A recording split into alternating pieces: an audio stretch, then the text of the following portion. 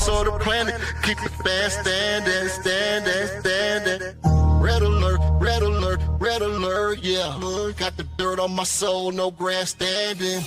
No mask, not even if it's so dark 30. Street made, even dirt roads, highway 30. 50, 40, 90, that'll get you 30. That's a clean sweep. Even Welcome to Red Alert Houston Rockets Zone. I'm Hope Champion. Thanks for watching. Like, subscribe, and drop Clutch City in the comments. And lock in to hear Daily Rockets talk. Yo, what's up? Mic check, mic check. 1 2 1 2. This is Houston Rockets Red Alert. Unchained, untapped, unfiltered. And it's time to sound the alarm. Oh shit, no alarm? Okay, we're moving slow. Hey, check this out.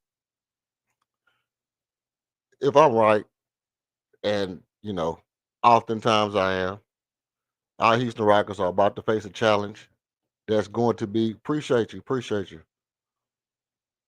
Yeah. Thank you for the mic check, Brody.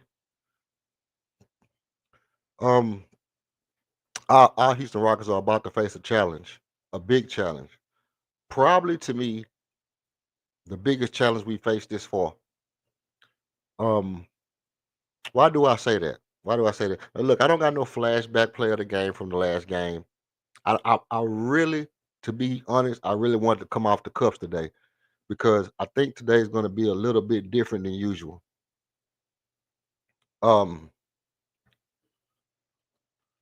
So I'm freestyling. I'm gonna tell you right now, I'm freestyling. But I'm still gonna give you that good shit. I don't got nothing but time. I'm here early. I got 4 hours till game time. And we gonna be here. We finna get it in for 4 hours.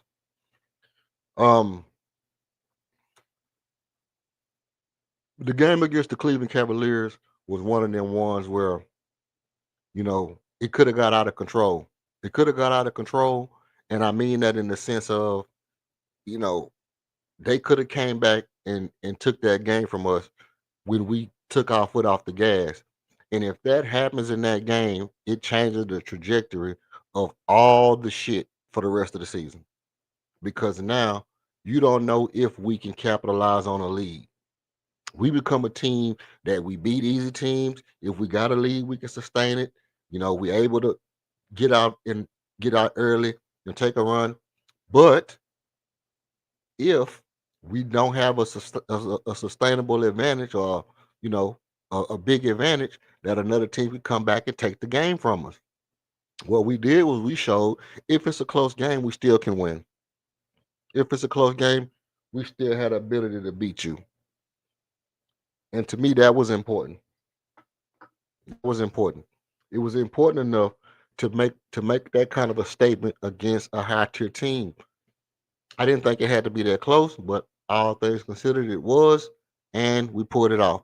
Now, why am I saying that? Why is that important? Because tonight, 9:30, Amazon Prime, you're going to be able to watch your Houston Rockets face off with arguably the best player in the league. Arguably the best player in the league. Your guy that has beat, and I've said this before, since FIBA until today, he's outplayed every single player that he's played against. Every other guy that was on the other side of the court that was supposed to be the guy, your guy has outplayed him. Alper Sengun has outplayed every single number one option that he's played against since FIBA. Right? He walked into Denver, Colorado tonight. Oh no, we at home. So that's even worse for you. They come down to Houston. We not playing in the Mile High. They come to Houston. They're 11-3. We 10-3. We both only have 3 losses. They've played one more game and got one more win. We win this game. We go to 11-3. They go to 11-4. 11-4. Big game for the standings.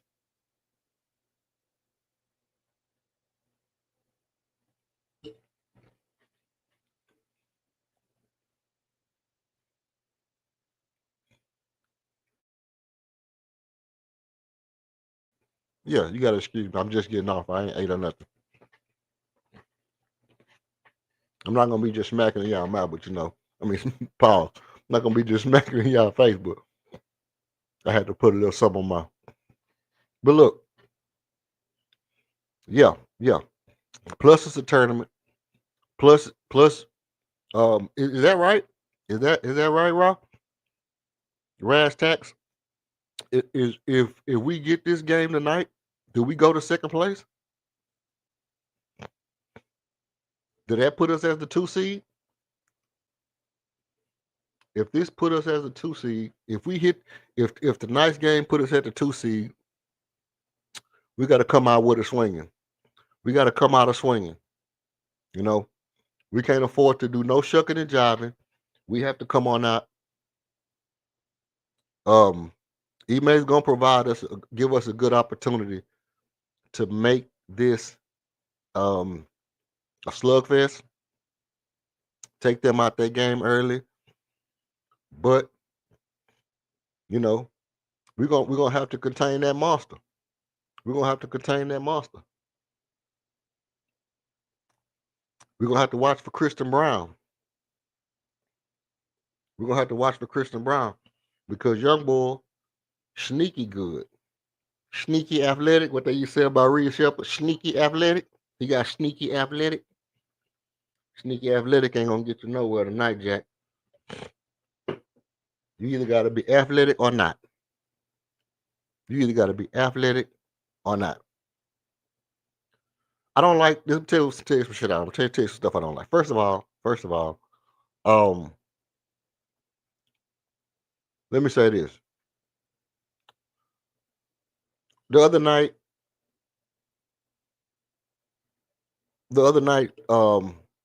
we did the debate. We did the debate, and I'm gonna talk about it a little bit here and there, and I'm gonna mention it a couple of times today. I'm gonna mention it a couple of times because on the debate stream, during the debate stream, we had 1,000 views. YouTube is only showing 500 views, but when I got off the stream, we had 1,000. When I got off the stream, we had 1,000 views on that. We had 1,000 views on that debate night, right? We had 1,000 views. Um, YouTube. The next morning when I woke up, YouTube took that down to about 600. Right? That's cool. Okay, maybe some people came in and clicked off before they stayed for a certain amount of time. I don't really understand what it was about it, but YouTube took it down to 600. Now the thing that I have is I'm not I don't really just like, okay, cool, but we had 1,000 views and very little likes, very little likes, very little subs, very little likes, very little subs. Eh, it don't hurt my feelings, and I don't not gonna beg for a like or a sub. Obviously, nobody has to, but I just think that maybe people wasn't reminded, and it's my job to remind people.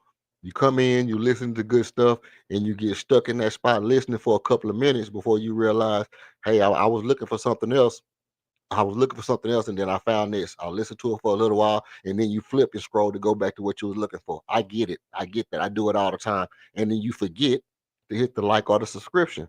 My thing is, hey, look, I'm not. I don't want to seem like I'm begging for likes and subscription, but I do want to remind people that I understand that when you scrolling through something, you find something you like, you listen to it for a couple of minutes, and then you remember, oh, I was looking for something specifically. Let me look for that, and then you leave without hitting the like or subscription. So as you come in, hit the like and subscription if you haven't already. I mentioned it a couple of times tonight, and I appreciate everybody who hits the like and subscribe. Now, with that being said, I'll tell you what I don't like. I don't like the fact that you know our Houston Rockets seem to struggle at inopportune times in the game. Yeah, you know everybody struggles throughout the game. It's a game of runs, as they say. It's always a game of runs, but sometimes you just have to. I mean, we just don't really have that dominant feel right now. We winning. We winning. It's looking like it. It's looking like what it is. We got all the pieces to be dominant. But be honest. Be totally honest. Anybody in the building, be totally honest. Do you feel like we are dominant as OKC? Do you feel like we are even as dominant as the Detroit Pistons? Do you feel like if we beat Denver tonight, that it's gonna look like we dominated them? Or is it gonna look like, dang, how do we keep winning these games? Because I kind of got that feeling. I kind of got that. I kind of get that. How are we winning these games type feeling? You understand what I'm saying? Like we win, you see them come out, they playing away. We get off a little burst. We get into a little lead. They come back, they hit a little pause. Boom, boom, boom, boom. We get a little bigger lead. And then for long, we up by 7, 8, 9, 10 points. And it just seemed like we consistently just chopping at the tree, chopping at the tree, chopping at the tree. For long, we winning, but it never looks dominant. It never looks like they can't do shit with us. It always look like, dang, we up that much. You know, we don't have that explosive, Golden State thing to where, I mean, I guess it's our first quarter and our offensive rebounding. When we get our leads, a lot of times it's based off of offensive rebounds and little stuff like that. But we don't have that explosiveness that just demoralizes the team, throughout the game. We do have it in the first quarter when they, like I say, and I argue with people about that on this on early in the season about the impact that Steven Adams has on a team when he's in the game early. When Steven Adams is in the game early, it's demoralization. It's absolutely demolishes the intent, the will of the other team. They have absolutely no response for Steven Adams. And when you know for a fact, damn, we can't miss nothing without these. If we miss anything, we not getting the ball back. They getting all the offensive rebounds, and they can miss 5 or 6 times, bro. Even if we get the stop, they gonna get another shot. That demoralizes the team. That demoralizes the team. And when you demoralize a team like that, you just take the life away. See who got that banger tonight. Then we fall in line. Yeah, yeah. Somebody definitely gonna be on fire. You know, I mean, for one, I think that Ime's been doing a good job of sending out, sending out a frontline person early. Oh, we're gonna start off with, oh yeah, they got they got such and such at this position. We're gonna go at him the first 3 or 4 plays. Oh yeah, Jabari got a mismatch. Let's go. Let's run Jabari at him 3, 4 times back to back. Let's get Jabari involved early so they'll collapse on Jabari and then we'll spread out. Oh yeah. Oh, they like to protect the perimeter. Amen. Do your thing. Amen. Do your thing. You're gonna hit that back door. We're gonna hit that dunker spot, and we're gonna collapse them. We're gonna soften up the perimeter defense by spamming that almond play in the dunker spot and doing stuff like that. That's how you mix it up to make people feel like you don't have no bunch of options. You don't have no bunch of options. You got to pick your poison.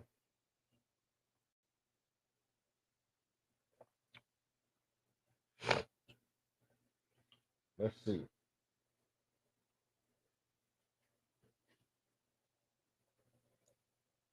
Now let me pull up some stats from the other night.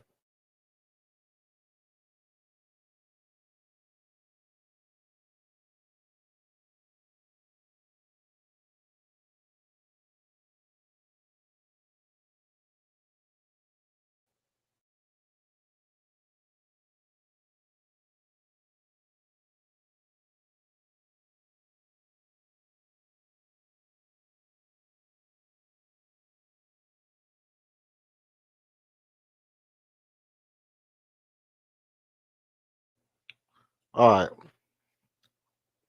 let's get into a couple of these stats. Well, you know what? Damn the stats for another night. Let's just look at overall stats and just we'll just get a nice little glimpse. We'll get a nice little glimpse. So Denver Nuggets, um, let's see. The Rockets is 3-2 against Western Conference opponents. We rank 7th in the NBA. 53.4 points in the paint. Alper Şengün is averaging 12 points in the paint. The Nuggets are 9-2 in the Western Conference play. Denver is second in the Western Conference with 47.3 rebounds per game. Jokic is averaging 13.2 of those rebounds. So that's kind of the tail of the tape right there. The Rockets make 48.8% of their shots from the field this season, which is 3.8% 3.8 percentage points higher than Nuggets have allowed their opponents. Right? So the Nuggets usually average 45%,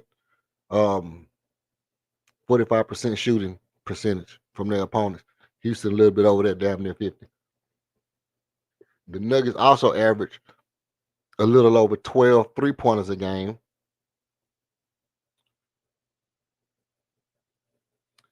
We on average, the Rockets allow 14 3-pointers a game. So the Nuggets are a little bit under what we usually allow, which means they can get over theirs in under ours 3-pointers per game. If we allowing a lot of threes, that gives them an opportunity to shoot a lot of threes and make them. And we know that if they make threes, it can be hard for us. Right? KD averaging 25.5 points, 26 points, 27 points. That's about what we expect. 3.4 assists. That's about what we expect. LP, over the last 10 games, LP giving you 28 points a night over the last 10. Which just means that middle game, that Denver game, I think was the one he didn't really average that much. He didn't really score that much. Jokic averaging 29 points, 3 rebounds, and 11 assists and a steal. And Peyton Watson is averaging 5 made 3-pointers over the last 10 games. Right? So last 10 games, Rockets 9-1, averaging 123 points, 51.8 rebounds, 26.2 assists, 9 steals, 5.6 blocks a game, shooting 49.4 from the field. Their opponents have averaged only 111 points. So the opponents averaging 111, we averaging 123. That's why we've been winning. The Nuggets 8-2, averaging 123.2 points. So we actually average a couple of decimal points higher than them, 0.7 points higher than them, 47.4 rebounds, 28.2 assists, 8.0 steals, 3.9 blocks per game while shooting 49.8% from the field. Their opponents have averaged 113.3 points per game.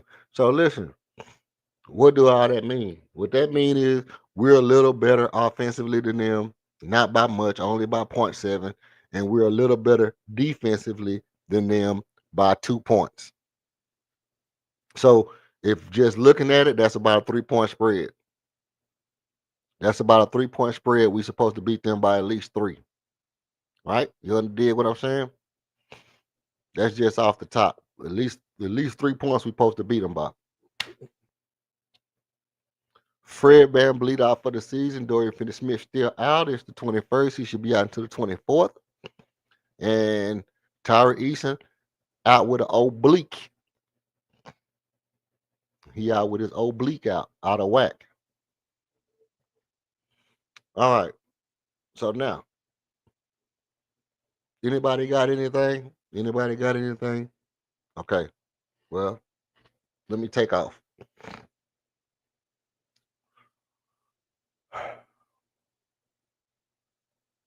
We had the discussion the other night about Reed Shepard. We had the discussion the other night about whether or not Reed Shepard. I think it was me and my boy Buck. Me and my boy Buck were discussing whether or not Reed Shepard should be a starter. I think King said he not ready. King came on and said KOD came on and said he not ready. And you know, Buckmo's argument was, we need a spark off the bench. Oh my God. Argument annoys me so much. That annoys me so much. He's not ready is that's accurate. He not ready is accurate, but spark off the bench is that don't fly with me. But to make a long story short, here's the thing. Here's the thing. Tonight is one of those games where Reed can continue to gain the ground to where we need him to be a starter. Every game. Because the more games he goes and don't make a lot of mistakes, because listen, by the same token, I've been on here and people have argued this. Your point guard gonna have turnovers. The point guard gonna have turnovers. What's up, Amin Moore? What's up, Archon? Salutes. Thank you for coming in the building, man. Thank y'all for coming in the building. The point guard, Tari Eason got 5 turnovers. Well, Armin Thompson got 5 turnovers. Yeah, well, the starting point guard supposed to have turnovers. Okay, so why would it bother you if Reed Shepard turns over the ball? See, because if he's a point guard, he's supposed to have turnovers, according to the people who say stuff like that. Now, I agree that a person who handles the ball more is more likely to have turnovers. I agree with that. What up? What up? What up, Buckmo? What up, Buck? Salute to Buckmo. Salute to Buckmo. I agree that a person who turned the ball over more likely to have. I mean, people who control the ball more likely to have turnovers. Okay, I get that. I get that. But you do want to have somebody who is less likely to turn the ball over. And with that being said, the more he shows consistency, the better of a chance that he reaches that point to where we say, yeah, if Reed Shepard has 5 turnovers a game and he's a starting point guard and he's everything else is consistent, but those 5 turnovers a game, he's not gonna average 5. But remember, Steve Nash averaged 4. Steve Nash averaged four turnovers a game, and he's a Hall of Famer, 2-time MVP. So if Reed Shepard averages 4 or 5 turnovers a game, but everything else is consistent, then I don't see myself sitting back saying, "Don't start him because he's turning over the ball." That's what I'm getting at. I'm not gonna be like, "Well, he making mistakes. Don't start him because he turned over the ball." Well, Hall of Famers can average turnovers.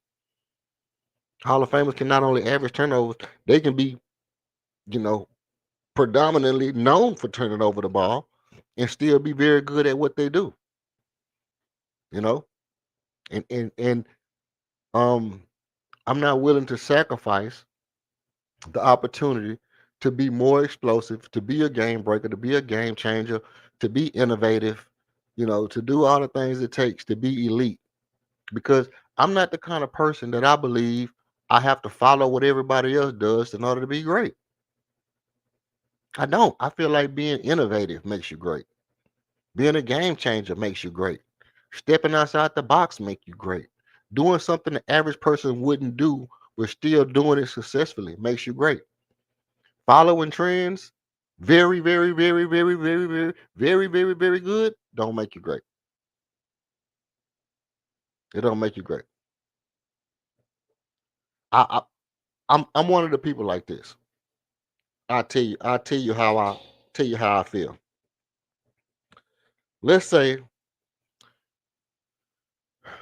when the Rockets had James Harden and We was having good games. We were shooting the ball well. We had all human player of the world. You know, get your million calls. I seen James Harden dribble one time, pick up a man arm, hit himself with the man arm, pick up the man arm, slap himself with the man hand, put the man arm on his shoulder, get the foul, go to the free throw line. Um, and we had that kind of player on our team. They got Dwight Howard. They said, you know what? Dwight Howard want the ball too much. You know, he's not good enough to shoot the ball. You know, we'll get somebody who can just set picks and run, and boom, that's it. And then it's like, okay, and then we're gonna have a bunch of space 3-point shooters, whatever, da da da. I was saying back then, we need another big man. They should have been going double big lineup when they had James Harden. You know, because let me tell you something. James Harden and Zubac look dominant as shit. Imagine if we had a Zubac back then. Imagine if we had a Zubac instead of a PJ Tucker. Imagine if we had a Zubac instead of Clint Capella. You know what's funny? We could have had Zubac. We could have drafted Zubac. Exactly. We could have drafted him. He wasn't a super high draft pick. We passed him. We passed on him. Zubac was one of the players that went late in the draft, and I was like, damn, how did they let this dude slip all the way down? We could have used that. And people was like, who is Zubac? Like somebody that's finna be a beast. Somebody finna be a beast. And it took him a long time to develop. It took him a while to develop. But the minute he was on the floor, you knew what he brought to the game in LA. You knew what he brought to the game. Yeah, it took him a long time to be consistent at it.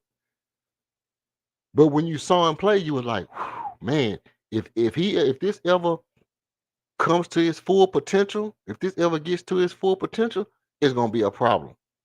Now, took him a while to get to his full potential. It's a problem.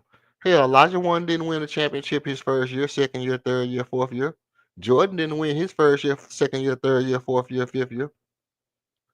It take a little while before you put it all together.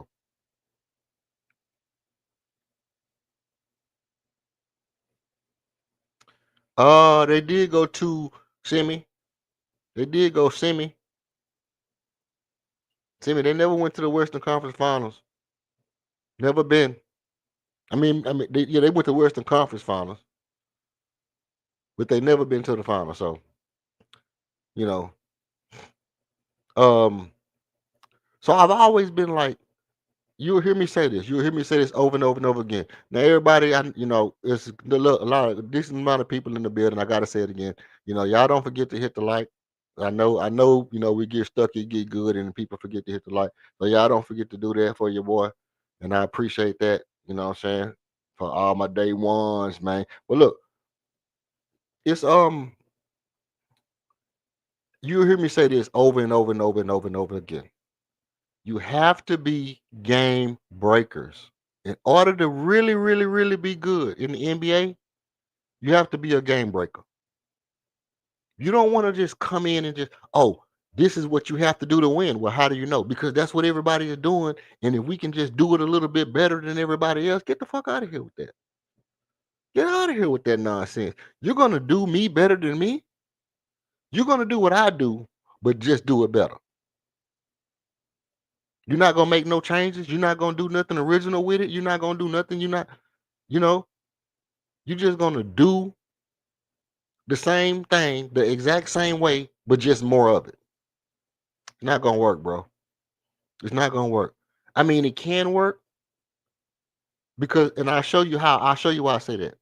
Because Mike D'Antoni was actually shooting a lot of threes.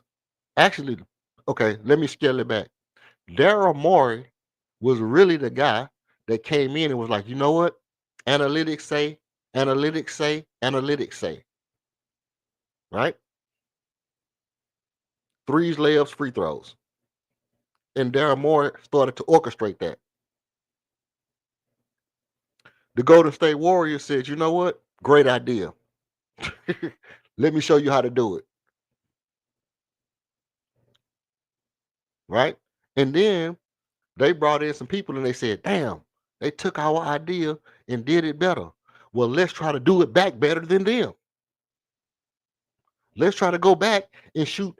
They shooting threes like we brought it in to do. Well, what we're gonna do is we're just gonna shoot more threes. We're gonna do what they stole from us better than they did. And come on, man, switch it up.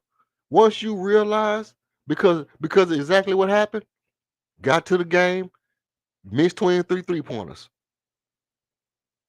You finally got to the point to where I'm gonna show you I can do what you stole from me better than you can. And then you get there and you flame out because you went all in on trying to fit what other people was doing and just outdo them at what. No, you can't just fit in. You have to be willing to break the mold. Break glass in case of emergency. You have to be willing to break the glass in case of emergency. At any given point, let me tell you why. At any given point, when they was building that team, they could have looked at their team and said, "Damn, we got James Harden, we got Robert Covington, Butte. We need to go all in on a big man that can just go crazy on the rebounds and blocks." I mean, you could say Clint Capella could do it, but could he really? Could he really? He could catch lobs. He was a good lob catcher, but what was he really on the rebounds? Oh, you got PJ. Okay, you got PJ Tucker. You got people who can switch everything. So Harden don't have to play defense. How about you get another big man and just go crazy on the rebound? So when you're missing shots, we get all the rebounds. You know why? Because Mike D'Antoni was never going to have two men down there by the down, and so that's where the problem come in at. He was never going to have a man that's in the center and a man that's in the dunker spot ready to try to get rebounds. What make Ime so deadly? He got two people right there to get some damn rebounds. You're gonna have to contend with them two guys. That's breaking the league. That's called breaking the league. You're gonna have to contend with two dudes down here. Both of them can go at your head on the rebounds. And that's a problem. That's a problem. As long as they have them guys down there, but what can he do? What can he do to continue to break the league?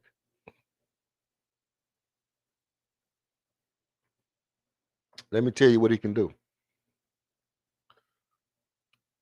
Hope that Reed Shepard continues to develop.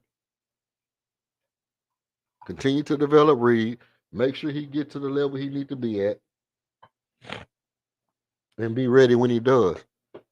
And I'm not saying that's right now, because right now, let me tell you what he's doing that's breaking the league other than the double big. Everybody on the thing is a great defender. Everybody on the perimeter is a great defender. That's breaking the league. Everybody on the perimeter is a great defender. That's right, Buckmo. Most teams have copied Ime style already. Most teams looked around the league and said, you know what? I mean, I know some teams was doing it, but from different angles, from looking at how Draymond and the Warriors do it, watching what Ime did when he was in Boston, but it was a while where 5 out spacing all over the league. And that person in the dunker spot has to be a active rebounder, and the person that you got in there at the center got to be an active rebounder. And so what happens is when the defense have to commit those two guys, you really got to commit 3 or 4 guys to those two guys that's down there rebounding if you ever want to get a rebound. If you want any rebounds tonight, you got to commit 3 or 4 guys down there. You got to have 3 guys committed and 1 guy crashing. You see what I'm saying? Because you got to have 3 guys, especially when Steven Adams in the game. When Steven Adams in the game, you got to have 3 guys committed to Steven Adams and LP, or Steven Adams and Ahmed, whoever is down there. You got to have 3 guys committed to them and then 1 crashing on the backup to get rebounds, unless it just magically drop in your hand.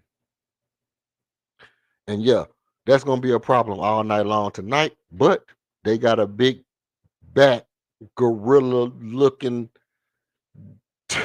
Tasmanian, Slovenian, what he, Serbian? Big ass Serbian down there. Big Vladimir Klitschko head looking ass motherfucker down there. They're down there looking like a big ass, I don't even know what to call him. He gonna be down there tonight. And the thing about Joker is, you say, well, he dribbled the ball a lot. We need his ass to get down in the post. See, people don't say that about Joker. People don't say that about Joker. They only say it about LP. They only say, and you know what? Kevin Durant said it the best. People want to play you like a video game.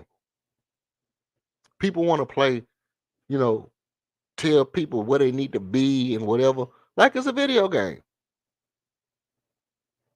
Albert Shangoon need to be in the post shooting post-up moves. What kind of post-up moves, bro? What kind of post-up moves Albert Shangoon supposed to be doing down there? Have you seen Albert Shangoon's post-up moves? Do you really want Albert Shangoon shooting a bunch of one-leg baby flamingo shots in the post? I mean, is that what you want? Or do you think Albert Shangoon has got some kind of super secret elevation jump shot where he can shoot over people? Any of that stuff? Is his fadeaway just super nasty where you want him doing post-up moves? Is that I mean, if Albert Shangoon was in the post, let's keep it a beam. Okay, you got Albert Shangoon in the post against Jokic. You got Albert Shangoon in the post against whoever. I mean, is that the best possible offense for your team? But see, people don't say that about Jokic. People will say, you know, yeah, man, Jokic be shooting threes and Jokic drill the ball behind his back and Jokic can pass all over the court and you name all the stuff that he can do. You never say, yeah, man, Jokic 316 pounds, man. He's a great post-up player. But he is. He definitely is. He's a bull down there. He a good poster player. He got soft touch around the rim. He actually do got a hook shot. It ain't a jump hook. It's more like a spinning hook because he don't really jump when he shoot it. And furthermore, he still will get you 13 rebounds. He still will go get you 13 rebounds a game. That's a problem.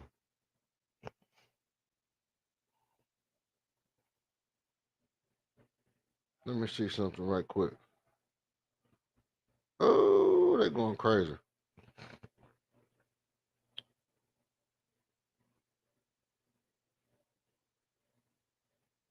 That's tight.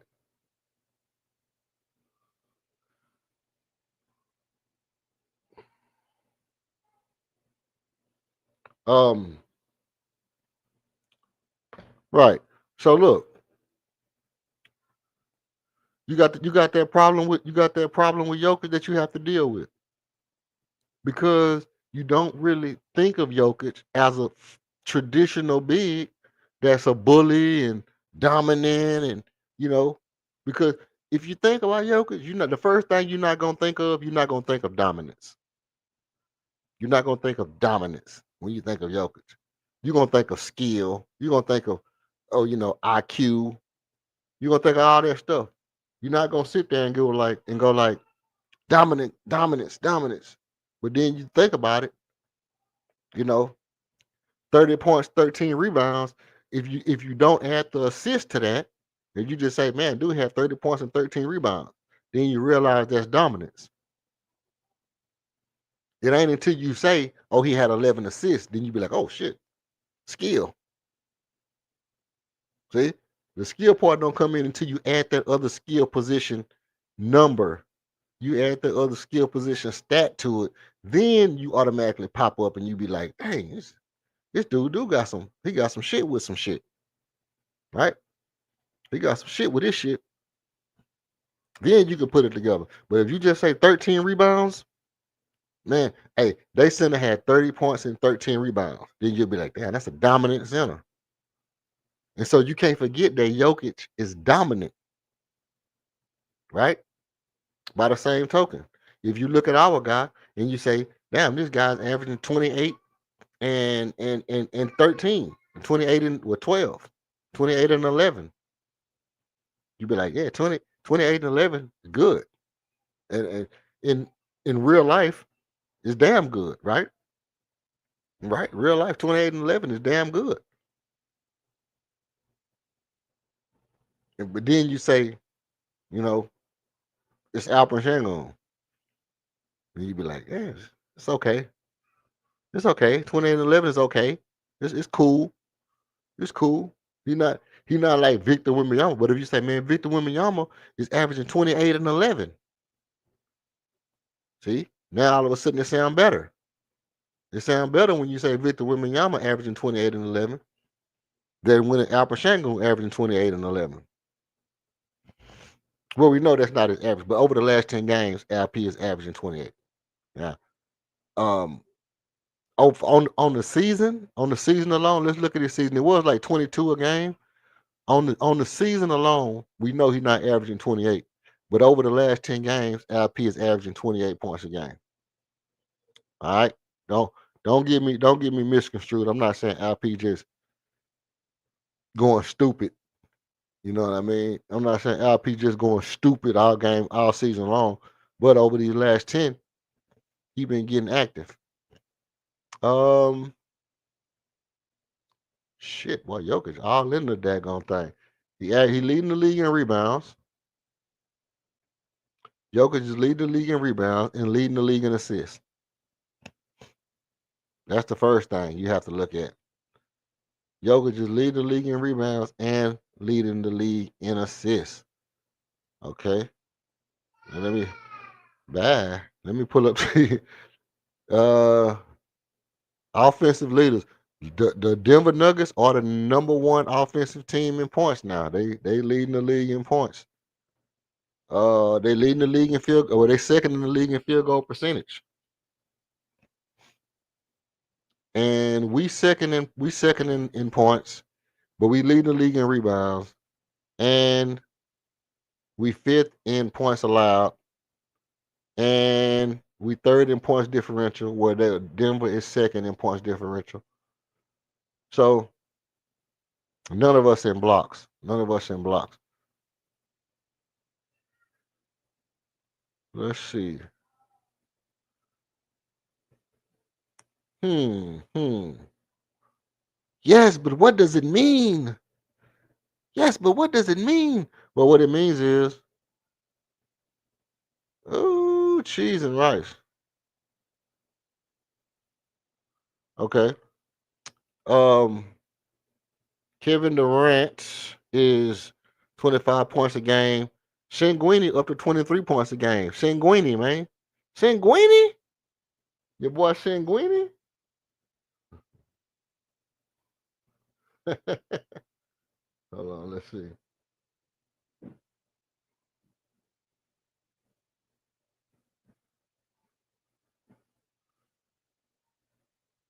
Hold on.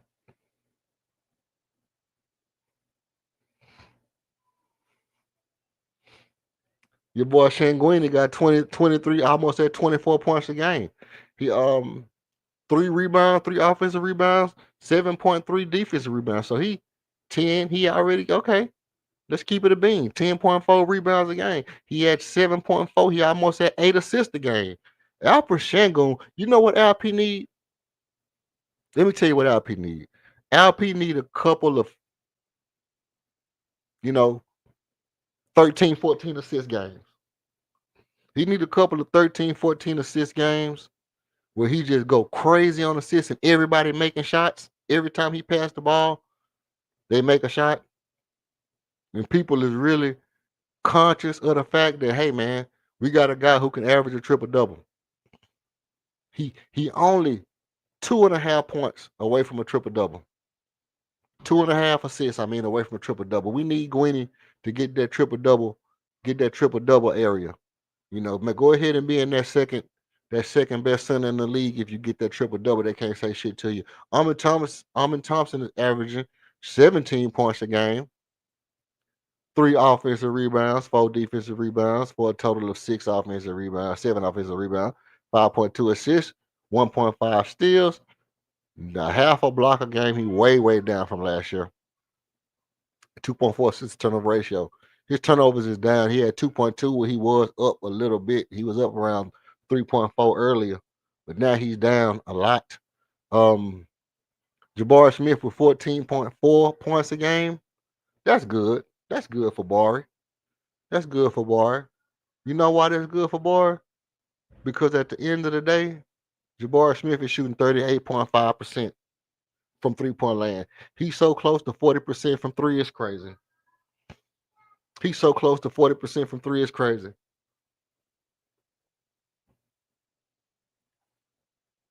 On actually, listen at this. Listen at this. He's shooting 5.4 3-pointers a game. He's second on the team in attempts per game free throw of 3-pointers. Second on the team in attempts per game 3-pointers. That's fire. That's a fireman right there. That's a fireman. And really, everybody on our starting lineup is shooting above 37% from three, besides Armin. Armin is shooting 20%, but okay, that's cool. Fred VanVleet was like 21% for half the year last year. Fred VanVleet was shooting 20 some percent damn near all year. He didn't. I don't think Fred VanVleet got above 30 some percent to the end of the year. You know what? I'm not trying to bash Fred VanVleet, y'all, man. Listen, I like Fred VanVleet, bro. I'm just saying, the dude didn't shoot the ball well last year. That's okay. Um, hold on, what the Sam sneezing?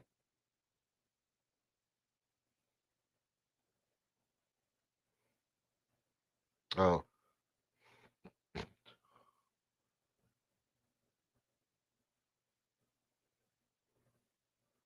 um, nah. It's okay. It's okay.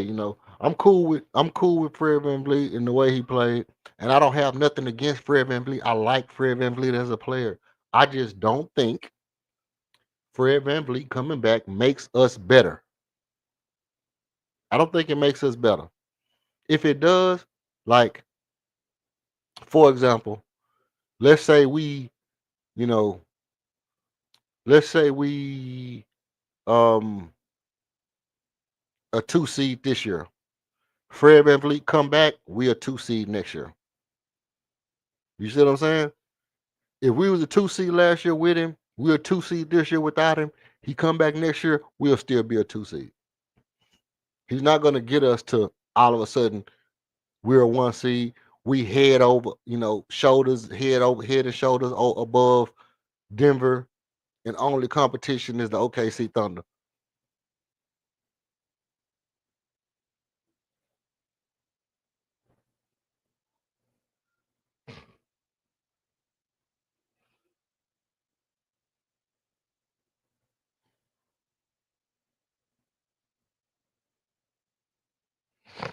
So that's my thing with Fred.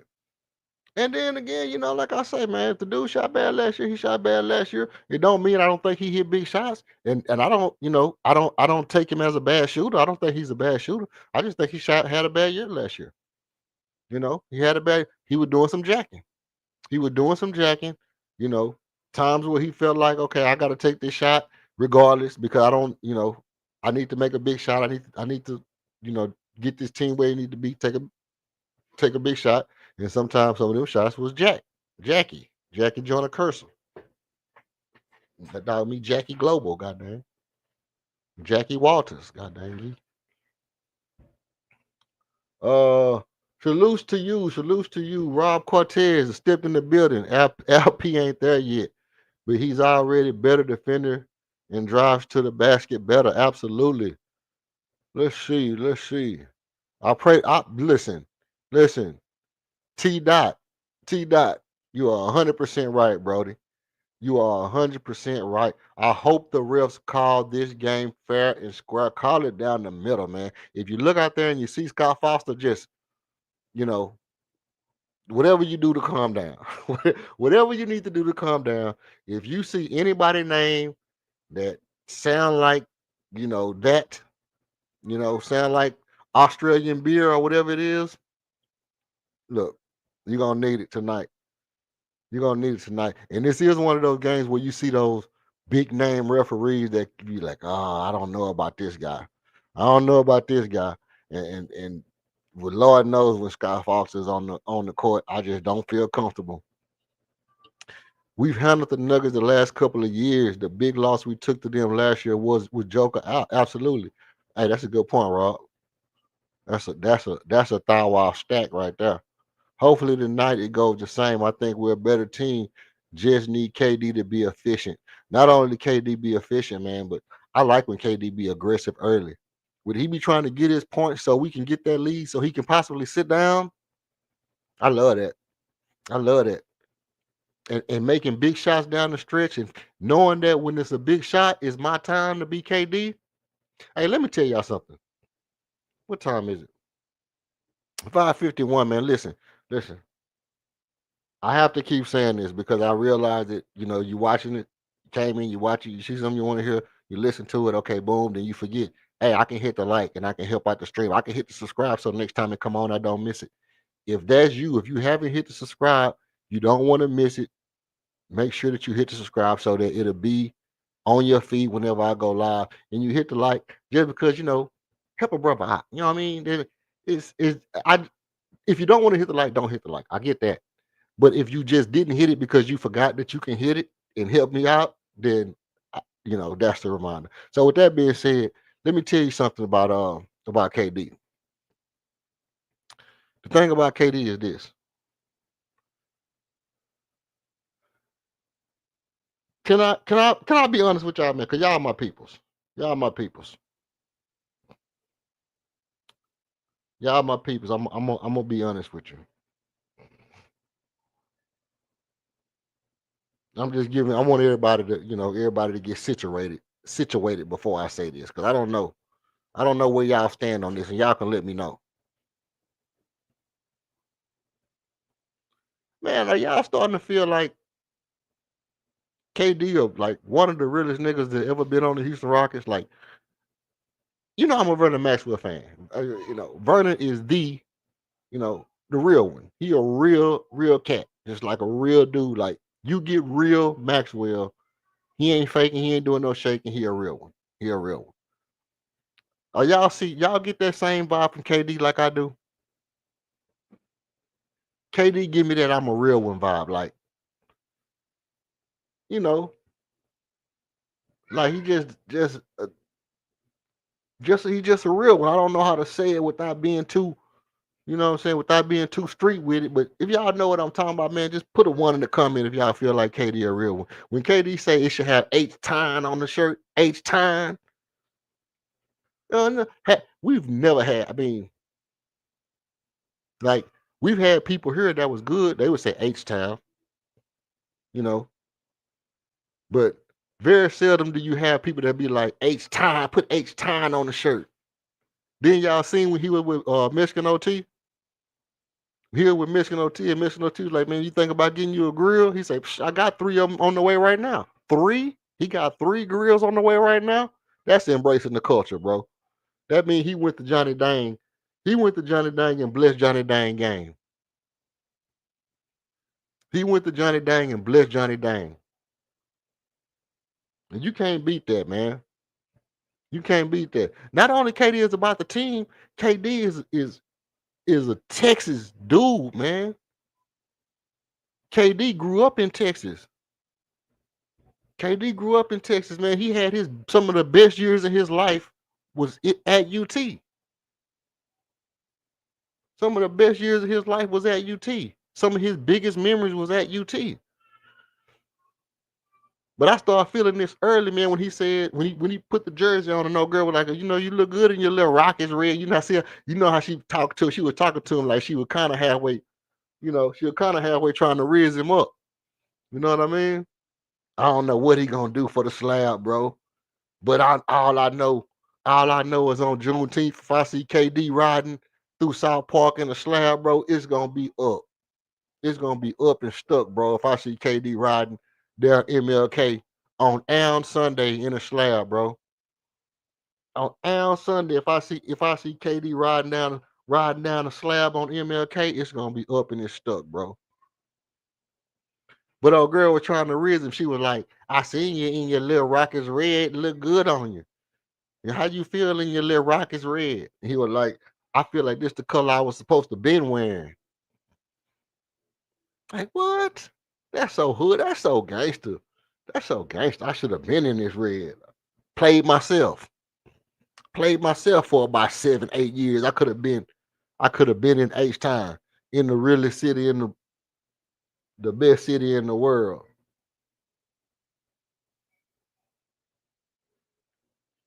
The best city in the world. You know what I mean? Like, I get it. New York is New York is New York. I get it. You ever been to New York? You like New York? Okay, it's cool. You can do some things in New York. But who wants to be in the rain with the rain and the rat piss and the dirt, the black snow and subways with big gigantic possums running around up under the subway, the sweat and breath all up in your face everywhere you walk? Nobody wants to do that stuff, man. Nobody wants to do that stuff every day. You know what I mean? It's cool and all, but who wants to do that every day? When you from Texas and I could walk 5 miles before I see somebody from I can walk 5 miles before I see somebody else walking. You in Houston, you might walk 3 miles before you see another person walking, bro. You go to New York, you step outside, 20 people walk on your foot. 20 people step on you. It's not nothing like Houston, bro. It's nothing like Houston. It's different. We live rough. We live raw. We live rough.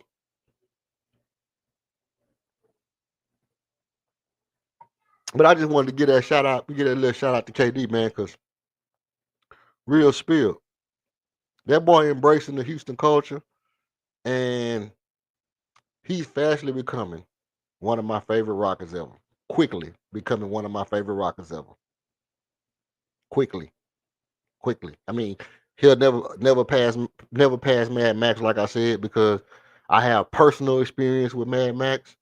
When I was growing up, you know, well, I was grown, but I have personal experiences with Mad Max, so Mad Max gonna always be my favorite player. Mad Max gonna forever be my favorite player. The way he kicked it with the youth, the way he chilled with us and stuff like that. You know what I mean? Played ball and everything like that with us. Like, didn't act like he was no superstar. He was just a regular dude from where we was from and different stuff like that. So Mad Max always gonna be my favorite player. But KD is on his way up. KD is on his way up.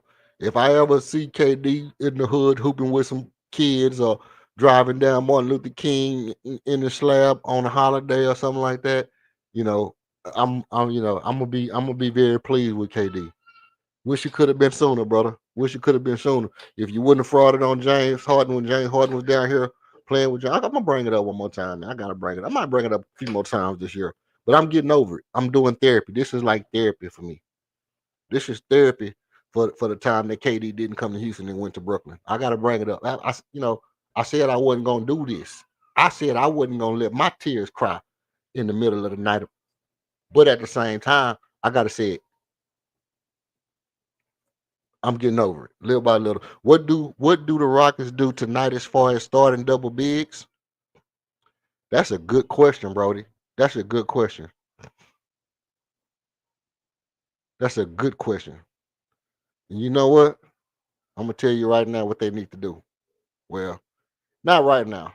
Not right now. I'm gonna tell you after these messages. We'll be right back after this commercial break.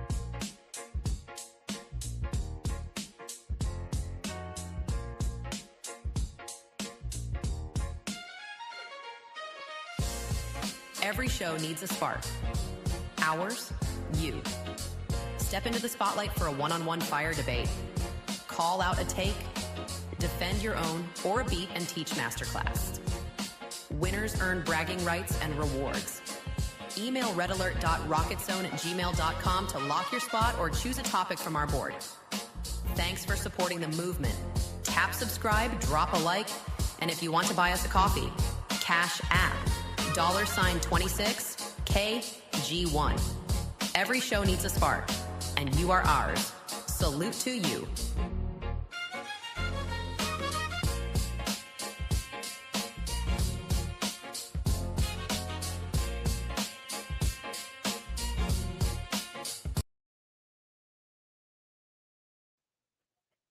All right, I'm back. All right, I'm back low. I'm back low. Let's get low with it. Keep it low dip. Keep it low dip. Keep it low dip. Keep it low dip. Yeah, that's how we do right there. All right, check this out. Um, I tell you exactly what I think the Rockets need to do tonight, as far as starting to double big.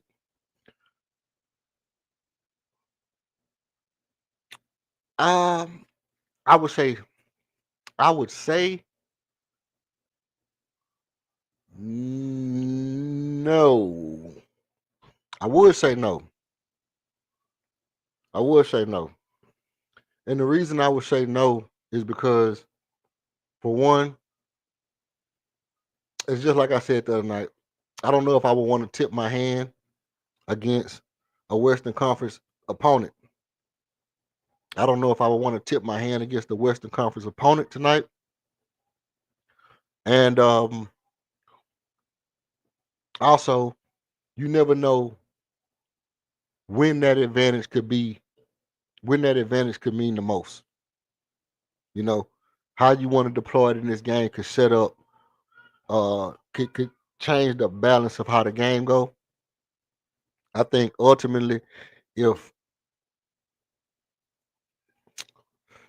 it's kind of tricky. It's kind of tricky in that aspect because here's the thing: we know we know that they got Aaron Gordon, and we know that Aaron Gordon is a beast also. But Aaron Gordon can stretch the floor a little bit. Aaron Gordon can stretch the floor a little bit. And do you want Shanguini out there on Aaron Gordon on the perimeter? I think Aaron Gordon has a little bit of an advantage against LP with the ball on the floor. You know what I mean?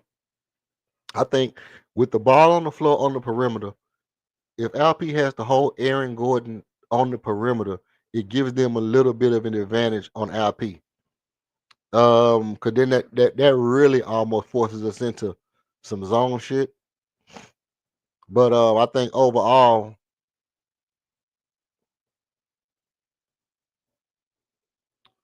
I think that if we able to negate it, kind of switch it up, and maybe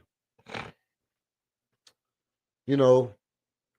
But I'm wondering, like Aaron Gordon. So you got Jokic on LP, you got Aaron Gordon on Barry. Let's see who they starting lineup is. Let's take a gander. Let's take a gander at who they starting lineup is in Denver. All right, let's look at it.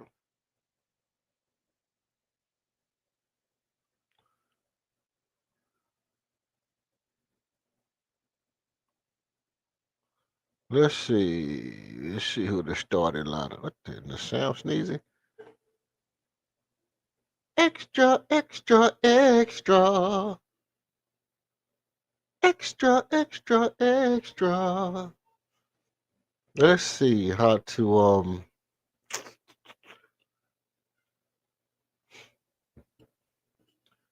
Let's see who the starters. Who is the starters? If I hit that right there, it's gonna do that right there. Hey, you funny thing?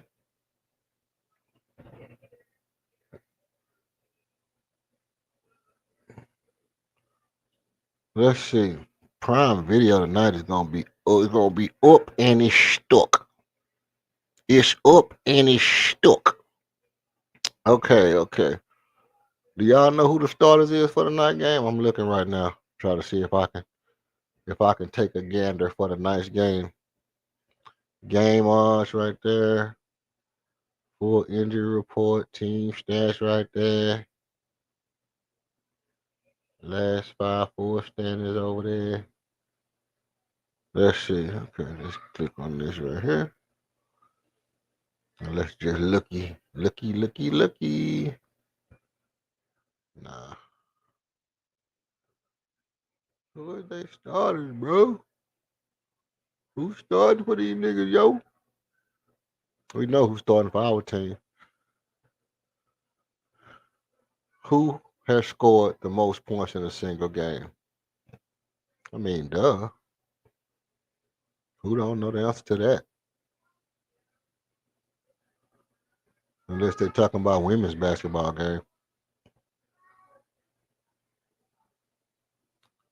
Stats, more NBA team. I just want to know who the starters. I don't need to know everybody by. Okay, so it looked like they starters. No, this can't be real. This can't be life.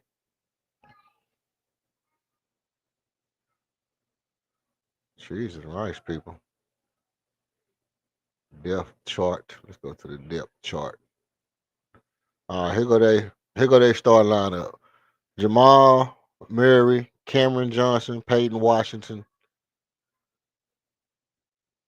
Aaron Gordon, and Nikola Jokic. Nikola Jokic.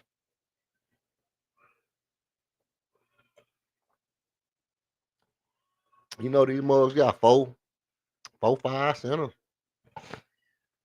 Any one of the Jonas Valanciunas. See, that's another thing. Jonas Valanciunas coming off their bench, bro, and we know that Jonas Valanciunas gives LP more problems than Jokic. You understand? You understand what I mean, son? Son. You understand what I mean, son? Jokic Valanciunas, Jokic, no, Valanciunas, Valanciunas is a very Valanciunas, very good center, very good center. Okay, he's okay center. Okay, probably one of the best centers you've ever seen entire life. Not in your life, but in my life. Very good center.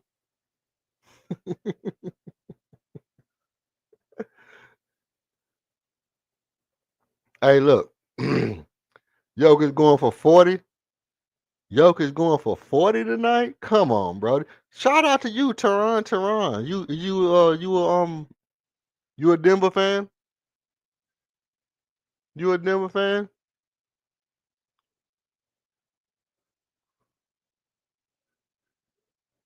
What about Cam Johnson? What Cam Johnson? What do you mean? Cam Johnson gonna do Cam Johnson things, bro. I, you know, here I'll tell you something about Cam Johnson. Cam Johnson, as a shooting guard, he's been on bad teams. He's good.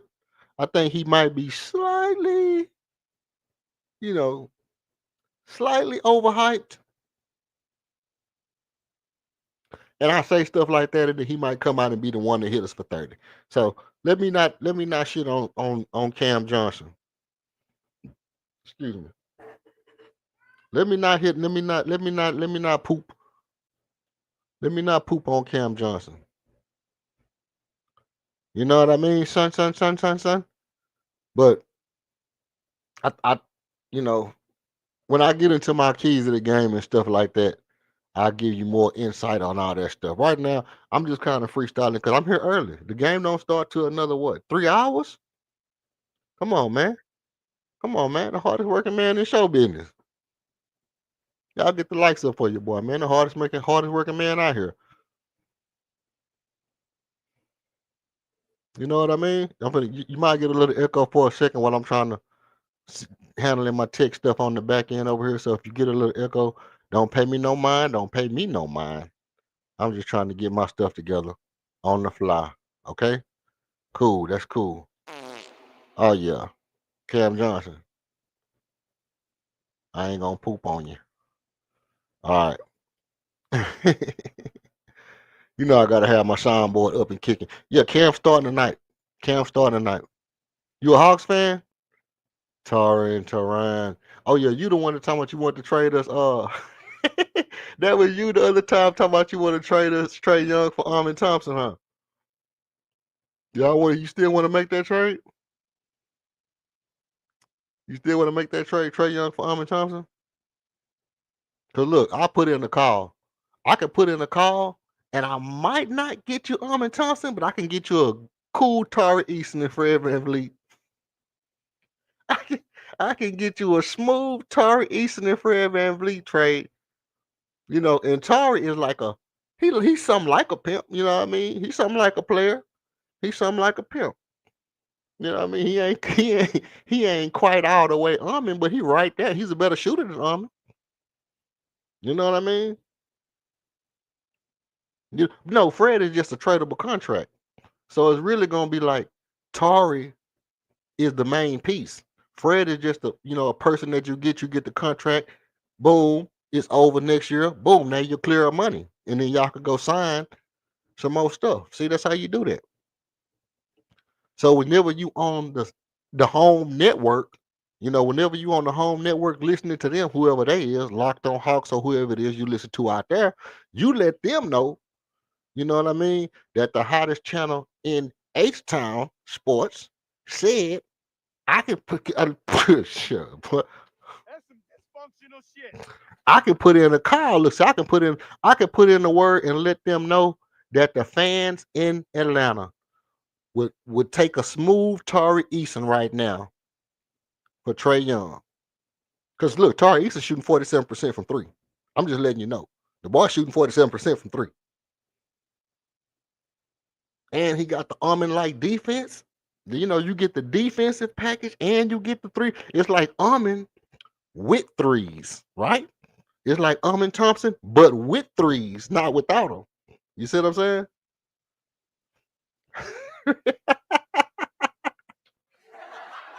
listen. I'm trying to sell it. I'm trying to sell it, Tar.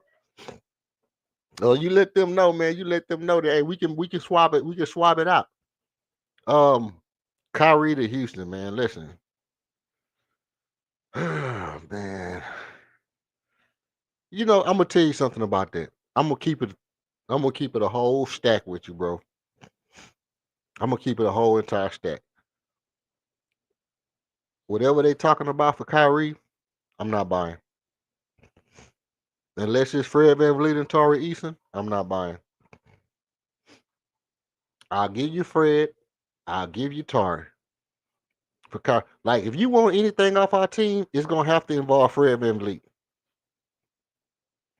Because if anybody think they're getting anything off our team for a player that's not better than the guys we already have starting, it's hard for me. It's hard for me. Especially if that player has injury history. Especially if that player has injury history. Like, I'm not giving you Reed Shepard and nobody for Kyrie Irving. I'm just not. I don't care how good Kyrie is. I'm not giving you Reed Shepard and no nothing for Kyrie Irving, not for Ja Morant, not for none of that. Not for none of that. Maybe LaMelo Ball. Maybe LaMelo Ball I'll do it. Because even a hurt LaMelo, you know, once a year, twice a year is good enough to get you into the playoffs. He's good enough to get you to, and if he's ever healthy in the playoffs, let me tell you something. If LaMelo Ball is ever healthy in the playoffs, it's gonna be one of the best playoffs ever. Because that dude is an absolute, just, I mean, absolute thrill to watch. Absolute thrill to watch. LaMelo Ball is absolutely one of my favorite players to watch. And the fact that we don't get to watch him a lot, he's not on primetime TV. He don't get the only thing we get to see from LaMelo is a highlight reel every now and again.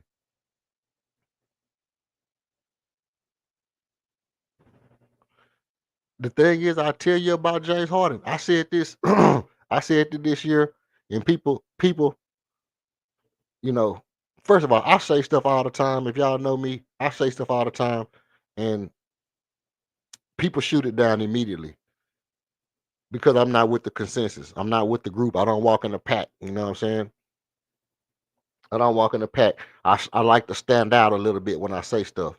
So let me tell you what I said. I said, we got KD back. I said it would be a super big story if James Harden and Russell Westbrook united back here in Houston with KD. And they went on to face OKC in the Western Conference Finals and win and go on to win a championship. That would be super huge for the NBA. Do you know that if James Harden and KD was on this team right now, do you realize the amount of hype it would build up for the Western Conference Finals? I actually think the league would start cheating to make sure that the Rockets and OKC met in the Western Conference Finals. They would figure out a way to make sure it happened. They would WWE the shit out of these rules to make sure that Kevin Durant and James Harden at the All-Star break, no doubt about it, Russell Westbrook would end up back on the team. And listen, I know people don't agree with it. I'm just answering a simple question. What do I feel about James Harden? I'm just telling you what I want to have him back. Want to is kind of a strong word. Want to is a strong word. Do I see benefits in it? Like, do I see where it could be? Do I see where having James Harden back could be exciting? Yes, I do. Absolutely do. My only problem with James Harden is I can't have James Harden running my offense in the playoffs.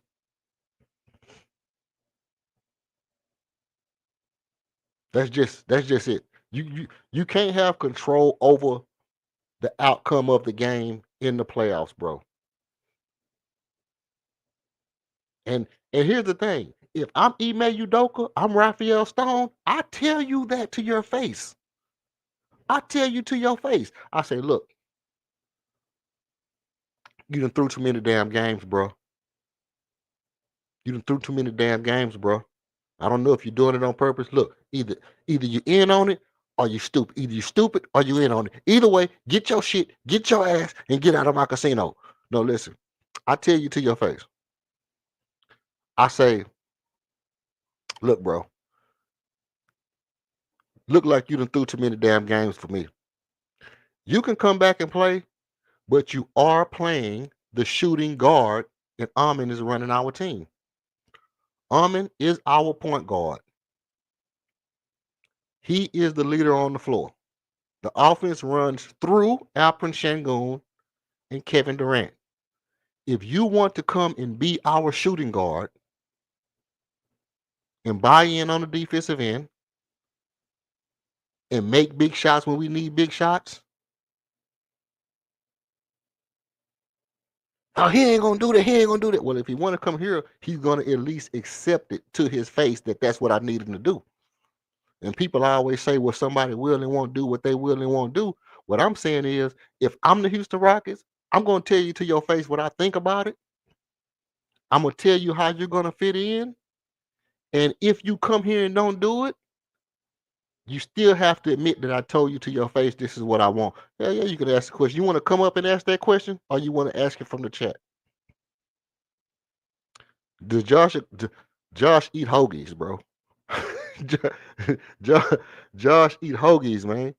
I ain't worried about no damn Josh Kogi. Now I like Josh Kogi real life. In real life, I like Josh Kogi, but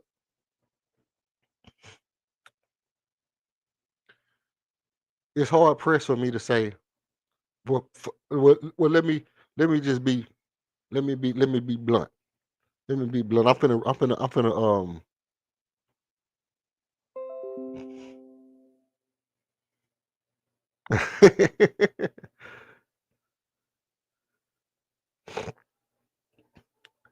let me tell you what I think about Josh Okogie. He's not going to be starting for me after 60, after 50, 45, 50 more games anyway. I don't see no way unless you're starting Josh Okogie in the spot in the 3 and Kevin Durant is your 4. Right? The only way I see Josh Okogie starting for me by the playoff is if he's starting at the 3 and Kevin Durant is your 4. If you understand what I'm saying I don't see no way. I don't see no way that Reed Shepard is not starting if he keeps getting better. That's just a fact. And I don't see no way that Josh Okogie starts over the Messiah. And if y'all don't know who the Messiah is, most Rockets fans think Dorian Finney-Smith is the second coming of Christ, and that when he gets to the team, all of a sudden we become a totally different, better version of ourselves, and it would be equivalent to a cloud dropping down out the sky and the horns trumping and the four angels corner to corner lifting up the corners of the earth. And the trumpet sounding, and all of a sudden the rocks start to cry out, Dorian Finney-Smith is coming! Dorian Finney-Smith is coming! And then the Rockets just magically get better because a guy that just had surgery come back to the team.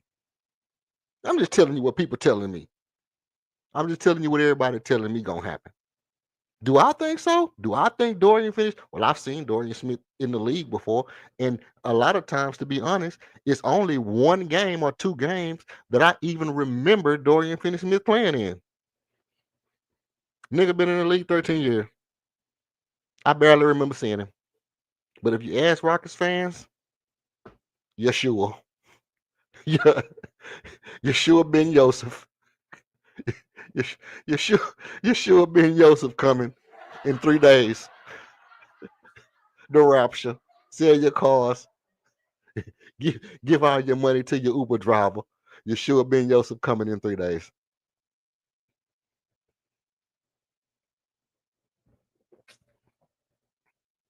I don't think that's happening, bro. But hey. I've been wrong before. I've been wrong before once or twice in my life. But I don't believe Dorian Finney-Smith is the answer. He's not going to break the lead. He's not going to make us that much better. I mean, you put Dorian Finney-Smith where? Here's the thing. I'm going to tell you how irrational people really are. People say, I don't like the double big lineup. Right? I can't wait till Dorian Finney-Smith get back so he can start. Well, where the hell you going to start him at? No. Listen, I don't like the double big lineup. I can't wait till Dorian Finney-Smith get back so he can start. Oh, where the hell you going to start him at? Dorian Finney-Smith, 6'11" or 6'10" or 9 or 8 or something. You going to start Dorian Finney-Smith where? At the 2? So you're going to have Amin Thompson, 6'8" Dorian Finney-Smith, 11'12" Kevin Durant, 6'10", 6'11" Jabari Smith, and Alperen Sengun. You right back with a big lineup.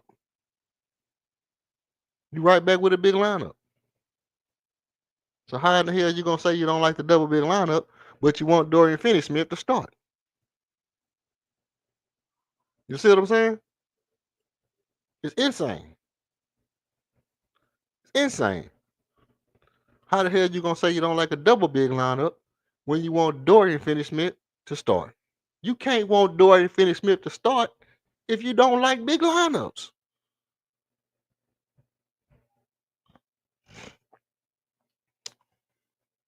Hey, all things considered, I like Lonzo Ball as a backup. Yeah, he give you something. But go get Lonzo Ball. Do you think they're gonna give him up at this point? For what? He already signed. We had a chance to try to sign him. And instead of signing him, we signed Dorian Finney-Smith.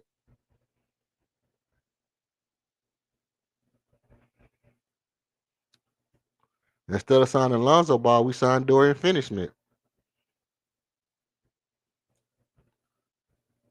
Fred say June the 1st. So we already took out the broke down nigga exception, hurt dude exception. So he out. We filed for the little exception to where we can get some compensation for his contract and we can use to do something. It'll be $12 million. It's half of his $25 million contract. We'll get $12 million of that to try to get somebody. As long as we don't go over the luxury tax with that $12 million, then we can try to find a player to fill his spot. He is out to June the 1st. That's the only way you can find that exception. Go get D-Lo. Hell to the no. Hell no.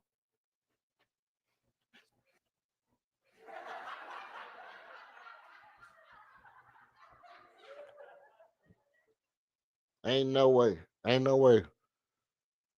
I mean, the thing is, you have to be better than somebody. You have to be better than somebody on my team because to me, D'Lo ain't better than Aaron Holiday. D'Lo ain't better than Aaron Holiday. So how do you convince me to take D'Lo on so he can get Aaron Holiday's minutes? See, because he's not gonna get Reed Shepard minutes unless you like let's get D'Lo and start him at point guard. You're gonna start D'Lo at point guard over who? Over Armin? Or are you saying I'm gonna start D'Lo at point guard and I'm gonna take Josh Okogie off the court so I can put Armin at the two? So you taking the ball out of Armin's hand, which is one thing, taking away one of our best offensive players and taking him off the ball so to put D'Lo in, and you taking one of our best defensive players and putting him on the bench. Well, that don't work. So you put D'Lo on the bench. We've seen D'Lo come off the bench for other teams and bring absolutely nothing. Bring absolutely nothing. I'd rather get Patty Mills. I'd rather go right now and find Patty Mills and sign Patty Mills to a 10-day. Man, I wish what's the old boy name that play with Al Pachango? The little point guard they got. Give me him. Give me the little point guard from Turkey, man. Give me the little point guard from Turkey. I know he under contract. Buy out his contract. Buy out the little point guard contract from Turkey. Put him on your bench. Put him on your bench because he played with pace. He played with speed. He played with confidence. You come in the game, couple of plays a game. He gonna bring the heat. He gonna bring the heat. He gonna be ready to come in and get busy. He gonna be ready to come in and get busy. Ain't gonna be no stopping. But that's I do think we need something like that. I think we need something along them kind of lines. Somebody who brings something different to the team, man. Somebody who brings something different to the team. Now back to this James Harden thing. So I said that. I said, hey, look, it would be a thing if James Harden came, because this was actually back when they was talking about the Rockets getting Russell Westbrook before he signed. And I was like, you know what? I'm not big on getting Russell Westbrook. I said, but it would be cool if Russ and James and KD all got back on the same team, made a big run, got to the championship, won the championship. That would be cool if they had to beat OKC to do that. That would be a hell of a story for the NBA. Now, what I got was hell no. James Harden can't come back to Houston. Hell no. No. I'm like, yeah, I get all that. I get all the hoopla. It's not really about all the hoopla. I'm just simply trying to say that it would be cool if it happened. Do I think that if James Harden came back to Houston, that all of a sudden he'll forget how to turn the ball over 12 times in the playoffs or only shoot 11 times, only shoot 11 shots in the game? Do I think that he would forget that that's what he does in the playoffs? No, I do not. I think that that's exactly what he would do in the playoffs, which is why I have a contingency plan for that. It's called tell him to his face. The minute it looks like who is it? Korkmaz? Korkmaz, not Chetty. Not Chetty. I think it's Korkmaz. The little one, the one that looked like Turkish ice tray. He looked like Turkish Trey Young. The little Turkish Trey Young. I was calling him Turkish Trey Young. The thing is, it's like, okay, my contingency plan is just that. I tell him right off the back, like, hey, look, you playing a shooting guard, bro. You wanna come to Houston? You want a chance to compete for real? And I'm like this. I'm like, hey, James, listen. I kind of feel like something going on to where, you tend to be messing up at certain parts in certain times of the playoffs. It's no secret that people feel this way.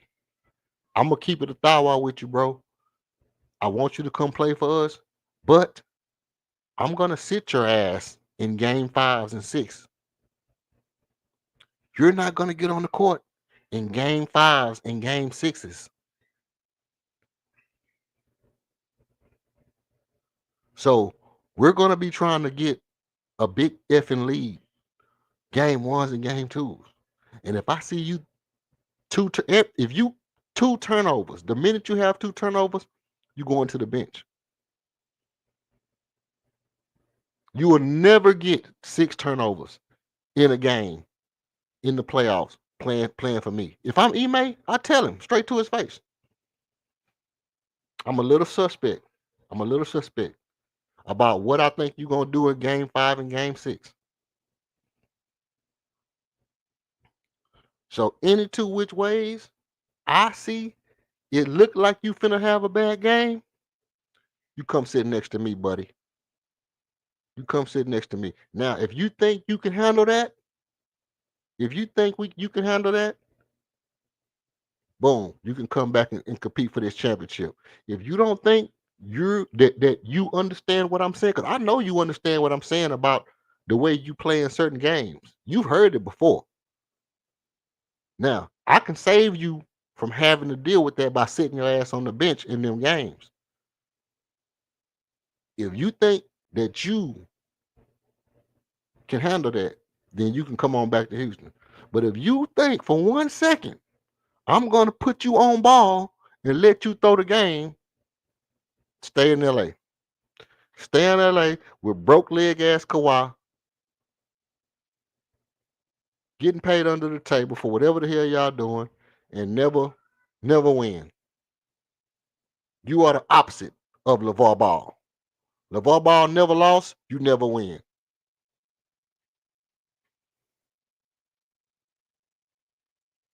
Who not finna bench one of my best players? Listen, let me tell you something. I'm not gonna bench one of my best players just because I need somebody off the bench. But if I know for a fact this guy is gonna throw the game, I know for a fact that somebody might pay him off or blackmail him or tell him they're gonna kill his kids or pew pew his kids, off his family or anything. This is just fair use. This is hypothetical talk. YouTube don't ban me. I'm just saying hypothetically, bro. This is fair use. Fair use, bro. Man, take it easy. But if I know for a fact that the chances are somebody might be pressuring him or blackmailing him or some of that nature, and it's nothing that he can actually do to control what he has to do in the game for his safety, I can save him. I can save that man's life. Let me tell you what I'm gonna do. You're gonna play, you're gonna do you all season long. Do what you do all season long. Do what you do game 1, 2, and 3. Do what you do game 4. Game 5, you hurt. You on the bench. Game 5, you on the bench. See? And you won't come back in the game. You won't come back in the playoffs until I know that we can win without you. See? You see? And when you get in the game, you are not the ball handler. Amin is going to be my ball handler. Alper Shangun is going to be my ball handler. You get in the ball after the shit has broke down and there's nothing else to go.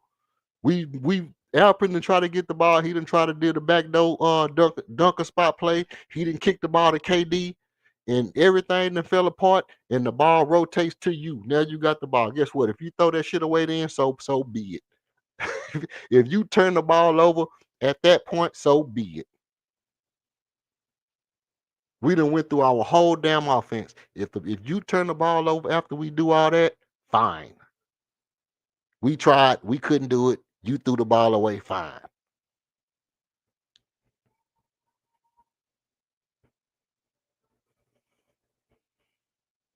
Hey, listen. I got 2 hours and 30 minutes, bro.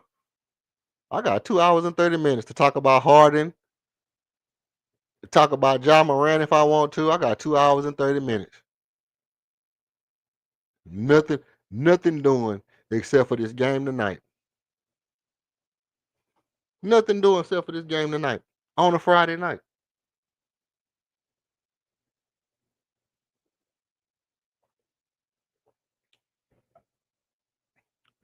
On a Friday night. And I came up a little early because it's Friday. And if I needed to have a little master class, if I need to have a little master class, hey, I got time. I got time.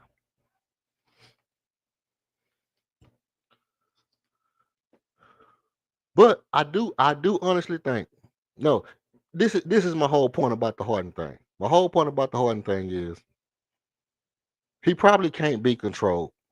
But I think honestly,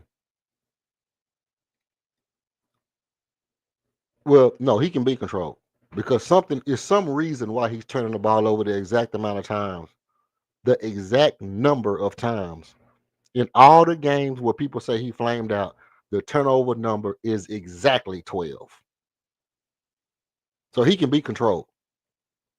He can be controlled. Now, my thing is, can we win with him on our team? And I think you can. I just think in that particular game, in a particular game where I see he's having a bad game, remember when he played for Houston and he was starting to flame out? And was that the Rick Adelman year? And Rick Adelman sat him on the bench and Corey Brewer and Josh Smith and everybody took over and we came back and won that game and got to the fucking, remember that? Yeah, it's the same thing. You sit him on the bench and you let them other guys go out and win the basketball game. And that's what people don't do. They let him keep doing. Was it Mike D'Antoni or was it Rick Adelman? I think it was D'Antoni. I mean, not D'Antoni, Kevin McHale. I think it was Kevin McHale. Kevin McHale had been around the league long enough to know when you're throwing a game. He said, you know what? Oh, that nigga throwing the game. Put him on the bench. Put him on the bench. Come on, sit down over here. I'll let Corey Brewer come out. Let Corey Brewer go out there and bring us back. I'll let Corey Brewer go out there and bring us back.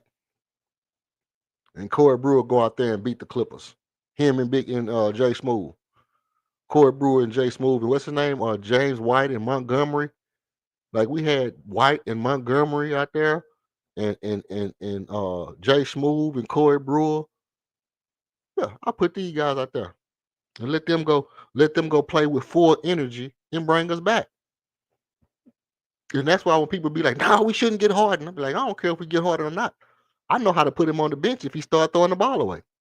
The first time I see him cross over and somebody rip him, let me tell you something. I put James Harden go on the court. We run our offense. James Harden get the ball. He cross over. And all of a sudden, the crossover ain't fast and somebody rip him. Come on, sit down. Come on, sit the first time. Come on, sit down. You're too good for somebody to rip you. I'd have seen you do it. I'd have seen you do 117 crossovers in 6 minutes. And all of a sudden, now somebody can rip you. Come on, sit down, bro. I'm not falling for that. Come on, sit next to me. Bring your little smelly beard. Bring your little beard and your beard all that shit. Come sit right here. Yeah, bring your little coconut oil and shit, and your lavender and your coconut oil, and sit your ass right next to me. I'm telling you right now, bro. First time somebody rip his crossover, you can come sit right here, bro.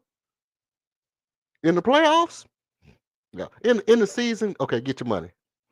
In the season, get your paper, bro. Get your paper in the season. Because we got another game tomorrow. It ain't gonna cost us if you doing your thug thizzle. You got the whoever the Dominoes and whoever their names is, the Bombitos and whatever their name is. You got all them up your back, or Fifth Ward boys and whoever else are all up your back. Okay, get your paper in the season, but in the playoffs, get ripped one time and sit on your ass, sit down. And I don't know why Tyronn Lue let them do that shit. And all, Nick Nurse and all these people let them get away with that shit. You know good and damn well ain't nobody rip no. You know good and damn well ain't nobody rip no James Harden. Is that 6C Charlie? Let me find out that 6C Charlie in my chat, bro. 6C, that's you, bro? Let me see something. I got to do this. I got to do this. Well, hey, there you go right there. You can hit the link, 6C. I should have been dropped the link. Now, anybody in the chat, man, y'all come in, hit the like, hit the subscribe. I know sometimes you come in, you looking at stuff, you listening, you forget. Hey, man, I forgot to hit the like. If you forgot, this is your reminder. I'm gonna slow down for you and see if 6C want to come up and talk. And while we wait to see if 6C want to hit, you're not gonna miss nothing if you just swipe down. You hit the thumb for your boy, hit the subscribe for your boy, and come back. Like I said, we did the stream the other night. We had crazy numbers. I did crazy numbers. YouTube took about 400-500 views from me. I don't know why. I still haven't heard back from them. But we did crazy numbers. But at the same time, I still had very little likes on the stream. So I just think, people forget to hit the like. So I'm just trying to remind y'all, not begging, but I'm just trying to remind you in case you forgot. And that's what I was waiting on, man. Let me get right, man. Let me get right for my boy, man. Look, this right here, one of the YouTube legends at this point. See Charlie, man. What's up with you, brother? Hey, can you hear me? Yeah, I can hear you fine.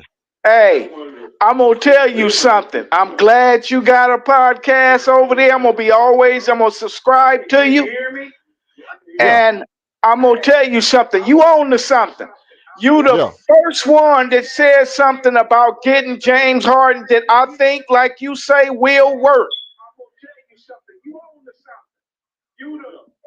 Yeah, you got the stream on in your background, Charlie. You might have to swipe it up and cut the stream. Can you hear me? Is it cool now? Yeah, that might be me. Let me check it out if it's on my side. You cool though? Go ahead.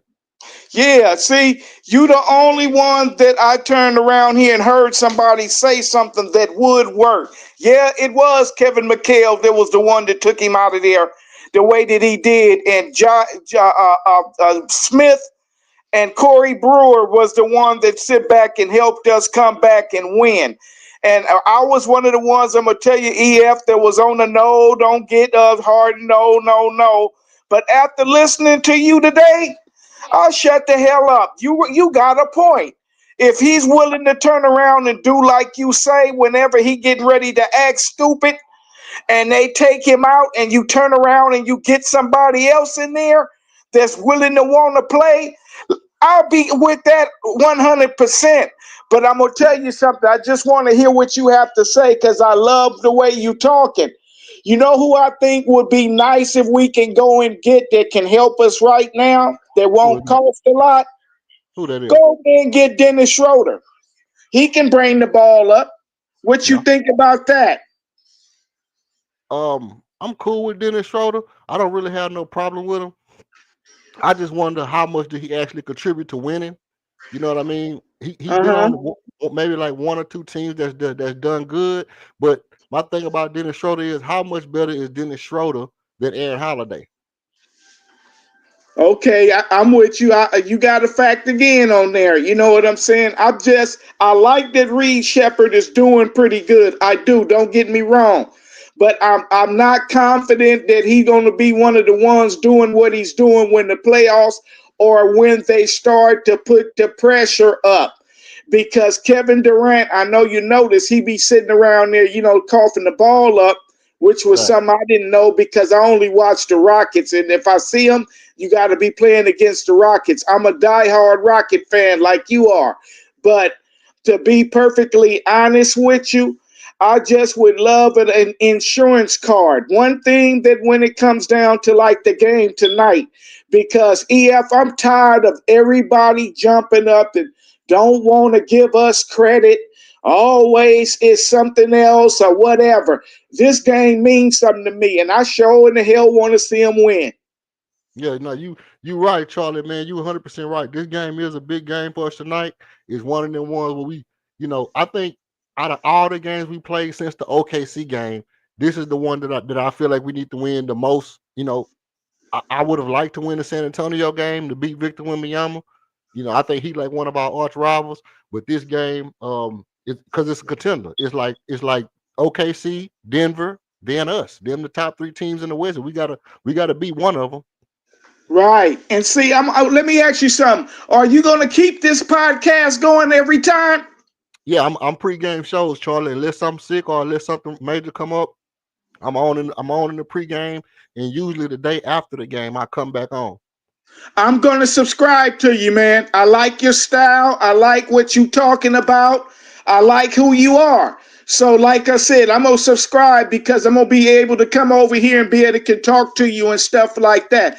I just want you to know something, man. Keep up the good work. That's what I I want appreciate. you to do. You keep it going. You keep doing what you're doing because I like that the fact that, like I said, everybody can come up and say something. There's not a whole lot of craziness that comes around with it. So, my brother, man, I'm going to let somebody else get a chance to talk to. But, I love you for what you're doing, man. So, I'm going to subscribe, okay? I appreciate you, 6C Charlie. Hey, like I say, man, Mr. Charlie, man. When I seen your name down there, I seen that Charlie Robinson, but my eye got big. I said, that's my boy. If he don't say nothing else, he gonna say I love you. He gonna say I'm praying for you. The same go back to you, Brody. I'm praying for you, man. And like you said, I didn't even know. I just happened to be turning on YouTube and I'm listening to you. And then I seen your name. I'm like, that's the guy that was on Greenleaf thing. I'm like, let me hurry up and grab my damn phone and say something to see if he'll get a chance to see it. And you did. So I feel that the man upstairs put us together tonight. And like I say, man, I'm going to turn around here and subscribe to your thing because I like who you are and I like what you representing right now. So like I say, what I'm going to do is let some other people get a chance to talk so I can get my little zuzus and wham whams for this game to go. And I hope to see or hear from you some more today, okay? Already, we here, Mr. Charlie. Appreciate you for coming up, bro. All right, man. Much love. You keep it going, man. And don't let nobody say nothing else different. If they do, I'll cuss them out for you, okay? Right, one love, man. Keep going first. All right.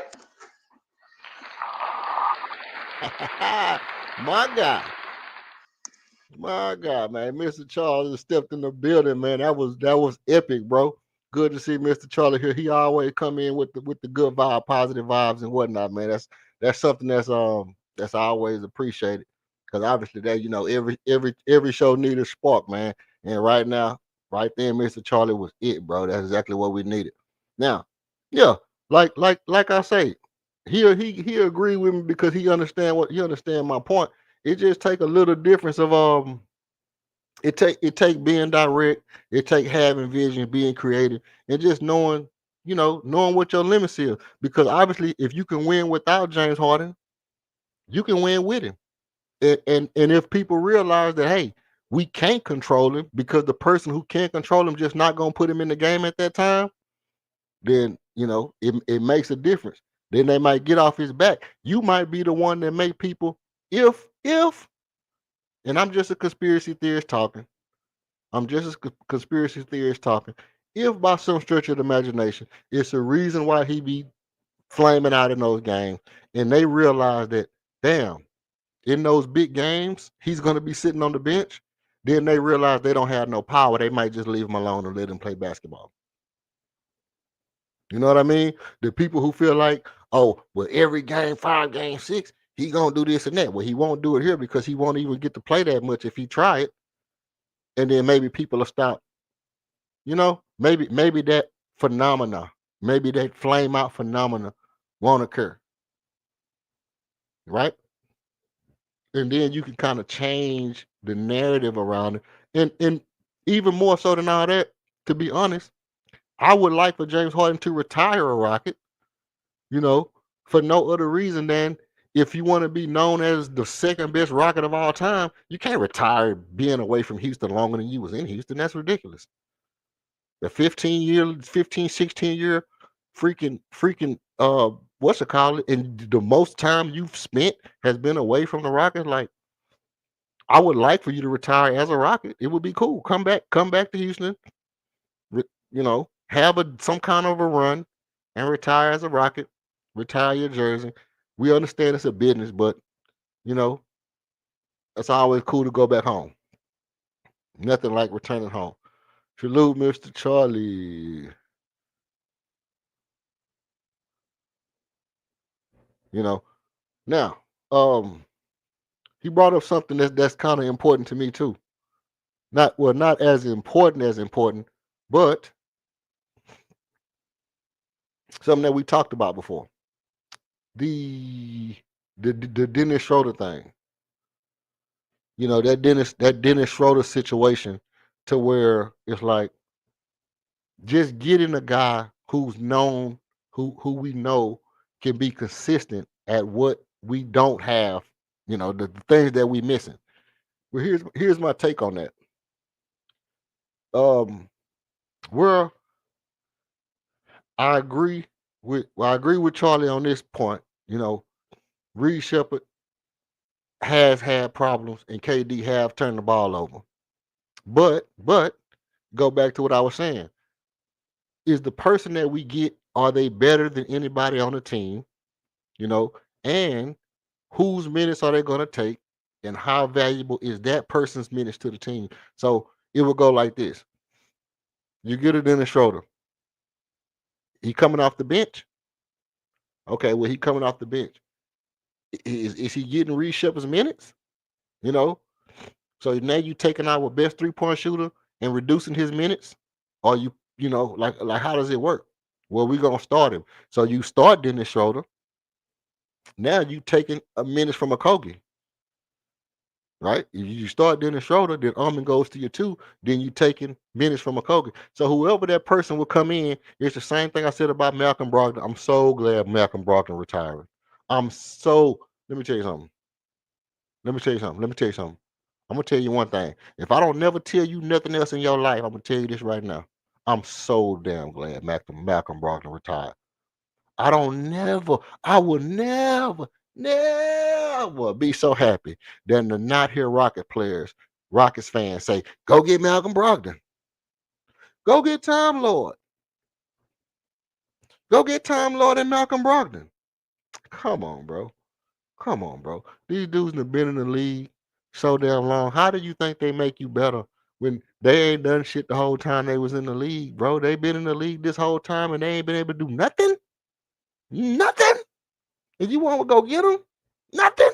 At least Dennis Schroeder won a championship or something, didn't he? What, Dennis Schroeder on a championship team? And in the middle of his career? Then he won over there with Germany and the FIBA shit or the Olympic shit or something. They won something. But Malcolm Brogdon ain't done nothing.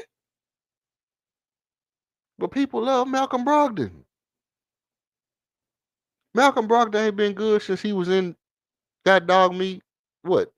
Indiana. What didn't he play for Indiana Pacers at one time? That's the last time Malcolm Brogdon was good, bro. Oh, he was good when he played for the Bucks. Yeah, he played like 4 games for the Bucks, bro. Played like 4 games. I don't know. I don't know. That's just me personally, bro. I ain't never been a huge like he was. Yeah, he was good when he played for the Bucks. I'm not gonna lie. He was kind of good. He was good when he played for the Bucks. But since he left the Bucks, I ain't never been like, go get Malcolm Brogdon. He's gonna blow you away. He's gonna do something more so phenomenal. He's gonna make you a winner. Nah, bro. Nah, bro. Not Malcolm Brogdon, bro. Not Malcolm Brogdon. I just like Malcolm Brogdon and CJ McCullough is the same person to me. Like, yeah, they good, but they not finna just make you a winner when you get them. He might have did win Rookie of the Year.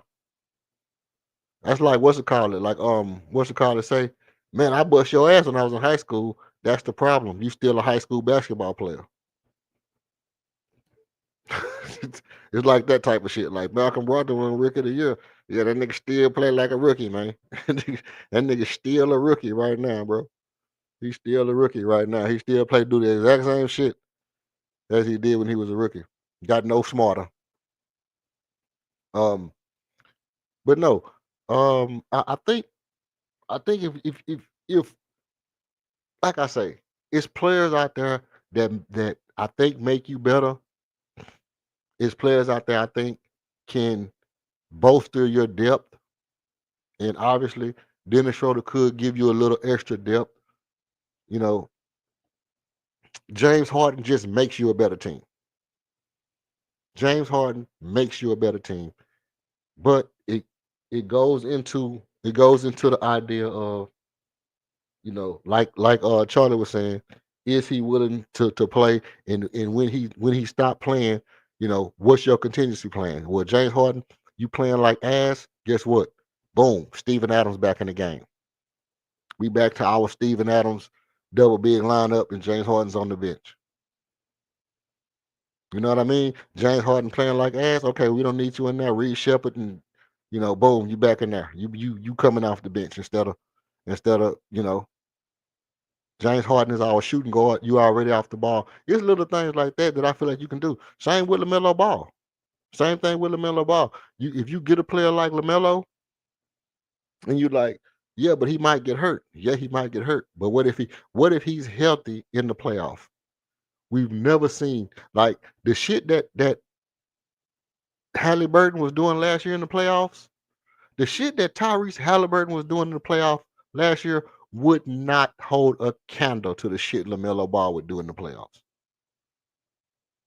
Think about that.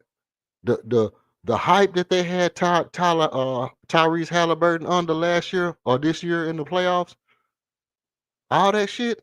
Imagine if LaMelo Ball was in a Houston Rockets jersey in the playoffs this year with KD and LP. You don't think he would do more shit than Halliburton did last year? You don't think he would be as dangerous in the playoffs as Halliburton was? And the only question is, because LaMelo Ball he has announced that he would be willing to accept the trade or be willing to be traded from Charlotte. I seen that in the article today. So the only question is, is a player like LaMelo Ball, because he to me, LaMelo Ball is as good offensively as James Harden. He's just not as healthy. He's just not as healthy.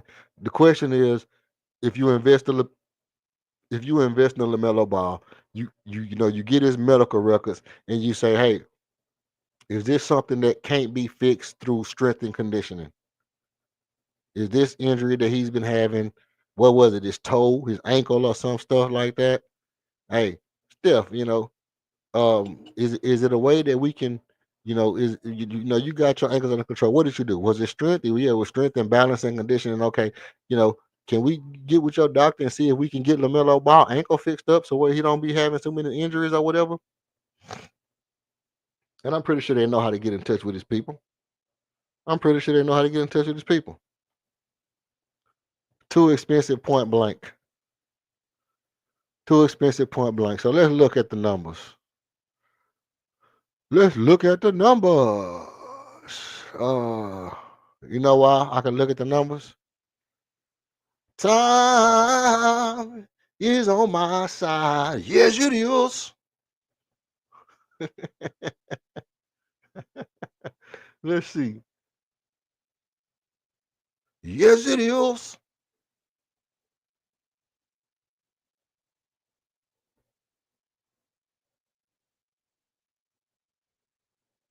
Okay, let's see. Transaction injuries, rosters. Let's. Okay, where is it? Okay, here we go, right here. Teams, bang, bang, bang. Let's see. Bang, bang, bang, bang. Bang, bang, bang, bang. Okay. Man, come on now. That's not really, bro. Not too expensive, bro. Not too expensive, bro. 37 million is not that crazy. 37 million is not that crazy. To be honest, Jabari and Fred VanVleet for LaMelo Ball is an easy swap. Easy swap ain't no swindle. Easy swap ain't no swindle. Fred VanVleet and Jabari Smith Jr. gone. Out the door. LaMelo Ball in. 6'7" point guard.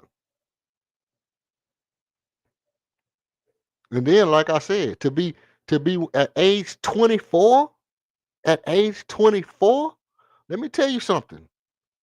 It's one Guy, let me tell you something. If they said right now, hey, we want Reed Shepard, Fred VanVleet, and Jabari Smith Jr., we're gonna give you LaMelo Ball and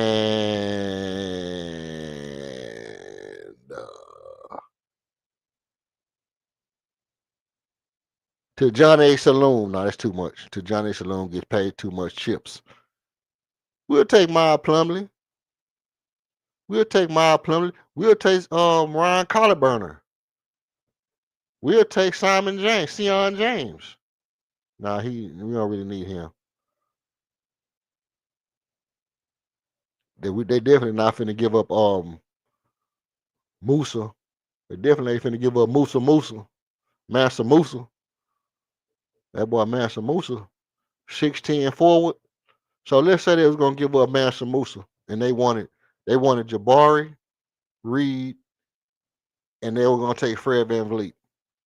So they getting Reed Shepard and Jabari Smith Jr. and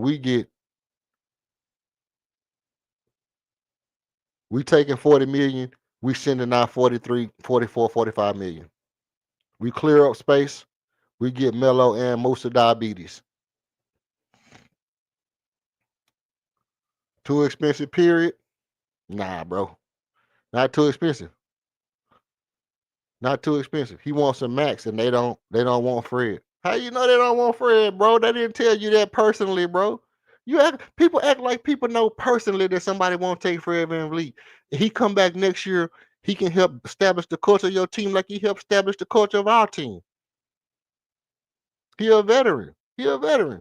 They don't have no veterans on their team. Fred VanVleet come back healthy next year, and he's over there with Reed. So now you got Reed and Fred and Jabari on a team with Miller and Trey Man, and you rebuilding now. Now you got a team with veteran leadership, up and coming star point guard, a big time shooter in Jabari, and you still got Brandon Miller. You got a nice team over there like that. See, Fred becomes valuable to a team like Charlotte because if he's not valuable, you only got him for one more year at $25 million and you let him go. And now you can reset. That's why people be saying, don't nobody want Fred because he hurt. Well, why the hell you want him? Why do we want him? I'm not talking about you, Arcon. I know you feel about Fred like I do, but I'm just saying. No, listen, Fred value is gone if we continue to win games. That's just the point. If we continue to win games, we need to move on from Fred before he even get back on the court.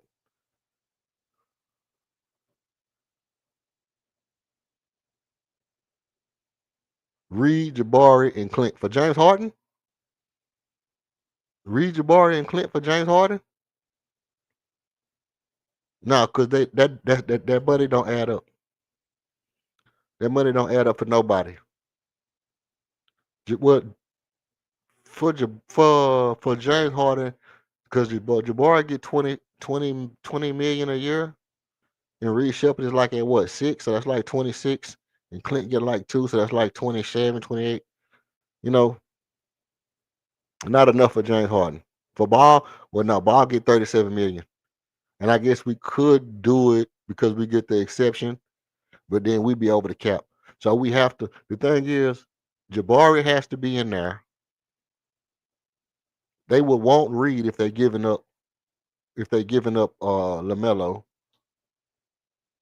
and they might will want Amon to be honest, but Amon is the person that I wouldn't give up. Amon, I would consider it. I would consider it because if they say, "Hey, look, we'll take Fred VanVleet and Amon Thompson flat out," I gotta consider it. Because I'm still getting a 24-year-old MVP candidate. I'm getting a 24-year-old MVP candidate at 24 years old. Now, do I want to give up Amon? No, I don't, because I want to pair Amon with LaMelo.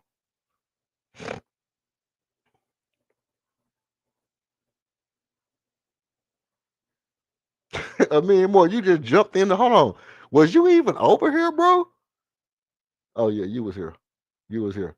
Okay, cause you just jumped in the screen talking about how I ain't gonna give up, bro. You ain't even say hello, bro. You just came straight in. It came from my head, bro. A, mi- a million more just came in the chat. It just came straight at me, bro. Peace to you, fam. Peace to you. Peace to you, big homie. No, no, we went through the hard thing. I don't think he has to change. I think he just got to do what he's gonna do, and I think the coach got to be the coach and understand what's going on. The coach got to be the coach and understand. You tell him off the back. Look, you're not going in the game. If you in the game and you turn and somebody rip you, you coming to sit down. If you throw a bad pass, you coming to sit down. That's Ime being Ime. It has nothing to do with James Harden. It's just saying, hey, look, I got eyes. I got eyes. I've seen you play. If you do that dumb shit, you sit next to me. You go out there and do some dumb shit, you sit next to me. That's just it. That's just it. So that's what Kevin McHale did, and that's how we got over the hump when he was trying to do that shit back in the days. Like Kevin McHale grew up in the mob era, so he know when shit looking sketchy. Kevin McHale know when shit looking sketchy. You better put your ass on the bench. But with that being said, LaMelo Ball did say he was willing to be traded from Charlotte, and that's an actual possibility for us. And I'm just saying, if they say, hey, look, because here's the truth about this idea. We can say to Charlotte, hey, we got a shit ton of picks. We got a shit ton of picks. We can give you Reed Shepard and Jabari a shit ton of picks, but you have to take Fred VanVleet to make the money match.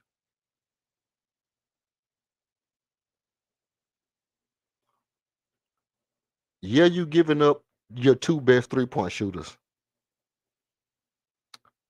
Absolutely, you're giving up your two best 3-point shooters, which is scary. Which is scary. But you are getting a damn good 3-point shooter in LaMelo Ball. You're getting a damn good 3-point shooter in LaMelo Ball. And Kevin Durant and Dorian Finney-Messiah, Dorian the Messiah Finney-Smith have to step up shooting threes. See? Dorian Finney-Smith, the greatest shooter the world ever seen, according to everybody. You know. So Dorian Finney-Smith, all that. If Dorian Finney-Smith, all that, and we give up Reed Shepard and Jabari Smith, that's my biggest problem. My biggest problem with a trade like that would be we're giving up our best two 3-point shooters. We just got good enough to shoot threes, and we're gonna give up both of them. I don't know. But you know what would work? You know what? Because they would want for LaMelo, they would want a shit ton of picks and at least Reed Shepard. This is the thing. If they was going to give up LaMelo, they would want a shit ton of picks and at least Reed Shepard. Because the picks is the asset, Reed is the prospect, and then how do you make the money match? Right? So that's where it's like you throw in Jabari, not as a throw in, but as a damn, it's hard to turn down because now you're getting two good players and some picks. Now it's hard to turn it down. And then you say, well, to make it easy, to make it light on us, Fred VanVleet. And now maybe we get back a shooter. So they send back LaMelo. Maybe they send us back somebody who's a decent shooter. Just a decent off ball catch and shooter.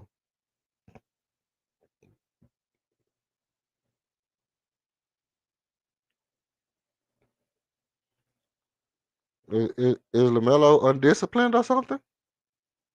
He got referral slips that we don't know about. And in some kind of way, is LaMelo having disciplinary actions?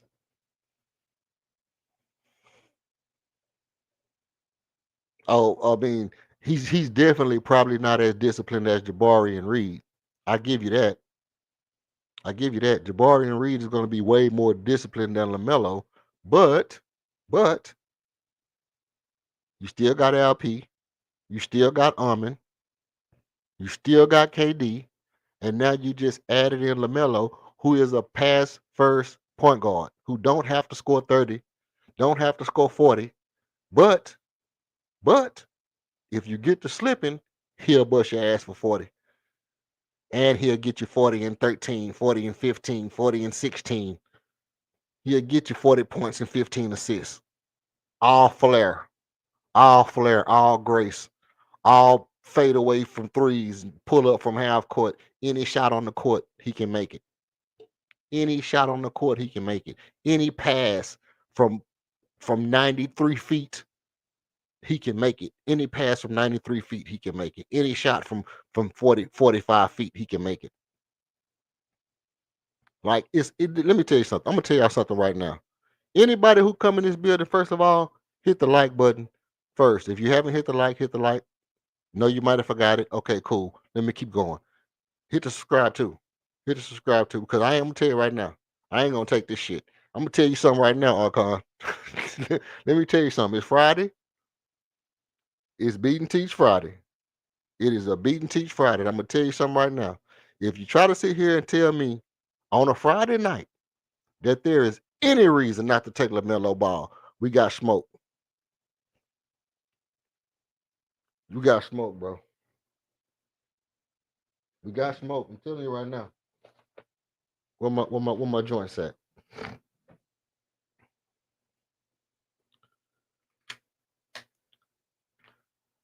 I tell you this right now. I don't care about none of that. I don't care about none of that. I don't care about nothing. I don't care about nothing. I don't care about nothing. Ime is not Silas. Ime is a top 3 coach in the league. Ime is a top 3 coach in this league.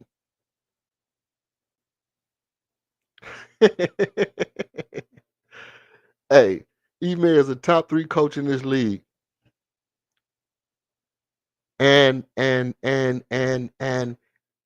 we are sitting here like, you know, if Reed Shepard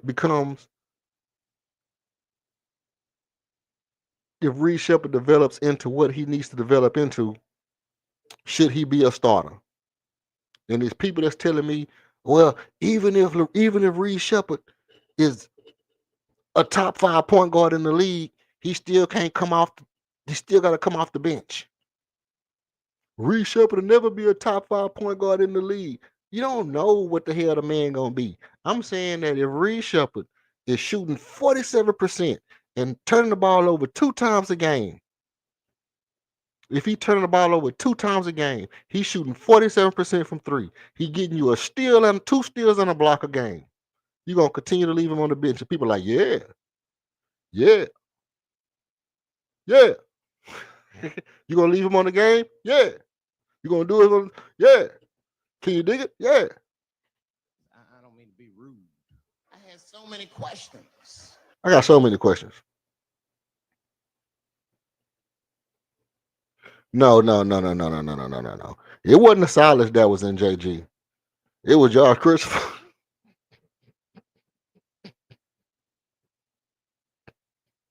Oh my God, I should not have said that. I should not have said that. I should not have said that. My bad, y'all. My bad. This is a rated PG show, man. This is a rated PG show. I did not have to say that out loud. I said the quiet bits. I said the quiet bits out loud. No, listen. It wasn't. It wasn't. Oh my God. Listen. It's not Silas' fault. JG didn't have heart, bro. This is what happened when you're a pretty boy and you get what you want all your life, bro. You get that I'm a pretty boy. I can fail under pressure type shit. When you hungry and you know that you can't fail under pressure because you've been the ugly nigga all your life, then you know you don't worry about that pretty boy shit, fingernails and none of that shit. I don't. Somebody, let me tell you something. Let me tell you something about me. Tell you something about how I am. All that barking and trying to fight and looking tough and all that stuff. I don't care about none of that. I don't care about none of that. All that talking for the sake of talking. Care about none of that. The minute they told me the minute somebody said I was soft, he'd have had to sit me down. He may would have had to sit me down. I'd have been shooting that bitch like I was crazy. Hell, you tell me I'm scared? I'll shoot this bitch like I'm crazy out here. Don't tell me I'm scared. You can't tell me I'm scared like I won't shoot the ball. I'll shoot this bitch 76 times in the first quarter.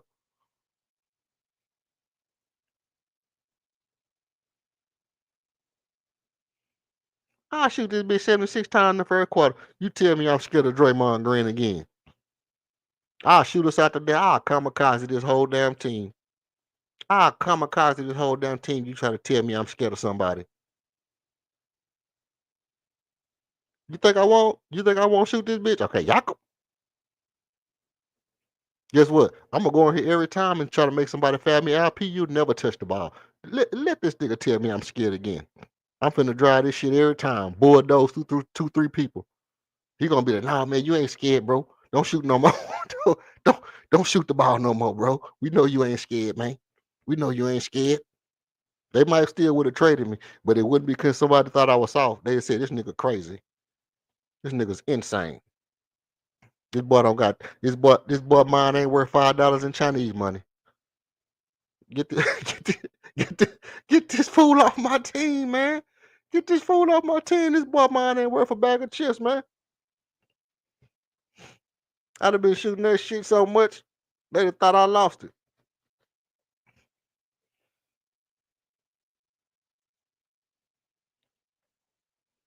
I I guarantee you this. I guarantee you this one thing right here. You might say no, but ain't nobody in the world other than Rockets fans who don't like no Rockets fans don't want nobody unless they bums. Let me just say it flat out. The only people Rockets fans wants is bums. The only people Rocket fans wants is bums.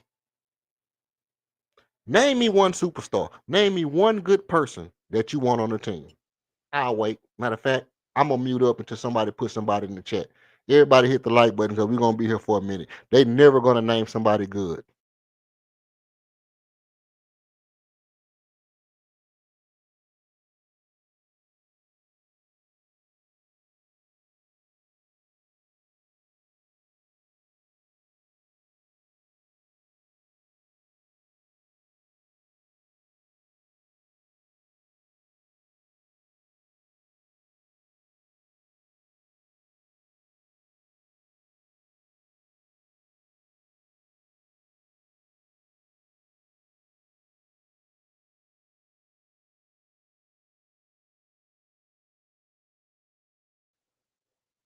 Oh my God, I stand corrected. I stand corrected. You are an oak. I stand corrected. You are an oak, Buckmo. You are an oak.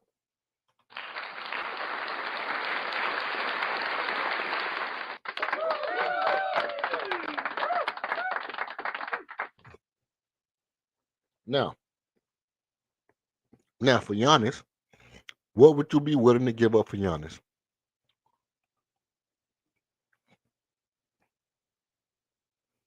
What would you be willing to give up for Giannis?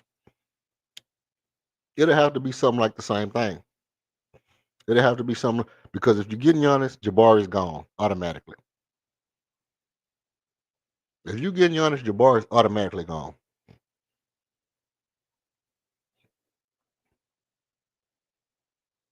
Okay, appreciate that, man. Hey, that's a good look, fam. That's a good look, man. They trying to gatekeep me down here, Charlie. They trying to gatekeep me. Let's see. LaMelo the same way. No, listen. Here's the thing. Here's the thing.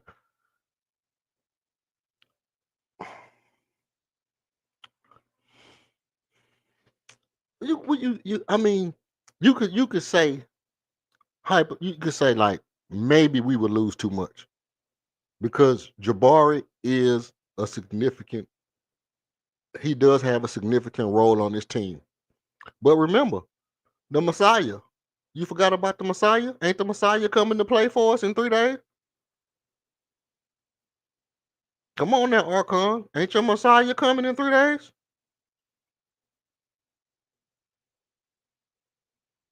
The savior of Houston Rockets franchise coming in 3 days. Dorian Finney-Smith about to pop up. He gonna come into Toyota Center, riding on a donkey, waving Palm Springs all in the fucking air.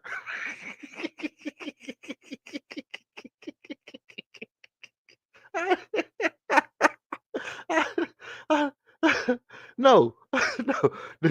Dorian Finney-Smith gonna come. He gonna come riding into the Toyota Center, riding on a donkey, waving palm tree leaves all around.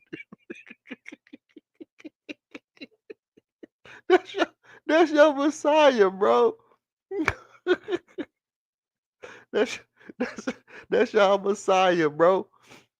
No, no. Let me tell you something. Okay. No, hell no. Hell no, y'all smoked out. LP Jabari and Reed, no. No, I'm not giving up LP for no Giannis. I'm not giving up. Let me tell you something. Anybody I want, I'm gonna tell you who I'm not giving up. I'm not giving up Alper Shangoon. I'll give up Amin before I give up LP. What are you talking about? What are you talking about? See, people act like Amin is untouchable.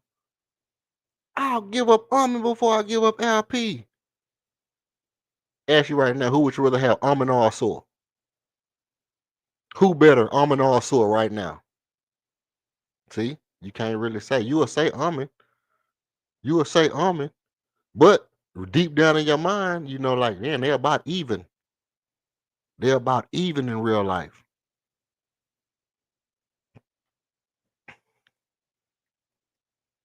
You see? You see? So people like, uh, you know, I can't give up Amin, but you will give up LP? No, I'm not giving up Alper Shangoon. Especially if I want Giannis. I want Giannis to play with Alper Shangoon. And I want KD to play with Giannis. I want whoever we get, I want them to come into this team the way that it is. I'm willing to give up some stuff. Yeah, Shanguini,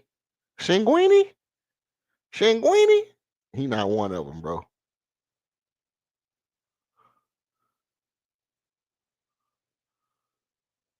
James Harden ain't done nothing. Hey, man, well, where was you at during the debate, bro?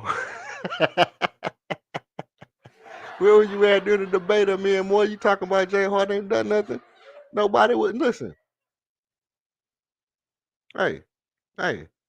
Nobody was saying that during the debate. Everybody was acting like James Harden is, James Harden the best player since that we ever had since Hakeem Olajuwon. James Harden is the best thing ever to be a Houston Rockets other than Olajuwon.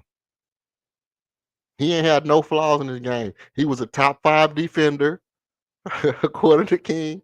He was a top 5 defender in Rockets history. All that foolishness. I've said about Dorian Finney-Smith. I will even play real. I doubt Dorian Finney-Smith will even play real minutes this season.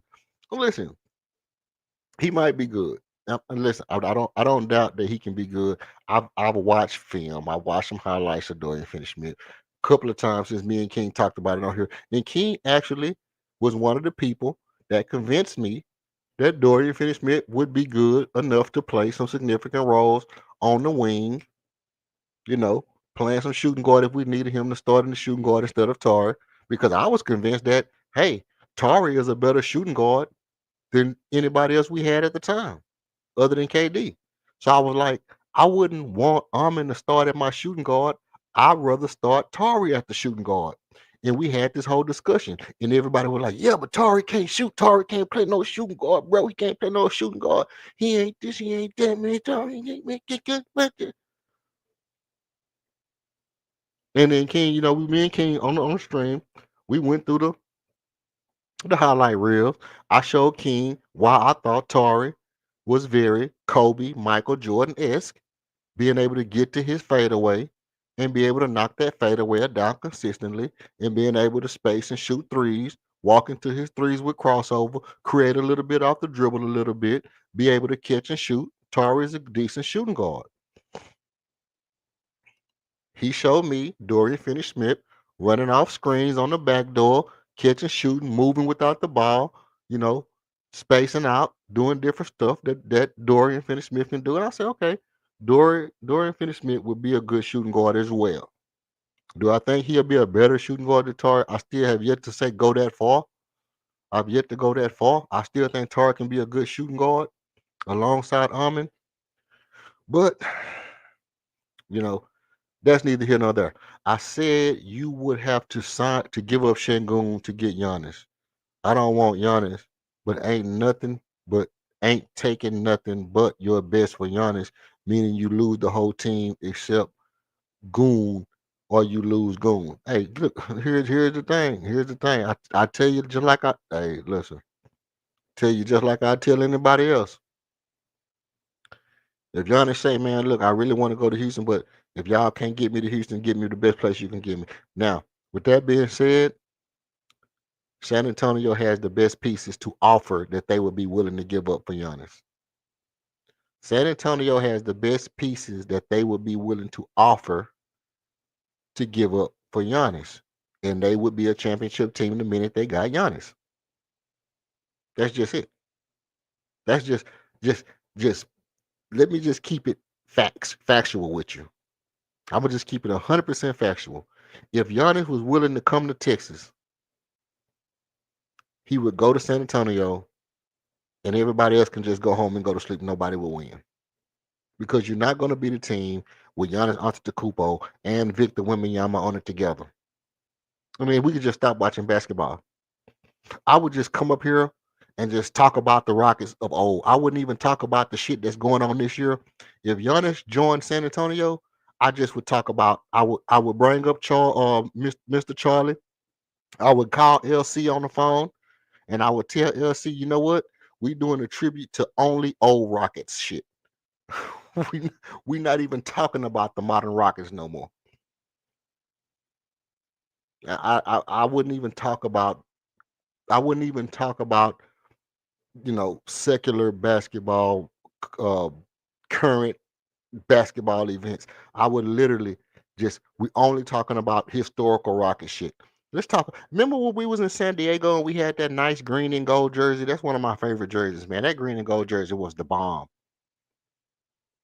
Yeah, I would talk about that kind of shit because nobody is gonna beat a team with Victor Wembanyama and Giannis Antetokounmpo on it together because they would still if they gave up De'Aaron Fox, the draft picks that they have, Devin Vassell, or one of them other young guys that they got. They got Stephon Castle and Dylan Harper. They got all kind of superstars in their backcourt. They could give you two superstars.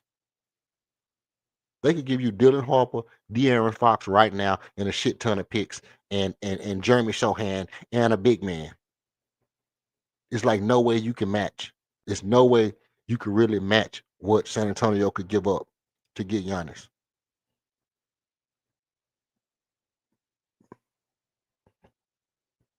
And Milwaukee becomes a contender, even with Giannis gone, because now they got De'Aaron Fox and Miles Turner and an up and coming star at guard. Let's just say Milwaukee says, you know what? Give me De'Aaron Fox or Stephon Castle. Give me De'Aaron Fox, Stephon Castle,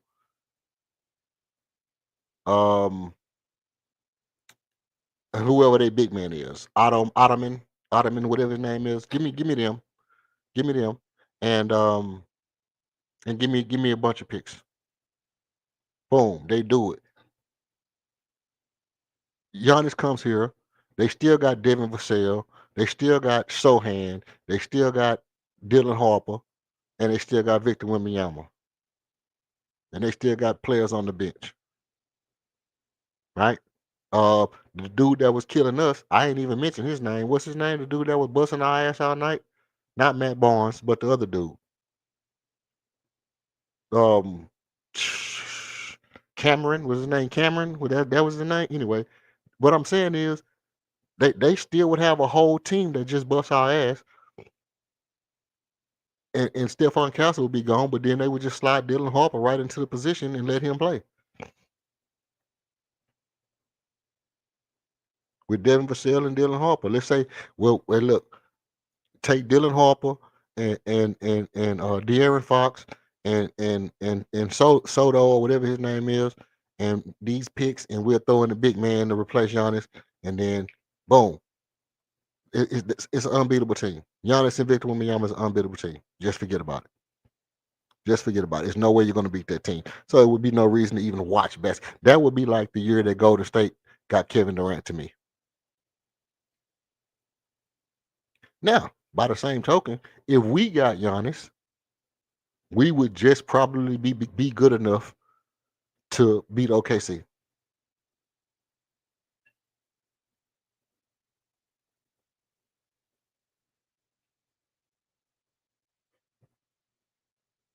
Why?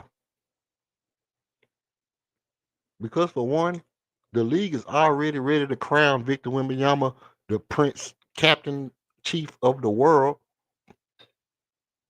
Why they even barely want to give us credit as it is?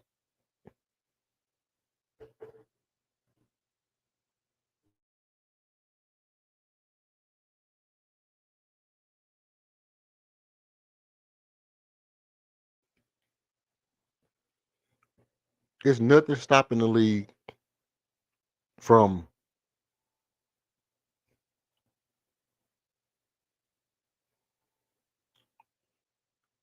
I might still be on. I might still be on, Charlie. Sometime I'll be on here 11, 12 hours straight, bro. Ain't no telling, just depending on how I feel. Peace out, man. Um, it's hold on, hold on, hold on, hold on, hold on, hold on. What's the definition of overrated? Because I thought about this. First of all, let me say this. I took the stream down to edit it because, like I did the other stream, I took it down to edit it. Actually, I tried to edit it in the studio. I tried to cut it in half in the studio, and when I cut it, it reduced it down to 2 seconds. I cut it wrong, so I had to go back into my StreamYard elements, take it down, and edit it right, put it back up, so I can put it back up like I did the other one, where I cut it. Yeah, no doubt, no doubt. If I'm not on today, if I'm not on after the game, I'll probably be back on tomorrow to do a recap of the game. Or next pregame.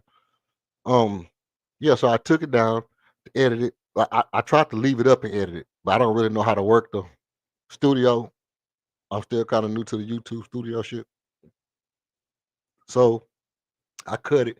I thought it was uploaded right. I went back and looked and it said like 2 seconds or 2 minutes or whatever it was. And so I went on ahead and took that, pulled that, and I went into my StreamYard, downloaded the whole thing, and then I could take it into my editor, edit it, get it back up so y'all can watch it. Just the first part, and then the back end part where we was all chopping it up. I'm probably gonna make that private for people that subscribed only or something like that. You know, and we'll leave the debate up, and then we'll make the other part of it.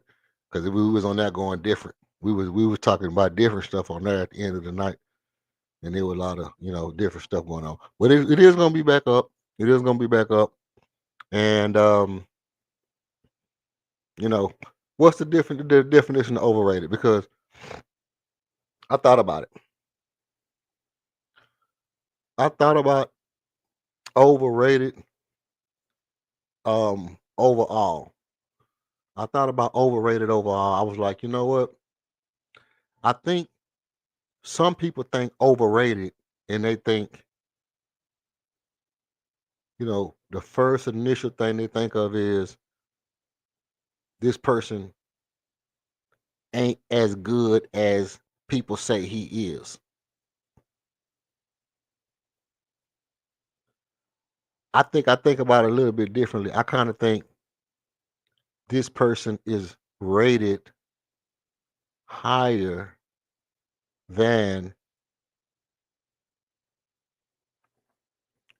in comparison to what other people would be rated in this situation. Something like that. Something along those lines.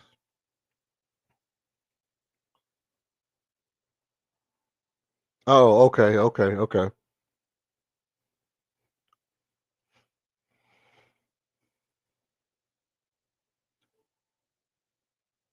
Oh, okay. We're talking about the Jane Harden thing. Okay. So I think like, yeah, you know, that's a totally different thing. Because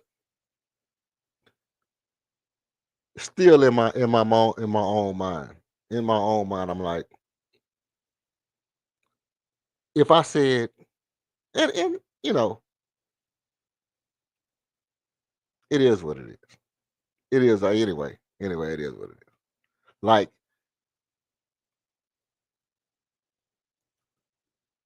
is LeBron overrated? Is LeBron overrated? Right? And then I would say, okay, if LeBron is overrated, if he's not overrated, if he is, if he's not, it's a significant question. So that's why I asked, what's the definition of overrated? From legitimately. But anyway, back to the lecture at hand. Back to the lecture at hand. Let's see where we at. It's 8:10, man. We quickly approaching tonight's game. And I'll tell you something else. I realized that first of all, my OBS has crashed.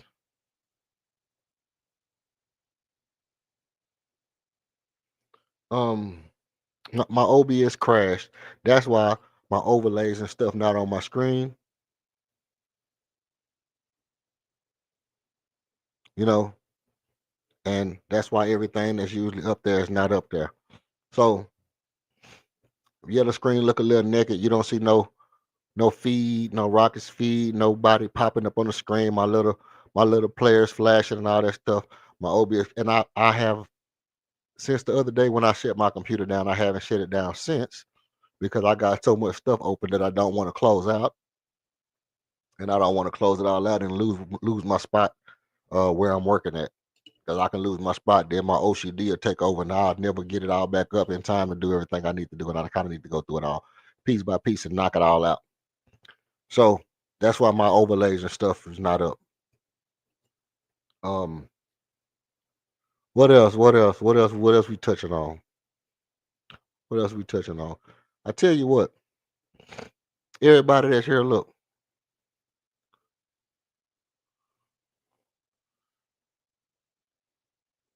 Let me see.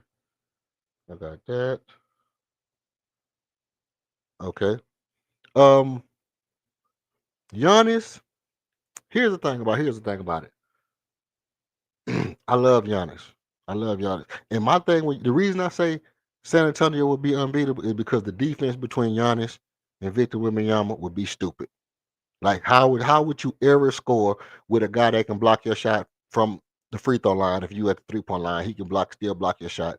Steph Curry was having a hell of a time getting off a shot on Victor Wembanyama, and then you got Giannis, who you know a lockdown defender on the perimeter plus a defensive powerhouse.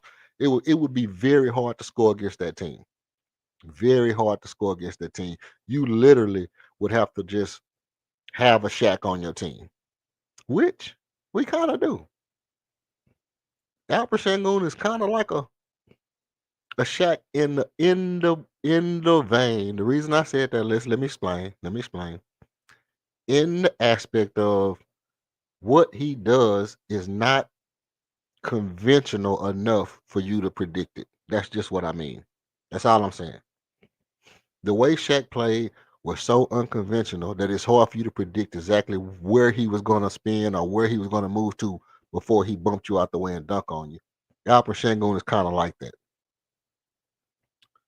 Like, you could almost say you got both of them guys on Alperen Sengun. It really don't matter because he still can get off his shot and float that shit, around you and up and under. And you're going to put both of your guys at the paint to stop him. What you going to do when he really get going. So, um, LP different. LP different. Now, if Victor Wembanyama came to Houston, we would really be a challenge to other teams because our defense and our rebounding would be stupid. Our defense and our rebounding would go stupid if we had Victor Wembanyama on our team. Um, which is why, not Victor Wembanyama, Giannis Antetokounmpo. Which is why, Giannis is another one of those players that make me say, would I give up Armin? If I could have Reed Shepard,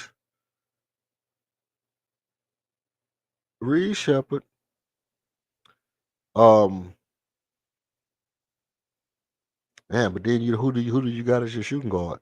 Then you really don't got no shooting guard. But then you got KD, Giannis, and LP. I don't know about that one. Not really a good match. Not really, really a good match, but still kind of a good match. You know what I mean? You still kind of have a good match. Because Giannis is kind of like an Armin Thompson type player. He kind of an Armin type player. Where you don't necessarily want him shooting threes, but he can get you some open shots. He can get you some open shots if he getting down here, getting to the basket and going crazy like that. Giannis could get you baskets. He can get you open shots and whatnot. So yeah, I don't know.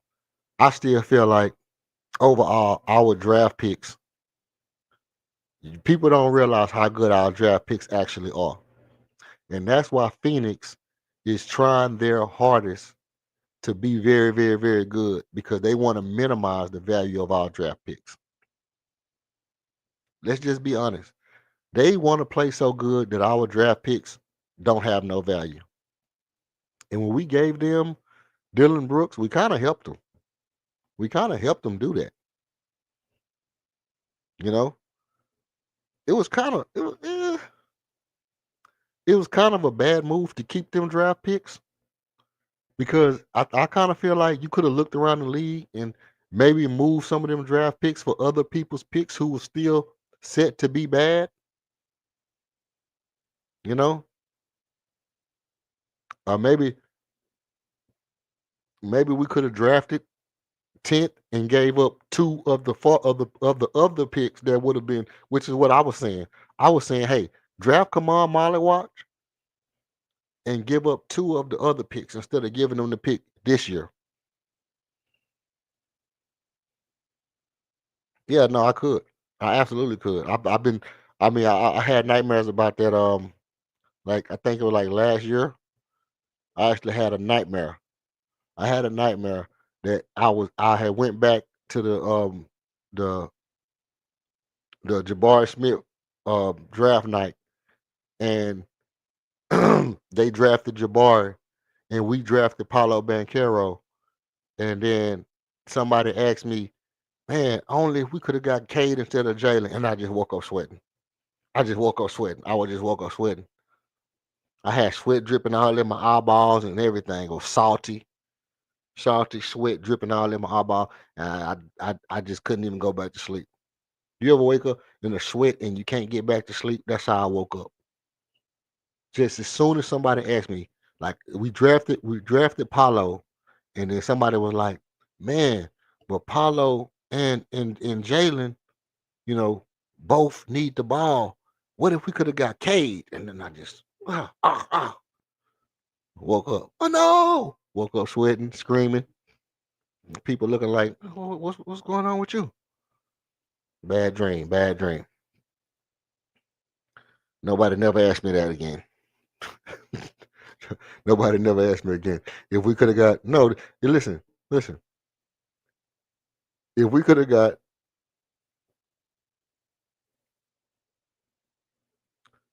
Evan Mobley, you know, if we could have just got Evan Mobley instead of Jalen, which was actually doable. Like we didn't have the first overall pick, but we did have the second overall pick, and we could have just drafted the 7-foot guy that can do a lot of shit on the court. We could have just drafted that guy then, right? We could have just drafted Evan Mobley then. And then next year, when it was, you know, us and Orlando, they would have said this is how it works. If we have Evan Mobley on our team, then we have Evan Mobley and Shanguini on our team. That's your center and your power forward right there.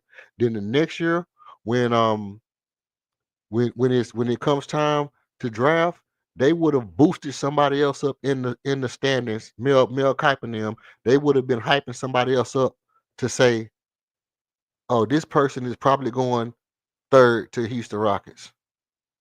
This person is probably going third to the Houston Rockets. They would have hyped somebody else up other than Jabari, right?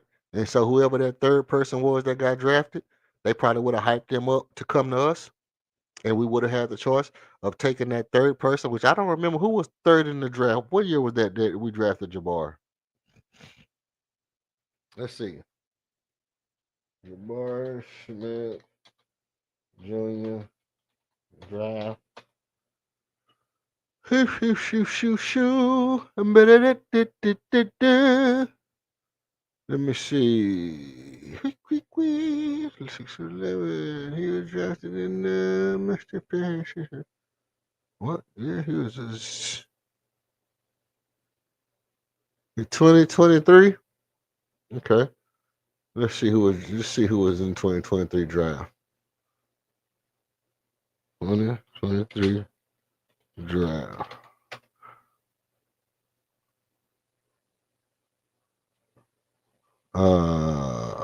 No. 2023 NBA draft class. No, that's 20. That's Victor Wembanyama joint. That must be talking about 22 then, home slice. 22 then. Let's see what that look like. Yeah, that's more like it right there. Let's see. Keegan Murray. How do you like Keegan Murray on this team with Evan Mobley and Alpha Shangon? You think that's nice? You think that's a nice pickup? What about Jaden Ivey? Went fifth. What about Jaden Ivey with Giannis? I mean with Evan Mobley and Alpha Shangon and Amin Thompson right now? What you think about that? What you think about Amin Thompson, Jaden Ivey, Alfred Shangon, Evan Mobley, and Kevin Durant? How do you think that works? Shaden Sharp, Dyson Daniels. What about this? What about this? Hold on. What about this? What about Dyson Daniels, uh, Amin Thompson, Kevin Durant, Evan Mobley, Alfred Shangon? What you think about that? Any of these sound good to you? Any of these sound good to you? Jaden Ivey, Shaden Sharp, Dyson Daniels, any of those sound good? Because all I'm saying is, all I'm pointing out is that if we would have drafted Evan Mobley, one of these guards would have been, you know, more likely to be drafted by us than Jabari Smith Jr. That's all I'm saying. And if we'd have drafted Evan Mobley, then we probably would have drafted Jaden Ivey instead of Jabari Smith Jr. And then we have Evan Mobley, Shangoon, and Jaden Ivey on the team with Kevin Durant. Which I guess if we draft Jaden Ivey, well, no, because we still got Jabbar. So that means that somebody would have had to been good, like Tari Eason. So it probably would have been a Tari Eason, just for hypothetically, it probably would have been a Tari Eason, Dylan Brooks type situation, to where we trade Tari and Dylan Brooks if Tari would have still ended up being good for Kevin Durant. And then we get him some picks back, more picks than what we gave him. So let me see.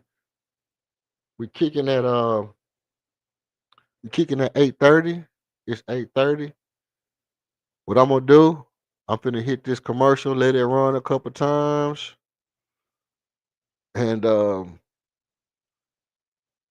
I'm gonna run out here real quick, and I'll be right back, and we'll finish up this last hour. Right, definitely, we would have needed to go out if we could have just drafted Cade. But I'm just saying with the actual draft that we actually had, because we would have had to be the first overall pick to get Cade. But I'm saying with the actual draft that we actually had, we could have not drafted Jalen and drafted Evan Mobley, since Evan Mobley was more solidified and more consistently doing what he was doing rather than Jalen Green. But they was trying to hype overtime elite at the time. And they used, we kind of took the bait on that overtime elite thing. But, you know, we could have took Evan Mobley, and then next year we could have took Dyson Daniels, and then the next year after that we could have took Armin Thompson. Could you imagine if we had Dyson Daniels and Armin Thompson in our backcourt together, what our defense would be? And Evan Mobley, can you imagine a defense with Armin Thompson, Dyson Daniels, Evan Mobley on the court at one time? What would that defense be like? I tell you right when I get back after this right here. Let me run around real quick, and I'll be back in a minute.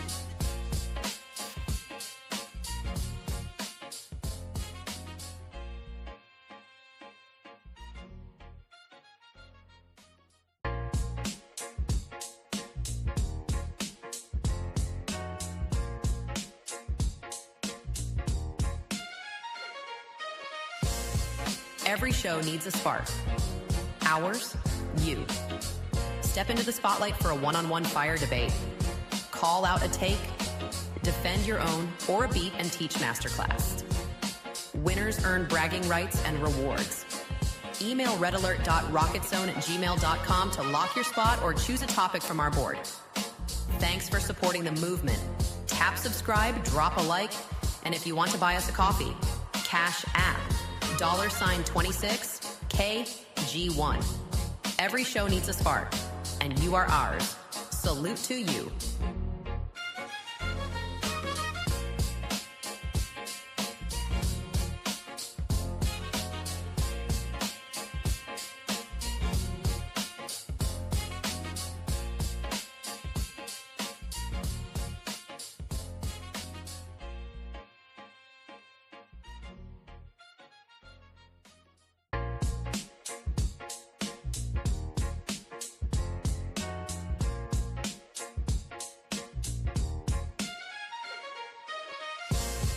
Every show needs a spark. Ours, you. Step into the spotlight for a one-on-one fire debate. Call out a take, defend your own, or a beat and teach masterclass. Winners earn bragging rights and rewards. Email redalert.rocketzone@gmail.com to lock your spot or choose a topic from our board. Thanks for supporting the movement. Tap subscribe, drop a like, and if you want to buy us a coffee, Cash App, $26KG1. Every show needs a spark, and you are ours. Salute to you.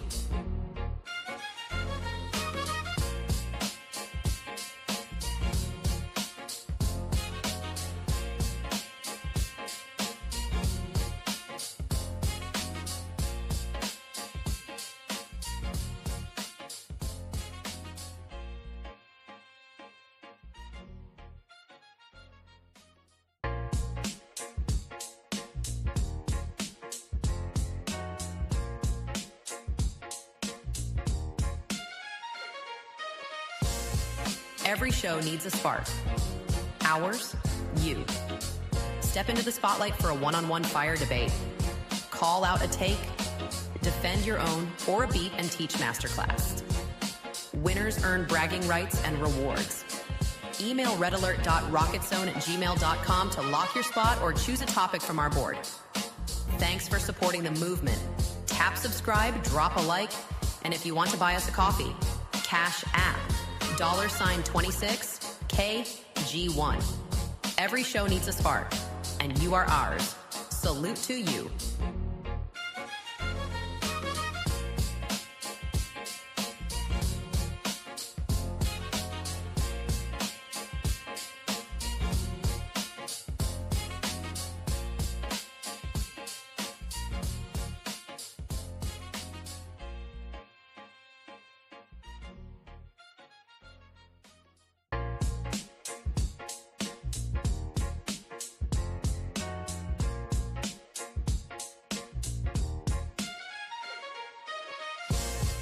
Every show needs a spark.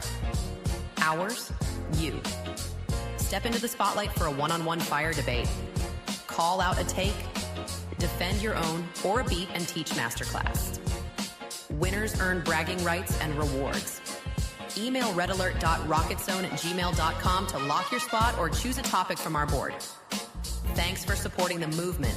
Tap subscribe, drop a like, and if you want to buy us a coffee, Cash App, $26KG1. Every show needs a spark, and you are ours. Salute to you.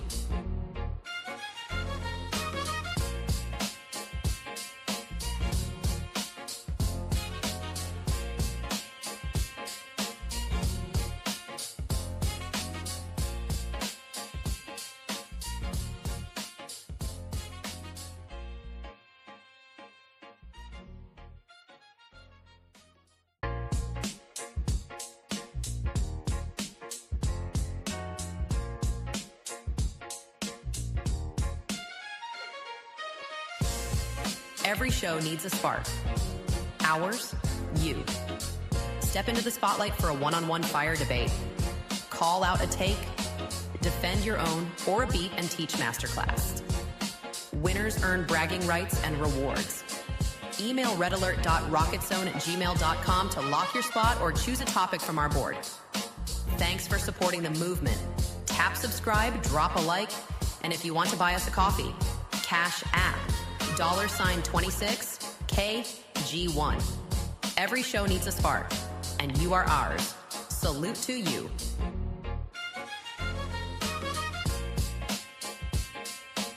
All right. Enough of that. Oh, appreciate you. Hey, look, we back. All right. Let's get into that last question because I had a little time to think about it while I was getting things settled up. And we're gonna get into the regular routine for this last hour before the game. Come on, what we got? About a good 30 minutes here. We're right on time. All right. Oh no, we already touched on that on the K thing. But here we go. Well, let's get into our regular mode for tonight. And tonight, I'm gonna start off with the players of the game because somebody asked about it earlier. I think it was Torrin asked about Cam Johnson. I think Cam Johnson is the player to watch tonight because obviously he can go on a scorcher, and what we don't need is Cam Johnson going on the scorcher. Actually, tonight's game is going to be a lot about whether or not we can really affect players like Cam Johnson, which is why I think Josh Okogie is going to start tonight. I actually think Josh Okogie is going to start tonight because of the fact that Cam Johnson is a player that you want to stay attached to early and get him out of his game, right? We get Cam Johnson out of his game, because we need as much guard defense as possible, much perimeter defense as possible. And with Murray and Cam Johnson in that backcourt, it's going to be very important that we keep an eye on Cam Johnson for one, which leads me to my keys of the game. Now, y'all chime in with who y'all think the player of the game, the player to watch from the Denver Nuggets is going to be. I think it's going to be Cam Johnson because I think the keys to the game for tonight's game is going to be one, hand down, man down. Hand down, man down. We have to be able to contest 3-pointers and the variation of shots that their backcourt can shoot from. They have two guys that can shoot from anywhere on the court, all three levels. Those two guys that they have can shoot on all three levels. They can shoot mid-range, they can hit threes. Either one of those guys can really get hot, and we know what Murray looks like in the season, but this is going to be a playoff atmosphere type game. So Murray could be on the scorch of the night. Cam Johnson could be on the scorch of the night. We have to contest 3-pointers and really contest all the jump shots. We have to contest all jump shots. If Jokic is going to beat us by himself, make Jokic beat us by himself. Make Jokic beat us. Make Jokic score 50, 60, 70 points. We're not going to let Cam Johnson and Murray beat us from the perimeter. That's key number one to our defensive keys to the game. Key number two, when you have to blitz, when you have to double team, you have to be able to get back to your man, locate your man, locate your man, which means communication on defense so that you can get back to your man, locate your man, and be in those passing lanes. So it just means working on the string, locating your man on defense. That way you're not out of position when Jokic has the ball in his hand. And the third key, defensive key to the game is going to be one of my usuals, rebounding. Defensive rebounding is going to be very important because we can't allow them to get offensive rebounds. We cannot allow Denver to get offensive rebounds, which means Aaron Gordon and Jokic, they are both good rebounders. We have to contain them on the defensive glass tonight. Jokic averaged 13 rebounds a game. A lot of those rebounds are defensive rebounds because he's not really guarding the perimeter as much. So he got his big body in the paint. Alperen Sengun is going to have to contend with that defensive rebounding monster. And Alperen Sengun is going to have his hands full, paws, with Jokic tonight. So we need to make sure that we contend those, that we contest those defensive rebounds, keep them off the defensive glass as much as possible. We don't want them getting offensive rebounds. Offensive keys to the games tonight, going to pretty much mirror what they have to do. We have to hit shots. We have to hit big shots. We got taller guys. Kevin Durant is going to have to hit big shots. Jabari is going to have to be big for us tonight from the perimeter. Reece Shepard's going to have to hit big shots for us tonight when he comes in the game. Obviously, their backcourt is not great defensive guards. So that's going to give Reed an opportunity to get off. And my third offensive key to the game is get Amen Thompson going early.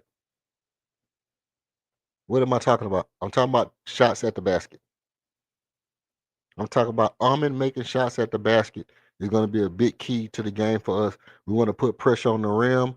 So Amen in that dunker spot, that little spam play, beating this man off the dribble, get Amen going early. Those are my keys to the game tonight. Let me know what you think about my keys to the game tonight. Do you think that's the key to success? That's what we need to do to win tonight. Those are my six, my three defense and my three offensive keys to the game tonight. I don't have a flashback play from the other game tonight, so we're going to skip that. And we're going to go straight to our X Factor for tonight. Our X Factor for tonight's game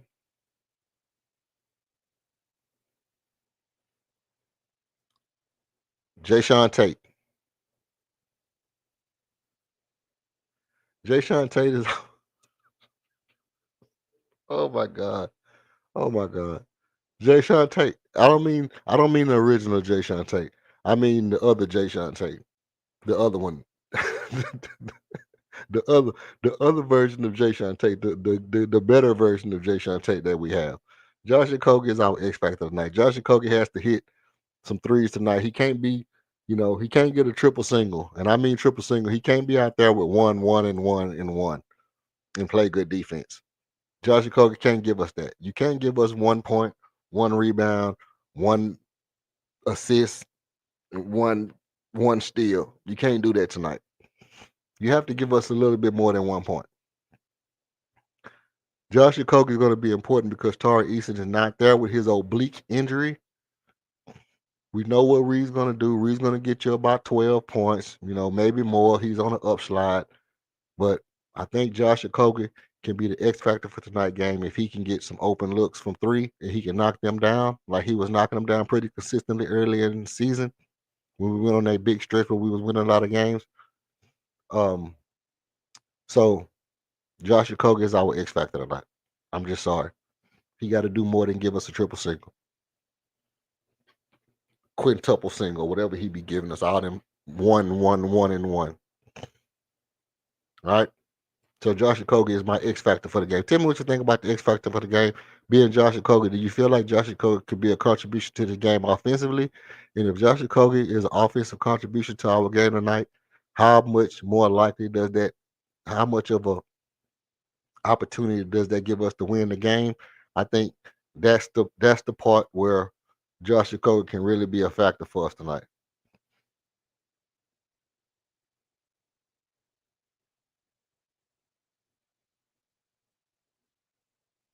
You know what? Let's do that. Almond for 29.5 points, rebounds, and assists. So 7 assists, 20 points. Hey, that's a pretty good damn bet, bro. That's a pretty good bet. 29.5 rebounds and assists. So you get 20 points, you get 7 assists, you're right there. All you got to get is your three rebounds, which is easy work for Almond. Even if he gets 17 and he gets you 6 rebounds and 6 assists, you good.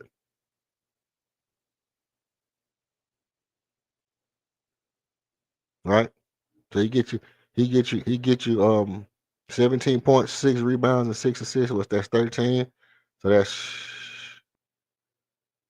6 to 6, that's 12 plus your 17. So that's 29. That won't quite get you there. So you gotta have 7 and 6.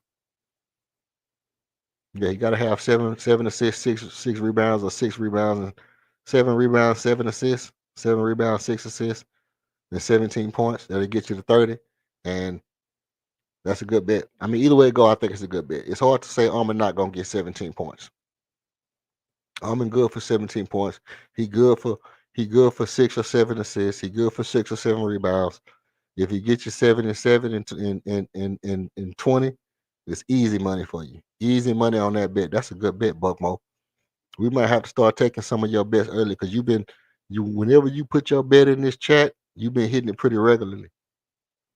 And now all we need is for one of these betting sponsors to realize that Buckmo is gonna make people money, and then they can go ahead and endorse this channel. They can go ahead and sponsor this channel and let me get my chips. Let me get my chips up off Buckmo. I can make a little money off your Buckmo. It's capitalism at its finest, bro. It's capitalism at its finest. we are right wing thinking political shit going crazy over here, bro. We capitalist over here, Brody. I got crazy parlay set up on a stake.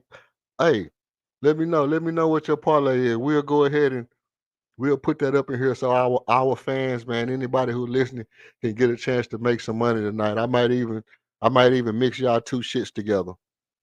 I might even mix y'all two shits together and go ahead and smack me one. I might smack me one tonight. And salutes to you, Ramon, Ramon 98. Salutes to you, Brody. Appreciate you joining the channel. I appreciate your like and subscription. You know, as you come in, that way you don't miss us when we pop back on. We do be on for pregame shows. Sometimes we be on here for 11, 12 hours. If you ever feel like you want to hit the link and come up and say something, you're more than welcome to come up. Give us your takes, bro. Love to have you, Brody. Salutes. Welcome to the channel. 10 leg, 151. Huh. What's that? Tell me what that means. Let me know what that means, bro. I don't even, you know what I'm saying? I don't know what it is, but let me know what that means.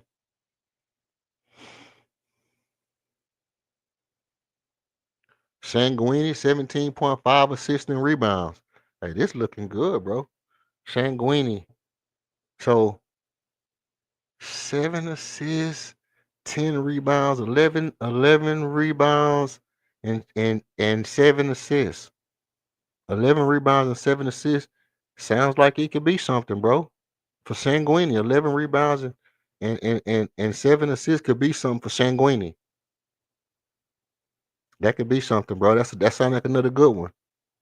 Was that a goblin? Was that a goblin or was that a red goblin or a green goblin? Don't even tell me what you plan on. Just let me know if it was a red goblin or a green goblin. I know what it was. What the hell? What? Hold on, hold on. Talk to me quick, but don't talk to me slick, bro. Let me pull out my phone. Shit. Put that in the chat, man. Oh, it's no, I mean, oh, it's a regular, but they do have goblins on the site that you was on. Do they have goblins, Buckmo, on the site that you was on? Let me know if they got goblins on that site that you was betting on. We'll know who it was. We can't give them no shout outs until they shout us out. I mean, we struggle streamers over here, man. We struggle streamers. But man, why don't you hey Ramon, put a couple of them bets in the chat, man. Put a couple of them bets in the chat. Let us eat with you, fam. We family over here. You invited to the cookout, bro. It's all together. So okay, y'all all put all y'all stuff together. So if one miss, everybody miss. One Rockets win. Okay, so it ain't on that. Not on the Goblin bit app. It's on another app. So you probably somewhere where you can do the whole 9 yards. Some of us in places where we can't do the whole 9 yards. We can only do certain joints. But Rockets win. I got Rockets to win. That's a good one.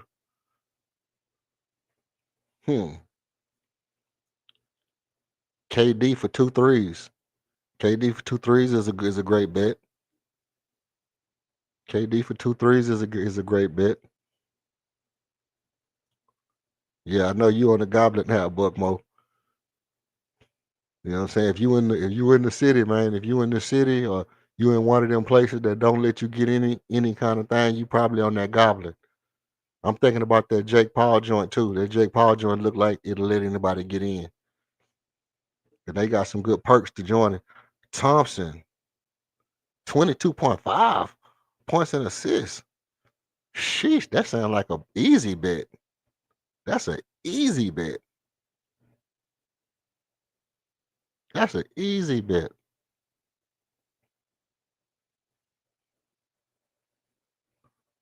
I'm gonna put that up there. Gordon over 1.5 threes. Okay. I see Gordon for 2 threes. Gordon for 2 threes is a good bet. I can dig it. You on to something. Jabari Smith for a block. Okay, that's scary. Jabari Smith for a block is scary. That's the one that would scare me right there, Jabari Smith for a block. Because I have to wonder, how does he get that block? Who does he block? Somebody coming back door, Christian Brown trying to sneak in and Jabari catch him slipping. He not blocking Aaron Gordon. That's not gonna happen. Jokic under points, assists, and rebounds. That's gonna be hard. I'm gonna tell you right now, bro. I'm gonna tell you right now, Brody, because I think the game plan is to take away the shooters, and make Jokic have to beat you by himself. And if that means Jokic has to score 35, 40 points, it's gonna be hard pressed to say he don't get 10 rebounds. You see what I'm saying? But with that being said, if we plan on taking away the shooters, then who is he passing the ball to get the assist? Right? Who is he passing? That Jokic under. That's why. That's why it's such a high paying bet, because Jokic under 50 on points, rebounds, and assists is hard. Şengün over.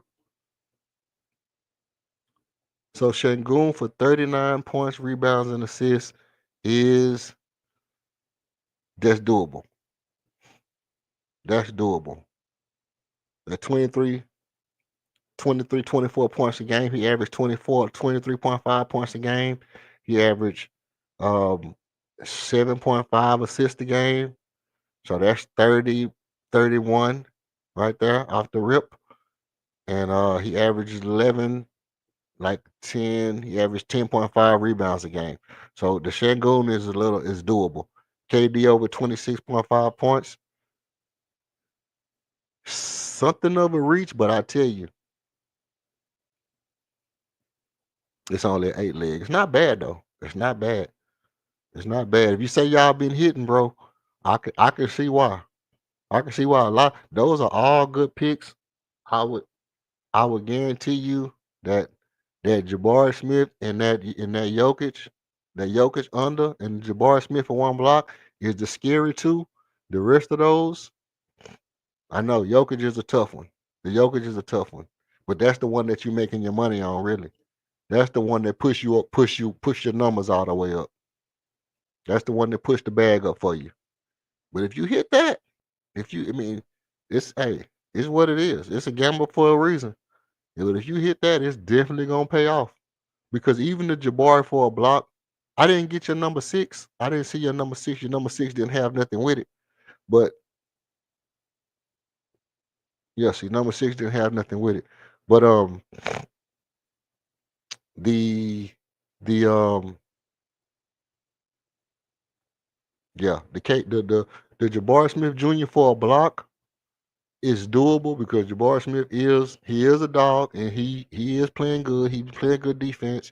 He will come weak side, help defense and get him a block. Probably about one a game. Probably about one a game. But that Jokic under 50, full house, you got him for points, rebound. You got him for over. He got him for over points, rebounds, and assists 50. And see, that's what I'm saying, Buck. He got Jokic for the under. You got him for the over. And what I'm saying is, Buckmore probably right, but they're not gonna give him as much money for being right as they're gonna give Ramon. Because if Ramon is right, that means he took a real risk. That's a real risk he taking right there to get that extra 10 stack. To get that extra 10 stack. And it's probably gonna pay off. The way he's smiling up there, I trust that smile, bro. He's smiling like he finna eat good. He finna eat good tonight. I trust that smile, bro. That smile is legit. he look he look like you can trust that, bro. You know what I'm saying? He could be a salesman with that smile. Like, if I my man's look like, yeah, we got this shit. You can bet on this shit, bro. It's looking tempting, bro. It's looking tempting. He look like he convincing me with it. He look like he eating good with it. I might take the under on the 50, on the 51 for Jokic, man. I might take the under on the 51 for Jokic, Brody. Man, these all good bets, bro. These all good bets. And I appreciate y'all, allowing our fans to listen. All our fans out there listening, these guys and gave you a lot of good ideas, man. If you want to smack something tonight, y'all want to make some money, You know, check out some of these ones we got. I'll run them back for you so y'all can get another look at them. And hey man, good luck, good whatever. I mean, I don't want to jinx it, but everybody gonna get their chips if you do your thing. This right here is a good one though. I'm in 20.5 PRA. That's a good one. Sanguini over 18. That's a good one. And this little 8 leg, I don't know what app he on. I don't know what he what he going through. But if you want to put it in the chat, you can put it in the chat, bro. Let us know what you on. I ain't gonna put it up here and get nobody no pub. But if you want to put it in the chat, what you going through, just for the people in the chat, that's a perk that I'm out that the people that's listening to this channel can get for being in the chat. They can get that perk of my man Ramon blessing y'all with what he going through and how he getting his chips. You know, I'm probably gonna turn chats off um during playback. So if you don't get to see it right here live, you won't even get to find out what app he was on, what he was been through. But that Gordon for 2 threes is a great one.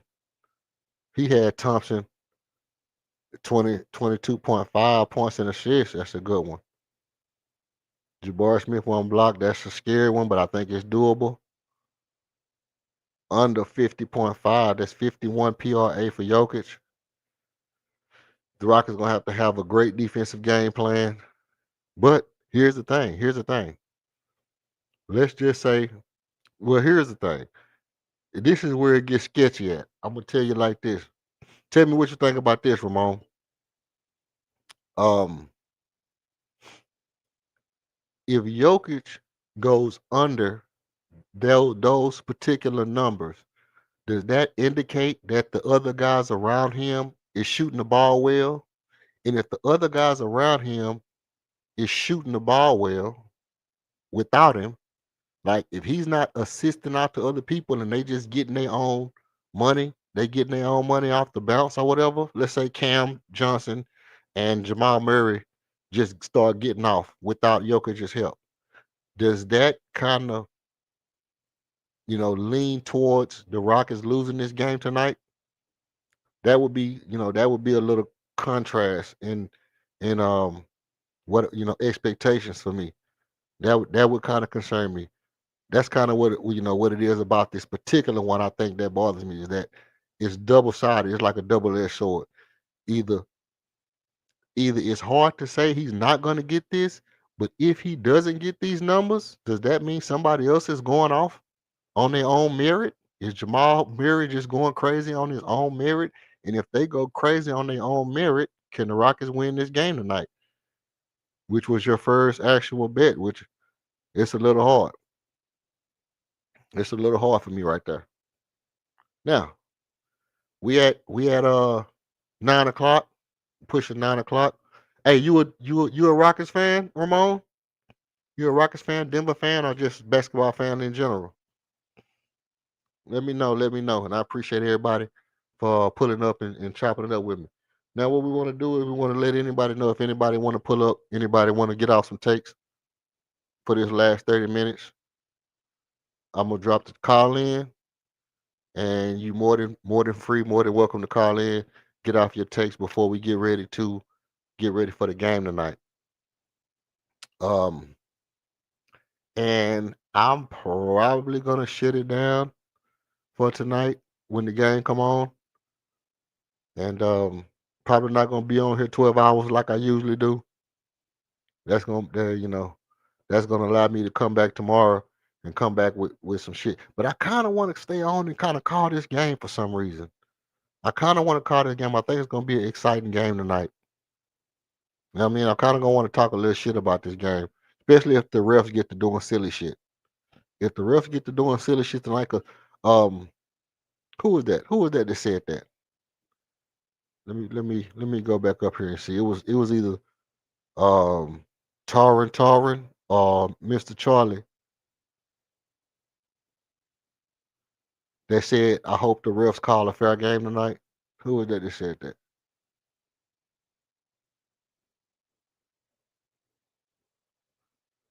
But I'm looking for this so I can give them their props because that's gonna be a big thing tonight. That's gonna be a big thing tonight. In a game like tonight, in a game like tonight, the thing that you can really have a problem with. Oh, that was T dot 4493 T dot 4493 salutes to you. That was a big point that he made early. 'Cause he only left one comment. He only said one thing, and what he said I think might be the tail of the tape. This might actually be the tail of the tape. In a game like tonight, that's a potential playoff game. I tend to think, you know, with my 10-4 hat on, I tend to think that this is one of the games the league uses to set up a narrative for later. So this could be a game where, you know, Jokic get a shit ton of foul call, or LP all of a sudden start going to the line like 12 times or some shit, right? Or KD don't get no calls, even though we know one out of every two shots somebody is fouling him and he falling down, right? Like we've seen KD shoot the ball consecutive times and hand fly off the ball and body fly to the side and you know, getting pushed out the air, fall down and shoot the ball. Sometimes he get the call, sometimes he don't. But you know what his pure shot look like, how pretty it is. And when he's shooting the ball and his body going to the side, you know somebody pushing him. But they don't always call that shit for him. But it could be tonight could be one of those nights where they just swallow their whistle and they let these two Western Conference Finals contenders duke it out. Don't call no fouls for KD, and you know, we got two hot hitters on our team. We got two cats on our team that be ready to throw hands anytime something happens, and that's Barry and that's Armin. They gonna be ready to throw hands as soon as something pop off, and all it take is one or two, you know, overblown calls and a couple of ticky tack elbows or somebody do something out of control and hit somebody in the wrong place, and one of these guys could muscle you or muff you, big face you, mush you in your face, or hip toss you across the room. Anything anything goes when you out there with Barry and Armin. You can get hip tossed. Don't think you can't. Your name Christian Braun. Hey, watch how you talking. Watch how you. But look, Christian Braun don't look like he weak, bro. Christian Braun don't look like Tyler Hero. Christian Braun look like you try to hip toss him. He might got some I wrestled in high school shit with him. You know what I mean? Christian Christian Braun is one of them players in the league that I talk about. Like if you look at old school film or basketball cards or posters or anything, you look at their arms when they dribbling the ball. This is how you can tell the difference. Like people talk about, oh, in the old days basketball was different. Do this, do this. This is anybody who wants to take this challenge. Do this. Just pull up an image of an old basketball player in game and watch how his biceps and arms is flexed up. Why he just doing a regular act like dribbling? He just dribbling the ball, but his full muscle package is out. Pause. His, the muscle package is crazy. Muscle package is insane, bro. I'm going wild tonight. I'm going down, bro. This is out of control. Listen, but when they dribbling the ball back in them old days, you pull up their basketball card, they got their whole muscle flexed.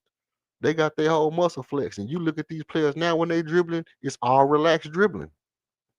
It's all relaxed dribbling. That's why you can, you can look at the difference and be like, they not playing as hard now as they was playing back then.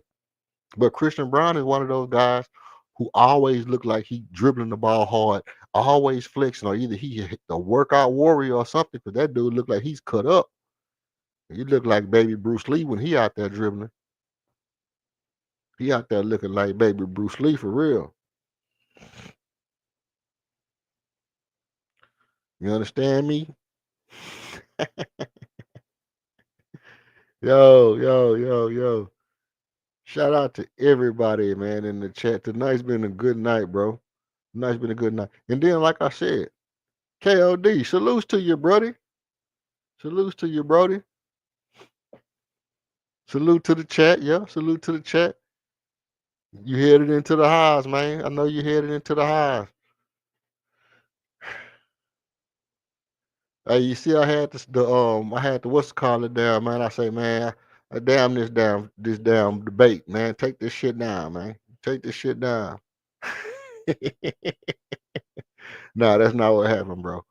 That's not what happened. I explained earlier why it's not up. Just in case you wondering, I had took it down. I had tried to edit that shit. You know how I cut it, the debate from the discussion, how I cut it last time. You know how I cut it last time. So I tried to cut it, but instead of downloading it and editing it like I did last time, I tried to do it in the YouTube studio, which I'm not familiar with. So when I edit it and then put it back up, I thought I had edited it and then put the back part up for private and the front part up for public. Come to find out, the way I cut it was only like 2 seconds or 2 minutes on the whole video. So I ended up losing it, but I got another copy in StreamYard. So I had to go back and download the copy in StreamYard. I just realized today that it didn't post right from YouTube. So I downloaded the copy in StreamYard. I'm gonna chop it up, discussion from one part, because we were going crazy in the discussion. We was talking about all kind of pew pews and you know what I mean, busting people white meat and all kind of stuff. We was talking about all kind of stuff. You know, that boy that boy Archon tapped out on us. It was crazy. That was like the that was a crazy night. Your boy Busting Grapes, your boy Busting Grapes was on there cracking jokes. You know what I mean? So it was wild. So I wanted to cut the discussion part and just leave the debate part up and then put the discussion part separate. That's kind of how I like to do on the debates. And then that way, what I'll start doing is I'll start making the discussions private for for subscribers only and stuff like that. You know, you got to be a subscriber to catch the discussion, but the debate will be made to be made public. But no, I didn't try to shout change your wisdom, brother. We're gonna get it back up so they can hear your take your take your little victory lap. take your take your little victory lap before the next debate come, bro. You know I got a challenge coming from. You know I'm finna challenge you to another debate ASAP. ASAP. I'm one of them. Hey, I'm one of them ones like this. If you fight me today and you win, if you fight me today and you win, I'm letting you know right now, Jack. you, you know how your mama and them was when you was little. Boy, you better go back out there. And fight. Hey, you better go back out there and fight that boy again. And you better not come in here until you win, cause you gonna take two whoopings today. You gonna take a whooping anyway because you fighting. Hey, my mama was a goon with it. My mama was like, "Hey, if you get in a fight at school, you better win because you're gonna get a whooping anyway for fighting. So you better not make yourself take two whoopings. you better keep fighting until you win because you're gonna lose when you get home. Shoot. Go back every day in school. I'm gonna take this whooping when I get home, and I'm gonna whoop this nigga ass today when I see him. You win today, coming right back tomorrow, goddamn. You got, let's get it on, sucker. Come on, sucker. Let's get it on. But nah, you know how it go down, Brody. We're gonna get your wisdom back up for you.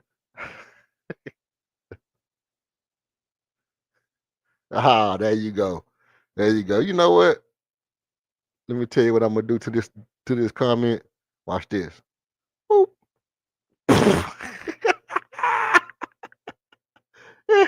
Yeah. Yeah. You see what I'm saying? You see what I'm saying?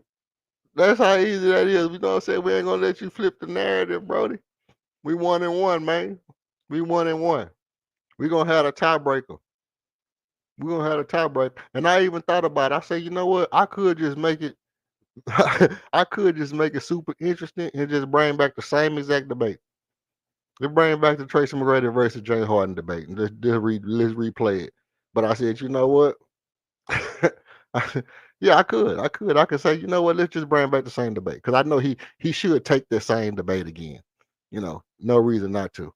But I was like, let me think about it, give it a couple days, and let me just kind of marinate it. Let me kind of marinate it. Let me kind of marinate on it. Because ultimately, I honestly think I'm like, it really don't matter how right I am about the fact. You know, nobody's gonna admit that, you know, nobody's gonna admit that LeBron James can be overrated because people don't think um nobody's gonna think that that LeBron James can be overrated. Nobody gonna never think that. You know, if you LeBron James, how can you be overrated? Because you might not supposed to be the number two greatest. You might not supposed to be the number two best player ever in the whole history of basketball. You just might not. You know, it's just a possibility. But anyway, he said no rematches, no round twos. That's crazy work. He gonna take his ball and go home, bro. Well, you go ahead and go home with your 1-1. with your, you go ahead and go home with your 1-1, man. Your 1-1 victory. You gonna have to see me, man. You gonna smell my cologne, man. Ishi Miyake, bar number 9, man.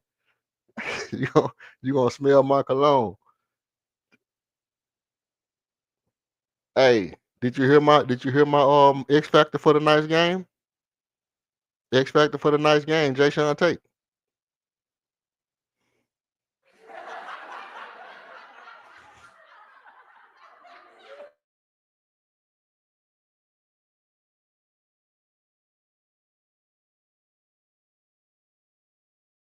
No, no, absolutely not. X factor for tonight's game, Jay Sean Tate, man. Whichever Jay Sean Tate you want, whichever one. The the original Jay Sean Tate or Jay Sean Tate 2.0, either one you can have for tonight's X factor for tonight's game.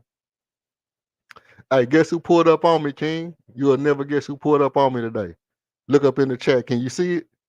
Your boy Charles Robertson, man. That boy Uncle Charlie found my channel, pulled up on me today. 6C Charlie, man.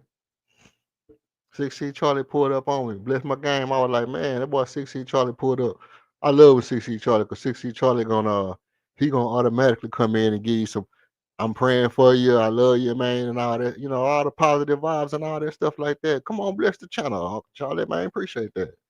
Appreciate that. Keep God first. KG1 brand.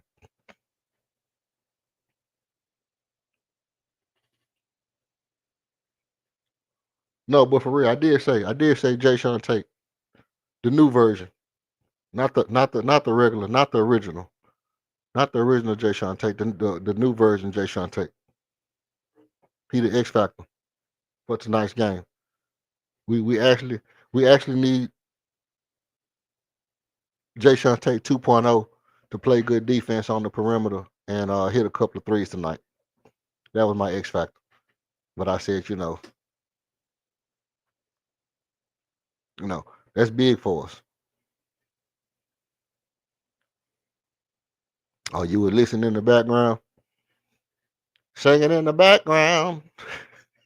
That's why I say singing in. I'll just be over here singing in the background. But yeah, man. Look, like I was saying, tonight's game going to be I think it's gonna be a slugfest. It's gonna be a slugfest. And I could have really been a step higher if I would have been more on point if I said Steven Adams is our X factor for tonight's game, because we know how Valanciunas gives Şengün problems.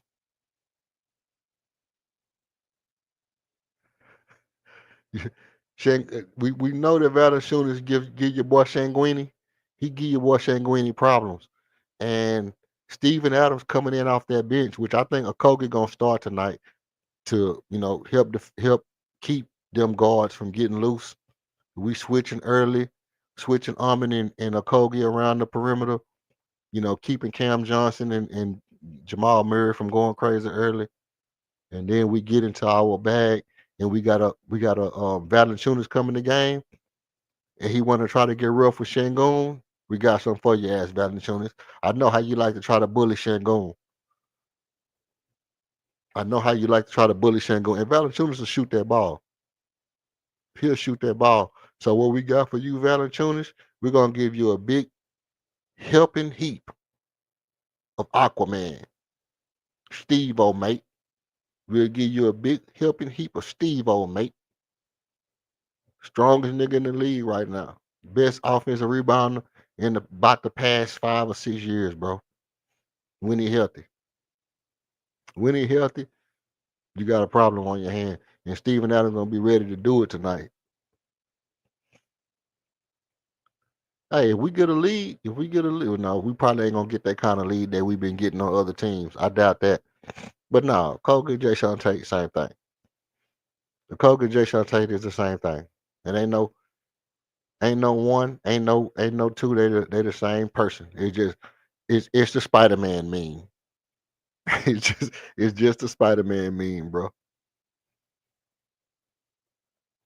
Only thing is one of them wear a headband.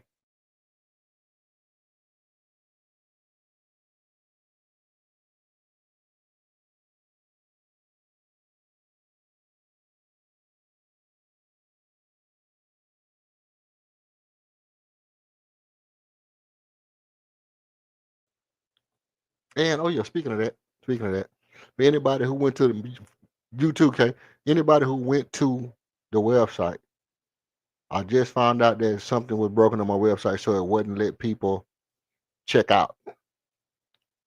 It's gonna be under some maintenance.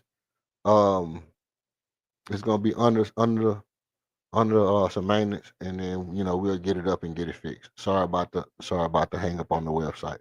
And we got new products in there, Christmas joints and all kind of stuff, you know, in there now. So appreciate everybody who went, whatever. Yo, I never heard of that before, but I don't even know what that means. But okay, I don't even know what that means. You talking about Jay Sean Tate, the Spider Man meme? They the Spider Man meme. They are the Spider Man meme, bro. Josh Kogan and Jay Sean Tate is the same person. One of them got a headband, got the Reverend Deacon haircut. Josh Josh Kogan be out there with the Reverend Deacon haircut. that's that's part of his defensive strategy, bro. Y'all don't understand. Listen, y'all know what y'all don't understand. Part of Josh Kogan defensive strategy is he be out there with that Reverend Deacon that be throwing people game off. That Reverend Deacon haircut be throwing their offense off. Y'all think he just be playing good defense. People be out there laughing at that Reverend Deacon haircut he be wearing. it be making people can't dribble right, dog. If you, you see somebody, if you see somebody on the basketball court with the Reverend Deacon haircut, you know you finna have a hard time scoring the basketball. Cut that Reverend Deacon off your head, boy. You better. You gotta cut that Reverend Deacon off your head, boy. You better. I'm telling you right now, Josh Kogan, man. If you don't go to Turkey, boy, you gonna go to Turkey and get that Reverend Deacon off your damn head. You making $1 million, boy. Go get that Reverend Deacon off your head, boy.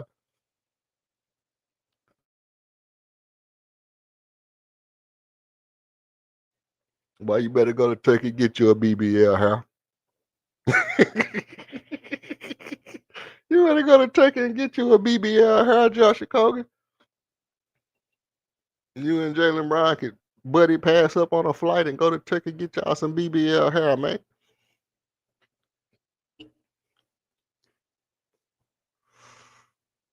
But look, what time is it? We 14, you know, about that.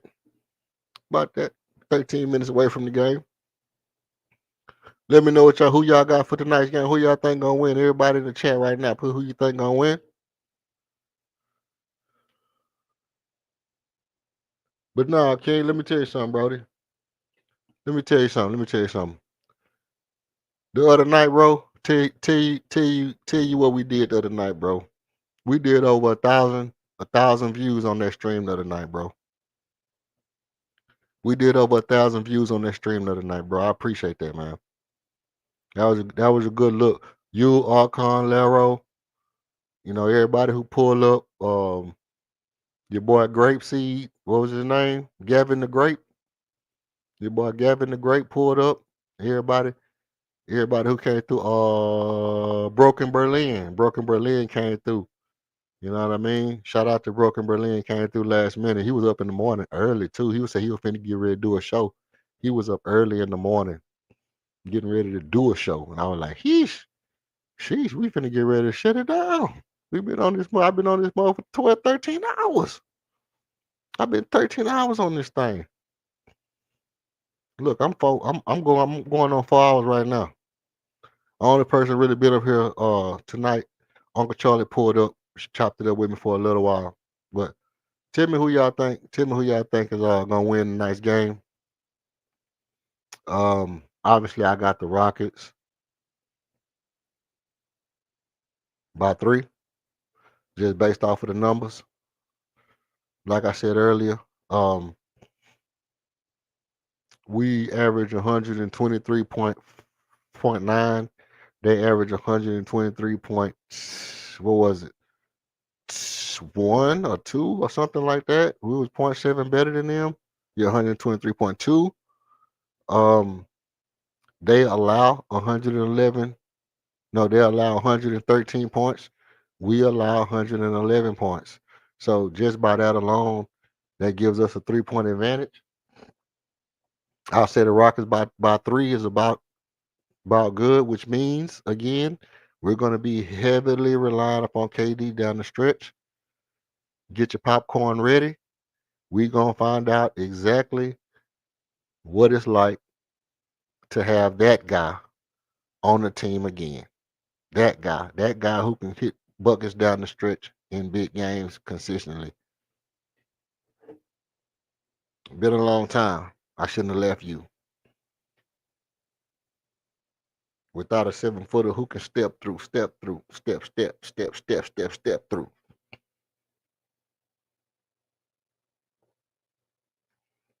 That's It's gonna be a good game, man. I'm ready. We on Amazon Prime tonight. Amazon Prime to me is probably the best.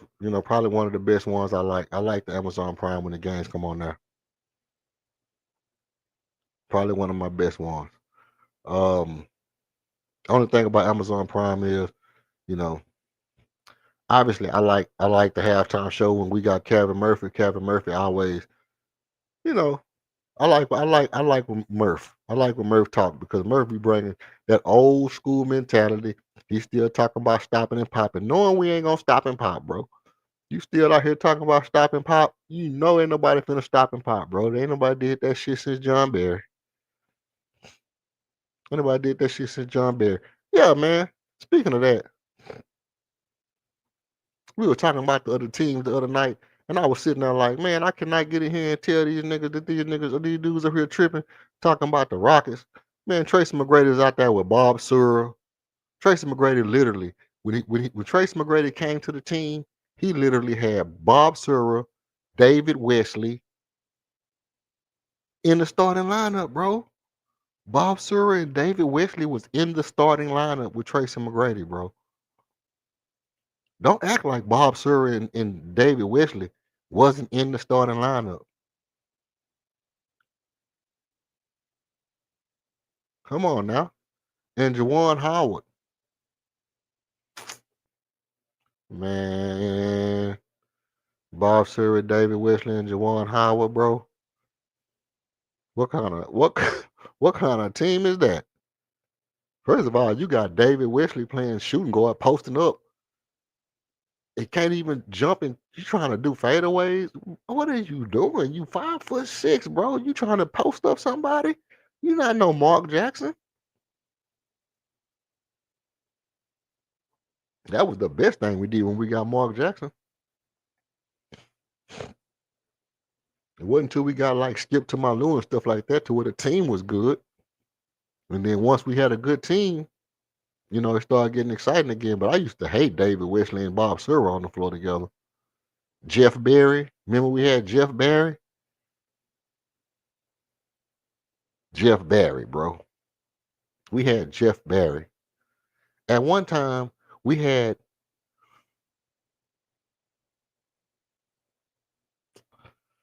Yo, Luther Head. I was just gonna say you took the words right out of my mouth, Buckmo. That's what I had to stop and breathe, bro. I had to stop and breathe when I thought about it. Luther Head, 43-inch vertical, bro. Luther Head had a 43-inch vertical, but Luther Head could not shoot without jumping forward with the bottom half of his body. If you stood in front of Luther Head, you didn't have to put your hands up because the only way he could make a shot was if he jumped forward with his feet. His shot was so ridiculous that he literally had to jump his feet forward in order for his form to straighten up. And people found out that all I got to do is just stand right here and he's not going to be able to shoot his shot. It's over. Luther Head, you out the league, bro. You out the league. Soon as people realize all they got to do is stand in front of you because you can't shoot the ball jumping straight up and down. You out the league, fam. You out the league. You out the league instantly. Instantly out the league.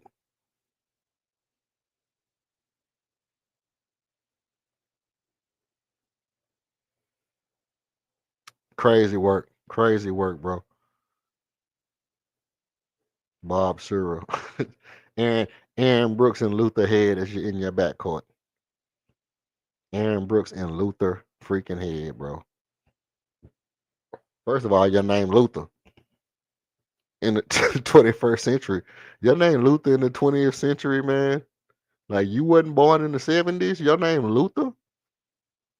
Like if you wasn't born back in Vietnam days, your name should not be Luther, bro.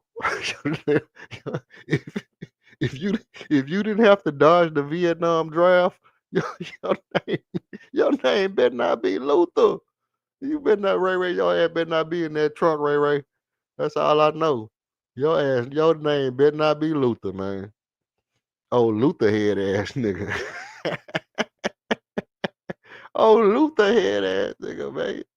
Oh, let me hold you tight. Look at that. Ooh, look at that. Your name Luther, bro. In the 21st century? Come on, man. They should have knew something was wrong with that. They should have knew something wrong. As soon as they looked at that on the card and they saw that boy name was Luther, they should have been like, nah, man. That nigga name too old. That nigga got an old last name, man. You might as well get a nigga named Bartholomew. We might as well get a nigga named Bartholomew, man.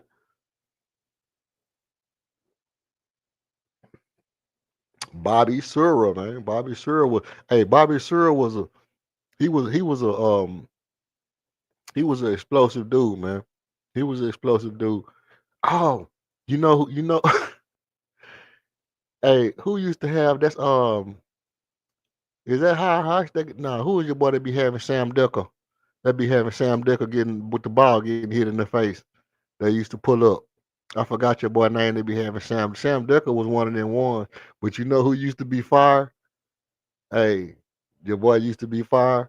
Chase Budinger, man. That boy Chase Budinger was fire though, dog. That boy Chase Budinger was fire. Chuck Hayes, man. Hey, I thought about Chuck Hayes as the most overrated Rocket. Only reason I didn't use Chuck Hayes was because his ratings wasn't high. He was never rated high. He was always a low rated player. But as far as overrated, as far as people hyping him up too much, Chuck Hayes and Aaron Brooks was it. They just didn't have high enough actual ratings. They was never rated anywhere near the top of anything. But as far as just players, as far as players that was big upped, that was like highly touted or highly, thought of in the Rockets community, Chuck Hayes and Aaron Brooks was my first two people I thought of. 100%. Chuck Hayes and Aaron Brooks was the first two people I was like, okay, it's definitely going to be Aaron Brooks or Chuck Hayes. And I went back and I kind of looked around and I was like, they just not rated high enough for me to make a real argument. Because they're not even really rated high. But as far as guys who were starters that should have never fucking been starters, Like two people. If the question was two people that should have never been a damn starter, Chuck Hayes, you number one on my list, boy. Chuck Hayes, number one on my list, boy. Chuck Hayes, number one on my list. You can't because you can't be PJ Tucker in the God Dog Me era with Yao Ming on Shaq and Yao Ming on the floor. If Chuck Hayes was playing right now, okay, I get it. If Chuck Hayes was playing right now, okay, I get it. You know, the average center is 6'10". The average center is, 6'9", 6'10". You know what I mean? Maybe 7 foot. You got a couple of niggas that's over 7 foot. But in that era, the average center was 7'1", 7 foot, 7'1", 7'2", 7'3", 7'4", 7'5". They were getting bigger and bigger and bigger and bigger. Hashim to beat Taco 5, they were getting bigger and bigger. Just get the biggest nigga in the draft. Whoever the biggest one is, just get him. Just to have a tall body out there standing up under the rim. Let him get dunked on 2-3 times. So what? Chuck Hayes will fit now. Chuck Hayes will be a beast right now. In today's league, where all you got to do is be, all you got to do is be able to set screens and be strong and switch. Oh, Chuck Hayes could switch. Chuck Hayes would be a strong ass switching PJ Tucker type player. He couldn't shoot no threes. Better not shoot the ball. He better not shoot the ball, not now time. But as far as switching and being strong and not being able to move in the post and all that stuff, yeah, he'll be able to do that. But the problem with today's basketball is, I was having this discussion today with somebody on the chat. Okay, the game started. I'm finna get ready to shut it down. And I'll probably be back on later. I might go ahead and pull it up and let it run. I don't know. But I was having this discussion with somebody in the chat earlier about about the daggone about Kenyon Martin, with the Kenyon Martin thing that he said about Draymond, and Draymond was responding back to him. And I just put in the chat, I was like, Kenyon Martin would probably be a top 5 player in today's game. Because Draymond was saying, like, you never made an All-Star but one time. And I was like, so what? I mean, power forwards was great in Kenyon Martin's time. And in the time where Kenyon Martin was playing, the power forward position was stacked. The power forward position was stacked in Kenyon Martin's era. Every team had a good power forward. You had Lamar Aldridge, Paul Gasol, you had Tim Duncan, you had Dirk Nowitzki, you had Kevin Garnett. Murray Stoudemire. It was power forwards scattered throughout the league that's going to be Hall of Famers. It was going to be hard for Kenyon Martin to make to an All-Star. To make it to an All-Star over these, super great power forwards, Rasheed Wallace. I question, would Draymond have ever made a Defensive Player of the Year in that era? Would Draymond have been Defensive Player of the Year in an era with Dennis Rodman, Karl Malone? You know what I mean? Is Draymond getting Defensive Player of the Year over Dennis Rodman, Charles Barkley? Dikembe Mutombo. How are you going to get Defensive Player of the Year when Dennis Rodman and Dikembe Mutombo is in the league? You will never get Defensive Player of the Year, bro. Them Defensive Player of the Year Draymond got, he would have never got them in the era with Dennis Rodman and Dikembe Mutombo on the court. Keem Olajuwon, Dikembe Mutombo, Dennis Rodman, Draymond, you're not getting no Defensive Player of the Year. But with that being said, I made the statement that Kenyon Martin would have been a top 5 player in today's league. And somebody was like, the first part was truth about it being stacked, power forward being stacked. But the second part was a lie, that Kenyon Martin wouldn't have been a top 5 player in today's league. And so I did what I did. I went in and explained what I was talking about. That obviously, I'm not saying that Kenyon Martin was a great scorer. But the thing is that in today's era, they will use anybody as a scoring threat. For example, Amin Thompson. Amin Thompson is scoring 17 points a game. Like what Amin Thompson is doing right now, other than the fact that he, dribbling the ball from the top of the key, do you think that Kenya Martin couldn't have played in the dunker spot and got you 17 points a game? Is that the idea that we basing our life on? Is that Kenya Martin couldn't got 17 points a game playing in the dunker spot? And been a switchable, high energy shot blocker, rebounder. I mean, like, what are we talking about here? What are we really talking about here? Are we saying that because he didn't play offense then that he couldn't have got you 20 points a game in today's era? I hard for me to believe that Kenya Martin couldn't have scored in today's era and got you more than 20 points. Right? So that's kind of where I'm at with that.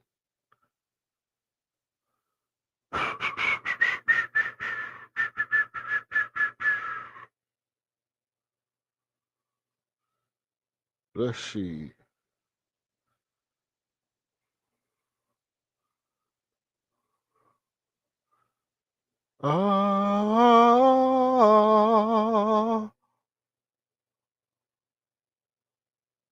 Let's see. No.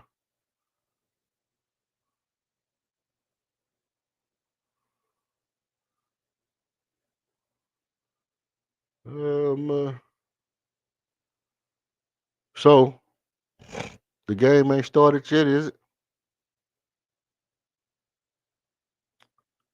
Let's. Sheesh.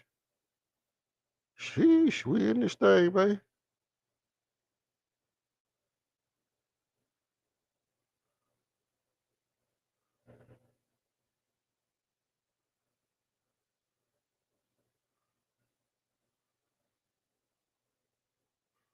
Uh, Come on, man. Pull up. Pull up for your boy. There we go. I want that.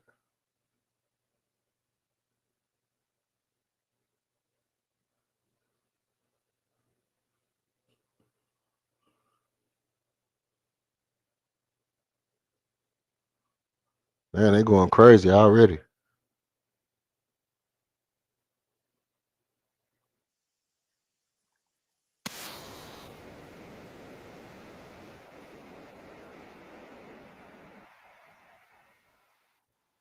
Kmart overrated? Nah, bro. Not really. Kmart really, really not overrated like that.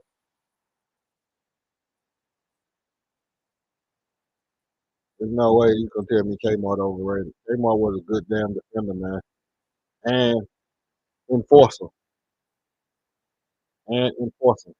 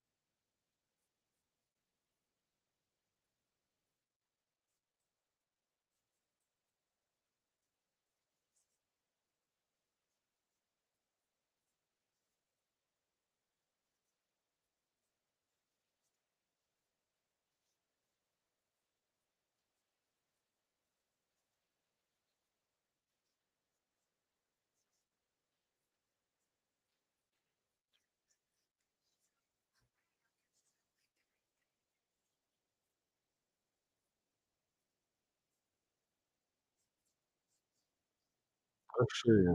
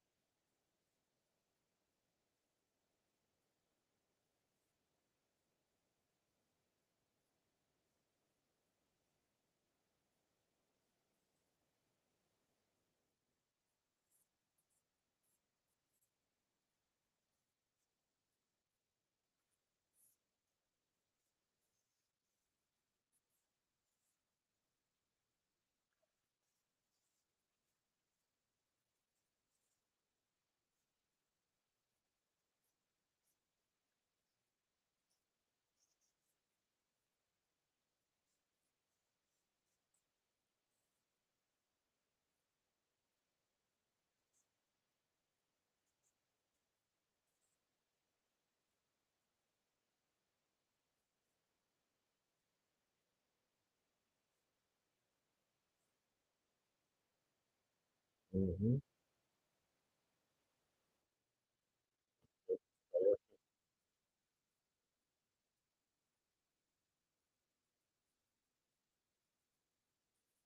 All right. Yeah, I'm trying over here trying to shut up right now. Singing. Who is this singing the national anthem? I don't know. They ain't started the national anthem yet. Not on Amazon.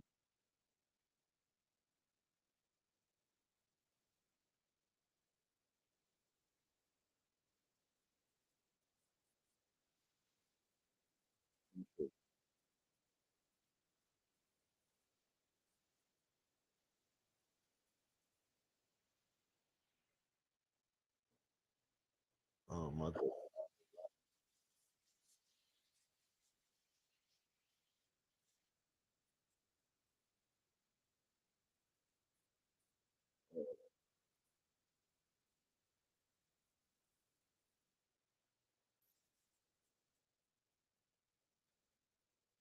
Up in here.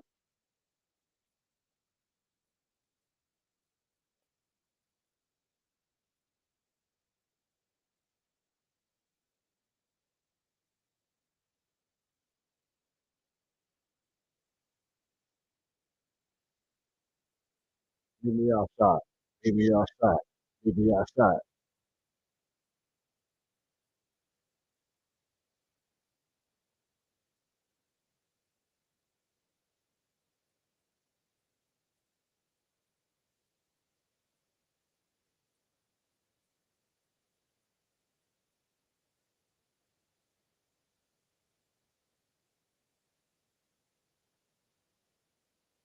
All right, let's see what we got going.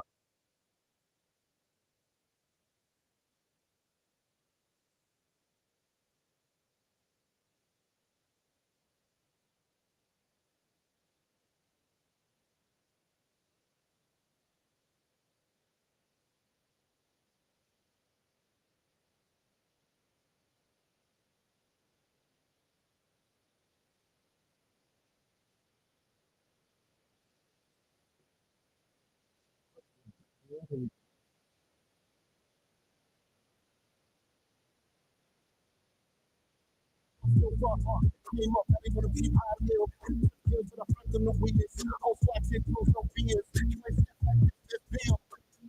Throwing the song in the word that I'm moving. Can't see through it. Don't give it a book, I gave room. Just fluid, I've been in the cut, playing my dues. Should've took a bullshit, so do it like a fool. I didn't get too far to be caught in the mix. I be moving with purpose. Ain't no kids, no circus. Got straight out the furnace. Niggas don't break no circuit. Get a shake off the furnace. Look at me, think I ain't working. Obviously, full no turkey. Count my blessings, I live it. I need it. Talking about money, my language is different. They whisper my name when they see how I did it. I don't need the coast, I'm a with a song that I know. Now make plays, I ain't taking the phone. Turn on my name when I'm playing in chrome. They follow the road. Ain't no stopping, we just moving. Ain't no talking, we just doing. I no flip.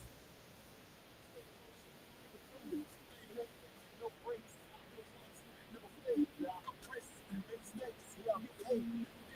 Breaks. I don't really give it out to the rock. Come up in the building, I ain't need no nine. Took a couple of shit off, now lost. Now they wanna talk to them, keep that go. Look at the wrist, look at the game. Look at the shit, stay in my lap. Never go trip, never go quick. Wrong with the hit, but we never go miss. You came from the good, it big. One I can beat, but I can't. But you know I ain't stopping. It's every place I'm not feeding the profit. Talk about it, I'm thinking about it. It's flowing, it's all in the room that I move. Kids feel wrong, give me the book, I can lose. Pay my dues.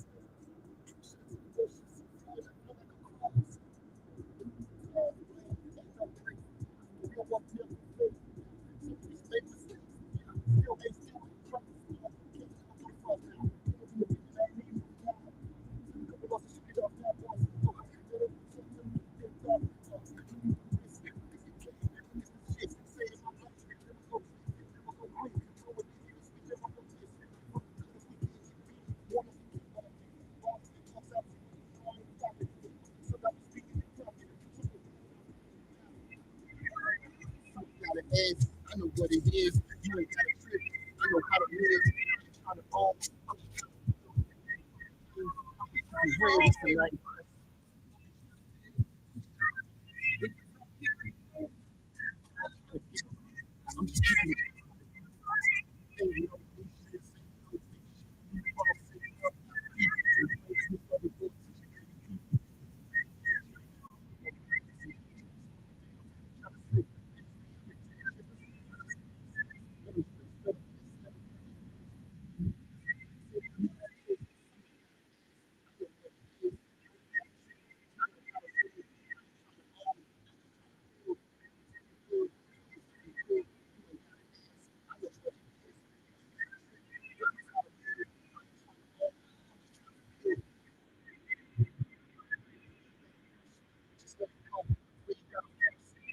All right, we in the building. We're gonna keep it going like this for a little while, and we're gonna keep it going right quick. I'm gonna take a little break. I'll come back.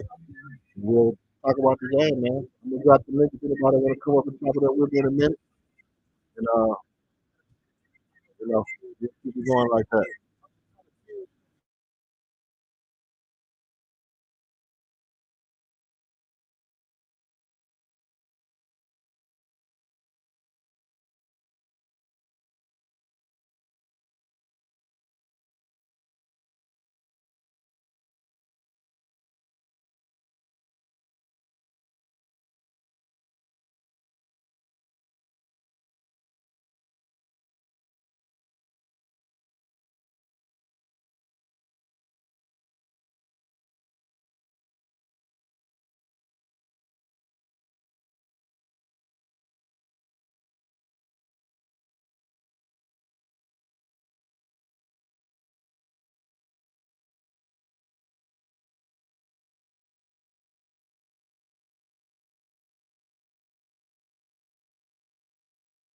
I'ma keep it real. Get it, watching how we slide. You got your own bag, I just cover what you drive. Ain't no petty tricks and ain't worried by the side. If they ask me what we doing, I'ma tell them we alive. I know what it is, yeah. You ain't got a trip.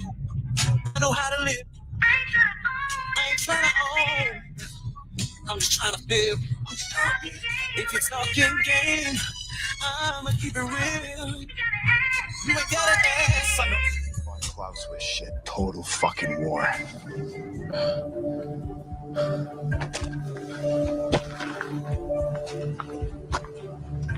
gonna pull the whole thing down. I'm gonna bring the whole fucking diseased, corrupt temple down on your head. It's gotta be biblical.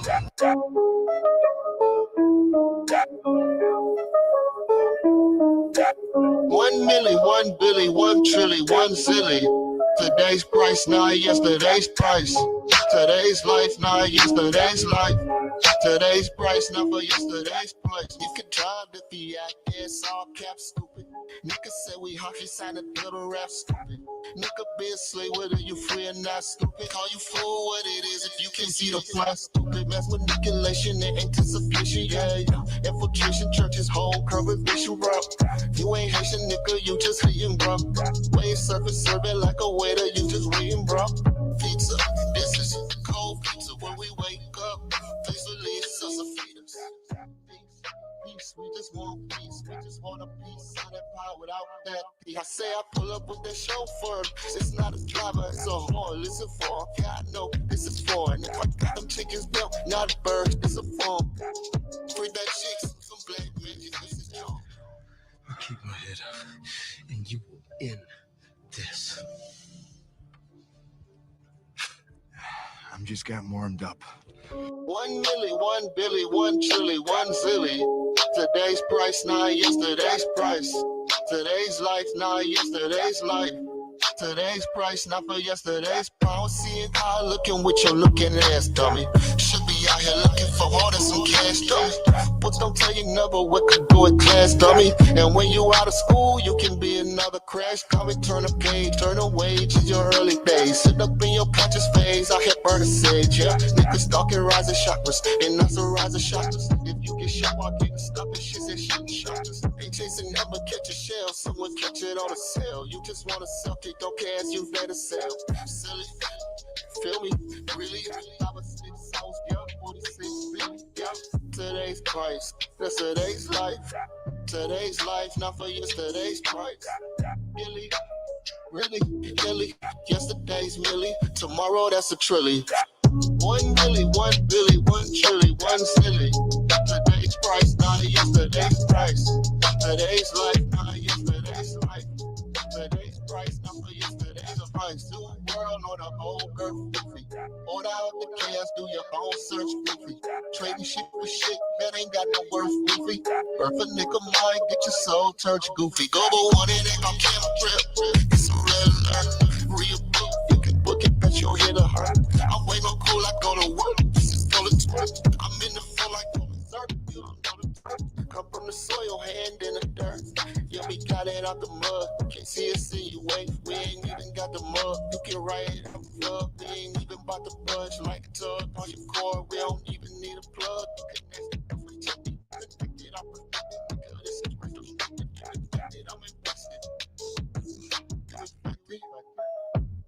Perfected.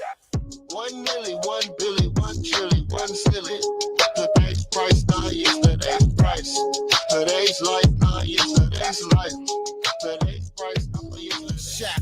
Just as common as a booster shot. Take $5, go and buy some at the booster's got. I'm up early in the morning when the rooster cock. Even cops will cop some work or hustle you some rock. Dirty game like even on the Monopoly board. Space and music in white, you know, with distinction code. Study long, study wrong, or you just thinking hard. Birds spilling on the table, man, you can pick a card. Shift, watch what we shift to. Watch gears don't shift. Watch how we shift. Switch gears on the shift.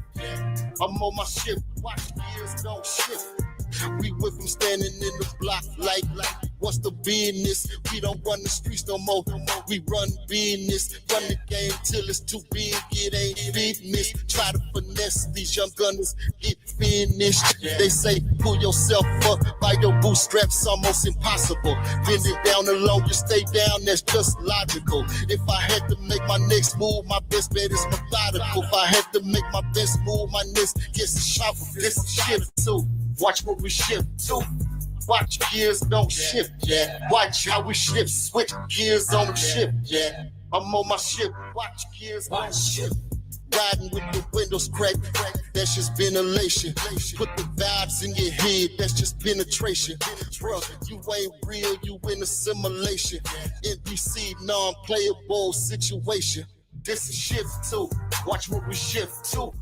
Watch gears don't shift, yeah. Watch how we shift, switch gears on the shift, yeah. I'm on my shift, watch gears don't shift. Watch gears don't shift, this is shift too. Watch what we shift to. Watch gears don't shift, yeah. Watch how we shift, switch gears on the shift, yeah. I'm on my shift, watch gears don't shift. Watch gears don't shift.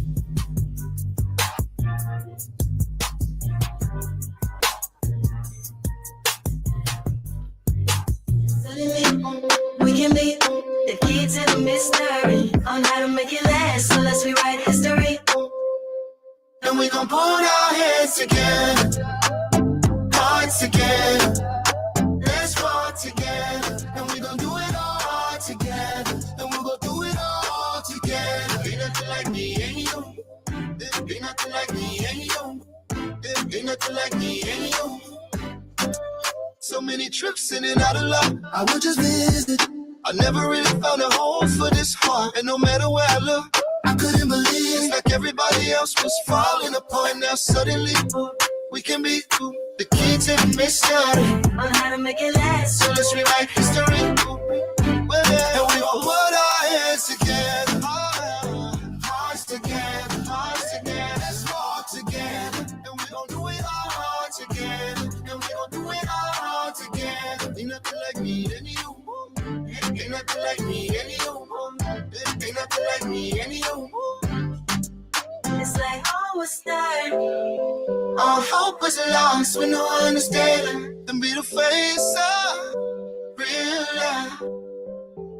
And now suddenly we can be the key key to the mystery. Oh, how to make it last, so let's rewrite history. And we gon' put our heads together, hearts together, let's fall together. And we gon' do it all together. And we gon' do it all together. Ain't nothing like me and you.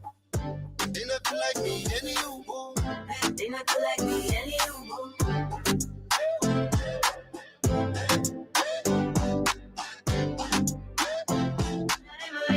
Cause they ain't never been there before, and now suddenly we can be the key to the mystery on how to make it last. So let's rewrite history.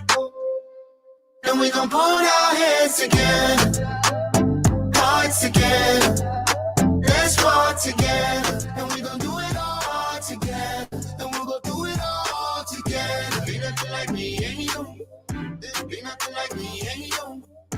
Ain't nothing like me and you. So many trips in and out of love, I would just visit. I never really found a home for this heart. And no matter where I look, I couldn't believe it's like everybody else was falling apart. Now suddenly we can be the key to the mystery On how to make it last. So let's rewrite history. And we gon' put our heads together, hearts together, let's walk together. And we gon' do it all together. And we gon' do it all together. Ain't nothing like me and you. Ain't nothing like me and you. Ain't nothing like me and you. It's like all was started. All hope was lost when no one understood. And be the face of real love. And now suddenly we can be the key to the mystery. Oh, how to make it last. So let's rewrite history. And we gon' put our heads together, hearts together, let's fall together. And we gon' do it all together. And we gon' do it all together. Ain't nothing like me and you. Ain't nothing like me and you. They nothing like me and you.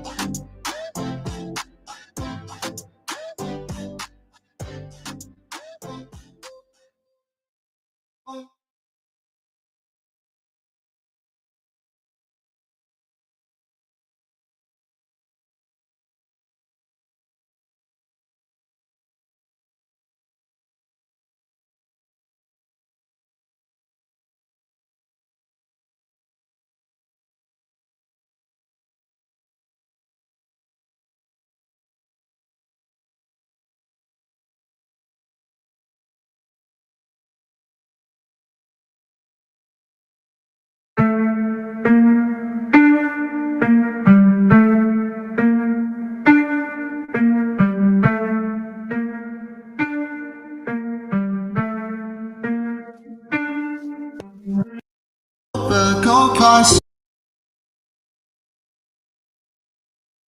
so fast, but it's time and the world's spin, spin around, spin around.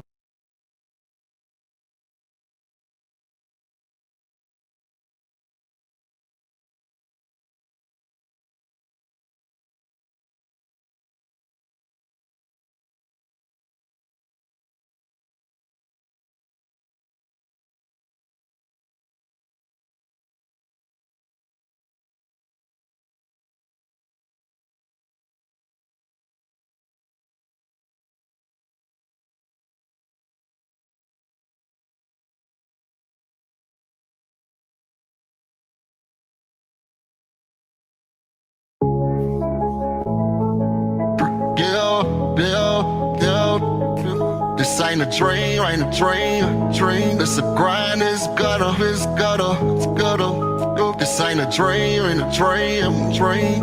This ain't a dream, no. Plus a 7 days, still ain't no week, still black in a hood, black hoodie when I creep. We grind till the sun don't shine. Ain't no peace of mind, just money, no dance. We grind till the world's on freeze. Trapped in time, still waiting on the dream. This ain't a dream, ain't a dream. Go. I'm posted in the jungle. No safari, it's the trap suit. where the beasts eat the wheat and the rats move. I'm a deal, never fall on the heads dealt. Caught up in the game, no console, no hay in hell. Watch snakes shape shift. They talk tough, they mannequins, it's all bluff. Off from where the broke dreams got a hammer grip. Money talks, I let it speak, fluent speak. That's a tongue, just let it breathe. This a grind, this gutter. This ain't a dream. This ain't a dream, no. Hustle 7 days still, ain't no week, still black in a little black hoodie. When I creep, we grind till the sun don't shine. Ain't no peace of mind, just money, no dams. We grind till the world's all freeze. Trapped in time, still waiting on the dream. This ain't a dream, hit the pavement heavy. No tracks, but it's concrete. The seed to the con game on low with concrete. Keep the stash in the dark where the cops sleep. Every money move most high, yeah, Godspeed. Soul racing, I'm in rotation. It's amazing how I build in this maze, and I'm not a mason. I'm out here carved dollars from the dirt, I'm sculptor. Lost dog starved in the streets, no collars, just vultures. Breathe red air, filters in the trenches, man. Twice the hottest spell. Plus monkey witches in the plan. This ain't a dream. It's a grind, it's gutter. This ain't a dream. This ain't a dream, no. Hustle 7 days still, ain't no week, still black in a little black hoodie. When I creep, we grind till the sun don't shine. Ain't no peace of mind, just muddy, no that as we grind till the world's on freeze. Trapped in time, still waiting on the drain. This ain't a dream. Rumors fly like bullets on the block. You can slip and get chopped before you ever hit a box. Balance plot come from both sides on your ass. Can't stand so you cash out, can drive you to crash. I keep a small 360, the scales keep shifting, pins keep ticking. It all seemed glitch, third act twitch. I'm pushing flights with sunset, it all seemed lit. The all blueprints, I'm the architect. Tech support 9R, show you how to art connect. Check the board, if you check the king, get it off your chest. With chest in the chest, checkmate, then I rest like a dream. You don't know nothing about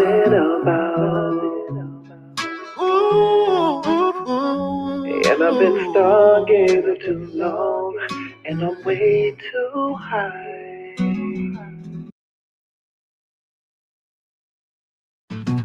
Well, yeah, D-boy.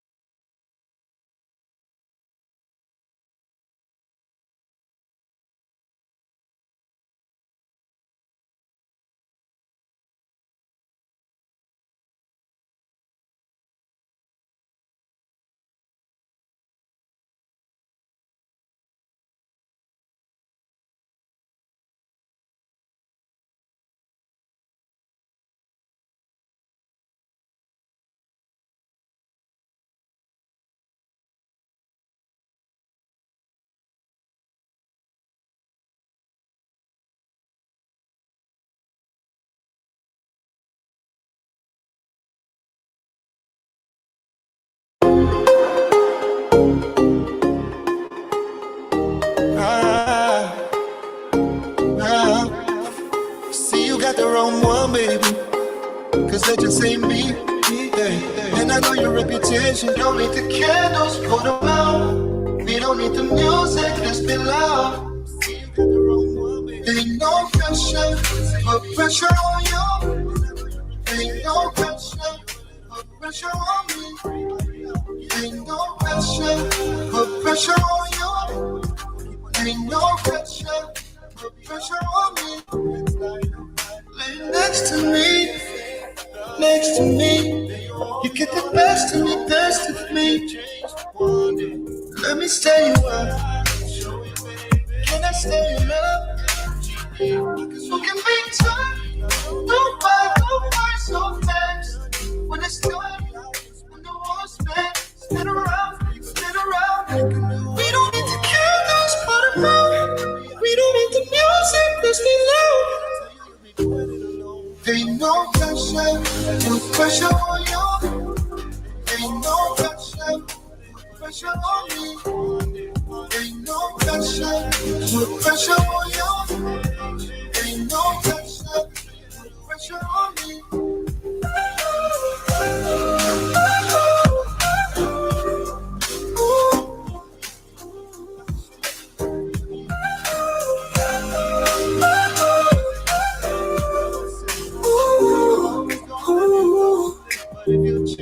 You don't need the candles, put them out. We don't need the music. Ain't no pressure, put pressure on you. Pressure on you, no pressure. Put pressure on me, pressure on me. No pressure, put pressure on you. Put pressure on you, no pressure. Put pressure on me.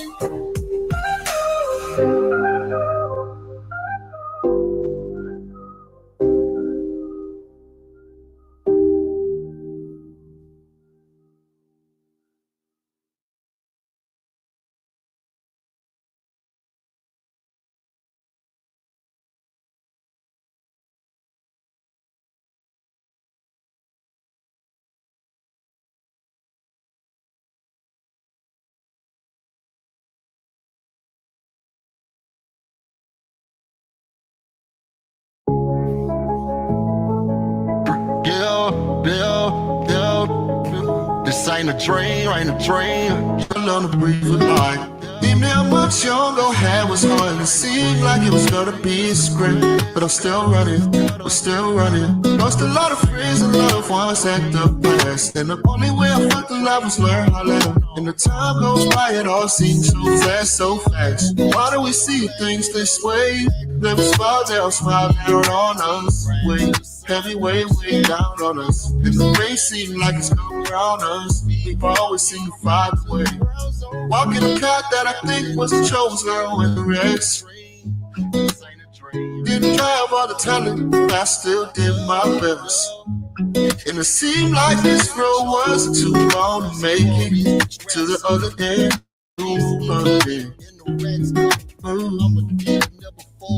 Found a treasure, I'm low, I'm straight, didn't fold, still ain't no, still got a hold on faith that heaven will smile down on us. When every way down on us. And the rain seems like it's cold down on us. We always seem to find a way. Walking a path that I think wasn't chosen to win the race. Didn't have all the time, but I still did my best. Yeah. It seemed like the road wasn't too long to make it to the other end. Oh, found a treasure, found gold, found strength, didn't fall, still hanging, still got a hold. All faith, yeah.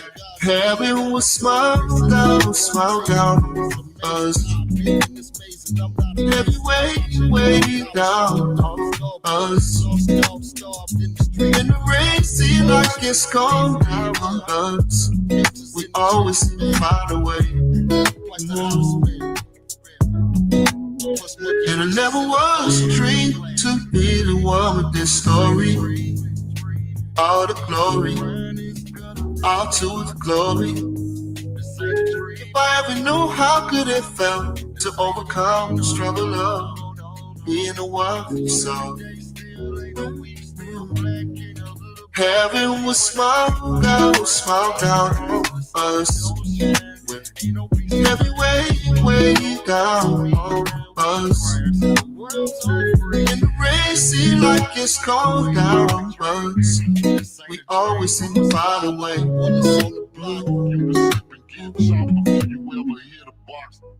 Balance plot come from both sides on your ass. Can't stand so you can't shout, can drive you to crash. I keep a small 360, the skills keep shifting, pins keep ticking. It all seem glitch, third eye twitch. I'm pushing flights with sunset, it all seem lit. The all blueprints, I'm the architect. Tech support 9 parts, show you how to connect. Check the board, if you check the king, get it off your chest. With chest in the chest, checkmate, then I rest like a dream. Every flip, every grind is a life on the line. In the shadows of the streets where the light don't guide my hustle in the trenches. I'm immune to the cold.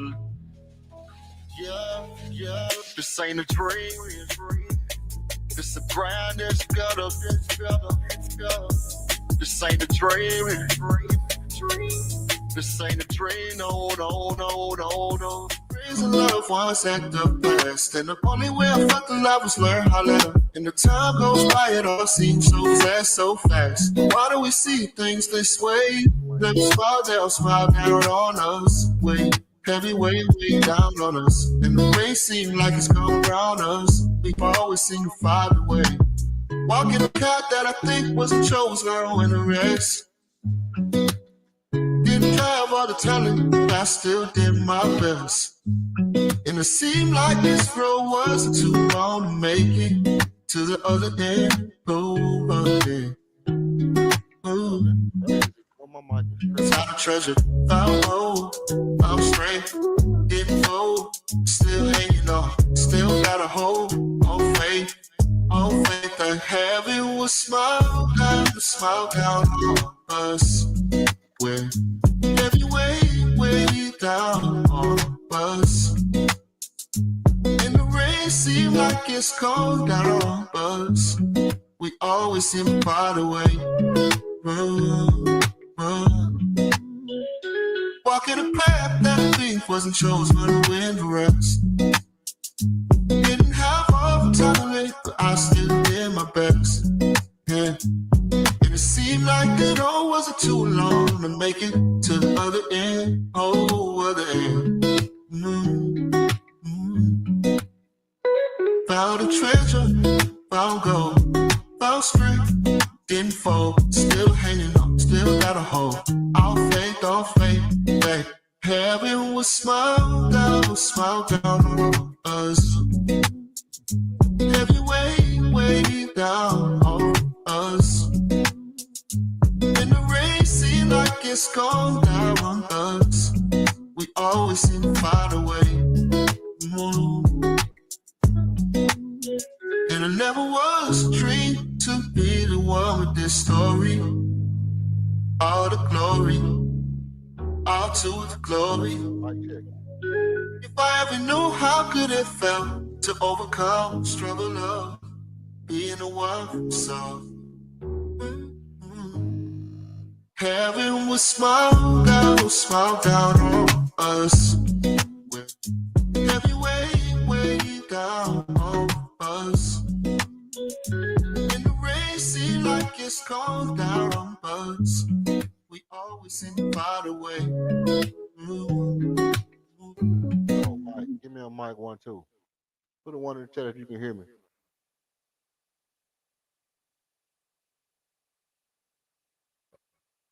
Okay, now I'm back. Man, I'm talking about my audio. Whenever that internet go out, it do me badly.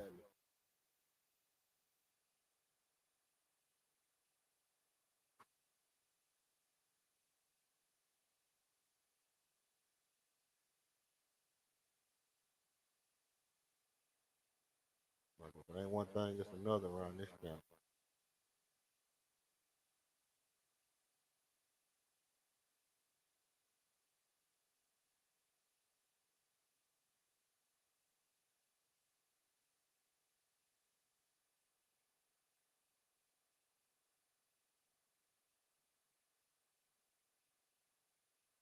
I used to wonder what love was, what is it? And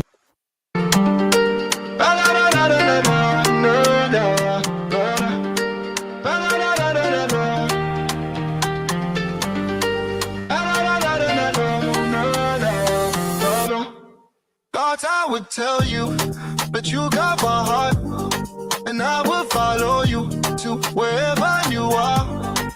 I can't escape all that you meant to me, so I just recreate ways to say I love you, so that you won't forget.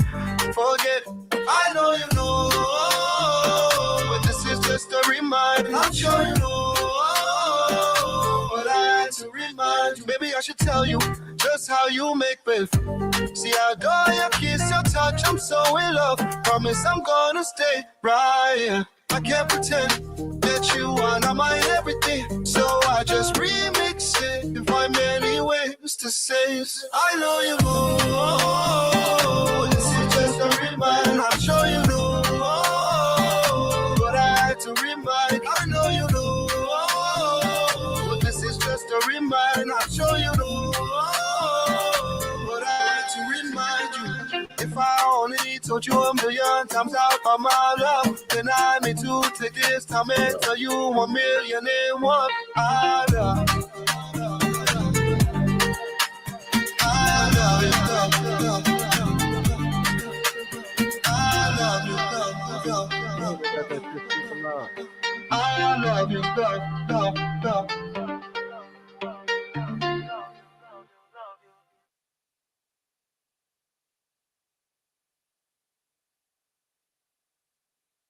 Yeah, I don't know, Brody. I don't know why we looking like that. We could be doing better than what we're doing.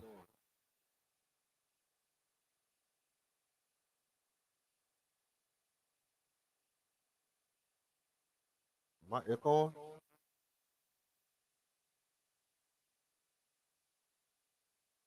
Echo?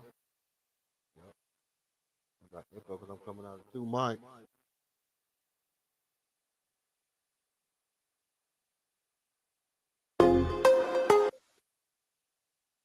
Jesus, nice.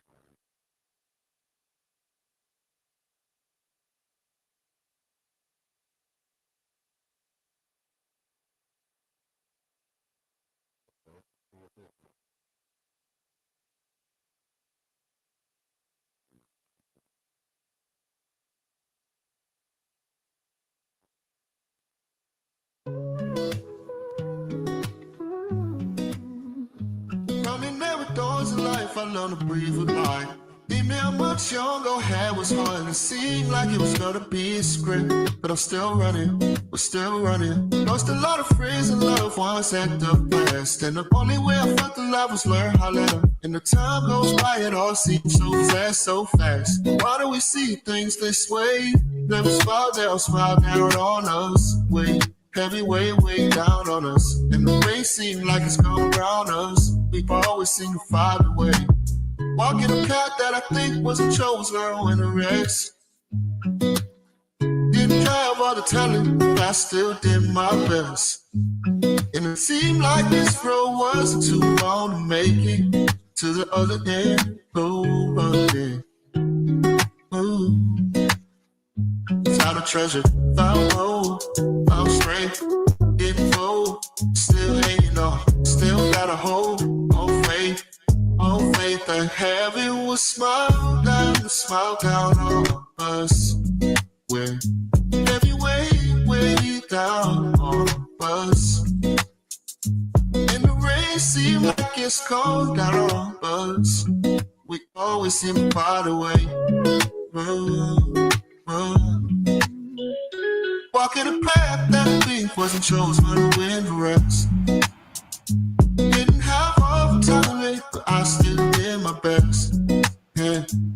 And it seemed like it all wasn't too long to make it to the other end. Oh, other end.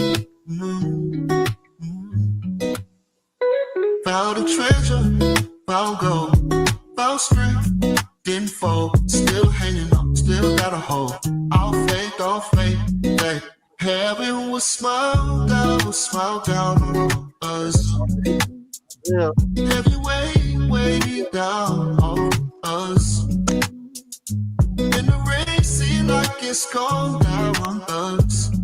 We always seem to find a way. And it never was a dream to be the one with this story. All the glory, all to the glory. Isaiah, who you ship? I'm gonna call him Isaiah. I'm gonna call him Isaiah. Got it back in this time.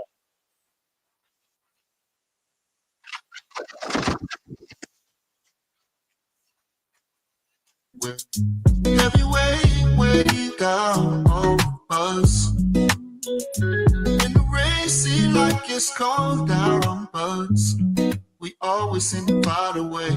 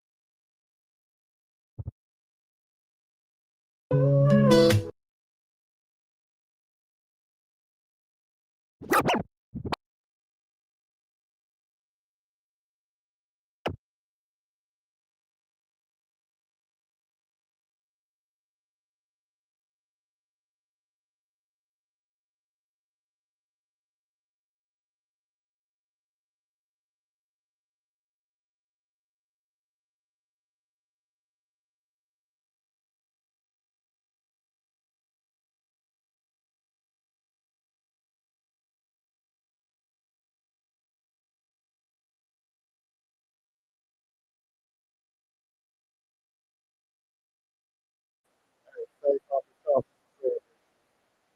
Say something tough for this. Y'all hear this? Hey, Tokyo, did you hear this?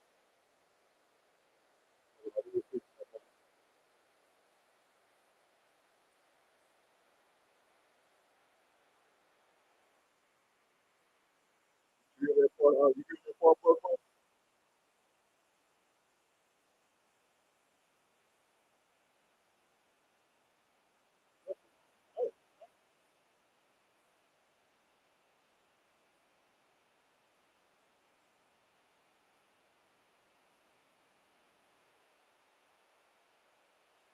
Hello?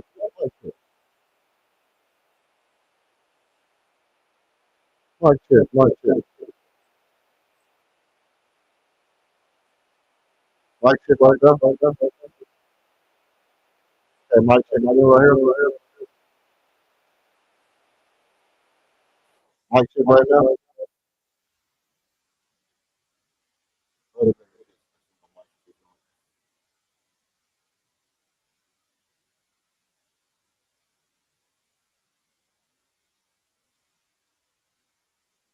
I have no idea. Ever since that man, ever since that shit went out on me, the internet went out and messed up my whole little setup.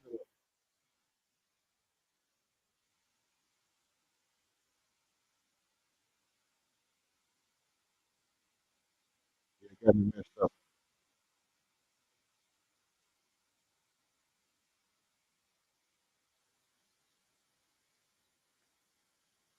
Hey, but anyway, that boy Reed Shepard told a lady, talking about Armin Thompson told her next time he dribble and don't shoot the ball, he dribbled and pass up open shot. Armin told him he gonna punch him in the face. That's real shit right there. I'm gonna punch you in your face next time you dribble and don't shoot the ball. I'm gonna punch you in your face. Man. That's real. I know my mic got stuck. The internet went off. All my settings off. My whole shit. My whole shit. Probably gonna have to check the screen now. And I'm not gonna even get it back up.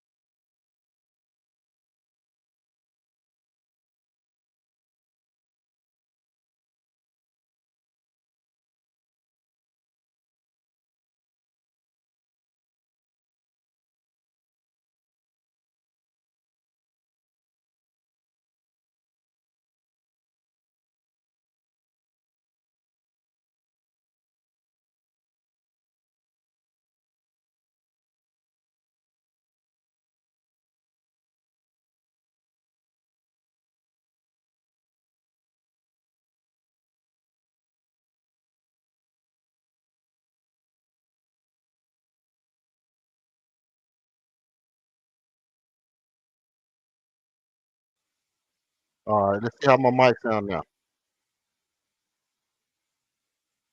No, I don't see. I don't see why you say that, bro. I have no earthly idea. How my mic sound now?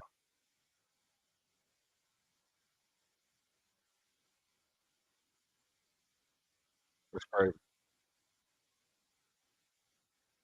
Mic check one, mic check one. Let me see. Mic check one, mic check one.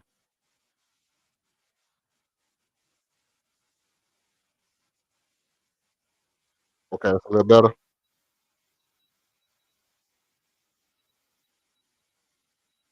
No, okay. He getting it. No, I don't understand why you say don't put Reed in the starting lineup. He, he just basically saved our life.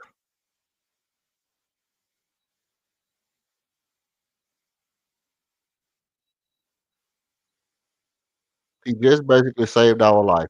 With, with, with the starting lineup we had, we was getting smacked. We was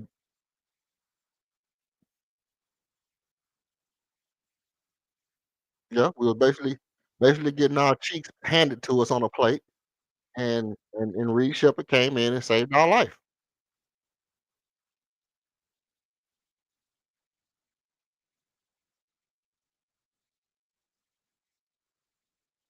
I mean, that should be an indicator that he got a certain, he got a certain spark that makes him valuable.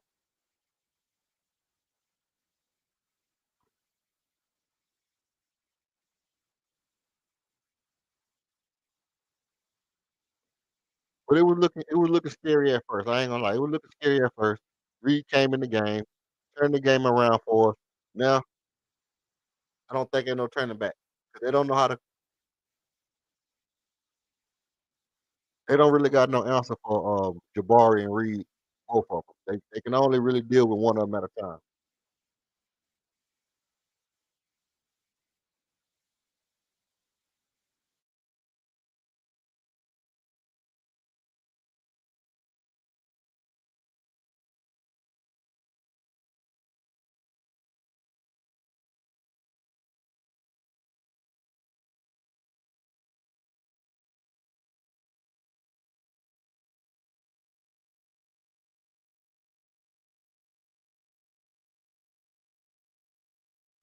So what you saying is you wanna always be down by 10, 11 points and then Reed have to come back and bring us back?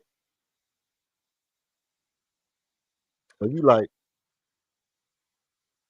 "Hey, let's go ahead and leave him on the bench so that a team can just key in on the couple of players we got, and then we okay, you want Reed on the bench, you want Steven Adams on the bench, you want a Kobe starting."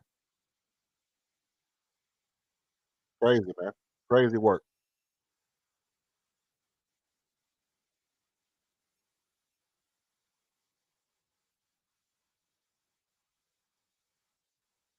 Somebody gotta start, man.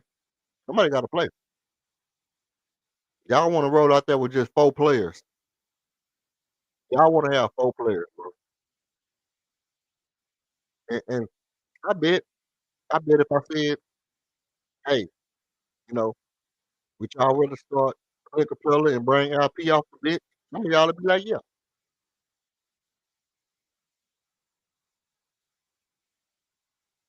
Put LP back on the bench, man, and just start Steven Adams so LP can come off the bench and he can give us a spark off the bench. If that's the case, why not put all the players on the bench? Put KD on the bench too. Yeah, energize the bunny. Put KD on the bench. Energize the bunny and LP. Put the whole starting lineup on the bench, and they can all come in and be energizer bunny.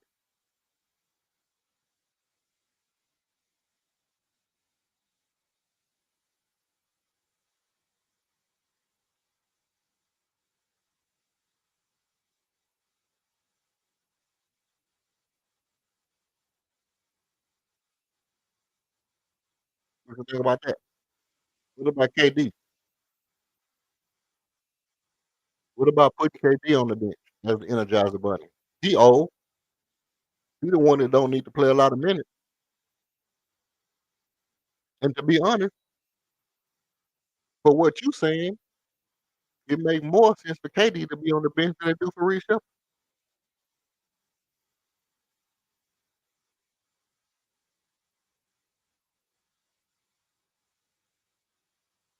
You know, KD, that's your Lou Williams, that's your Jamal Crawford. That should come in off the bench and just score points.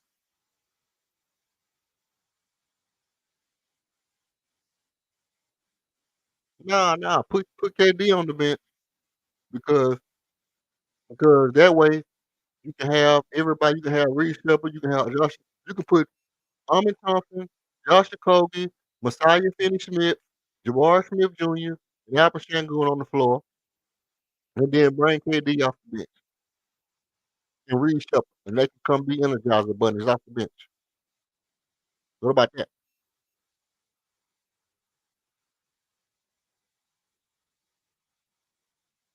That makes sense? Now, why not? Why not put KD on the bench? KD, 40 years old. Do he need to be starting right now? It would make more sense to let KD play 20 minutes. That's about what we wanted to play, about 25 minutes a game. So why don't he come off the bench with the second unit? Energize the bunny. Off the bench scoring threat. Scoring against the second unit. How potent would that be? Let me ask you this. How potent would Kevin Durant be if he was going against the second unit instead of the first unit? Couldn't Kevin Durant come in and like go, you know, 9 for 9 off the bench going against the second unit? Why not bring Kevin Durant off the bench?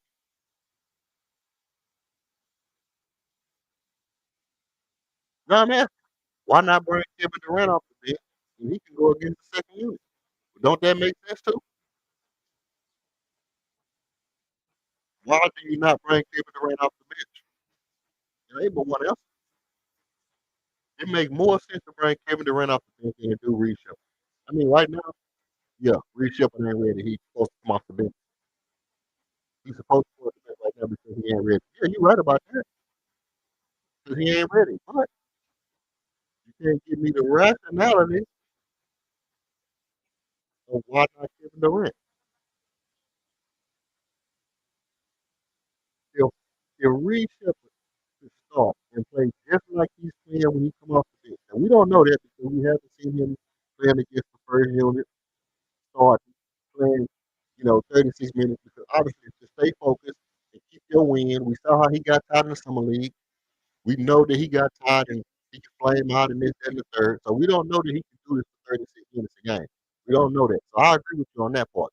But if Reece Shepard can play the exact same way that he's playing now for 36 minutes a game, he as efficient as he's been for 36 minutes a game. If he could do that, why not bring KD off the bench and start Reece Shepard? Let your old man, let your old man come off the bench and be efficient against the second unit where he can dominate. He can still get you 25, 30 points off the bench.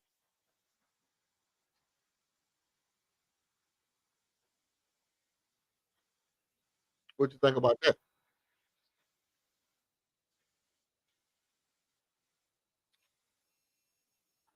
Ooh, down for the count. I can't walk away. Can't walk away. See? You ain't gonna answer because you know it makes sense. You know it makes sense for KD to come off the bench. That's what Ray Allen did. Ray Allen came off the bench. See? When Ray Allen was 36, 37, he was coming off the bench for teams. Why KD gotta be a star?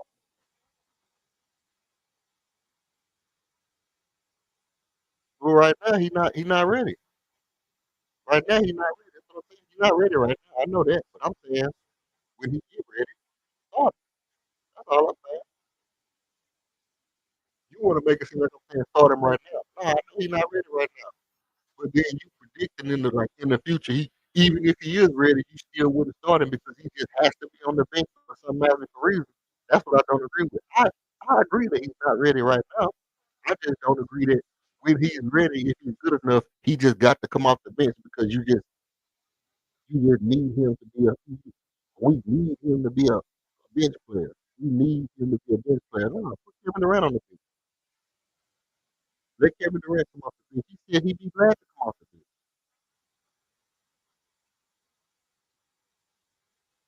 Who's trash? Kevin Durant? Kevin Durant trash? Or Reed trash?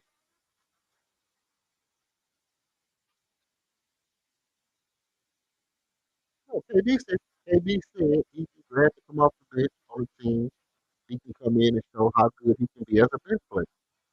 It's just another thing, and I quote, it's just another thing I can show I can be very good at. Yeah, if I had to come off the bench for a team, that I need to come off the team, hey, I'd be cool with that. It's just another thing I can show I can be very good at. I can be dominant at, or something like that. Along the line. I paraphrase. But that's basically what he said. He basically said that he would come off the bench to show that he can be proficient and excel as a bench player. So if Reed Shepard is a good option at your starting point guard, and you need a starting point guard, why not bring Kevin Durant off the bench and start Reed Shepard?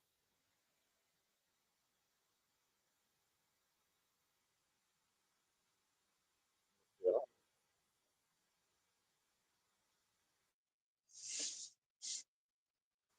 what up with you, You talking about bringing KD off the bench, and you were trying to get on me about bringing Jordan off the bench.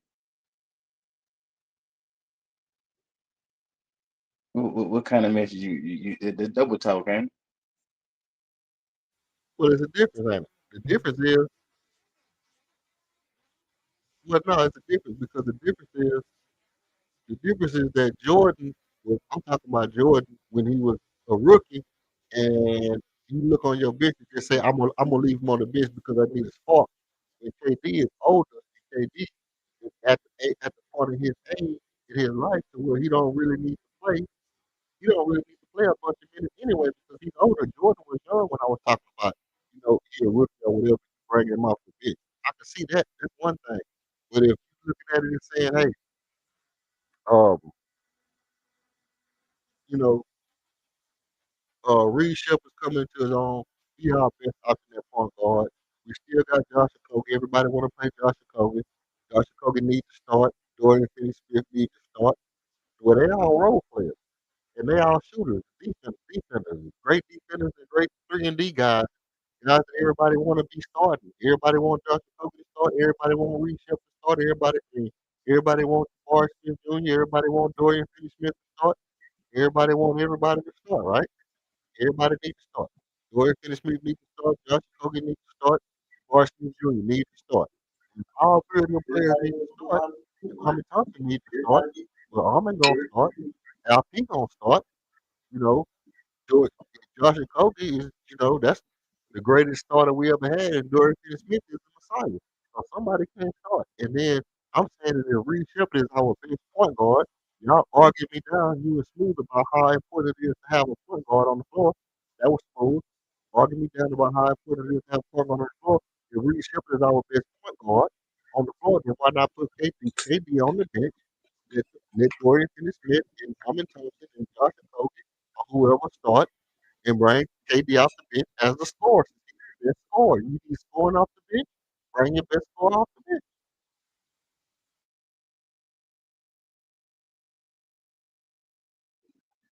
Uh, Reed is not a point guard though. He's trying to learn how to play point guard.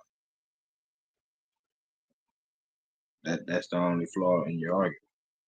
Reed is not a point guard yet. But no, I say when he is the best point guard, when he's the best option at point guard, when Reed Shepard is our best option at point guard, at some point in this year, I think we're gonna look out there and we're gonna say Reed Shepard is our best option at point guard. There's no point in trying to go get you know, a D'Lo or somebody like that. Reship is our best option at point guard. Now, when Reship is our best option at point guard, why put him on the bench for scoring when you got Kevin Durant, who can be a better scorer? He's older. You can break him off the bench, get him rest. Don't have him playing a bunch of minutes on his bad ankles and knees, Achilles, and all that stuff. Give him 20, 25 minutes to come off the bench as a scorer and go back to the bench. Where you don't have to risk him getting hurt, having to play 35 minutes a game as a starter. And you can just, hey, start your team with your defense. You want a Kobe starting, you want Ahmed starting, you want to start Ahmed, Dorian Finney-Smith, Jabari Smith Jr., and bring a Kobe off the bench, or you want to bring a Kobe and KD off the bench together. You got two scores, however you want to do it. But you put Reed in there, Ahmed Thompson, you got Dorian Finney-Smith at the three, you got Jabari Smith Jr. at the four, and Alpha Shengo at the five. You can stretch it out. You still got Ahmed on the court to where he can be fast and athletic. Then you got Reed Shepard there who can shoot the three. And then you got the scorer coming off the bench that can play against the second unit and still get you 30 points instead against the second unit. What's wrong with that?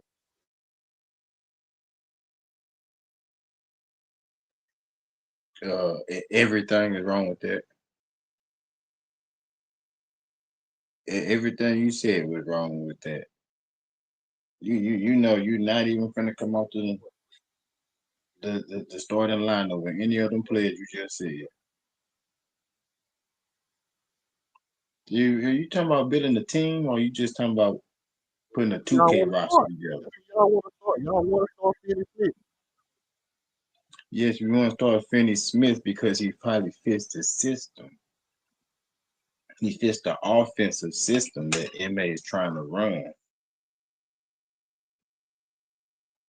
You play organized ball, right? You know how offense supposed to run, and people Just have score off the bench. a job to do. You ever play with a team that everybody scored on? Everybody in the starting lineup scored 20 points. I play with a team. I played with a team to where we had a white point guard that could dribble a little bit and really couldn't dribble very good, but he could shoot the three very, very good. And when he shot the three very, very good, we had a bunch of guys who could play defense, and we had a big that could score in the post, and the white ball could shoot threes, and we had some guys who could shoot threes okay that could play some defense, and that would be just like Reed Shepard being on the floor with Armin Thompson, uh, Dorian Finney-Smith, and Jabari Smith Jr. LP, and KD come off the bench at the score. Everybody scored 20 points like you want the Rocket starters to do.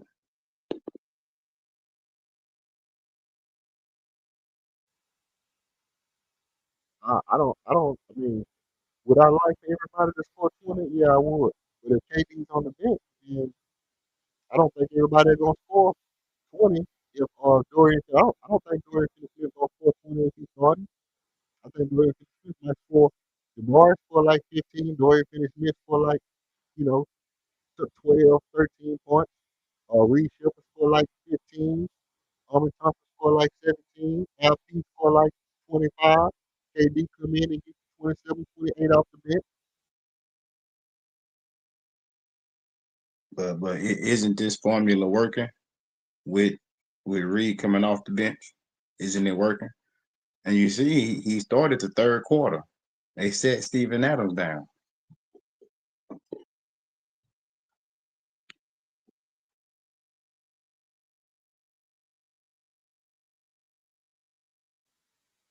He started the third quarter, but what's wrong with him starting the third quarter? If the offense is stagnant, we ain't not gonna have that spark plug. That's the problem. Just like right now, they getting ran out the gym. They got to call timeout. He's not a starter. He can't hold anybody. He only weigh 185. So who is he actually gonna hold out there? He's 185. They're gonna put him in the box and they're gonna post him up, and he's not ready yet. You keep him at his role off the bench, coming there 15, 20 points, you go sit back down. He's not a starting point guard. He's learning how to play. You just want to throw a 2K roster out there and then just say, or one of the AAU teams, and just everybody just running gun. Everybody has a job on the floor. So, and Reed's job is to come off the bench and get us that spark, when our offense is stagnant. What's so hard about that?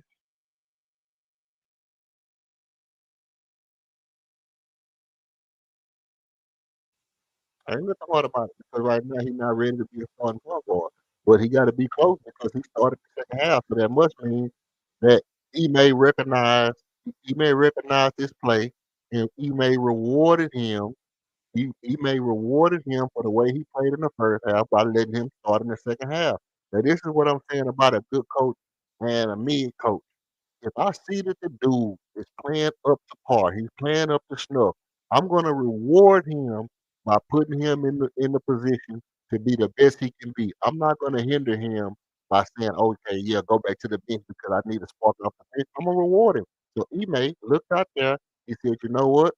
I'm gonna reward Reed Shepard for what he did in the second quarter right there, and he rewarded him by letting him start the third quarter. That's how you give what they call I forgot exactly how they call it, but when you give somebody a reward for what they output. You know what I mean? It's just the right way to do it. No. MA saying that having Steven Adams on the floor made the offense a little slow to get into their sets. So he put in Reed Shepard to speed in the offense. That's why he's in there. Because he doesn't do anything with Jokic. That's why they went on that big run. So you sit him down, you put Reed in there, you speed the offense up. That's why he's in there. He's not in there because he rewarded him for what he did in the first half. He's in there to speed the offense up. You know that. You play basketball.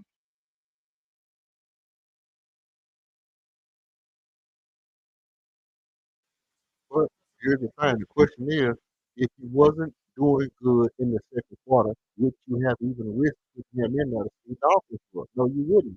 You wouldn't have put him back in the game right in the beginning of the third quarter if he didn't show that he can carry that load in the second quarter. So now that you've seen that he can carry that load, you reward him by giving him the opportunity to continue to do good. That's how you make good basketball players. You say, okay, he showed me that he just like they did with Josh Okogie earlier in the year. Josh Okogie showed me that he's gonna play hard defense. I'm gonna reward him by giving him an opportunity to play good defense on the best player. He showed that he can do it. I'm gonna keep rewarding him. When he starts to slack off and starts to do dumb stuff and starts to not produce on the rebound and not produce on the attack, come sit your ass down on the bench. Because he could have started Josh Okogie right there in the third quarter. But he didn't start Josh Okogie because Reed Shepard has been playing better.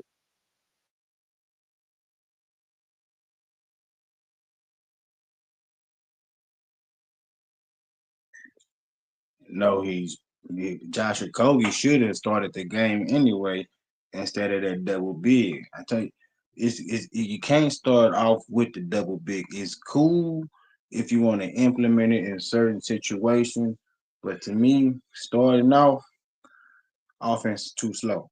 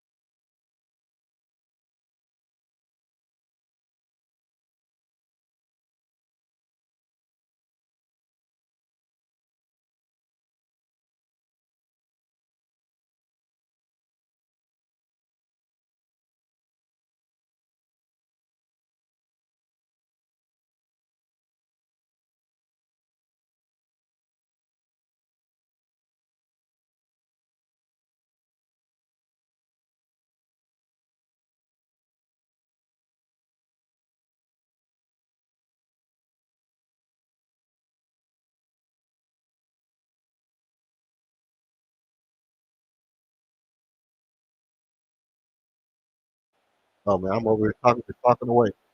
Yeah, old boy, they had that bet. I don't know. He probably mad that Reed made that foul right there because it would have been good if the boy would have got that block for you, boy. But a lot of these bets gonna be tough, man. He got 7 points, man. He got 7 points.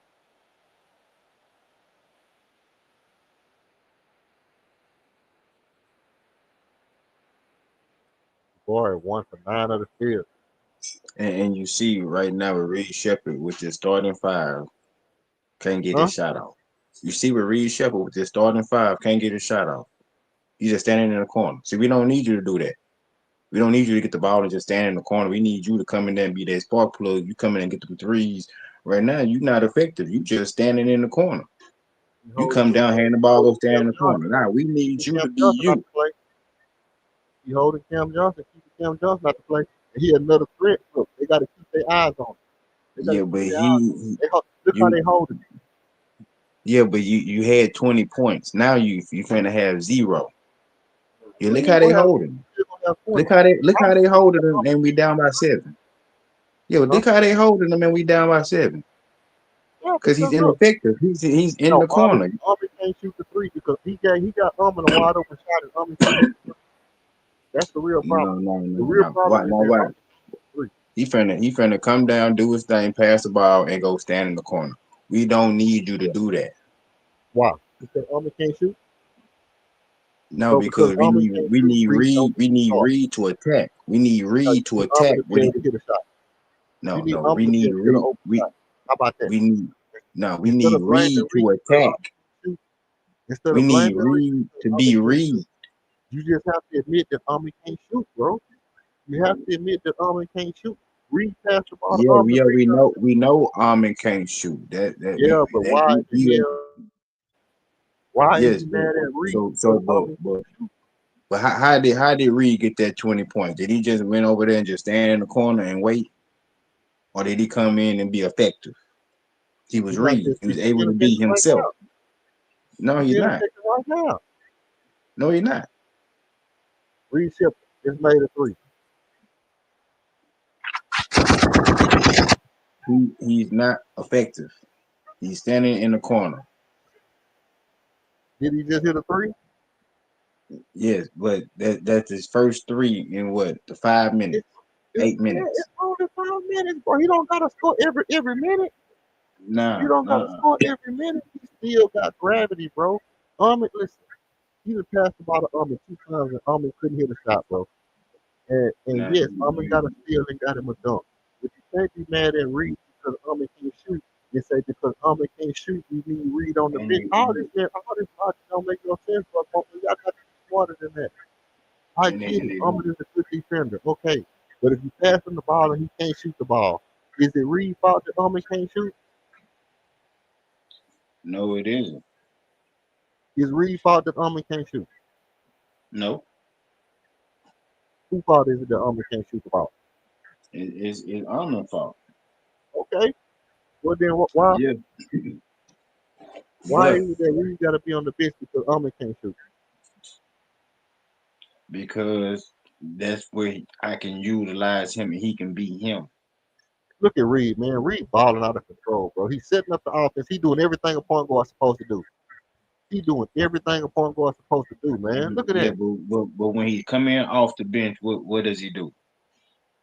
He do the Does he same what thing does he's he doing do now. best? He's scrambling the What defense, does big grab, playing defense, getting shots. Look at him running the floor. He's doing everything he's supposed to do, what bro.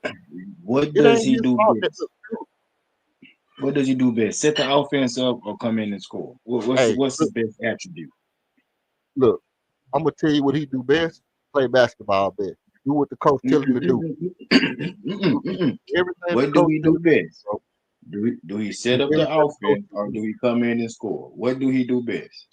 So okay, so let me ask you this. What if Armin come off the bench? Can he come in and score off the bench? What do he do What do best? Armin do best? What do Armin do best? Armin plays defense. He's a Swiss Army knife. He Okay, rebounds.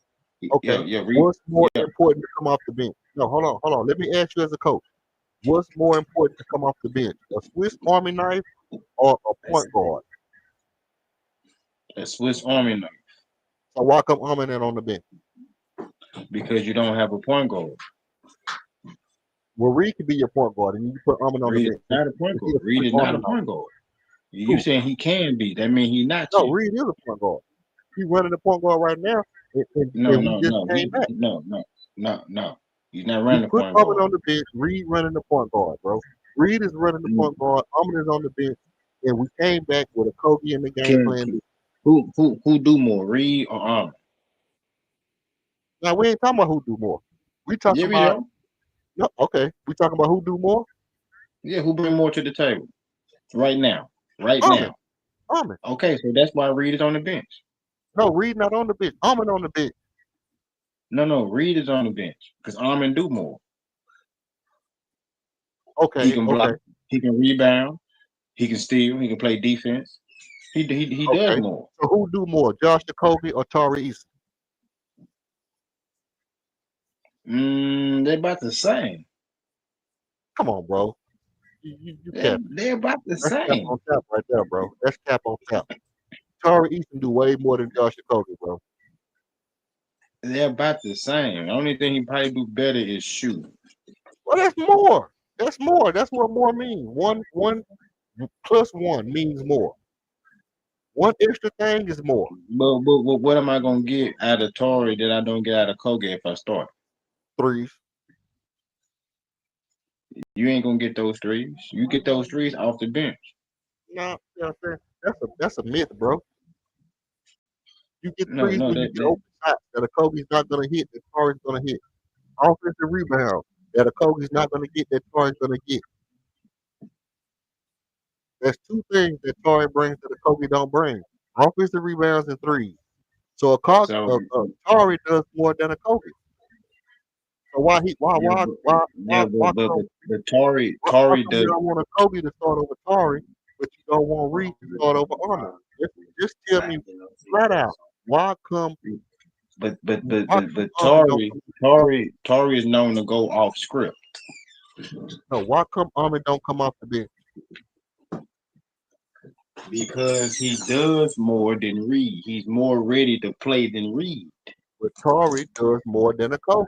He's more better than a Kobe. But Tory doesn't stick to the script all the time. He goes a little AWOL.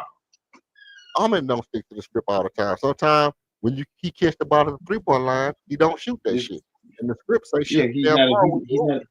he's not a shooter. If you Well, want the him to do script something he don't ball do. when you I want him to play within his game. I don't need him to do anything he don't do. okay, so Tari play within his game. Why you need Tari to change his game? No, he don't. Yeah, he do play within Tory his game. probably does extra. That's why he's on the bench. Now he do what he's supposed to do. No, he does extra. Huh?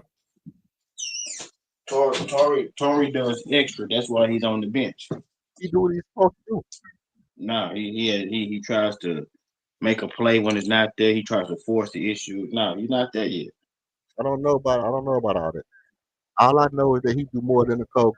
And by your logic, if he do more, he's supposed to be starting. But see, y'all got double standards. And No, with the point I'm getting at, no. y'all got double standards, bro. A Colgate is good with taking 5 shots. Tory Eason isn't. That's why he's on the bench.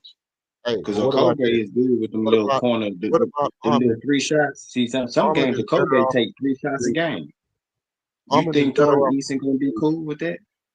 Armin is better off the bench than Reed Shepard.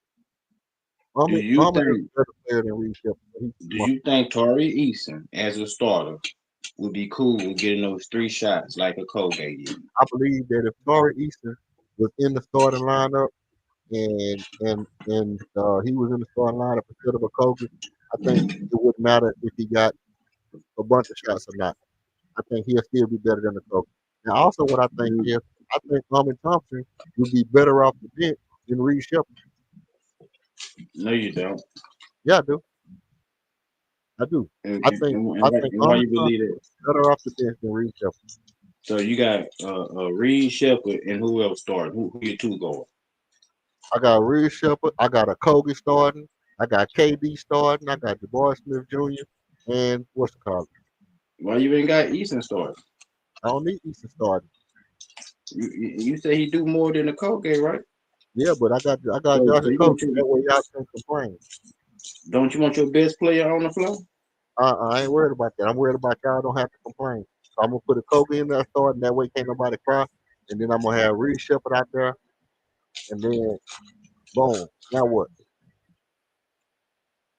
Now you might as well get ready for a lottery pick. Why? Just because Reed Shepard in the game? Yep. So what you telling me is that if Reed Shepard is started and not Thompson, we a lottery team. With the exact same starting lineup, just Reed Shepard instead of and we a lottery team. Not with this team. No. Huh? No, not with this team. No. So what But you we telling ain't me is that if we gets hurt right now, we a we lottery not a team. championship contender team with him starting. No, you said lottery. You said get ready for a lottery pick. So if goes down right now, we a lottery team. No, I'm just saying if you're gonna have him as But your that's what you starter just said. what I just hear, now we lottery. He not ready. But you just said we're a lottery team. You said if go down right now, we're No, a lottery team. no. Not in that situation. No, now you trying to play with the word. Okay, so what you saying is that still right there he just got don't matter. That still right there is cool. He could have got that off the bench too. Well, Don't he get still? Don't why he do get he have still to off be the off bench? the bench when he getting it? It don't matter whether he on the bench or not. He just got a good steal. Yeah, it is. So just because he started the second half, that's a bad steal. No, it's not a bad steal. It's just the offense is still stagnant. Well, he right now he the point guard for the team, and he just got a steal with the same starting lineup that I just now LP not out there. This Steven Adams out there instead of LP, and Reed Shepard communicating on defense, playing good defense all over the court, got you a steal, brought you back when you was down by 7, playing the point guard. So if he can do that, if he can bring you back, He wasn't playing the point guard. He was in the point guard spot, but not as a point guard. He came no, in he's there playing the point guard. There's nobody else out there that can play point guard. He's playing the point guard, bro. He's bringing the ball up. He's setting up the offense. He's getting up, running the offense from the top of the key as the point guard, bro. He's setting up the offense. What are you talking about? What are you looking at? He's not a point guard. He's playing the point guard, though, Buck. Bro, what are you talking about, bro? He's playing the point guard. Is Armin Thomas a point guard? Yes, he's a point guard. Not a great one, but he's a point guard. What's your definition of point guard? Because I'm from the old traditional point guard. Look what I'm Reed not Shepard with the doing. Westbrook. What did Reed Shepard just do? What is Reed Shepard doing? Is Reed that Shepard is playing the that point guard? Reed Shepard is playing the point guard, bro. can Reed Shepard create for others? Yes, he just did. Everybody not Chris Paul or Kenny Smith, bro. You taking Everybody one not play. Kyrie Irving. Everybody don't got janky promoter handles, bro. You could be a point guard without doing a bunch of say fancy nothing dribbles. about handles. Point guard ain't got nothing to do with handles. You say what? Point guard, I never said handles. Point guard ain't got nothing to do with handles. Martin Jackson ain't had no handles like that. Oh, Tim Hardaway Jr.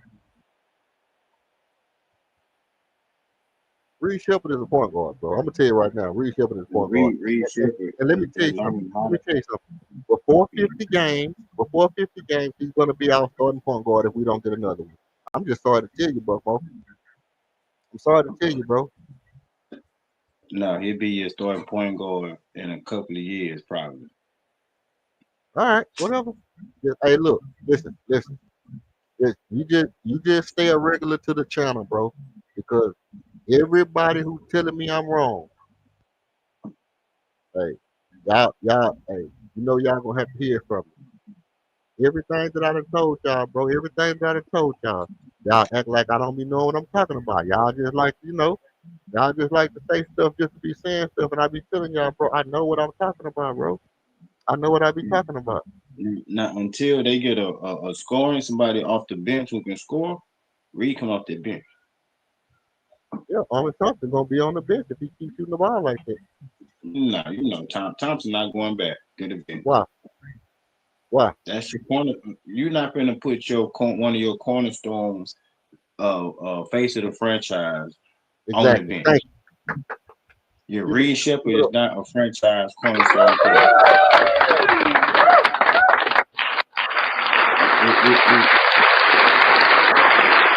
Thank you. That's all I wanted Yeah, you to say. All I wanted you to do yeah. was So say that is you Reed were is not going Reed to your put your franchise corner player? on the face of the Is Reed franchise on the bench. That's all I wanted you to say.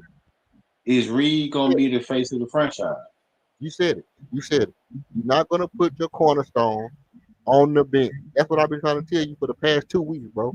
Is Reed the cornerstone of the franchise, He's going to be. or is it Thompson He's and going to be. Sugun? Yeah, he's going to be. He's going to be. Reed Shepard is on his way to being a Hall of Fame point guard, bro. Listen to what I'm telling you. Reed Shepard is on his way to being Hall a of Hall of Fame. Fame point guard. Reed not gonna even make the All-Star game. Huh? Reed is not even gonna make an All-Star team, bro. He's on his way to being a Hall of Fame point guard, bro. He's never gonna make a first NBA All Team, second or third. He'll still be a Hall of Famer. No, Guess he's what? not gonna Guess lead. what? He's never gonna lead the Guess what? league in assists. Steve He's not Young gonna have the numbers Steve Kerr is a Hall of Famer. as a coach and a player who won as a player and a coach. He ain't in there because of his numbers. He's winning there because of championships. How many championships he won, and it's basically because more of what he done as a coach than a player.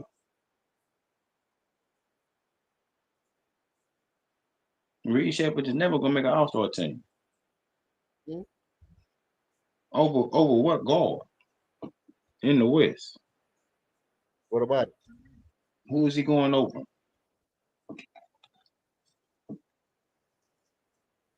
What guard is he? Because we know Luka and Shea is already the backcourt. So who else is he gonna beat out?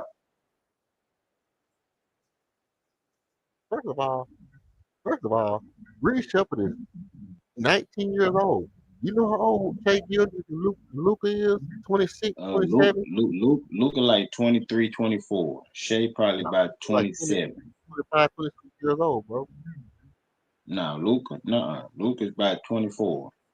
Luka's still young. Luka came in like 18.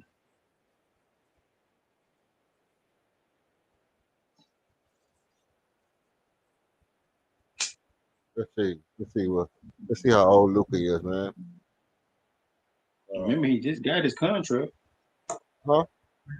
Remember, they just re-signed him. Yeah, but shoot. 1999, how old that make it? You were born in 1999. How old that make Luca? 99, 26. 20, 26. He ain't going Yeah, nowhere. 26. Shea He about just 20, not 20, he just 26. not hitting his prime. Yeah. That's what I'm saying. Reed Shepard is 10 years, damn near 10 years younger than these dudes, bro. These dudes will be on Reed, their way out the league. They Reed ain't gonna is not always be finna, there. Reed not gonna make an All-Star team, man. Hey, I Reed, think you the, might be the, the wrong, best bro. Reed might do, the best thing that Reed might get up under his belt is a 3-point competition. Hey, That'll be guess the what? only way. That'll be the only way he make the All-Star. Guess what? Make the All-Star weekend. Guess what? I don't believe it. I don't believe that.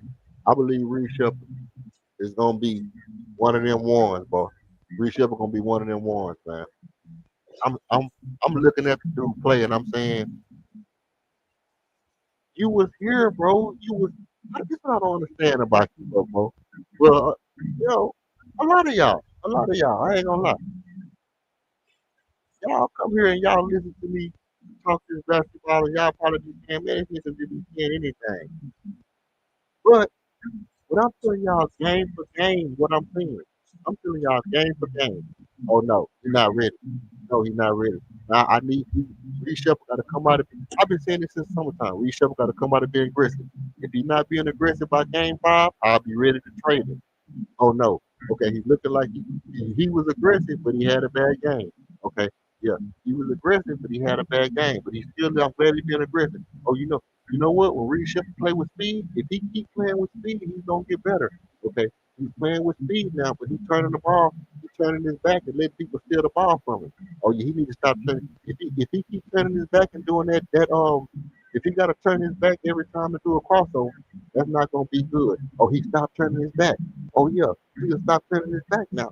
He learned that in one game. Oh, he probing the baseline. Look at him probing the baseline. If he continue to probe the baseline like that and don't jump to pass the ball, oh, he take a step every game. Oh shit, he done got aggressive. He done started shooting threes like he wanted. Oh, he getting better. He getting more aggressive at shooting threes. Oh no, listen. If Reed Shepard keeps shooting like this, he's gonna continue to get better every game.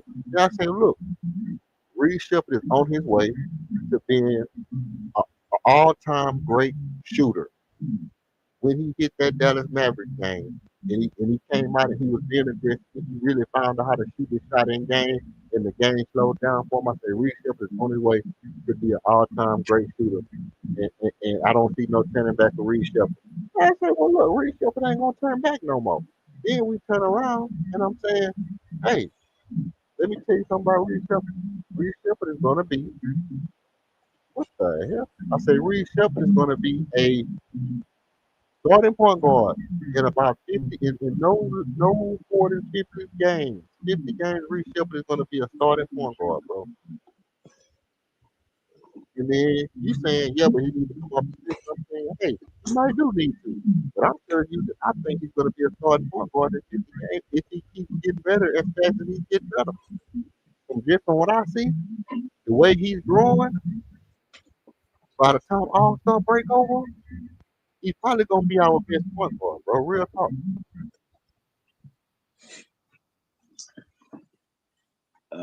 He got a lot to learn, and it's Huh? gonna take more. He got a lot to learn, and it's gonna take more than 50 games for him to get Yeah, he there. got a lot to learn. I mean, he's not gonna learn it all in one year, bro. Yeah, But yeah, you're yeah, not gonna yeah. you're not gonna He's leave not. your cornerstone He's not. point guard on the bench when he's your best point guard. He's not finna gain inmate trust in 50 games. You said eBay was gonna trade him too. Yeah, he may still don't trust him to start him. If you did that, you would have gave him some reps last year.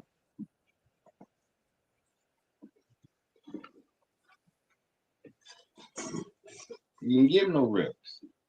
You most spend time in the G League. But if you would have kept bring him off the bench now, you could have gave us a sport. Now we still down. Because nobody off the bench can give you anything. Who they bought a Kobe off the bench, he didn't give you nothing. Yeah, You because bring Kobe Steven Adams off the bench, war. he don't give you nothing. You bring Clint Capella off the bench, he don't give you nothing. So you bring Reed off the bench because at least you can give you something. Yeah. Then just what he gonna give you when he run around with these stars. Hey, put You don't need put him to on start the bench. if you got 4 people finna score. If you got 3 people finna score at least 20 or more, what I'm Put gonna need Armin Reed on in there. put Armin on the bench because he can do everything off the bench. He can come in, he can play defense, he can rebound off the bench, he can get defense, he can steal the ball, and he can drive. No, because He can play point guard. you said last year that he Now was a superstar. listen, listen. You If, said he was if, a superstar last year, and you can't have a person like Armin Thomas coming off the bench. that's what I said. Yeah, But so you saying that you don't matter. can't You you got to can't care don't about go back on your word.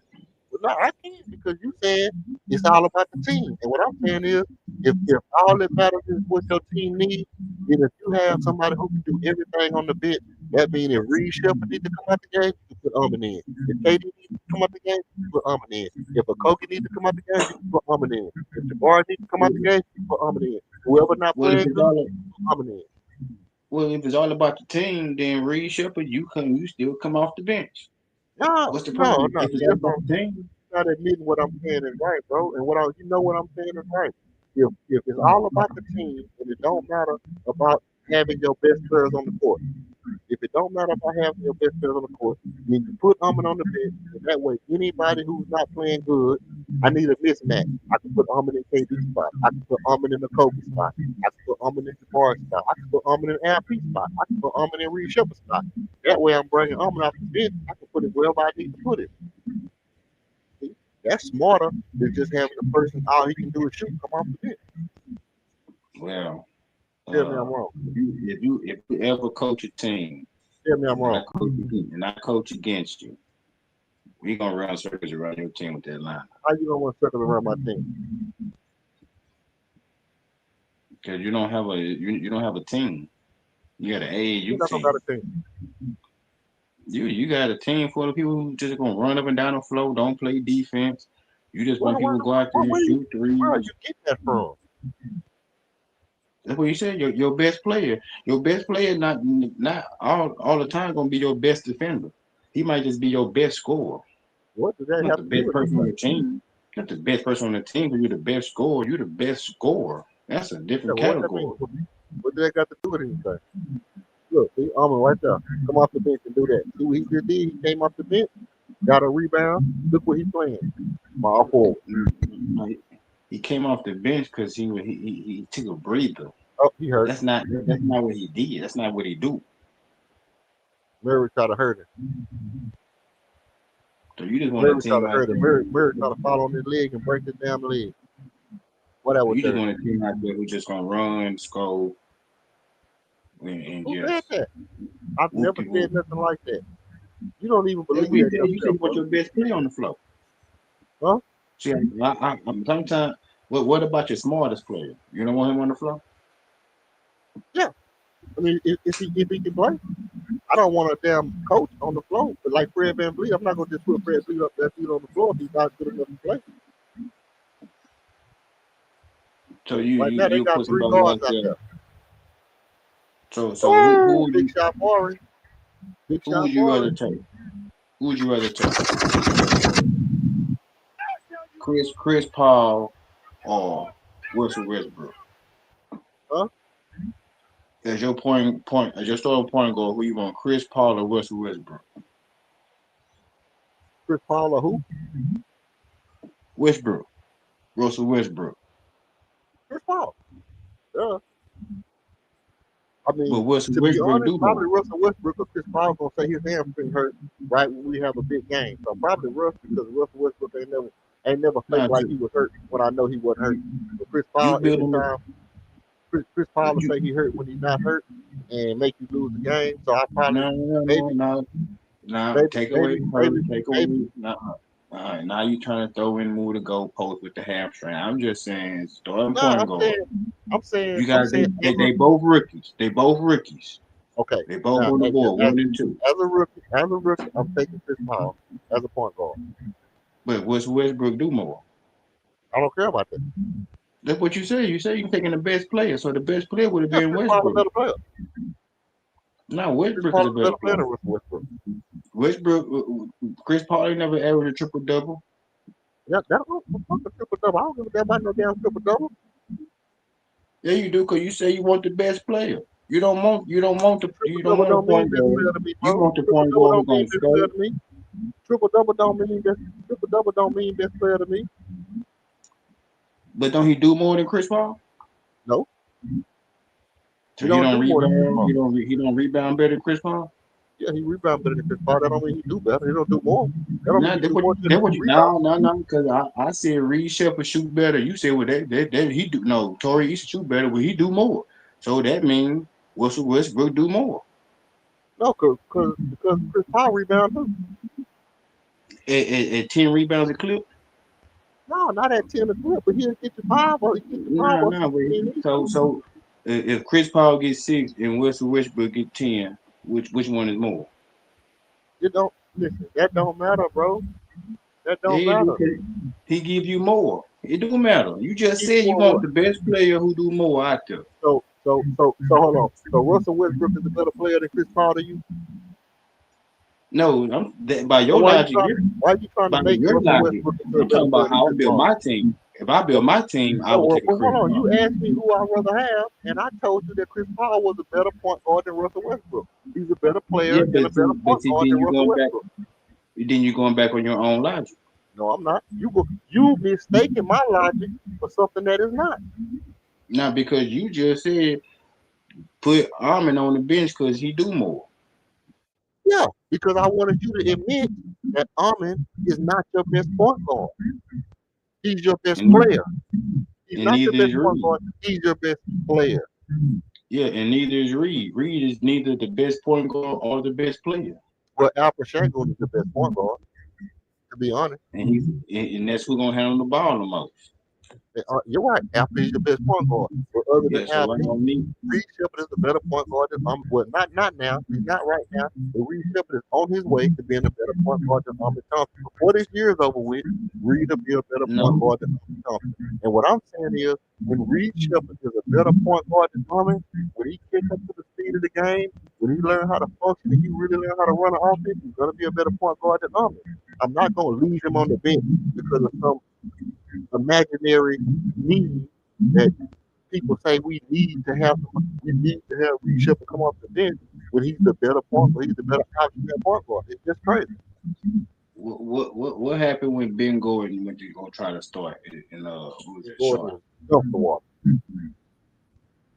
He's off the bench in Chicago. It was He was lighting it dump up, the right? water. He was dump the water off the bench. He was dump the water as a starter. Ben Gordon was dump the water. Man, you know, now you just capping because you know what point coming across. Man, it was trash. Ben Gordon was trash, bro. Okay. You never What happened watched when he Ben went to go Gordon start? What happened when he went to go start? Huh? What happened when he went to go start? When Charlotte paid him that money? What did he do? Nothing, because he wasn't a starter. Did you Your ever role look at was Ben Gordon? your role was off the bench. Did you ever Everybody's look not at a Ben starter. Gordon? Everybody who Did you gets ever- drafted isn't a starter. Did you ever look at Ben Gordon and say he can be the best shooter in the league? Did you ever look at him and say that? No, but he can put the ball in the basket. We know he can get buckets. Did you ever look at Ben Gordon and say he can be the best shooter in the league? No. Okay. Have you ever looked at Nobody, Reed Shepard? nobody looking at Reed Shepard as the best shooter in the league. That's still I didn't Steph say Curry. he is. No, I didn't say he is the best shooter in the league. I said, have you ever looked at Ben Gordon and say he could be the best shooter in the league? He can be in the future the best shooter in the league. You never thought that about Ben Gordon. But when you look at Reed Shepard, you can look at Reed Shepard and say, man, this dude might be the best shooter in the league one day. Yeah, but best shooter don't translate to best point guard. That shooter But- category is two different things. But I Kevin said about Curry Reed is the best shooter, but he's not the best point guard to ever What play I point said guard. about Reed Shepard is he's going to be, he's already playing the point guard position as good as Ahmed Thompson right now. Sooner or later, he's going to be a better point guard than Ahmed Thompson. When he's our best option at point guard, this is what I said. You arguing something that ain't real. I'm telling you what I'm saying. What When would he's make him a better point guard? What would make him a better point our guard best than option at Thompson? point guard, if he is our best option at point guard, I'm not gonna leave him on the bench because of some imaginary. What would make him a better point guard than Ahmed Thompson? Well, I tell you, let me tell you, we clear this up. The things that'll make me a better point guard.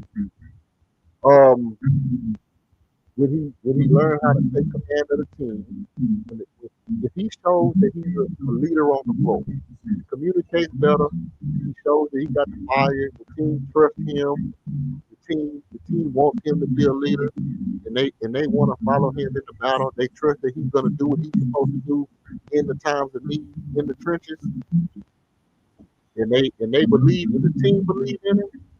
And he consistently, if the team believes that he's gonna consistently do what they need him to do in the time of battle, and they trust that he's gonna do that, that's one thing that'll make him a better point guard. Now, learning the scout report, being a film room warrior, doing this right here, what he's doing right now, running the offense well. Look, knowing all the angles on the court, doing shit like that, cutting back door, he's steady moving without the ball. Look how he's moving without the ball, constantly moving his feet. All that shit that he's doing right there, and if the team trusts him as a leader, hey, he's gonna be a better point guard. Look how he always in the corner. Look how he got all the way to the corner. He was moving everywhere without the ball, running around screens and everything. That doesn't make him a better point guard. What don't make him a better point guard? Running around the court. So what about all the other shit I see? No, he don't do any of that better You don't do any of that better what? right now. We know that. I So know that. so you think he's gonna be able to learn that in 40 more games to be a leader and all that you just said? He gonna learn it in 40 more games What all they did gonna I put say? him in the starting spot. What all did I say? You say he gonna be a leader. You know they gotta trust him. All that what you just said. He gonna learn it in 40 more games. I think he's learning it right now, day to day. I Yeah, think people are starting to trust him no. more Because and more day to day. you say he gonna start by All-Star break, so he gonna learn all that. What you just said, be a leader and a flow general, and they gonna trust him, and they gonna to do what he got to do in situations. He gonna learn all that in 40 games, I think he's 40 more doing it. games. I think he's doing it every day. I think every No. game he come and You look, he say call him for the ball. He telling give me the ball. Look at that. Give me the ball, let me set this shit up. See that? And trusted him to give him the ball. See is that? he Come gonna off the have his screen. impact? He took the big shot. He He gonna missed. he gonna learn it all in 40 more games. Hey, did you That's see it. that? Yeah, yes or no. Yeah, yes or no. 40 Did you more see that? games. Huh? He learning it. Cause He learning he's the game. learning. He He's learning it learning, but every he would have learned all that in 40 more games. He's learning it day to day. I think yes, he's learning it day to day. Every day he's learning more and more about the game right now. And he will learn everything that he need to know to start in 40 more games.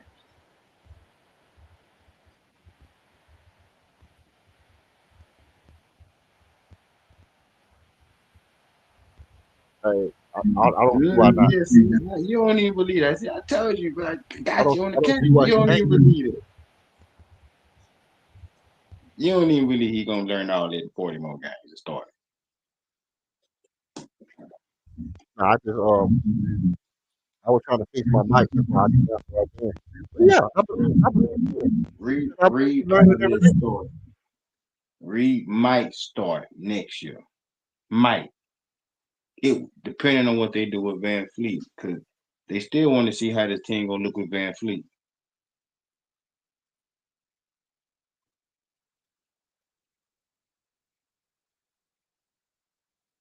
That's gonna be the biggest mistake I they mean, make. they ain't signed nobody to no long-term contract, so That's gonna be the biggest mistake they make right now.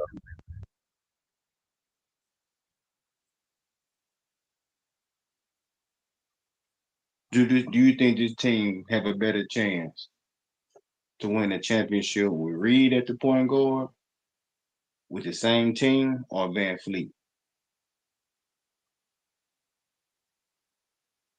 I think I think myself personally, I think they have a better chance to win with Reed at the point guard.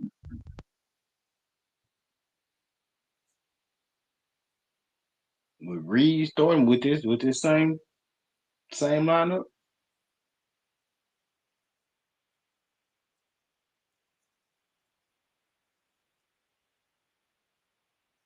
Yeah, Nah.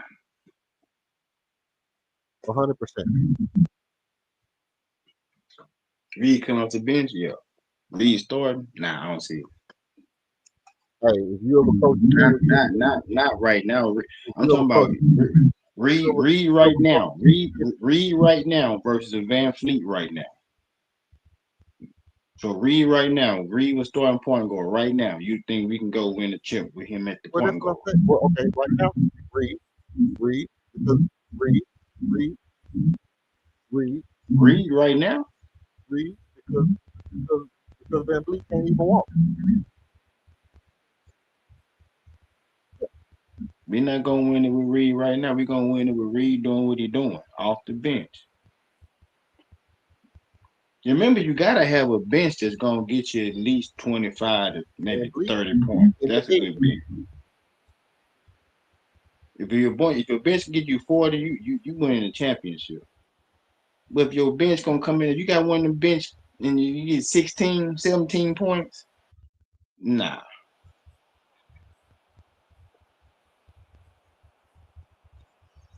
See, they read 26. That's 26. Van Vliet in the bed is the best opportunity for us to get better.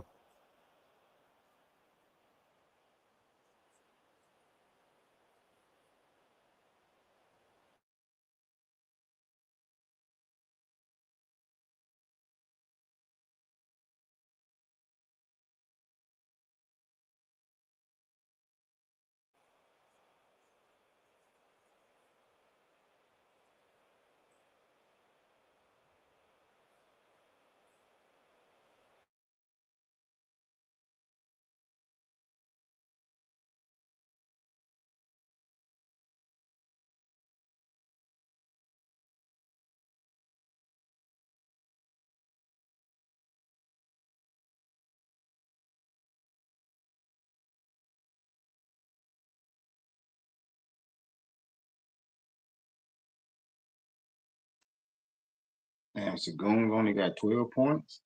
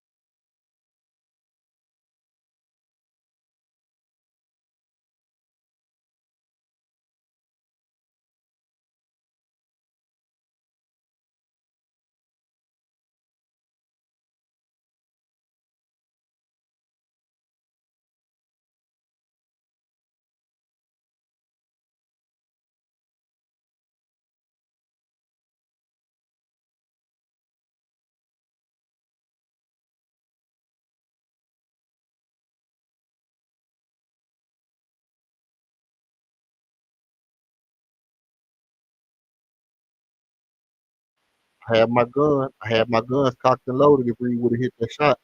I was gonna let it ring out. And let it ring out.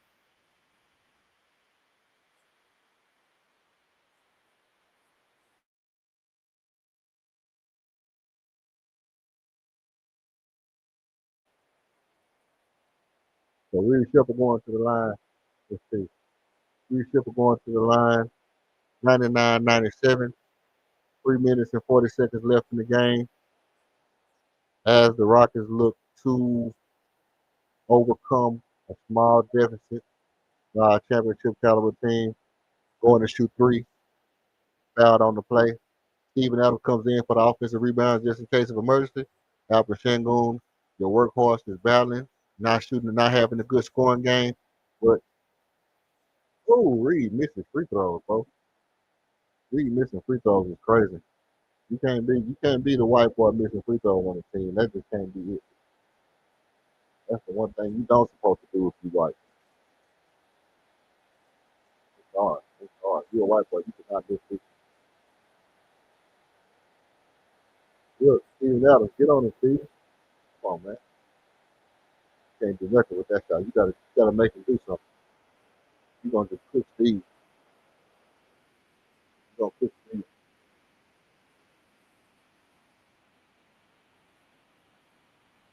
We cook him right back. Steve, get him with the rebound. This big shit down here, man. Aquaman on your dog's ass. You get you two. Look, he calling play. Joker's running down the court, running the offense and shit. Look, he calling for the ball. Look, he's calling the play and shit like that.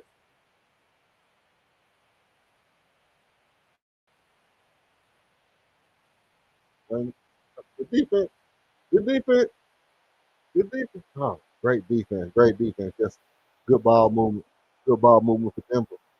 And they swing the ball to every possible person on the team, touches the ball at least twice, get that shot off. And the Rockets are down by they're down by 4. My bad. The boy Smith stepped out of bounds.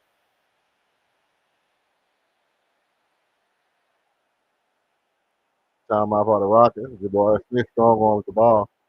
Jokic gets mad trying to take the ball. He's so aggressive.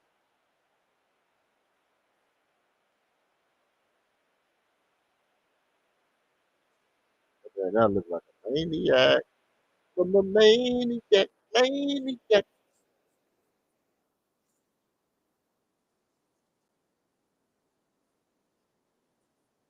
So the game down the stretch in the clutch, man, looking real, looking real sketchy. It's looking real sketchy right now. Uh, Your Houston Rockets down by 4 points. Uh, Cam Johnson only got 7. Jokic got 32. Something like I figured. Jamal Murray got 21. Jokic got 9 assists only. Let's see. Ooh, 42, 51. The man's ain't making money. You got him over. You got him. Buckmo got him for over 51. So you know. 42 right now, so he need one more point to get the over for Buckmo. Pat Washington, 9 points. Tim Hardaway Jr., unsung hero, 12 points. Unsung hero in this game. Somebody that we disrespect. Kevin Durant with 13 points. Crazy offense, Kevin Durant. 4 for 5 for 14 shooting.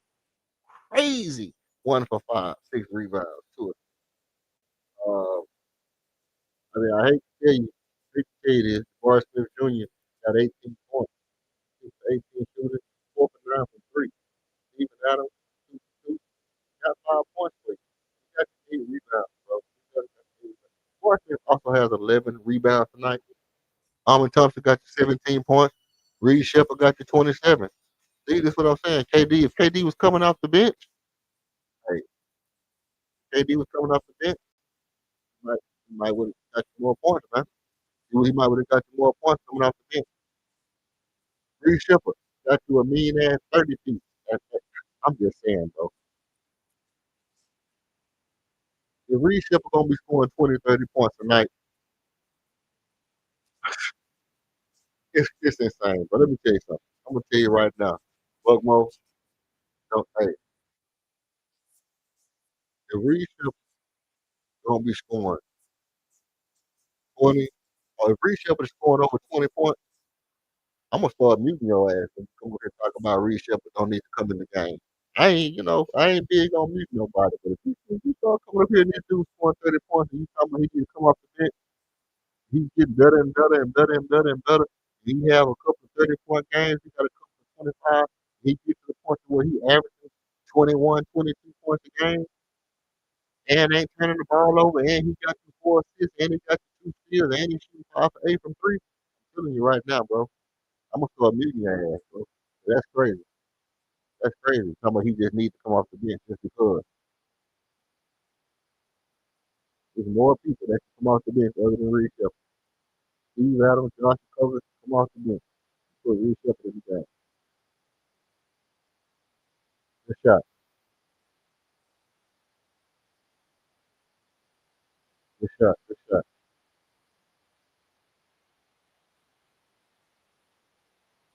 Owen Thompson with the dunk. Off the Shango and assist. Kevin Durant gets the easy rebound. Pushes it up the court.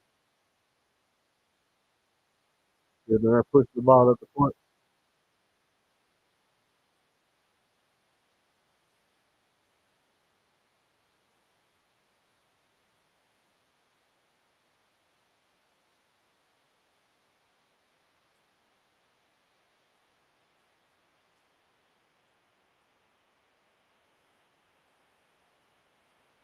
After playing 50 ball Smith Jr., he was on a heel. He misses one. While Murray took the ball out of bounds, the ball goes back to the Rockets underneath. The Rockets basket ball goes. Rockets get another opportunity.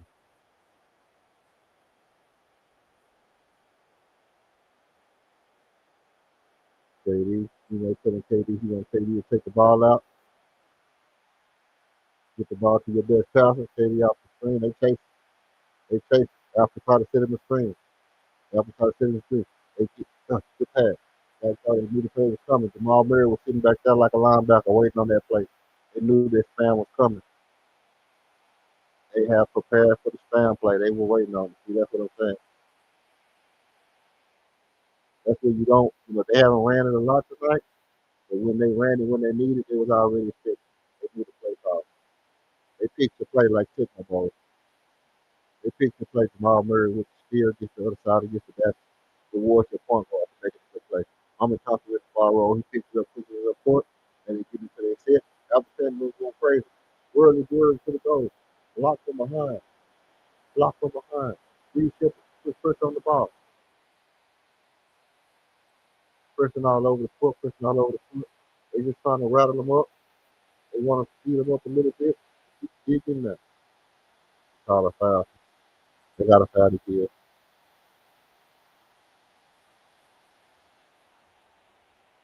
And it looked like we're going to lose this game.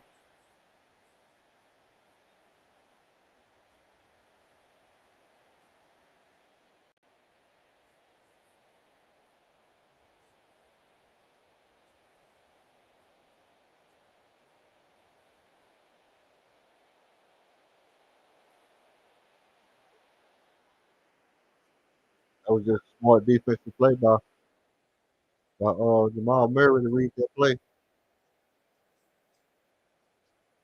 You missed a couple of big threes for us down the stretch.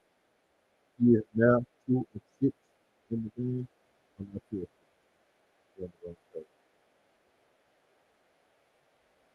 The Washington team is now 4 of 10 for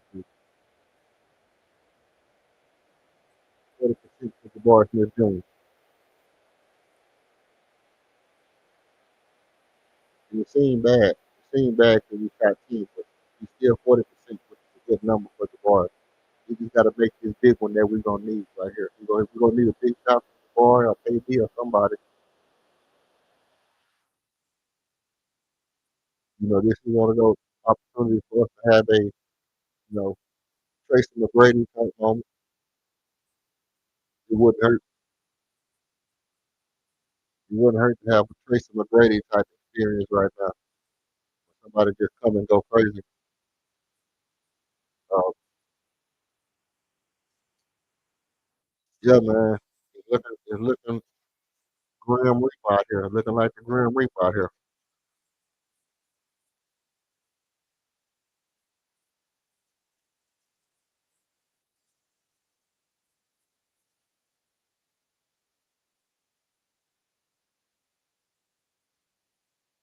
But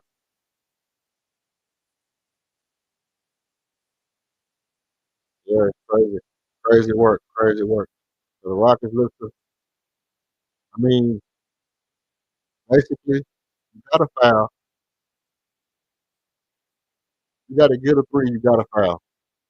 You know, you basically got to get a three. Well, let me see. Let me look at yeah,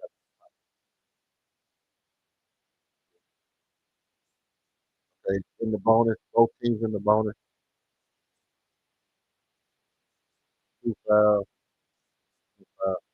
Basically, I'm in Thompson. Come on. That's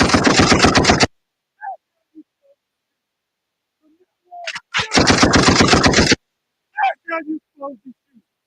From now on, that's how you supposed to shoot. From now on, that's how you shoot.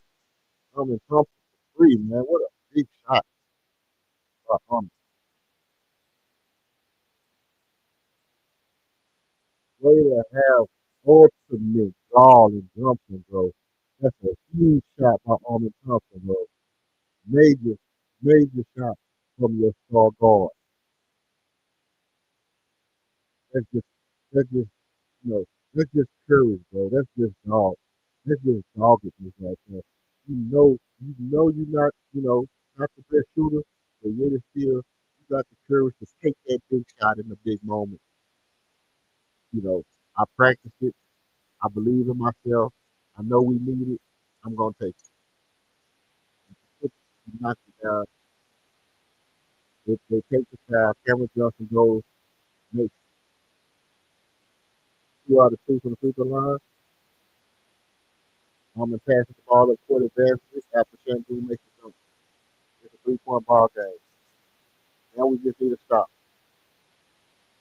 We just need to stop.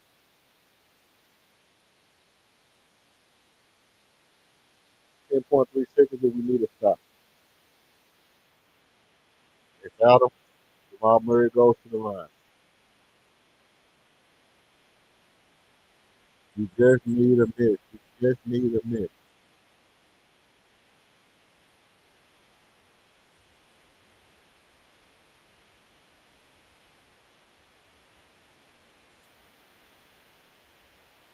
Jamal Murray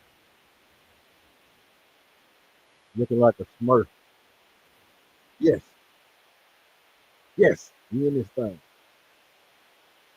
Over basketball. We're here. We're here. Come on. That's what. Look at Tar hyping him up on the sideline. Tar getting him riled up. One more miss. Ooh. Both position ball game, 4-point lead for Denver Nugget. As your Houston Rockets look to look steal one. Look to steal one from the Denver Nuggets. Listen, listen. You know, if you get the two right here, if you get the two right here, you always got time to down and come back and make it.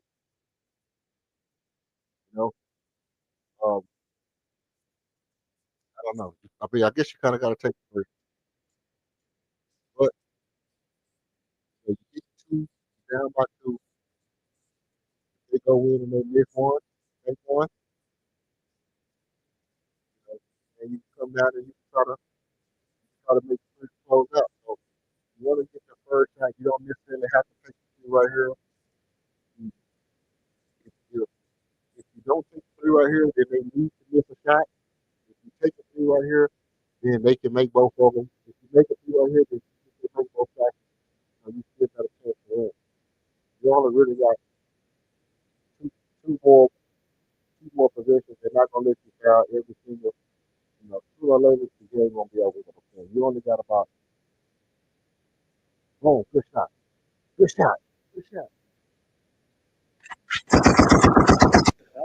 good shot, Barry, baby. That's how you supposed to shoot. That's how you supposed to shoot. That's how you supposed to shoot. From now on, that's how you shoot. Good shot, Barry. It's a big shot, man. It's going down at 8 times. That's how you supposed to shoot. From now on, that's how you shoot. It's a 1 point ball game. 5.5 seconds to go. DeBoer Smith Jr. makes another big shot in his illustrious career as the big shot maker for your Houston Rockets. Believe me, you. DeBoer Smith Jr. is a big shot taker and a big shot maker. Good city, baby. Here we go down the stretch. 5.5 seconds. Houston Rockets. It's a full timeout to the Denver Nuggets. And we look to steal one at home.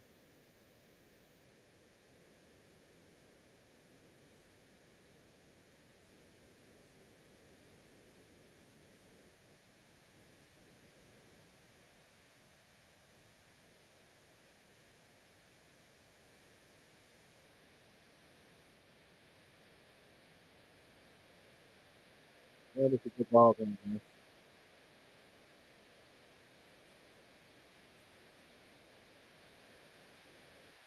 I got it. I got it. Before I say, I got it. Yeah, I got it. That's why I cool on the other side of the pillow, man. Before I cool on the other side of the pillow, man. I got it. Yeah. Get the ball to me. I got it. I'll make it. No big. Just give me the ball, man. Give me the ball, man.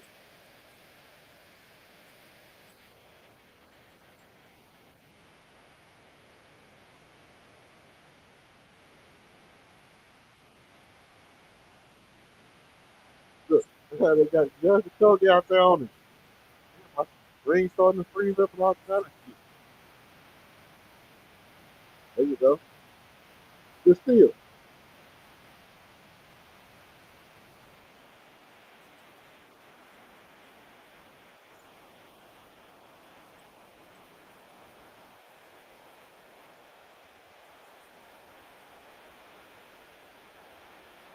That's what Judge Cody is. He's impactful right here, man.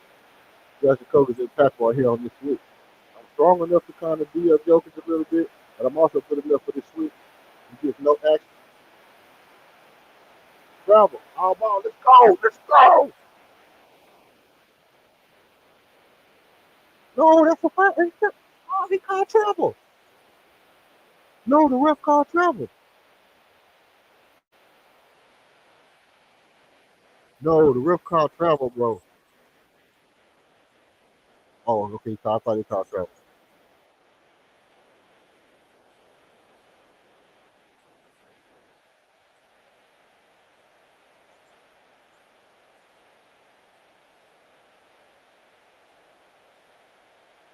Good shit, man. Good shit, boy. Good shit. Good shit. He just got to miss one. He just got to miss one. KD got to do his thing. Damn it. Here we go. They finna give him a chance to win the game for us. You see this right here, Buckmo? This is when you have a good game and your coach trusts you, bro. 3 point. Oh, Alexander missed the shot. Good game. Alexander missed the shot. Good game.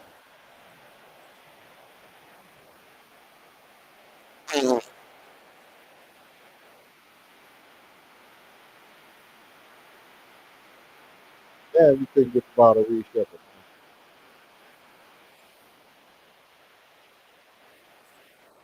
Couldn't get the ball to Reed, man.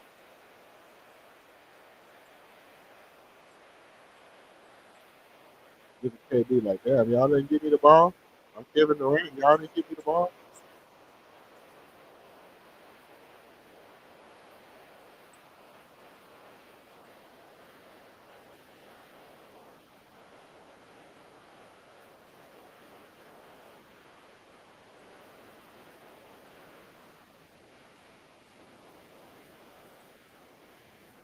He probably practiced.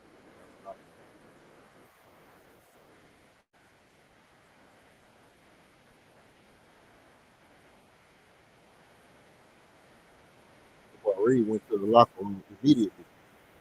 But Reed mad.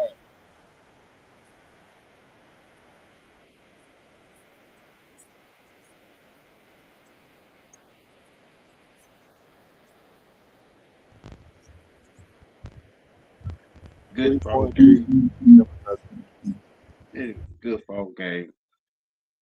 Came up a little short at the end. Little mental mistakes got us.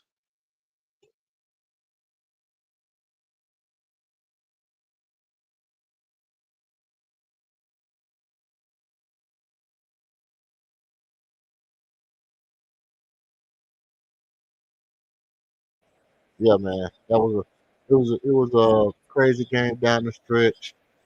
They kind of outplayed us in the third quarter, and we had to fight our way back. Um, we kind of had to fight our way back in the third to get back in. You know, they came out. They got a good lead in the first quarter. They doubled us in the first quarter. You know, um, we came back, smacked them in the second, and it seemed like the games where we get beat in the first quarter, it's hard for us to recuperate. So we was able to, rally behind Reed in the second, and Reed Shepard had a monster game. The second and third quarter, he played big for us. He sat in the fourth for most of the fourth quarter. He sat down, and we had a good comeback. We had a good comeback. It was a game where we was pushing to get in striking distance. We got ourselves in striking distance, you know, but it took every possible thing in the world to get this game within three. We closed it within three behind Jabari Smith Jr. making big shots and Ahmed Thompson making big shots. These guys were fearless tonight.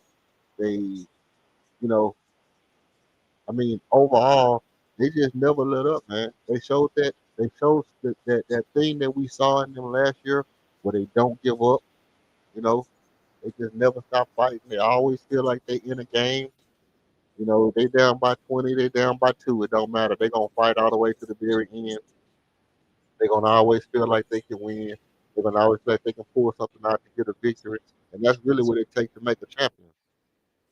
Um, but they were going against an actual savant in Nikola Jokic.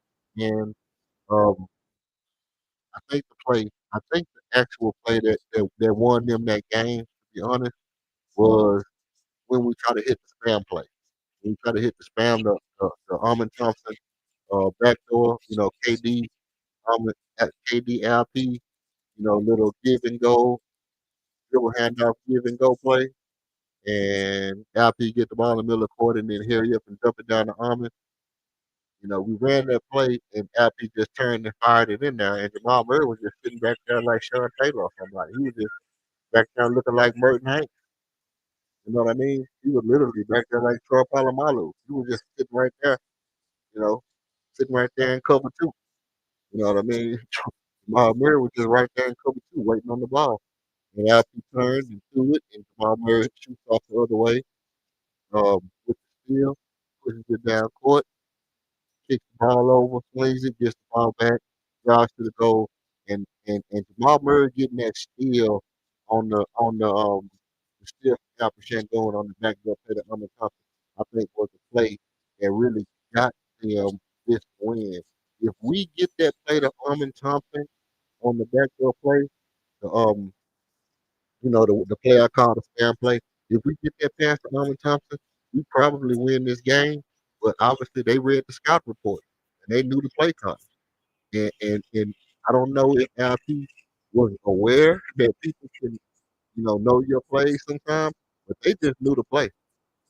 Obviously, the thing is that you have to understand that this team is copycatting our style. This team has built their team up like us. They went to the double big like us.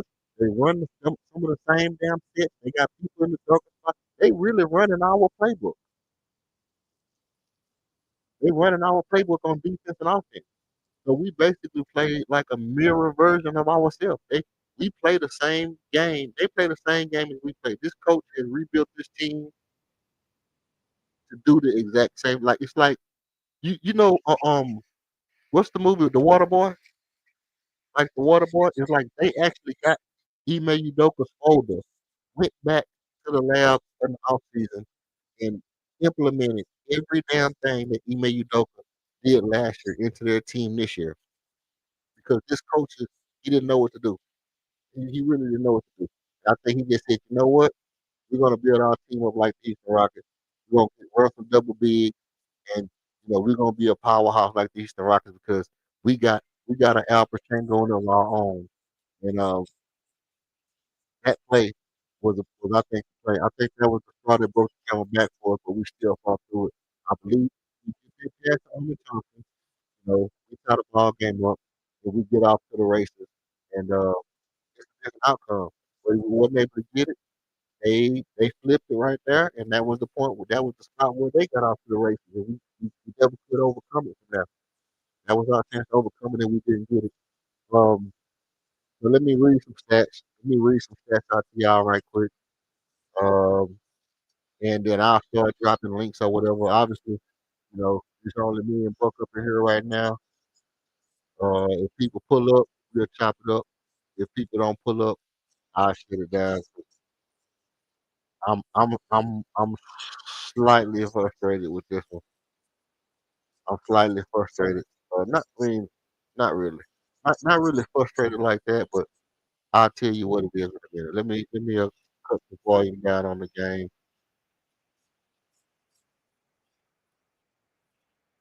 Is that Dirk Nowitzki?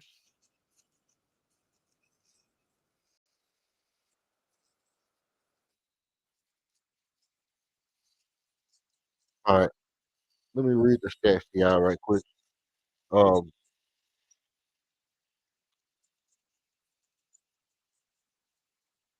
let's see, let's see. So, Aaron Gordon, Aaron Gordon left early with an injury. Aaron Gordon left early with an injury. He only had 1 point. He only had 1 point with a free throw. He was 1 of 2. He had 2 rebounds. Cameron Johnson had 9 points. Um, Amazingly, you know, he wasn't the guy who got off. And I said earlier that, it was going to be a situation where Cameron Johnson could have got off or Jamal Murray could have got off. And Jamal Murray was the guy who played 41 minutes tonight. He had 27 points. He didn't just ball out of control. He was 3 for 7 from three, 3 for 4 from the 3 point line, but he had 10 assists. So he had 4 turnovers. He hit you for 26 points and 10 assists and only 2 rebounds, but he had a big steal in the biggest moment. He had a big block on was that on LP or Armin Thompson? It was either on Armin or LP, man. It was on one of them guys. You know, Jamal Murray was in big moments. He made big plays, and I'm not gonna hold you. Peyton Watson had 9 points. He was 3 for 5 from the field goal. He shot no threes. Didn't make no threes, but he was 3 for 4 from the free throw line. He had 10 rebounds, bro. Peyton Watson had 10 freaking rebounds in all four positions. That's that's crazy work. Oh yeah, I forgot what color was out. And he had 1 steal and 1 block as well. He was a plus 15 for that team. Spencer Jones didn't do much of nothing, 3 points. Tim Hardaway Jr., the unsung hero, Excuse me. Tim Hardaway Jr., the unsung hero, he was 5 for 11. He was 2 for 3. I mean, 2 for 7 from the three pointer, and he had gave you 3 rebounds and 2 assists. He was a +4. Other than that, Yoni Valanciunas was only 4 for 8. He only had 8 points. He didn't really get off on nobody. He tried to, but he only had 1 rebound. We shut that shit down early. This was our game. Bruce Brown played 21 minutes. He was 0 for 2, 4 of 8. He had 10 points. Bruce Brown, but he had 3 steals and 3 assists. You know, but Bruce Brown wasn't the impact guy for tonight. um, you know, Bruce Brown wasn't the impact guy for tonight. It wasn't necessarily him that did it. It was really overall Jamal Murray that it was really Jamal Murray that cost that you know put us away tonight. Uh, let's, let's see. I get the stats for your Houston Rockets and let's look at these stats for these boys and how they panned out tonight.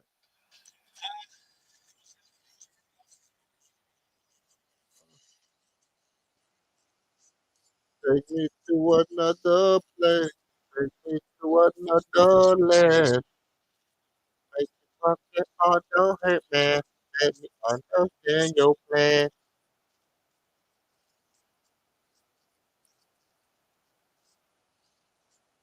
Oh, they ain't gonna let me look at the whole box score. They gonna make me only look at only one box score.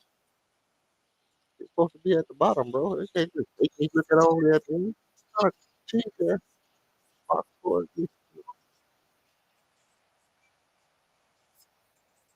All right, here we go. Kevin Durant did not have the best game tonight. It's okay. You know, KD. You know, you win some, you lose some. Leo, you're the fighter of the day. Kevin Durant had 13 points. He was 1 for 5 from 3. He had 4 for 14, 5 for 14 from field goal range. He was 66% from the you know from the free throw. 7 rebounds, 2 assists, 2 turnovers, 2 steals and a block. You know, so he did put up a fight. Um, your boy had 21 points, 7 for 20, 5 for 11 rebounds. You know, and it goes to show that on the game where your superstars don't play well, we got guys that can step up and get you the dub. You know, let's be real about it.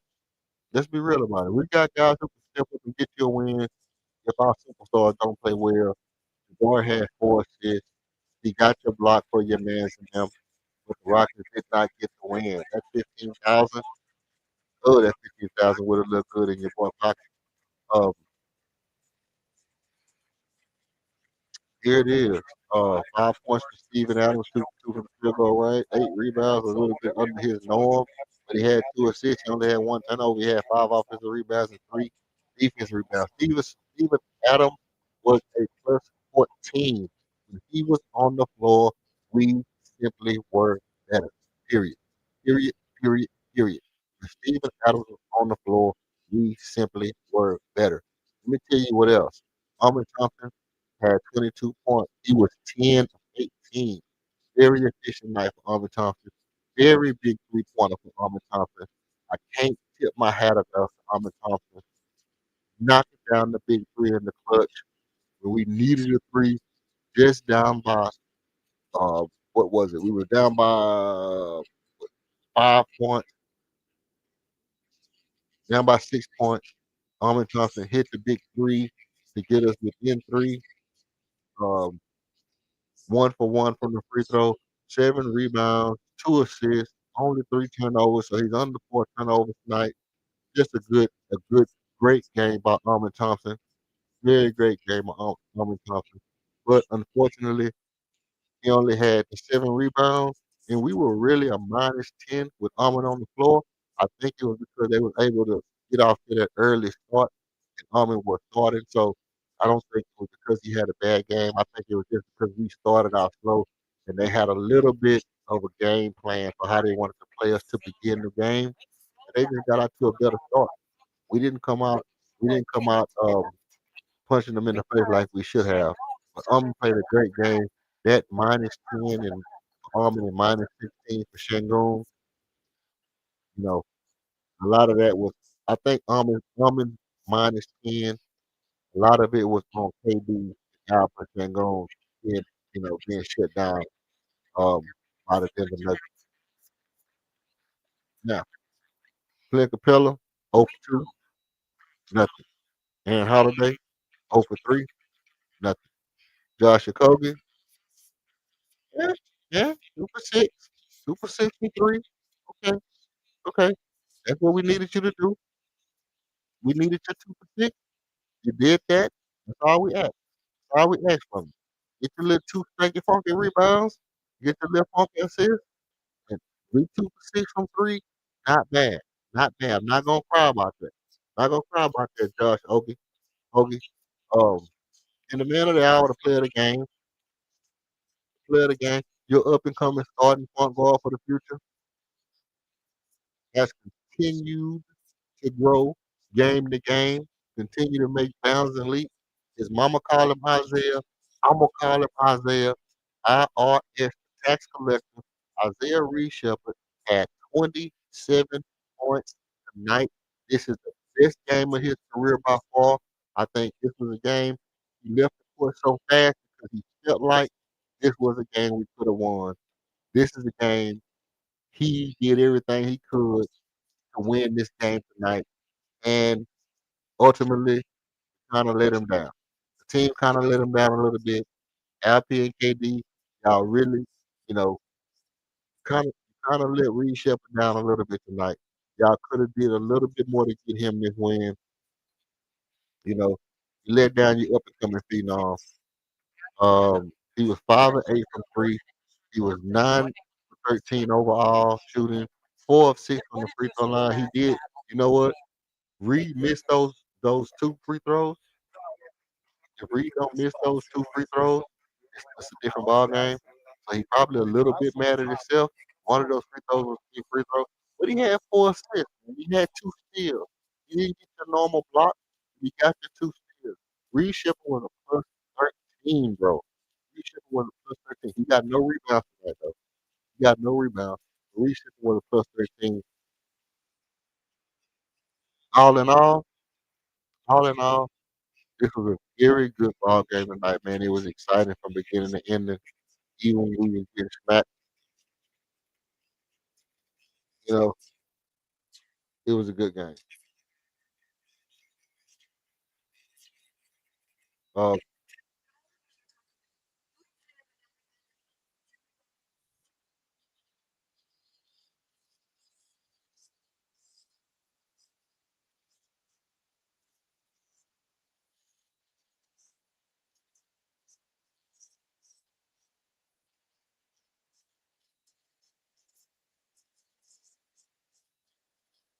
let's see.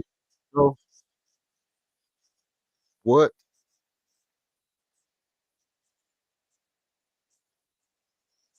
Yeah, he was. He absolutely was. I mean, it wasn't that he was just trash. Mm, You know, like Candace Parker said, man. God, Candace Parker put this shit in perspective. That's what I was just listening to right now. Um, Jokic made it a point, man, to go at it. Jokic went at it. Jokic made a point to outplay LP, and I think this team, I think for one, Jokic wanted to let it be known that he's still a better center, that he's still the best center in the league. Um, LP had 4 turnovers. LP had 4 turnovers. But you know, it's to me, it's not the 4 turnovers. I mean, listen, Alper Shango missed some shots he should not have missed. Alper Shango missed some shots he should not have missed. You know, he didn't. He wasn't able to do anything much to just make an impact on the game. It was a lot of times tonight where he seemed like He just wanted to do anything. Just let me do anything. And they was not. They was double teaming him. Jokic was putting the body on him. They was bringing another man to stand behind Jokic in case he spin. They had a good plan to cover LP all night long. They was actually they was bringing Jokic. They were bringing Jokic in to hold LP, and then they would just run another man to run behind Jokic. Just run over there behind Jokic to make sure Alpha Sengun can't spin off of him. And that was a good strategy to cover Jokic. But our guy, man, I need to get a take from you, KOD, man. I'm after I say this, I'm gonna if you got a minute, I want to get a take from you about what I'm gonna say next. Cause me and Buckmo been going back and forth about this all night again. I know you probably heard it, but we gotta settle this shit, man. We got to settle this shit. We gotta get over this shit, man. Um, they had a nice strategy for us down the stretch, and then the big play where they just knew our play, like they basically Tecmo bowled us. You know what I'm saying? You know how Tecmo bowl you pick somebody play, and you know what I mean? They basically did that shit on the little, the little regular play that we run for Armin to cut off the back. Armin comes standing in the back, and Jamal Murray was just sitting back there looking like Merton Hanks. You know what I mean? He's sitting in the back like Merton Hanks. As soon as KD and LP ran the play, and LP caught the ball in the middle of the court, he turned, threw the ball. Jamal Murray was just standing right there, looking like Merton Hanks. Get the ball, go the other way, duck man down the court, kick the ball, swing the ball, get the ball back, go to the other side, make the layup, and that was the play that if that play works for us, we close the distance, and I actually think we would have tied the ball game right there. And if we tie that ball game right there on that play, I think we win this game. With them knowing our playbook, I think they just stole all our plays. They just stole our whole style, man. Money and them stole our whole style. They come out with the double big. They're running all our plays. Man, you want my spot flash? You want my spot flash? Hmm, hmm. Well, you ain't gonna get it because you ain't got it, chump. Them boys pretty much just stole our whole play. They pretty much want to be us, bro. Like Flash, man. They want to be us. They want to be us like Flash. Um, but I mean, tell me what you think about Isaiah, man. Tell me what you think about Isaiah. If Isaiah keep playing like this, bro, this is what me and Buckmo been back and forth about all night.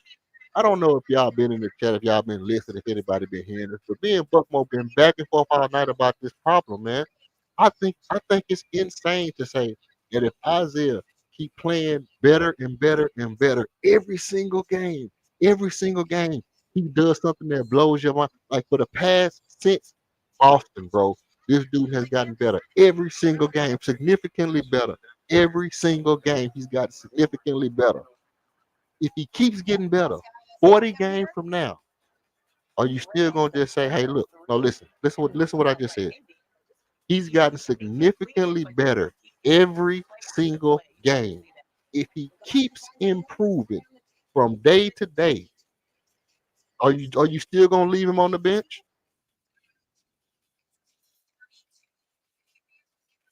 Can you leave him on the bench if he keep playing better like this? KLD said no.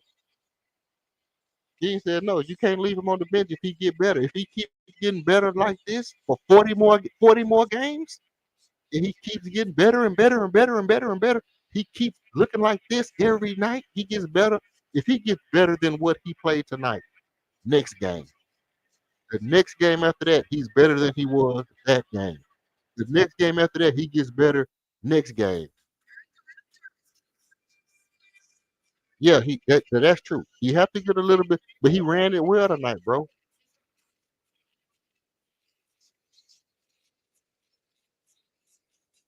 No, no, no. Listen, he ran the pick and roll well. Did y'all hear? Did y'all? I mean, what am I saying? Am I not saying let him grow? I didn't say start him right now. What? What? I mean, What am I not saying let him grow? Man, get off my screen with this nonsense, bro. And nobody want to answer the question, man. Nobody want to answer my question. If the dude from game to game is getting significantly better, if he's better, if what he did tonight, if he's better than this next game, if he plays better next game than he played tonight, and then the game after that, he play he plays better the next game than he played next game. So take what he did tonight, make it a little bit better. Take that, make it a little bit better. Do that 40 times.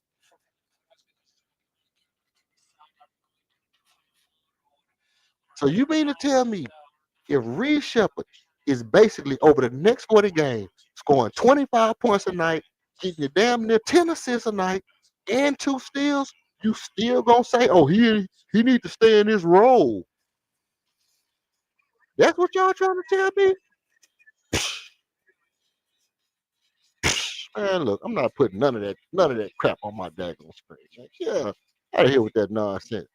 There's no way you can tell me that if the dude is better next game than he was tonight, and better the game after that than he was then, 40 times from now, 40 more times than tonight, he gets better and better and better and better and better. 40 more times, he gets better than he was tonight. That by 40 or 50 games from now. So by the time it's 60 games, it's 20 games left in the season. How can you just say, "Oh well, no, he need to stay in his role, man. Play your role, man. Play your role, man." Get out of here with that stuff, man.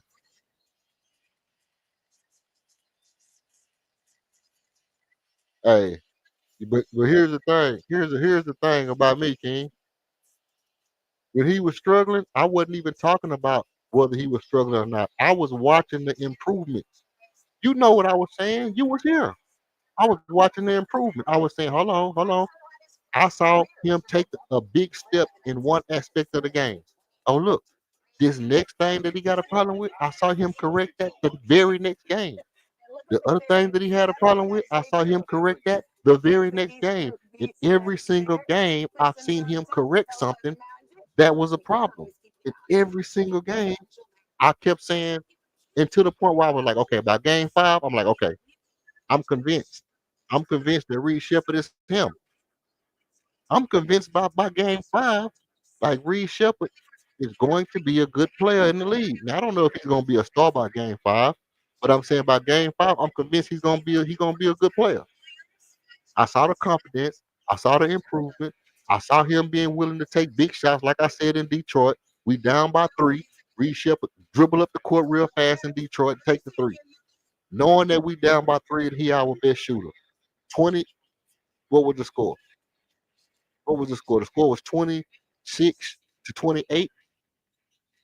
The score was 26 to 28 in the Detroit game. Reed Shepard dribble up the court, hit the 3, put us up by 1. And I'm saying that's a big shot taker right there.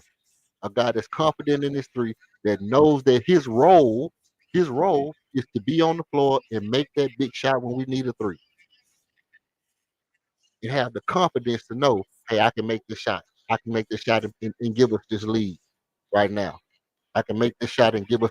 And I saw it right in the Detroit game, and I came on here and said it. I came right on here and said, no, look, if this guy's going to take these kind of shots, he's going to be a good damn player. He's going to be a good player. All the other stuff don't matter.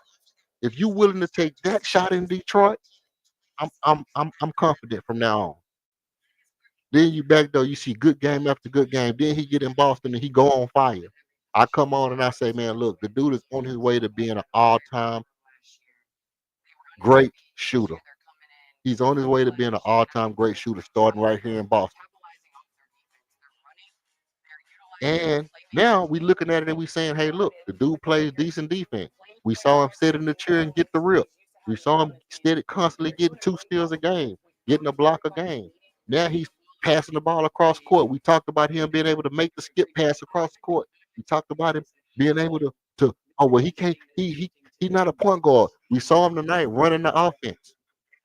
We saw him tonight running the offense, keeping the dribble alive, manipulating the defense, making the defense scramble with his ball handling, making the defense move from side to side to side by moving by him with just his dribble, making the defense have to shift positions with just his dribble. We saw him do it over and over again tonight. It wasn't just the 30 points, it was the way he was moving the defense with just his dribble tonight. And then on top of that, he go on a burner. He go on a burner. He getting steals. He's shooting the ball from all over the court. He running the point guard in the clutch. And I'm saying he probably not ready to be the starting point guard right now. I get that. I get that. I'm not saying he is. I'm not saying he is. But and see the thing is that I know it's gonna be people saying, "Man, we should be the starting point guard." That's not what I'm saying. I'm saying the same thing I was saying 3, 4, 5 springs ago. At the rate he's improving, it's the same thing I said about Armin. When I said, "Hey, look, at the rate Armin is playing, he's set to be our best player in 2 or 3 years." Like right now, last year, LP was our best player. But at the rate Armin was playing last year, he was set to be our best player in about 2 or 3 years. He'll be better than LP in about 2 years. But LP started playing better. He's shooting the three better. It's gonna be hard to get better. But we got two great players in their role with LP and Armin. You know what their role is? To be good basketball players. You know what their role is? To be good basketball players. Now, with that being said, Reed Shepard, his role is to be a good basketball player, to be the best basketball player he can be.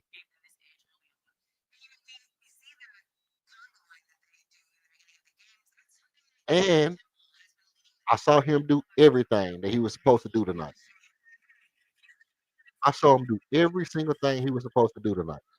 And I'm saying, yeah, he probably still not ready. He probably still not ready.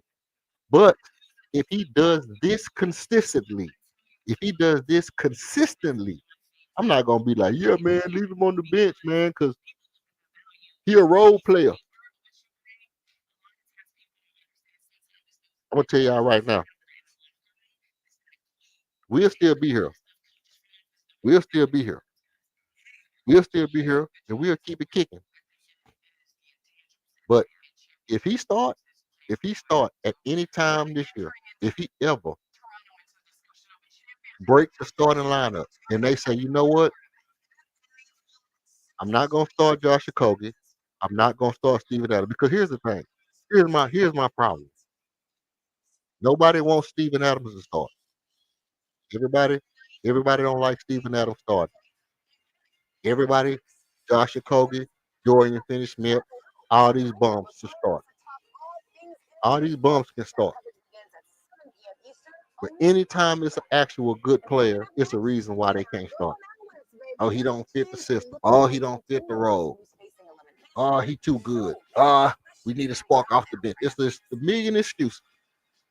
Million excuses why why we can't have a good player in the starting lineup.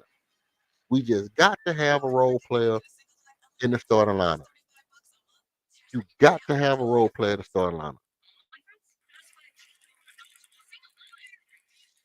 Guess what? Right now, I wouldn't start Reed Shepard either. I literally would not start Reed Shepard right now. Next game, I probably wouldn't start Reed Shepard either. And I don't think he will honestly be ready. But I didn't see nobody ripping him. I didn't see nobody just dogging him. I didn't see nobody outplaying him. Obviously, that was the second unit, so he gonna have some of that. I do believe that when you play against the starters, it might be a little bit different. But let's just look at it. You know, who's the guys that really can just take advantage of Reed Shepard? Like, who's the best defensive guys? Who's the best offensive guys that can just really just take advantage of him? Okay, cool. That's cool. But if he continues to consistently play like this, You mean to tell me you're gonna just say, hey, you know what, Dorian Finney-Smith, come on, Dorian Finney, come on, Josh Okogie, keep starting, come on. We're gonna let Josh Okogie keep starting. What was Josh Okogie's stats for the night? What was Josh Okogie's stats for the night? +4. Josh Okogie was a +4, 2 for 6, 6 points, 1 assist, no steals, no blocks, 2 rebounds. And here's the thing. I said it during the game. I said it during the game. Josh Okogie was super valuable in forcing uh the the ball out of bounds on the inbound play when we threw Josh Okogie in the game to mucky up the game, to switch on Jokic and then switch on Murray to where they couldn't throw the ball to Murray, and it allowed Armin Thompson to get a hand on the ball to knock the ball out of bounds, almost create a turnover. That was all Josh Okogie. That was all Josh Okogie on that inbound play with the defensive awareness and hustle to hold Jokic, strong enough to hold Jokic in place, and then quick enough to switch on Murray. That was all Josh Okogie. So I'm not undermining Josh Okogie at all. He played super big for us tonight, and he hit his 2 3 pointers, which is all I said. He was the X factor for tonight's game. All he needed to do was make a couple threes. Cool. He made a couple threes. He made 2 threes. I'm cool with that. So I'm not taking nothing away from Kobe. I'm not taking nothing away from Kobe. But I'm gonna tell y'all right now. Tell y'all right now. I don't care about that. I don't care about that roll shit. I don't care about none of that. I don't care about no roll. I don't care about no swole. I don't care about no skull. No Dr. Shows. I don't care about none of that. Put the man in there, man. If the man continues to get better, put him in there and let him play. I don't come to me talking about no we need sparks off the bench, man.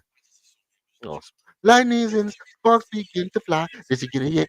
Ooh, my secret. Look at that. What about no damn spark on no bench, man? You want to spark off the bench? Go hire Lou Williams back in the league. Go get Eric Gordon, man. Go get what's his name?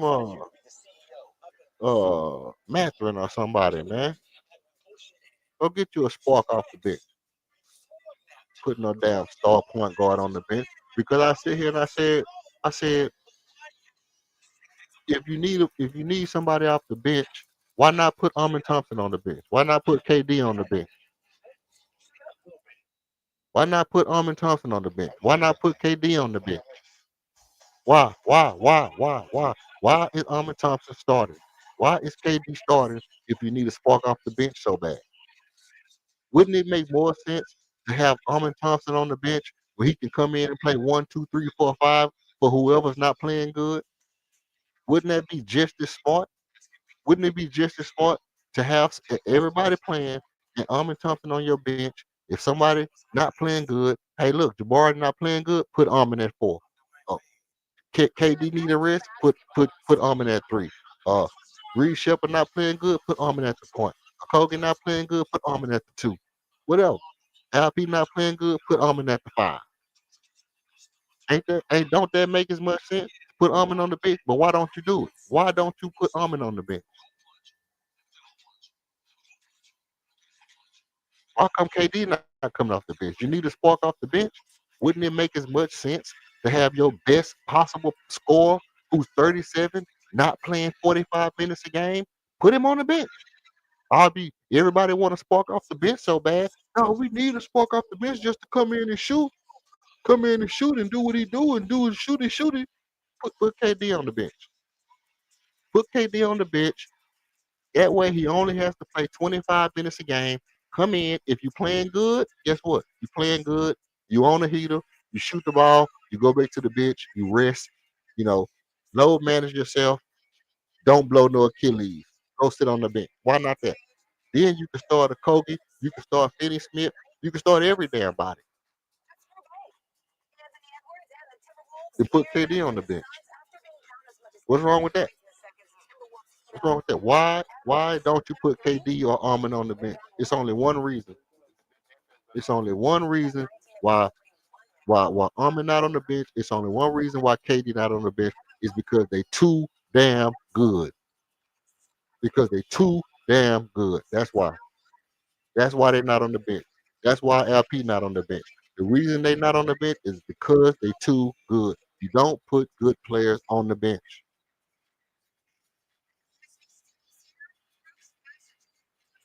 And see, I asked the question 100 times. Nobody wants to answer the question. Why not Armin on the bench? Why not KD on? Because they're too good. So why all of a sudden every other good player got to stay on the bench?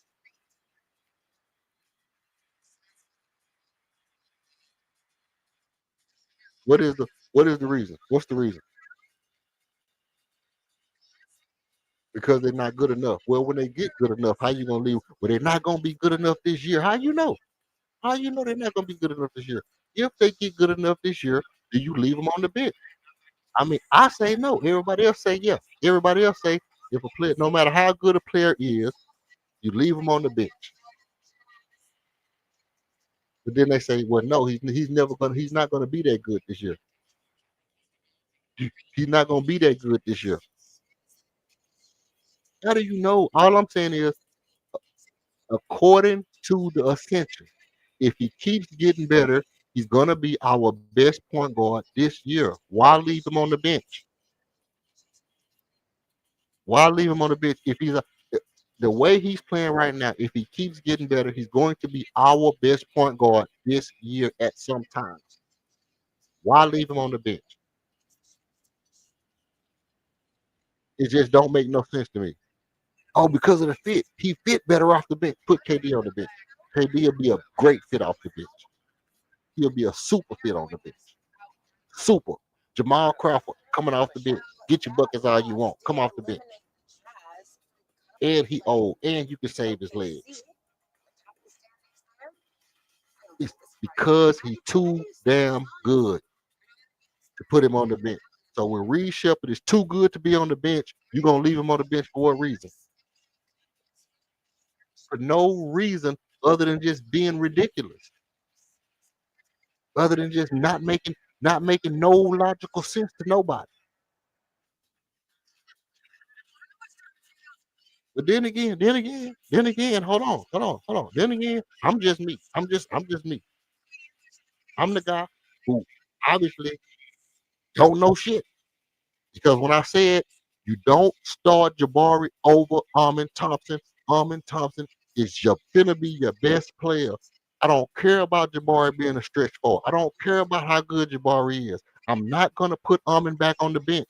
People, nah, if you wrong, man, you gotta leave Armin Thompson. You gotta put Armin because he's a Swiss Army knife. He come off the bench and he's a Swiss Army knife. Put him back on the bench because Jabari fit the system. Jabari is a stretch four. He can stretch and he play defense. And we lose when Jabari not in the game. Put Armin back on the bench. I'm saying you don't put your best player on the damn bench. He a Swiss Army knife, right? Why you don't put him back on the bench? Why you don't put him on the bench? Right? Oh, because he already been a starter and it'll hurt his ego. Well, ain't that what's best for the team? Everybody telling me about what's best for the team. Team. I hate when niggas don't want to do what's best for the team. They gotta go. See, people do all this damn double talking. People do all this damn double talking. When it's not what's best for the team, or kick him off the team. He not being what's best for the team. Kick him off the team. Right. When I said put Easton in the starting lineup, people said, "Oh no, he too good to start. He too good to start. Easton too good to start. He too good to start." That's what they said. Easton too good to start. Kick him off the team. Kick him off the team because he's not a team player. I got receipts. Easton Easton don't care about the team. Easton don't care about the team. Um, because he want to be good. East, yes, y'all was. Yes, y'all was. I got the receipts. I got the receipts. Easton don't care about the team. If he want to start, he don't care about the team.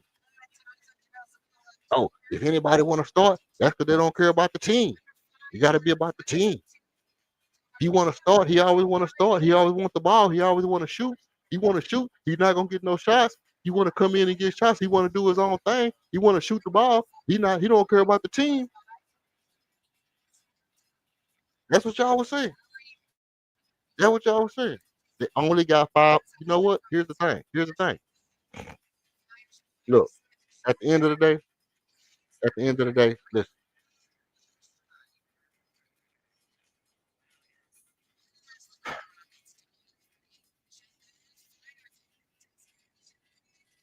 Every single time, every single time, it's a million ridiculous reasons for people to do ridiculous shit. A million ridiculous reasons for people to say ridiculous shit. That's just the facts. Just the fact. It's just a fact. It's just a fact. I'm willing to bet. Now one of nobody is gonna come up here and say, you know what? I said Jabari was supposed to start over Armin, and I was wrong. Ain't nobody gonna say that. Nobody's gonna admit that they said Jabari should start over Armin, and they was wrong. Everybody's gonna swear. Everybody's gonna swear that when I was going on these platforms, that nobody was arguing with me. When I'm calling and calling on these platforms and I'm coming on your platform and I'm saying no, no, no. And guess what? Guess what? Guess what? Here's the thing. Here's the thing. If y'all was listening to those platforms, y'all remember me coming on those platforms and saying you cannot put your best player on the bench. That's not good business. You cannot leave your best product on the shelf. Y'all was listening to those platforms and y'all remember me saying this shit last year. There's no way you don't remember me. And people was laughing at me. Ha ha ha. Ha ha. Talking over me, screaming. Talking about Armin. I'm talking about Armin. And no, he's not the best player. But exactly what I said was in 3 years, Armin is probably be our best player. And what I said exactly was Armin is on his way to probably being our third best player ever. If he stay with the Rockets his whole career, Armin will probably be, when he retire, he'll probably be the third best Rocket player ever. What I said, you're gonna leave somebody who could possibly be the third best player in your franchise on the bench for Jabari Smith Jr. No shade to Jabari Smith Jr. I love Big Shot Barry. If you listen to the stream tonight, you know how much I like Jabari Smith Jr. If you listen to the stream at all, if you chimed in at any point when Jabari was knocking down big shots, you know how many times I hit this. That's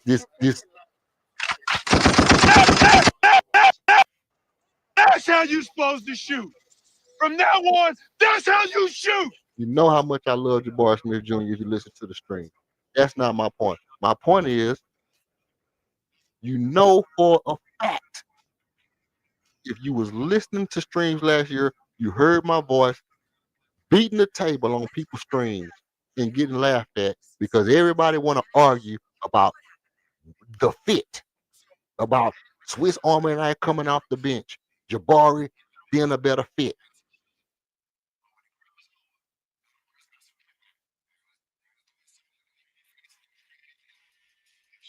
Right?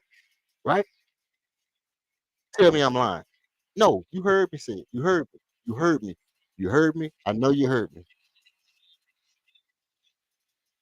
Stirring up shit, making it stink in everybody platform, pounding the table, dropping my mic, doing everything I had to do to let it be known that it's ridiculous. Why people are saying not because let me tell you something. I don't feel like The Rock is gonna listen to this little podcast and make no damn decisions based off of what I say. If I wanted them to know what I thought, I'd get on Twitter and say it to them, like I've been doing. I'd get on Twitter and send it to them like I've been doing. I don't think they're gonna come here and listen to this shit and make no damn decision. Who the hell am I?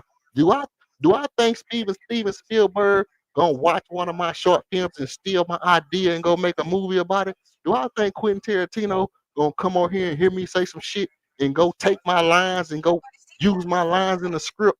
No, I don't think that shit's ridiculous. The shit's ridiculous. Ain't nobody listening to this little ass podcast, little shit, and stealing my ideas. That shit's ridiculous. But you niggas heard me say the shit. You heard me say it. Y'all heard me. And y'all heard people repeat what I said after the shit happened. Because y'all know for a fact, y'all heard people saying that Armin shouldn't start and we should start Jabari over Armin. Y'all heard people saying it. Y'all heard people saying it. It was the consensus thing to say. If you wanted to sound smart on people's podcasts, if you wanted to sound smart on YouTube, you say shit like, no, Jabari fits the system. He's a system guy. Armin is a Swiss Army knife. You can plug him and play him anywhere. He can play the 5. He can play the 4. He can play the 3. And if you need him to play point guard, he can play the point guard. Bring Armin off the bench. And I don't listen to the consensus. I tell you what I know about basketball, what I know about business, what I know about being innovative, what I know about being creative, what I know about being a pioneer, what I know about being an outlander, what I know about being an outlaw, what I know about being a game breaker. That's what I tell you. That's what I come up here and talk about. I don't come up here to tell y'all about how to walk somebody else's fine line. I'm not up here trying to talk to y'all about how to follow a fucking trend or be somebody else.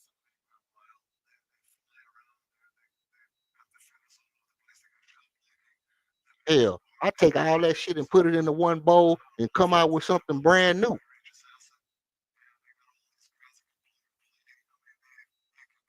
Yeah, we playing James Naismith basketball game. We didn't invent basketball, but you think I'm gonna play it like they played it?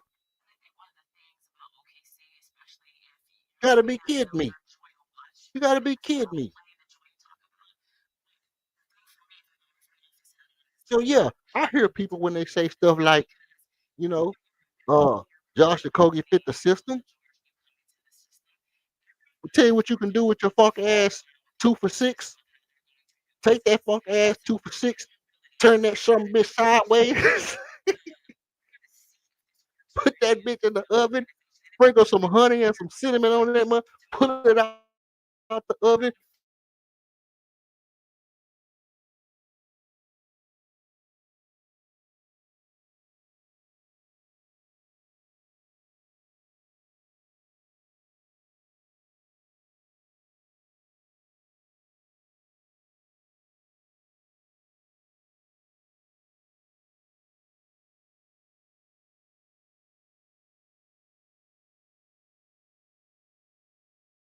Cut 2 and 6. I don't care about the norm. I don't care about what the normal thing to do is. I don't care about Norm from Frazier. I don't care about Norm Nixon. None of that. I don't care about no norm. I'm trying to break the game. I'm trying to break the game. Yes, Buckmo. Yes, Buckmo. I do want my best players to play. I know you only got 5 people that you could put on the thing. Where you at? Where you at, a million more? Because I'm gonna start getting to y'all comments right now. I had to get on my soapbox because I'm tired of all this foolishness. They only got 5 positions, and you want everyone in the starting lineup. No, I want the 5 best players in the starting lineup. And if them other niggas ain't good enough, get them the fuck off the team. How about that? How about that? Put your 5 best players on the court, and if them other niggas ain't good enough, get them the fuck off the team. Get them Jay Sean Tatum, them Josh Okogies, and and and and and JD Davisons and all them niggas the hell off my team if they not good enough. How about that? And put my best players on the court. And have players on the court who can do whatever I need them to do when I need them to do it. I don't want to have to put you in the game because I need a shooter. I want my shooters already in the damn game. I have to look on my sideline and be like, hey, hey, Reed Shepard, get in the game. I need 3 points. Yeah, that kind of shit. Put my best players in the game and let him already be out there. And when the ball come to him, he can shoot it and make a shot. How about that? How about that, huh? Hmm? Hmm? Hmm? Hmm? Remember Dick Gregory shit. Hmm? Hmm? Hmm?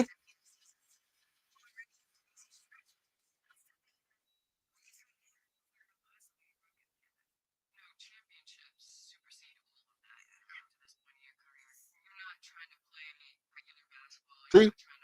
See? This is what I'm trying to tell you. This is what I'm trying to tell you. It ain't about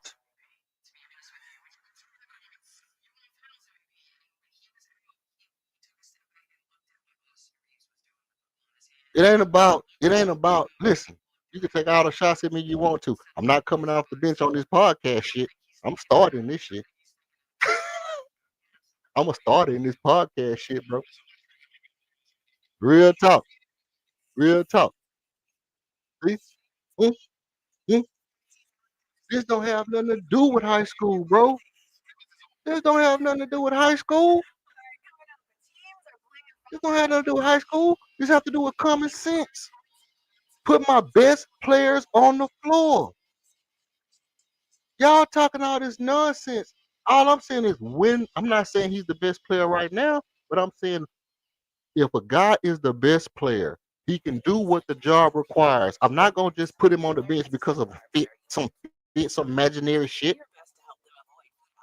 Because guess what? Guess what? Let me tell you something. Let me tell you something. The guy who is not good enough. Okay, let me tell you. Let me tell you. Andre Iguodala, when he was on the Warriors, when Andre Iguodala was on the Warriors, could he have been a starter somewhere else?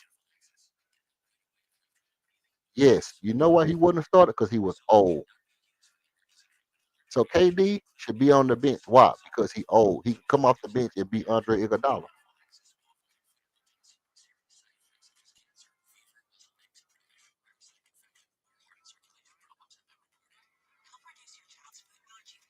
See, but see that shit. It sounds so stupid. It sounds stupid to say Kevin Durant can come off the bench. Andre Iguodala did it, and they won a championship because of Andre Iguodala coming off the bench with the super lineup. I know I sound crazy right now. It sounds crazy to say put Kevin Durant on the bench. It does. Just like it sound crazy saying you got a point guard that's shooting 65 fucking percent and scoring 30 points a game and you're gonna leave him on the bench. That sound crazy too.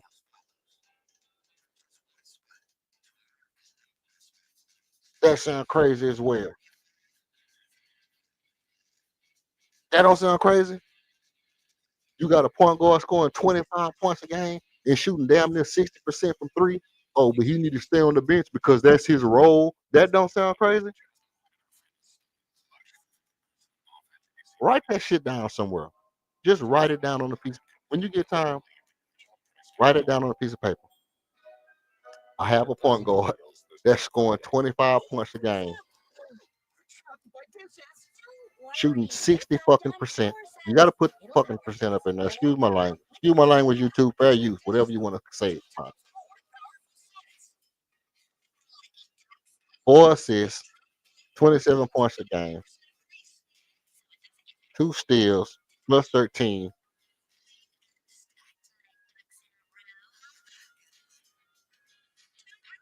60% from three on 8 attempts. On 8 attempts. But I'm gonna leave him on the bench because because because my mind cannot wrap around the idea.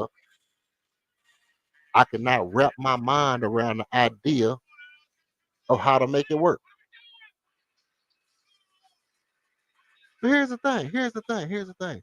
The thing about it is, I don't. I really don't care. I really don't care about what somebody else, the capacity of somebody else's own mental shit. I don't care.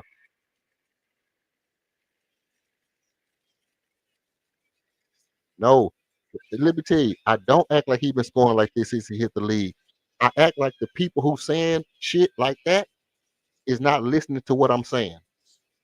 Because what I said, and I'll repeat it, y'all hit the like and shit out and liking all that stuff, man. Because y'all trolling. Let me tell you what I said. What I said was,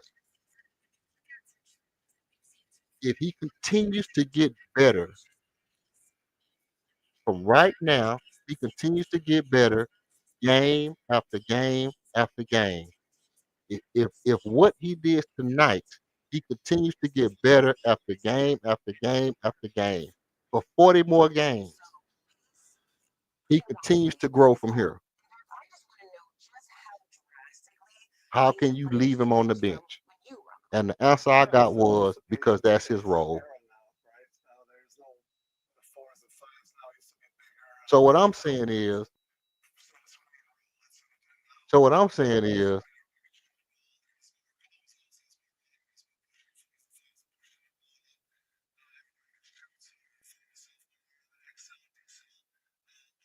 what I'm saying is, if he continues to get better from here, from from the from October to November, he went from barely being able to score a bucket to scoring 30 in the game against the best team, one of the best teams in the league. Can we agree that that's the fact? Can we agree that it took him 1 month? 1 month. It took him from barely being able to get a bucket, turning the ball over, looking like a daggone deer out the woods, looking like a turtle with no shell in October. On October the 12th, when we started, he was out there looking like a turtle with no shell. And a month later, he scores 30 points and 4 assists in a basketball game. 30 points and 4 assists in a basketball game. And I'm saying, like, in 2 more months, if he gets better, the same amount better as it took him to get this good in 1 month, give him 2 more months, right? If he gets 3 times better than he was when he started, 2 times better than he is right now, how will you leave him on the bench? Smooth. If you say something crazy, I'm muting your mic. Come on. Well, you may as well mute my mic because I'm sure finna say something crazy because you talking crazy right now. Okay, go ahead. Feel free. Good take off. Man, listen to what you just said. I just want you to listen to what you said. You said from October to November, he scored 30 points. Okay, I want you to look at the games before that. What did he score? And then tell me if he should be in the starting lineup. And see, that's why I'm saying, like, you being fanatical about it right now. You going off of a couple of games, 3 or 4 games where he scored these many points. And tonight, he scored 30. So now, all of a sudden, we supposed to just put him in the starting lineup. Again, I said a week ago, you were saying put Tari Eason in the starting lineup. Like, you got to make up your mind who you want in the starting lineup because everybody can't be in there. You got to take somebody out if you want Reed and Tari Eason in the starting lineup. And then you keep saying it like these players are just like KD and Sagoon or something. Like, they in their role, they playing good roles, they playing good basketball, but they not starting lineup material right now. So I don't understand how you keep getting these things, you know what I'm saying, misconstrued of a role player and a starter. They just playing good basketball. They doing their job right now.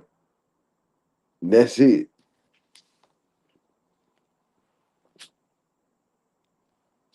You done? You finish or you done? Yeah, I'm done. I ain't finished, but I'm done. Okay. Okay. Now, what I have to tell you is, I'm gonna ask you a question first. because I'm take it easy on you right now. I'm No, gonna no, ask you. no, no. Don't take it easy. I'm taking it easy on you because Do your thing. I'm hyped up about the overall perception of this situation. But I want to give you a fair shot. I'm gonna ask this question again, just so you understand what I'm talking about. Because I've been getting answers about something that I'm not talking about. I want to answer about what I'm talking about. Okay, so this is what I'm talking about. From game one to now, we are 12. How many games are we? We 10 and we're 11-3, right? So that's 14 games. It took him Mm, 14 games to go from looking like a duck with no flippers yep. to scoring 30 points against a championship contender. It took him it took him 14 games. It So took him we only counting this year. I'm only counting this year. Oh, okay. It took him 14 games from the beginning of this season to now, from what he looked like at the beginning of the season to what he looked like right now, right? Hmm. In 14 more games, how much better would he look? So the question is basically his trajectory. He should be starting off of his trajectory. You ask What I'm me, would I put him in the starting lineup based off his trajectory and what saying, he's doing right now? I'm not saying put him in the starting lineup right now. I'm saying Yeah, not in 14. that's. Wait a minute. Wait. If you're not saying put him in the starting lineup right now, then what's the conversation? If That's you're not right. saying put him, what we waiting until 5 years or 3 years or 4 years? Yeah, of course, them No, no, players gonna be gone. So yeah, he'll be a starting lineup then. no. What I need to do, I need you to walk with me slowly. I need you to walk with me slowly because, like I say, it's the weekend. It's the beat and teach. It's a beat and teach. I'm not just gonna beat. I'm not just gonna Mm-mm. teach. I'm gonna do both. So I need you to walk Come with me. on with it, cause sound like I'm teaching you. Cause you Okay. saying put him in the starting lineup, then you saying don't put him in the starting lineup now. So when the hell do you want him in the starting lineup? You gotta listen. Well, come on, I'm walking with you. I Watch. got my walking shoes on. You gotta watch and pray. You can't watch or pray. You gotta do both. So this is what I'm saying. It took him 14 games to get this good. In 14 more games, if he continues to play this well from here, you give him 14 more games. How much better will he be? Now the question I'm asking is multiply that by 4. And in 40 more games, how much better will he be? If his trajectory is bullshit to 27 points in 14 days, then you can say reasonably that he's able to do this, what he did tonight, consistently by 40 more games, by 40 more games, not in 40 games, but by 40 more games than we are right now. So Man, listen. 40, hold on, I hold on. I don't do the analytics stuff though. This ain't analytics. This is common sense, bro. This No, is that's not common sense because that's perfect. straight analytics and hypothetical stuff. Perfect practice makes perfect. Am I right or wrong? Perfect practice makes perfect. Am I right or wrong? Okay, I agree with you. Go ahead. Okay. So what I'm saying is, if he's practicing perfect, he's playing hella good in the games. He's getting better. 40 more games, he gets better and better and better and better and better. And we see him making the improvements like he has in these first 14 games. We see him making the improvements. All I'm saying is, are you gonna leave him on the bench because of some stupid ass shit like he he needs to be there because we need a spark off the bench? That's what I'm asking. In 40 more games, if he does this consistently, are we Are gonna you leave? listening? But I'm asking you though. Are you really listening to what you're saying though? Because you I'm asking asking the question that, of course, bro. That'll be next year. 40 more games. you 40 Yeah, more games. next year you can start. 40 more games is not gonna be next year, bro. That's what I'm trying to tell you, bro. So you want everything to just completely stop right now. Everybody to get out of their positions and what they've been doing, so he can get in the starting lineup. A nigga that just started doing this here yesterday, with compared to people that's been doing it for season after season after season. But this nigga So here just started doing this shit. But we supposed to move this nigga here that play way better defense than him and can hit a corner three and not just score. So we supposed to do everything, switch up everything, just because he can hit a shot one night. You just say a corner three. Did you just say that you gonna leave Josh Okogie at the game because he can hit a corner three? No, you wasn't listening. I say that play way better D and can hit a corner three. Man, if you don't And if you don't get you that see what I'm corner, saying? It ain't just offense. It ain't just defense. It's both. When man, if you Reed don't come in, he giving you mostly just offense. so he didn't get the two steals tonight. Yeah, he did get two steals, but I More said steals mostly. than Okogie? Did he get you more steals than Josh Okogie? So let me ask you a question. How many games consistently have you seen Reed Shepard do this? What? Get you? He played good defense. He played No, no, good no. defense. How many games have you seen Reed Shepard consistently do this? What he's been Well, doing? well, hypothetically, in 40 more games, it'll probably be like Nah, nah, 20. nah. We ain't talking about no 44 games down the line. We talking about right now, the present time, reality. What I'm gonna tell you what I've seen him do. What I've seen him do was get better every single game from day one. That's all I'm saying. All I'm saying is I've seen him No, get no, no. better Wait. How you seen him get better from day one when you just call him a duck with no shoes on or boo boo cobbler, whatever it is that you just said? one. So that means he didn't digress and then go back up. That means there's no consistency there. That's why you ain't in the starting lineup. Making up shit. What I if you've been on this channel listening to me from day one, I've called out every time I've seen him make an adjustment to what he did last game. I've called it But out you on just said a few minutes ago that he was a duck. We in just seen him go from a duck with no shoes on or whatever it is that you said to what game he's doing now. in game one. In game one, I said he looked like a turtle with no shell in game one. And tonight he came out and scored 30 points with 4 assists in game two. He come on up here, man, and say some ridiculousness. And I'm beating the teaching. You can either fall in line or you can get in line. Nah, bro, you on the island by yourself on this. What you got for me, King? What's happening, man? What it do? What up with you, bro? Salute to you. Uh, Salute smooth look to here, man. I don't know a bigger Reed Shepherd advocate than me. I mean, all the way back to prior to the All right, that's enough of that. Nah, I'm just saying with you, bro. My bad. wow, wow, dang, he beautiful, He on one tonight, dog. That's what I'm finna ask you next, bro. bro. Hey, where you get it from? I just want to know where you get it from and how much it's going for. Hey man, look at you, bro. Yeah, man, just beat the teacher on the weekend, man. I don't even want it. Whatever he on, I don't want it. Hey, I'm cool later during the week on the weekend is beating teach, man. I got to do it, man. I got to do it. Go ahead, King. I ain't Say, mean I carried away. Go ahead. yeah, you did. You did mean to mute me. You did. You meant it. But look, I've been the biggest advocate of old Shep. But what happened to allowing guys to be superstars in their roles? Everything that we could have hoped for and asked for from Reed Shepard this year, he's doing it.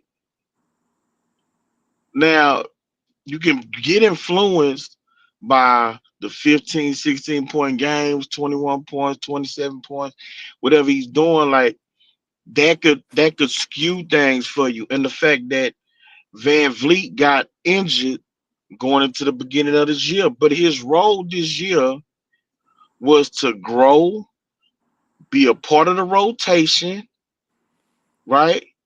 Give us that shooting that we saw at Kentucky and learn behind Fred Van Vliet. I don't understand what's the rush. Not to mention that we put Armin Thompson in the point guard role, and because Armin Thompson excelled off the ball in the dunker spot, don't nobody want to live through his mistakes, want to live through his growth of being the starting point guard. Like, bro, relax, homie. Leave Reed Shepard where he at. Let him continue to do his thing. I'm watching Reed Shepard run pick and rolls with LP and with Jabari and with KD, and he can't make the pass to the roll man. He not hitting LP on the roll when they run pick and roll. He not throwing the over shoulder pass to Jabari when he pop out at the three. Same with KD. He can make the skip passes into the corners. That's great that he got that vision. We seen him run pick and roll with Capella last game. And Capella rolled to the back and he was able to throw that long from the three-point line. But bro, the art of running pick and roll and being able to put that bounce pass as your man is rolling, being able to hit LP on the move so LP can then make his move or pass it back out. That's what Van Vliet was able to do, which elevated LP's game. If you got a shooter like Reed Shepard that can make those passes, it further opens up the offense. He hasn't shown that he's willing, he's comfortable, whatever it is, to make those passes yet. Let's let the young man grow, bro. Okay. Like it's like you put a cake in the oven, and as soon as you start smelling the aroma for the cake, you want to snatch the cake out and cut it. My nigga, it still ain't ready, bro. I'm saying that, but I'm also saying it's only gonna take 45 minutes, bro. It ain't gonna take 2 years for the cake to get ready, bro. That's Yeah, all but I'm my nigga, we 13 games in, so basically it's been like 10 minutes. and I You got and the I cake in the oven for 10 minutes, you want to take You it out. gotta let him Put the cook, icing man. on it. uh, You Let him want to put the cook. icing on it after 10 minutes, my nigga. Like let the cake bake, bro. And even after it bake, you gotta let it cool off. Like okay, my but nigga, you are too for you rushing the process way too fast. Yeah. Hey, another. You remember when them old schools used to say when you got a cake baking in the oven, don't run in the kitchen. yeah, yeah, Yeah. See, okay, Yeah. sometimes you gotta chill, bro. You gotta sit down, let the cake bake, man, and let it do what it do. Cause you're gonna get to running around and shit while the cake in there and it's baking, and you gonna get to stomping and moving around, and the cake gonna goddamn fall. You yeah. gotta chill, let that boy bake, and let him cook. You gonna put him in a position to where you putting too much pressure on him now. Now you're in the starting line over KD, and you getting starstruck and all that. Man, Hold on, Can I hold let on. that say man do what he do. can I say one more thing before you go, EF? Go ahead. There's also a way that as much as we've seen his confidence increase, you can kill his confidence because at this point, I also don't think that he's strong enough defensively. I also think that he's still showing glimpses of him gambling too much on defense. And if he starts getting picked on and he starts getting cooked, and MA feels like his lack of defense, lack of strength, along with the offensive issues that he still got to clean up, what MA is like, man, you compromising everybody else on defense. You're compromising, our defensive integrity. I'm gonna have to put you back on the bench. What is that gonna do to his confidence then? You can Okay, also damage his confidence by moving too fast. good point. Now let me say this. Has anybody heard me say start Reed Shepard tomorrow? Now I heard you say by the All-Star break, but I'm saying I said let by four him let him games. I let said bruh, I said what I huh? said. I said around the All Star game, he should be looking like our best point guard. And I said by at least by after 60 games in the season, before the last 20 games, he'll probably take the starting position. That's So I want to ask this question: if it's 60 games in, and just say the Rockets are moving, they doing good, they in the shit second seed, third seed, and they right there. You gonna break all of that up, and you gonna put him in the starting lineup. Who you putting on the bench? if Reed Shepard is our best option at point guard, bro. Everybody crying about we need a point guard. This is what I want to ask you, Smooth. Everybody crying about we need a point guard. If they get a point guard, are you gonna put that point guard in the starting lineup if he's the best point guard? That's all I'm asking. Yes or no? Yeah, You if he's the can't you best can't do point that. guard, but Reed No, Shepard ain't the best point guard. no. We're not gonna do all that. Reed Shepard ain't the best point guard right now because that's not what I'm talking about. I'm But saying you if said like, wait a minute, but I'm saying at the All-Star break, if Reed Shepard is the best point guard by the trade deadline. No, okay, let's take Reed Shepard out the equation. If at the trade deadline we get a point guard, that's our best option at point guard at the trade deadline. Do you put him in the game and start him at the trade deadline? And who the hell do you take out? Answer the question, please. It's the same thing. If my team is rolling, then no, I'm not gonna even go get no point guard. Exactly. So what do I And need it for? you That's why I use keep it. trying to tell you that. You using a false premise, EF, because you going off the overreaction after the first two games, where the whole world and the media was pushing it, YouTube content creators was pushing it. They need a point guard. They ain't got no point guard. Blah blah blah. Without allowing the two guys that we were tasking with the job to grow in that position. Like allowing them to make mistakes and to learn how to play with the other players on the team and just grow naturally. And what we're seeing is those two guys go through some growing pains, but also you're seeing some growth. So the Rockets wouldn't go out and make a move to add a point guard when they backcourt is looking this good. Yeah, and you got two of them. What I'm saying is, if it's a better point guard at the trade deadline, y'all won't even get them. No, for what? No, you're not gonna break up the continuity of your team. They've been everybody, so everybody then got entrenched into their role 60 games in, and now you finna throw a monkey wrench in it to try and incorporate somebody from the outside to now try to learn how to play with the guys on this team that's been playing together for 60 games. So listen, This late in the season, no, that don't make sense. That don't make sense. So if Steph Curry is available, Jalen Brunson. Man, come on, EF. If Jalen Brunson is available at the trade deadline, you're not gonna get him and start him. I'm not entertaining that. You can mute me. You can mute me if you want to. Yeah, you go on and kick me. If you gonna mute me, go on and kick me off your panel, bro. No, like, for real. If you gonna mute me, go on and kick me off. I ain't gonna kick you off the panel. I just want y'all to not overlook the question and not act like what I'm saying. No, because that's nonsense. If Steph Curry become available, Come on, bro. That's Like, man, business. come on. They gonna have to do that, bro. You just making up stuff to try and make yourself seem right. Nope. Like that's ridiculous. What I'm doing is y'all doing is y'all saying ridiculous stuff. I'm saying that if it's a better point guard that's available at the trade deadline, y'all gonna just not get them because of some imaginary shit called continuity. When it's a point guard out there that's better, that's gonna make your team better, you're just gonna automatically imagine that if you get a better player, you're not gonna be a better team. Listen, so tell me, that don't mean tell me the team. Tell me the team. You tell me the team that's a top 2-3 seed. They are playing well together. The team is rolling, and they go out and they just inject a new starter onto their team where there's no injuries. Like if it's a major injury and then you make that move, okay. But according to what you said, there's no injuries. The team is rolling 60 games in, and you're gonna go out and trade away not pieces off your team that got you where you at, and you're gonna try to bring in another starter, some imaginary great player that's gonna be available at the trade deadline, and you just gonna push them into your starting lineup to fool with what you got going on. What team does it? What team did it? Okay, so listen. Here's the thing.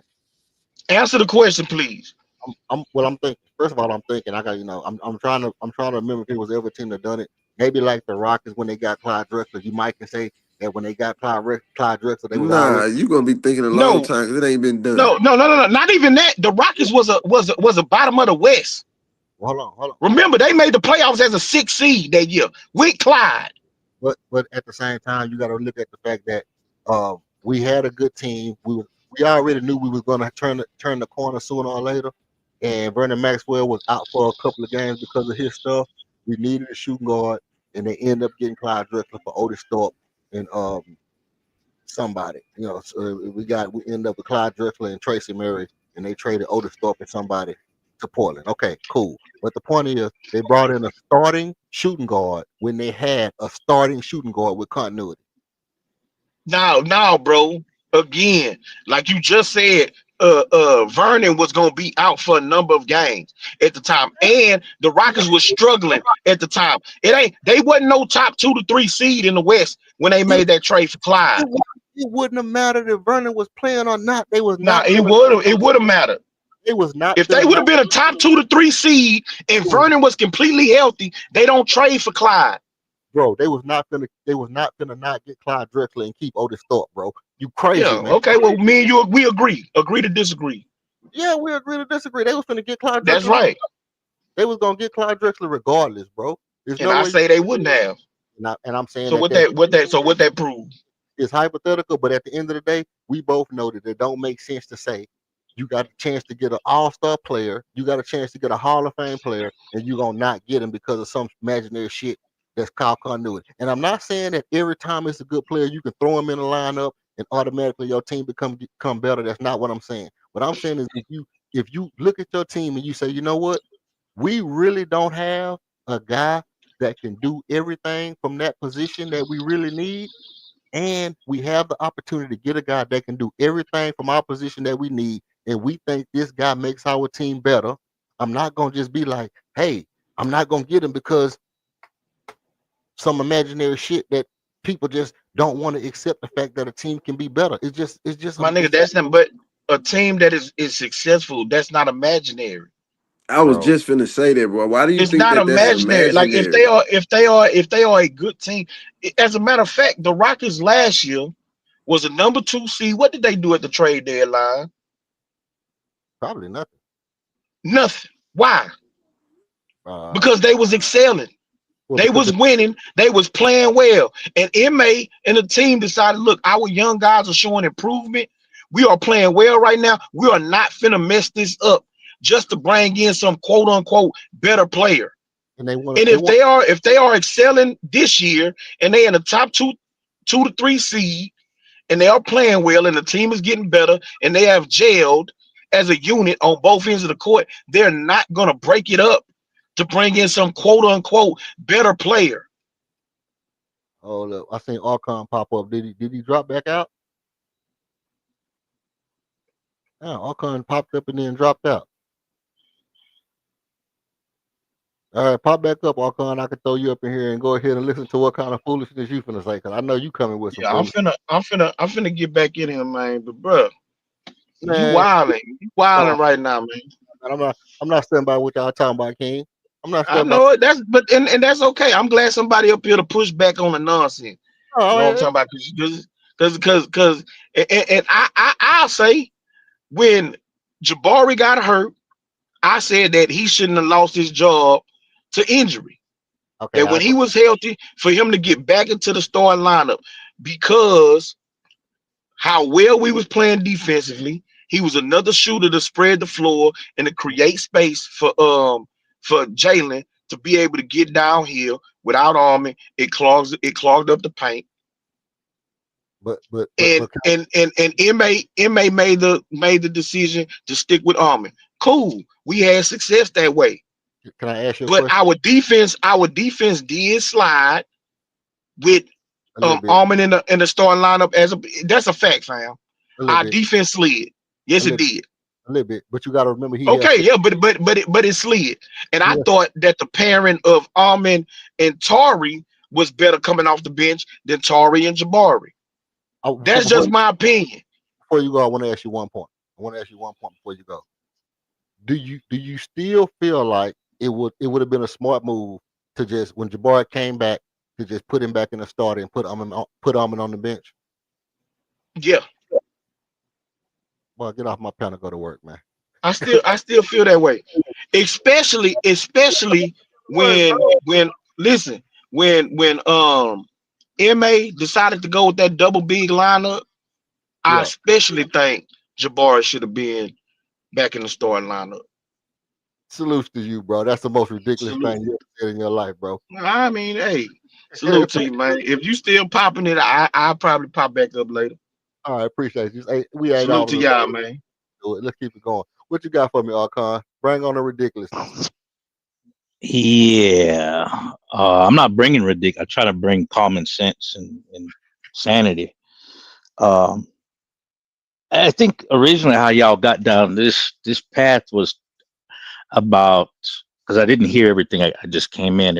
I heard about uh Reed Shepherd starting, this whole concept of Reed Shepherd starting, right? Yep. So, you know, I don't know what your definitive statement was, but before the hypothetical of his growth rate. But if I'm going off of what we've said before, if you're saying that you expect, or it would be best that Reed Shepherd start, let's say 25 games from now, right? That makes sense. Is that relatively your position?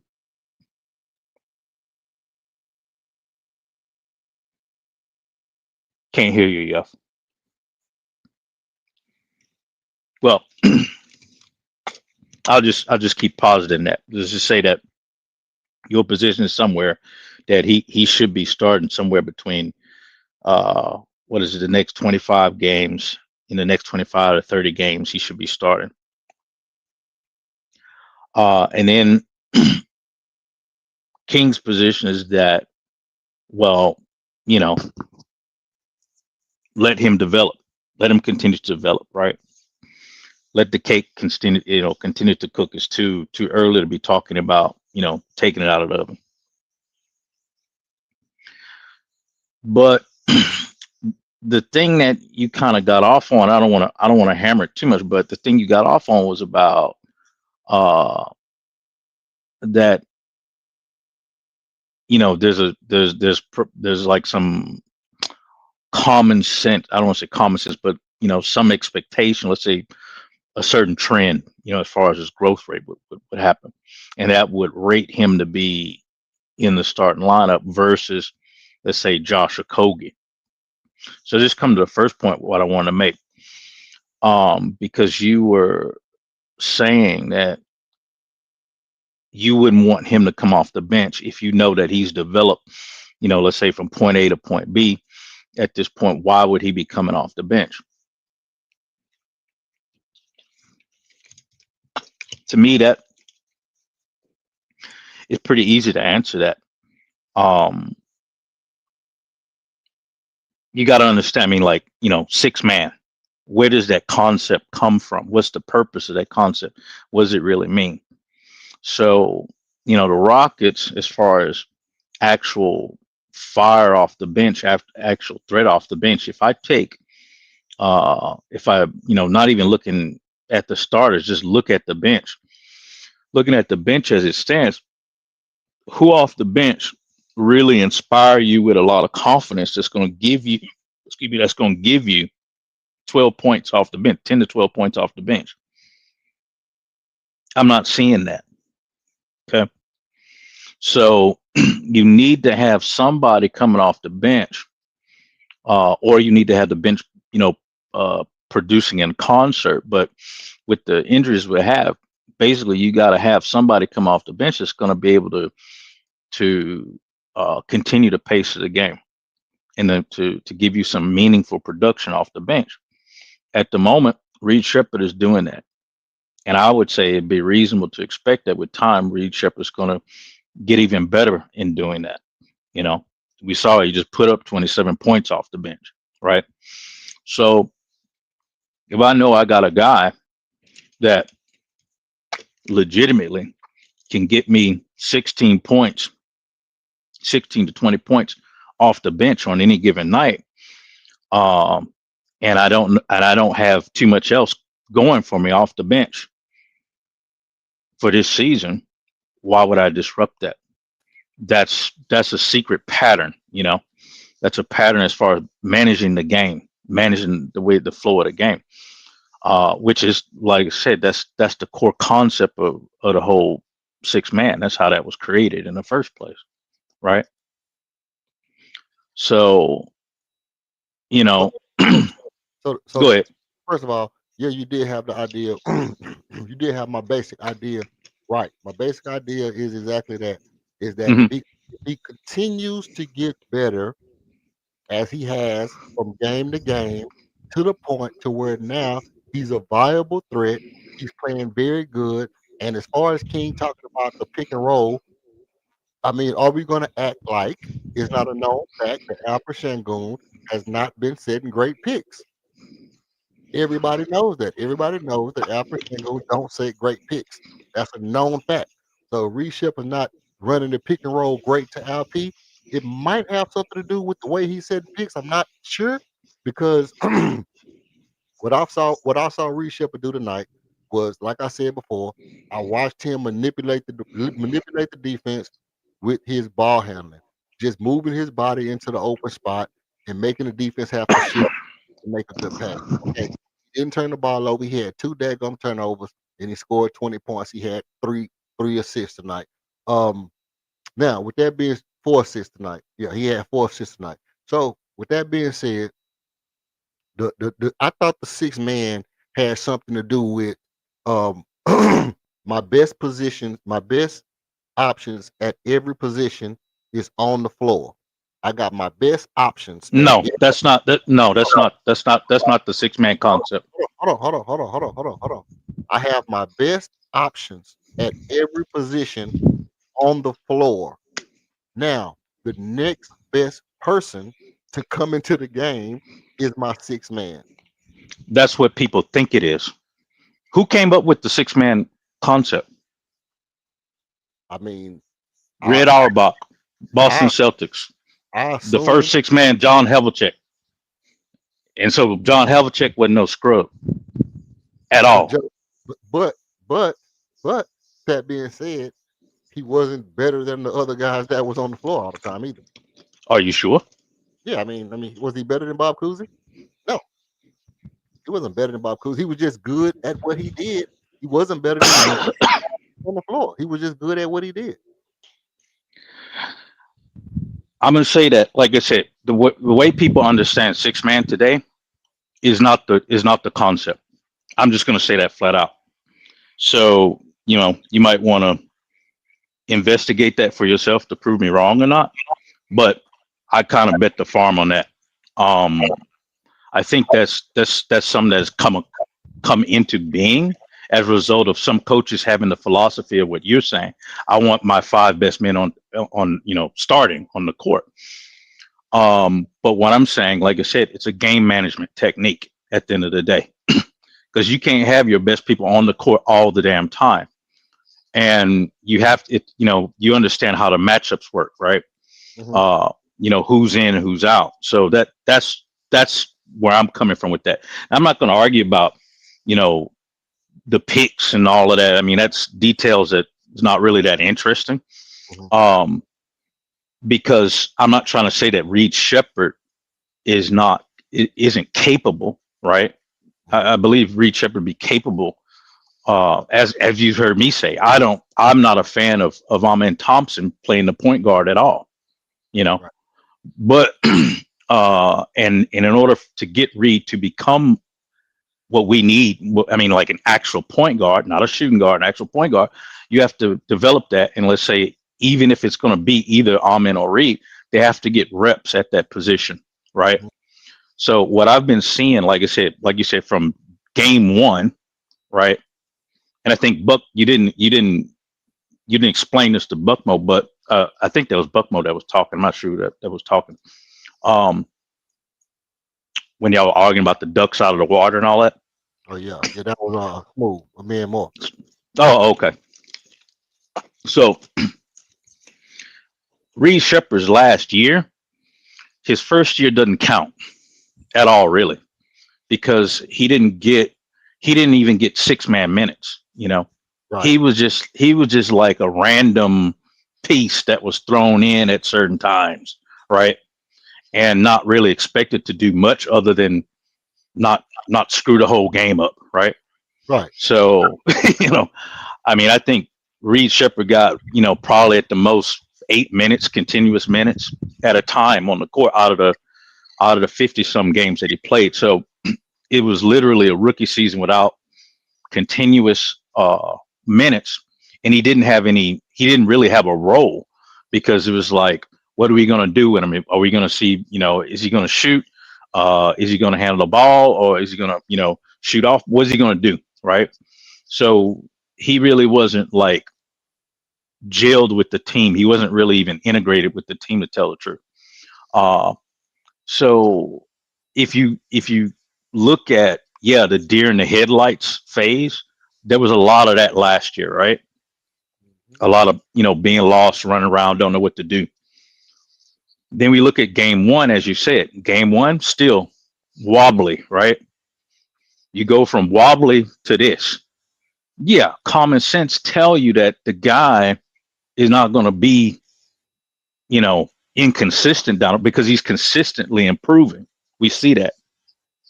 And I agree with you, everything that he knows he needs to work on, he comes back the next game, he's worked on it. So he's constantly improving. But at the same time, like I agree, like there's no need to really throw him in the fire, like balls deep into it at this moment, because the damage kind of outweighs what you can get in some ways. So let me ask you this. Let me cut a hand and ask you this then, since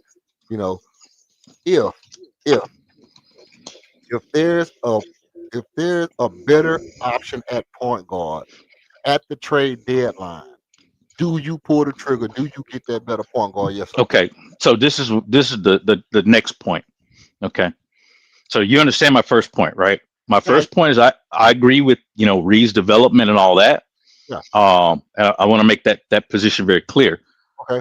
Well, and I want to make it very clear that, to, let's say, all-star around all-star break, between now and then, let's see what he's going to look like, right? And let's see what kind of production, because if Okogie is not, which he provides that defense, but if Okogie is not provide and because let's be real, like I said, what's happening at the point guard position is you've got Amen, you got Şengün, and you have Reed when he comes off the bench. Right. So Amen's not playing a point guard. We saw that tonight. He had the ball in his hand. He was handling the ball, but he was mainly like, I'm going to get the ball. I got the ball. I'm going down. He'll get to the rack. Right. Exactly. So, Amen's playing what he plays, and that's not a point guard. So would you say that it looks like to you that Ime is almost grooming Reed Sheppard to be the point guard? I knew Ime was grooming Reed Sheppard to be a point guard last year. Okay, so if he's grooming Reed Sheppard to be the point guard and he gets to the point to where he's good enough to be the point guard, are you still gonna leave him on the bench even though Ime's grooming him to be the daggum point guard? Let's keep it let me get to my point. Let me get to my point here. So what I'm saying is that given that we don't have a point guard, right? Mm-hmm. And the Amen Şengün combo can get ugly at times, like it got kind of ugly tonight, right? Mm-hmm. Is that and then you don't get and Okogie is not a point guard, right? All right. So if we if we get to the point and we say that, well, what I'm getting from Okogie is a bunch of triple singles, just zero, like goose eggs. They ain't triple single. They just goose. 1 point, 1 rebound, 1 assist, one yeah. everything. He just and some goose eggs mix in, and all he is doing is defense. Can I really afford to play like that when I know I need more punch from my starters? Right? Okay. You're going somewhere with this. I like this. Let me let you get this off. You're going somewhere. Yeah. So I need more punch from my starting five. So at that point, if I'm, like I said, I run Reed Sheppard, minutes enough. I give him enough minutes, enough experience playing, quality time, given that he didn't really play last year, proper time in a system. He's playing in our system. He understands what we need to do. And I'm grooming his ass as a point guard. Let's revisit him in a starting position around All-Star break, or around the half mark of the season. Let's kind of revisit that, and then we can talk about that. I'm saying this as if I'm Ime, okay? Mm-hmm. If I'm Ime, I'm not looking at it now. No, I'm not doing that. Okay, Well, because right. because I see his deficiencies now, right? Exactly. So halfway in the season, yeah. Now that leads me into the second point that you were making, or the theme that you've been on about getting another point guard. Okay. So my position is firm on this. If you're going to ask me, do we need a point guard last year? I would have Mhm. said yes. If you're going to ask me, do we need a point guard year before that? I've been saying we need a point guard. Hell, even before Silas got here. Okay. Okay, so I would have answered yes. We need to do whatever we need to do to get a point guard in here. But a lot of that's changed, right?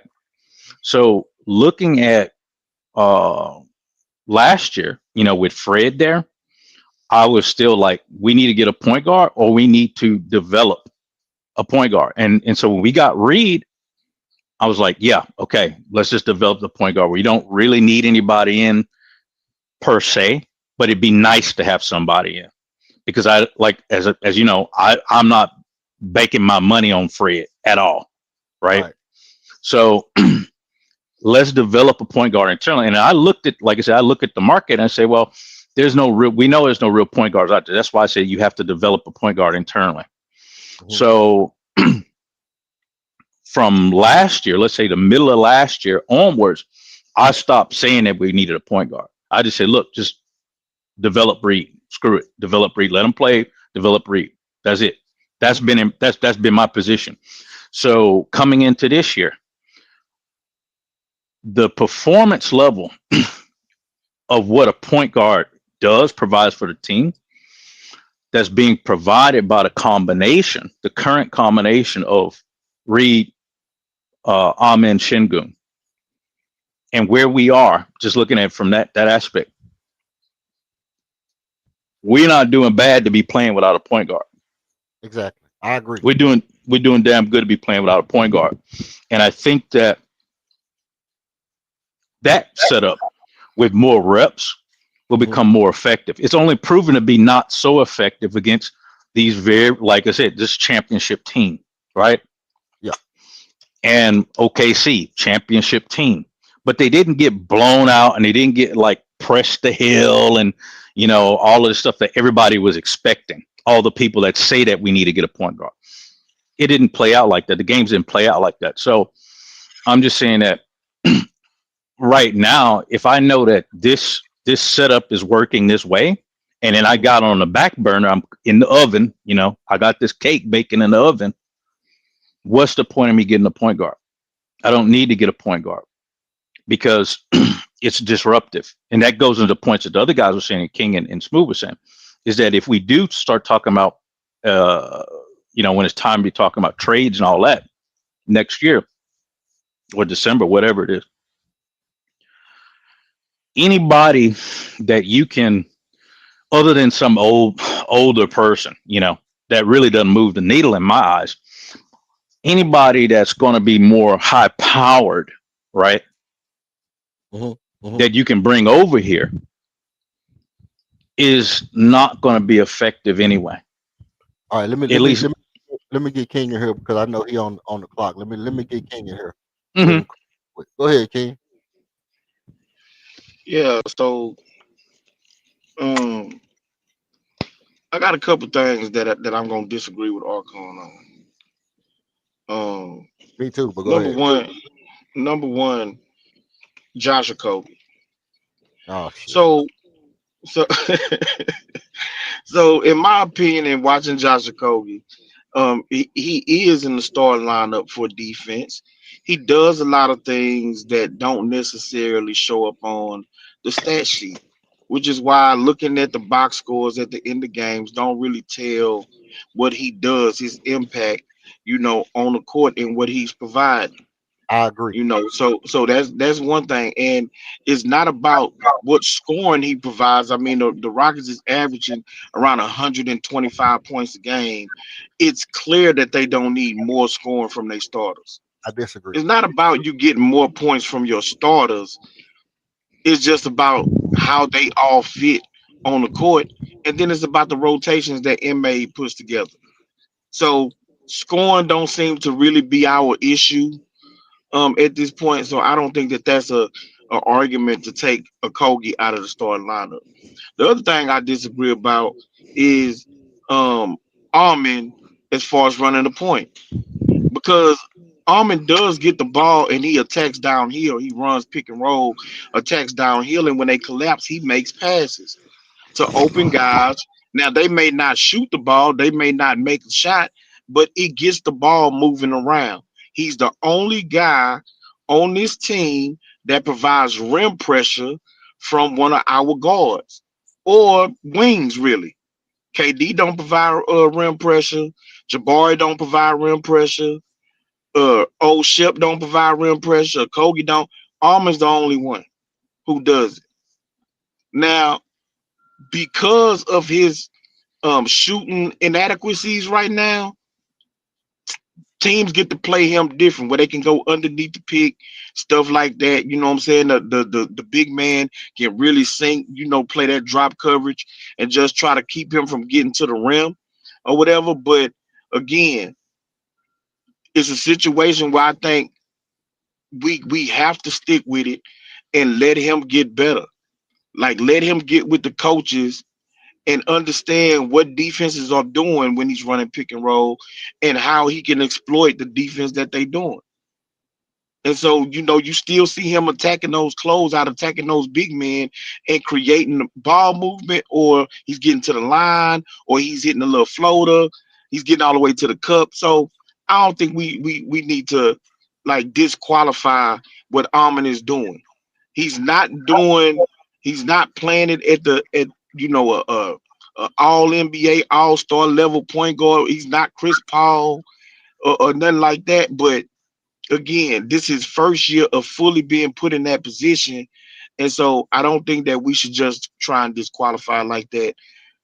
I think once we get everybody else added to the roster, and I'm talking about we get back Tari, we get DFS onto the team, see how those lineups work. Let him run that second unit, run the pick and roll with those guys. Let's see him learn how to run that at a high level as a point guard. I'm not moving Reed Shepherd out of his position unless there's an injury to Armin. Yeah. So let me say this. Unless I'm forced to put him in the starting lineup, I'm not putting him in the starting lineup this year. Well, see, I don't disagree with what you're saying about rim pressure at all. But I guess this is where there's a misunderstanding. When I say point guard, I mean point guard. Because this is what we don't have. We don't have anybody controlling the pace. We don't have anybody, we don't have any other playmaker outside of Şengün. So that's what I'm saying. So the thing is that I'm fine with letting, having Armin play point guard occasionally, right? But I don't ever see him developing into a point guard. At most, a point forward, small forward who can control the ball from time to time. But as far as relying on Armin to be able to set up the offense, to be able to space the floor in a certain way where the offense can even be set up a certain way, I don't see that happening. So yeah, but if he's the point guard, then it isn't really not his job to space the floor. That's for the guys around him to space the floor, to allow him the space to be able to operate and do what he does best. And so when you have the good thing about where MA, when he have these lineups where he got LP, Armin, KD, Jabari, and then Reed Shepherd, or it could be a DFS when he come back, or it could be a Tari when he come back. Those guys are adequate 3-point shooters, which then frees up the floor, gives more space for Armin to be able to operate, and then he can play make off of that. I believe that he does some playmaking. I believe that Reed off of that Shepherd does some penetration and kick playmaking. out. Yeah. Mm-hmm. Right. And so that's what I'm saying. So it's not a every play thing, but he does do it. It's just a matter of him finding his comfort zone of running it. Again, this is his first year of really being put in this position and asked to do the job that Fred was doing. So, Yeah, see, and I don't no, hold on. See, like I said, I'm not shitting on Amin Thompson. I'm just saying that I feel that fans sometimes they want to see something that's like a video game that's not realistic, or they want to see reincarnation of something that happened that of some all-time great. And I don't think that's realistic. I don't think playing Amin Thompson at the point guard is the most effective use of his talents. hey, let me get in right here. This because I want to piggyback off what you're saying, Archon. First of all, I want to say this. I'm one of those players that I like to see reincarnation of shit that we've seen before. But where I do agree with you is this right here. I want to ask King, do you feel like long term Amin is our best possible option at point guard? I believe he could be. You believe I can't. I and believe he could be. I don't. I'm not saying that he's that right now, if Amin but and Reed both get to their full potential, is Amin a better option than Reed Shepard? if they both reach their full potential, Yeah. then yeah, Alma's a better option. I mean, he would be better than Reed Shepard. At the point guard or just as a basketball player? Yes, I'm saying at point guard. So you talking about if Armin Thompson reaches his full potential, that means that he improves as a shooter overall. His handles continue to improve. He's He's the six best. foot seven. He's the best shooter that you think Amin can be. He not. He. I mean, he's not gonna never be Reed Shepard at Nah, shooting. nah, nah, nah, nah, nah. I'm not saying that, but He's could not he gonna be be a could he be as good? Could he be as good as Jason Kidd at his prime? I don't think I so. believe so. I Well, don't think I believe so. I believe he works hard enough at it. I believe he could. if Job And he's 6'7". if Armin Thompson is as good a 3-point shooter as Ja Morant at his prime, and Reed Shepard is as good as, let's say, uh, what's his name? Let's just throw somebody out there. Give me a point guard. Mark Price at his prime. Who's the See, that better? ain't fair. That ain't fair. You want to pick a trash shooter and make like that's as good as Armin could ever be. But I picked the We all. know that John Moran is a trash shooter, my nigga. He's an all-star point guard though. He's an all-star point Yeah, guard. but he's not an all-star point guard because of his ability to shoot. But You said the best that he could ever be, and you want to make his best, the best he could ever be as a shooter is trash ass John Morant. But then you want to give Mark Price to Reed Shepard, a Hall of Fame point guard. but also I'm not saying that I'm not saying that Reed Shepard is going to be dunking like god dog me or passing the ball like Jason Williams. I'm not saying that Reed Shepard is going to be dunking like John Morant. So But bro, you got him as a Hall of Fame point. Jason Williams ain't no Hall of Fame point guard, John Morant will be a Hall of Fame point guard. huh? John Morant will be a Hall of Fame point guard. He said, "Huh?" John Morant will Yeah, be I don't know. I don't know that John Moran is gonna be a Hall of Fame point guard, bro. he'll be a First Hall of all, but again, my only point is, and you looking to skew the debate in your favor. no, I'm not. John, we all understand that John Morant is a trash shooter, But he's a great and point you guard. say the best that Armor could ever be as a shooter is John Morant. At the way he's shooting 20% right now. And I'm saying that if in his career he gets to 33%, that'd be damn good. If he gets No, to 30%, I that'd be think he good. works too hard. I think he works too hard as a player of trying to get his game right, of trying to improve his game for him to become John Morant at his peak, at the best that he could ever be is to be John Morant. I don't believe that. If Armin is Russell Westbrook and Reed See, Shepard again, another trash ass shooter. So what's wrong with Jason Kidd? put a top Why five. can't be Jason Kidd versus Mark Price? Listen, because first of all, neither one of these guys is going to Because ever you want to have. skew it. Neither one of these guys is going to ever be a one of the best passers ever. Let's just get that out. Neither one of these guys is never going to be Jason Kidd. Jason Kidd was an elite passer day one and a good shooter day one. He just had some glitches, a couple of glitches in his shot where they didn't go in. But he was a good shooter his rookie year. He scored he hit like 12, 8 or 9 threes on the Rockets. His rookie year, he hit like 8 or 9 threes on the Rockets. Yeah, So but and what did he shoot? What did he shoot? So you talking about one game? What did he shoot? listen, in his rookie year, he hit like 8 or 9 threes on the Rockets his rookie year. So even though he wasn't a consistently Yeah, good, didn't we see Armin hit 5 threes in a game? he was not a he was not a great shooter his rookie year. But Amin Thompson would never be as good a shooter as Jason Kidd. Okay, and I disagree. Okay, well that's just ridiculous, bro. I disagree. So I mean, just because you say it don't make it true. Okay, I disagree. but just okay. Well, just entertain me. Just entertain me because I'm a ridiculous person that you can disagree with about anything. Let's just say Amin Thompson is Russell Westbrook, a top 5 point guard of all time. We can agree that Russell Westbrook should be considered a top 5 point guard of all time. No, hell no. Are you kidding way. me? No way. Because no way. Like, come on, bro. No way. Okay, if we gonna make him Russell Westbrook, then we gonna make Reed Shepard Matt Maloney. Okay. Turn my mic up. Let me turn my mic up because I don't want to mute nobody. I just want to say what I want to say. Can we agree that Russell Westbrook has the best stats of any point guard ever? I don't know if he got the best stats. Wasn't Oscar Robertson the point guard? Yeah, but Russell Westbrook has surpassed Oscar Robertson by far. He surpassed Oscar Robertson, and I think the only point guard that you could say statistically is better than Russell Westbrook is Magic Johnson and Steph Curry. Them the only two that's really statistically better than than Russell Westbrook is Magic and Steph. Now, if Is you that want due to longevity?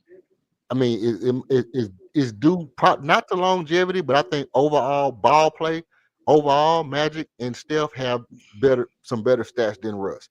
But I'm just saying, if Amin Thompson is at the end of his career, if he's considered a top 5 point guard, and Mark Price is nowhere near a top 5 point guard, but Reed Shepard is Mark Price, and Amin Thompson Amin Thompson is Russell Westbrook.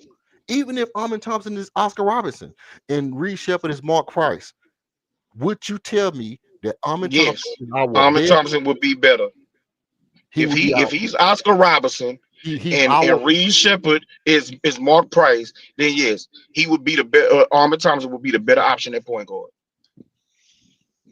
Okay, so this is where I tell you that this is another ridiculous thing that you just said, and we have to agree to disagree. But that's our opinion. That's our opinion on what we think a point guard should do. You know, and I can't argue with you if you feel that way, but I have to just let you know. That if I can pick between Russell Westbrook, Oscar Robertson, or Mark Price at my point guard, and I know I got Alper Sengun, and I can have a Scottie Pippen at the 3. I'd rather put Amin at the 3 and put Mark Price at my point guard. That's just me.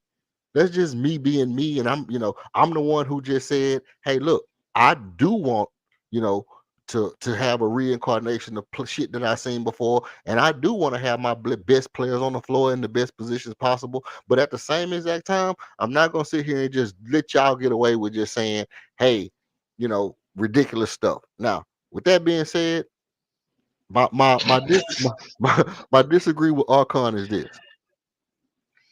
I disagree on the basis that not that I don't think that Armin can be a good point guard, but I just have to disagree with the fact. First of all, let me say this: I do agree with you with this.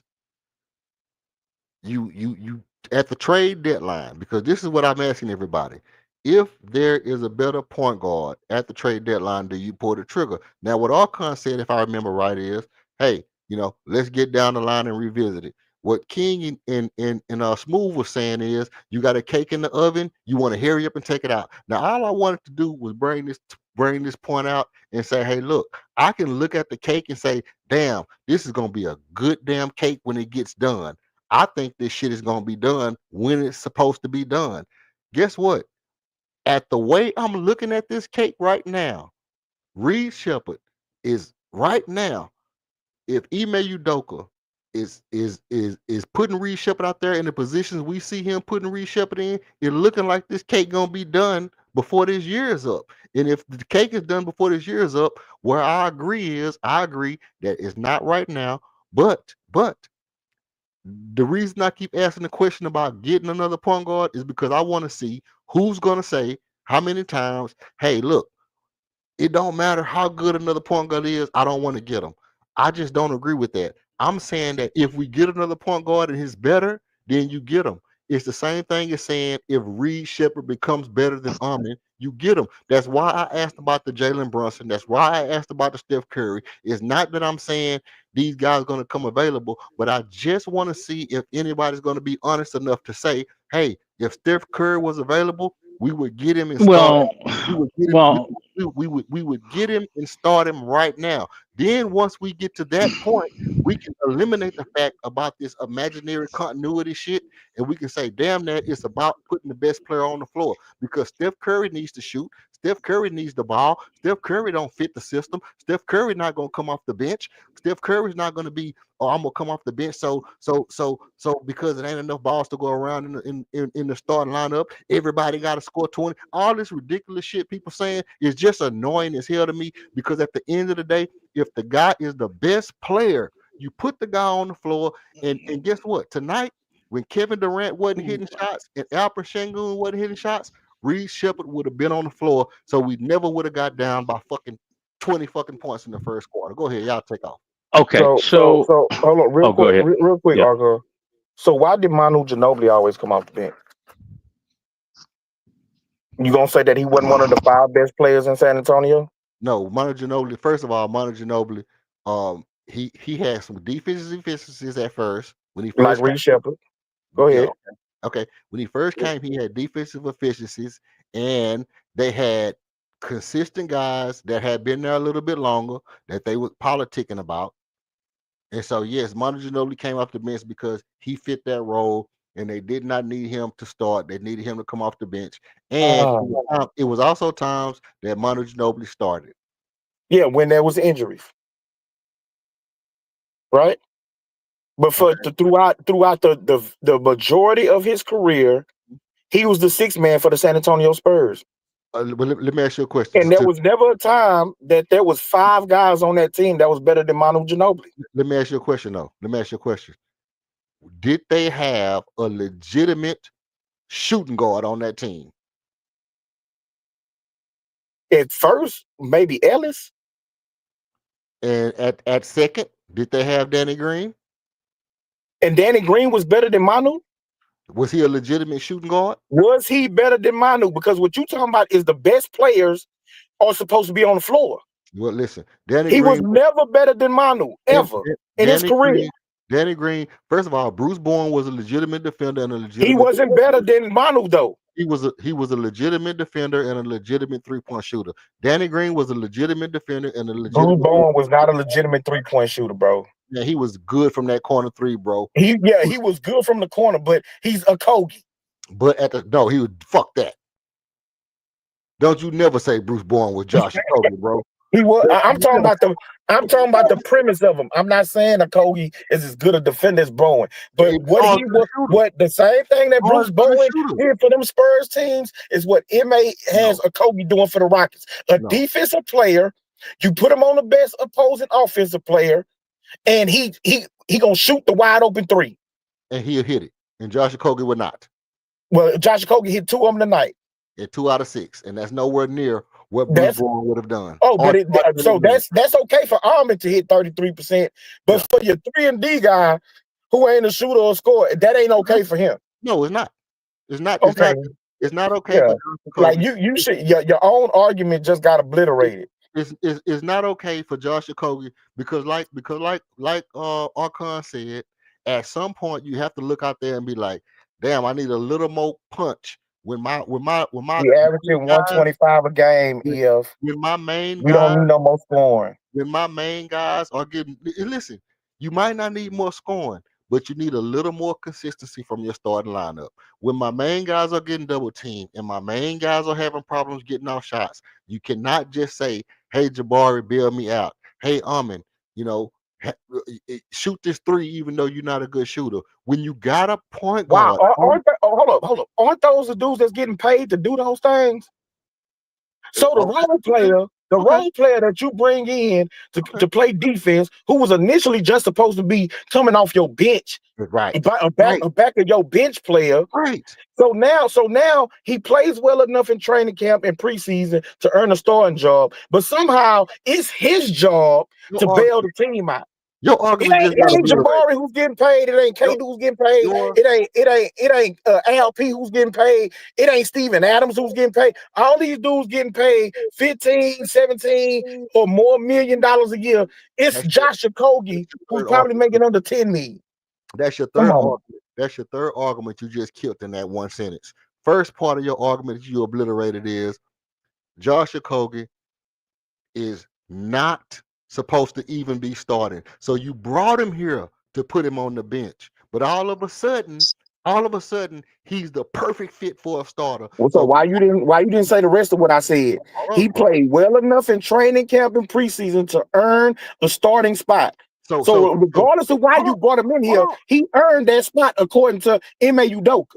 Okay, so let me go down your arguments and show you where you're wrong at. This real time. This ain't right now. This real time shit. Josh Okogie came here to go on the bench, but now he's too good to go on the bench. But he played himself into a starting position in a matter of weeks. He played himself into a starting position. But if Reed Shepard does that shit over a matter of months, he's still not good enough to be a starter. Why? Because he's too damn good to be a starter. And the third part of your argument that you obliterated is Josh Okogie is too good to be a starter, too good to be a bench player. Reed Shepard is too good to be a starter. And I never even said that. So you lying to try and make yourself be right. What you do is cut me off so I never get to my point. The point is, stop lying on me then, The point is no. You just simply said that the guy who you paid to come off your bench cannot come off your bench because all of a sudden he's not good enough to come off your bench. And he played himself into a starting position in 3 weeks. So now he's too good to go back to the bench, but he's not good enough to stay on the bench because he's not good enough to bring a spark off the bench. All this shit, all this stuff that people are saying to make excuses for not awarding the man who you paid to be a number 2 overall draft pick. You paid him to be a shooter. You pay him to be a starting point guard at some point. If he plays himself into position to be a starting point guard, I'm still going to leave him on the bench because of what? Okay, so if you can find where I said Okogie was too good to go to the bench, I'll give you $200. If you can't find it, give it to me. Or admit that you adding words and lying on me, trying to make that I said something that I never said. Well, what I heard was you paid somebody. Okay, Armin Thompson and Jabari get paid to make threes. Is that what you said? No, I said they get the big butts to bail out the team. You said you shouldn't have to depend on Jabari to bail out the team or on Armin or on LP. They the ones who get paid for that. Okay, so my question is, if they get paid for that, right? Why did you bring Josh Okogie to the team? To play a role. What role? He's a role player to defend. And when you brought him to the team, what was the expectation for Josh Okogie?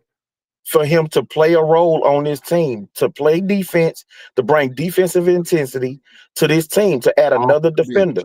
Off the bench. Okay, that was maybe the original thought. But then you get but then when the coach gets them in camp, when he sees them on the floor, DFS is injured. He's not going to be available. He outplays Tari. He outplays Reed Shepard. Like, he earned that spot. Now, he started out the season with double bigs. Maybe it was due to matchups, whatever it is. But when he decided that he wasn't going to run double bigs, the best player who had showed the most to the coach was Okogie.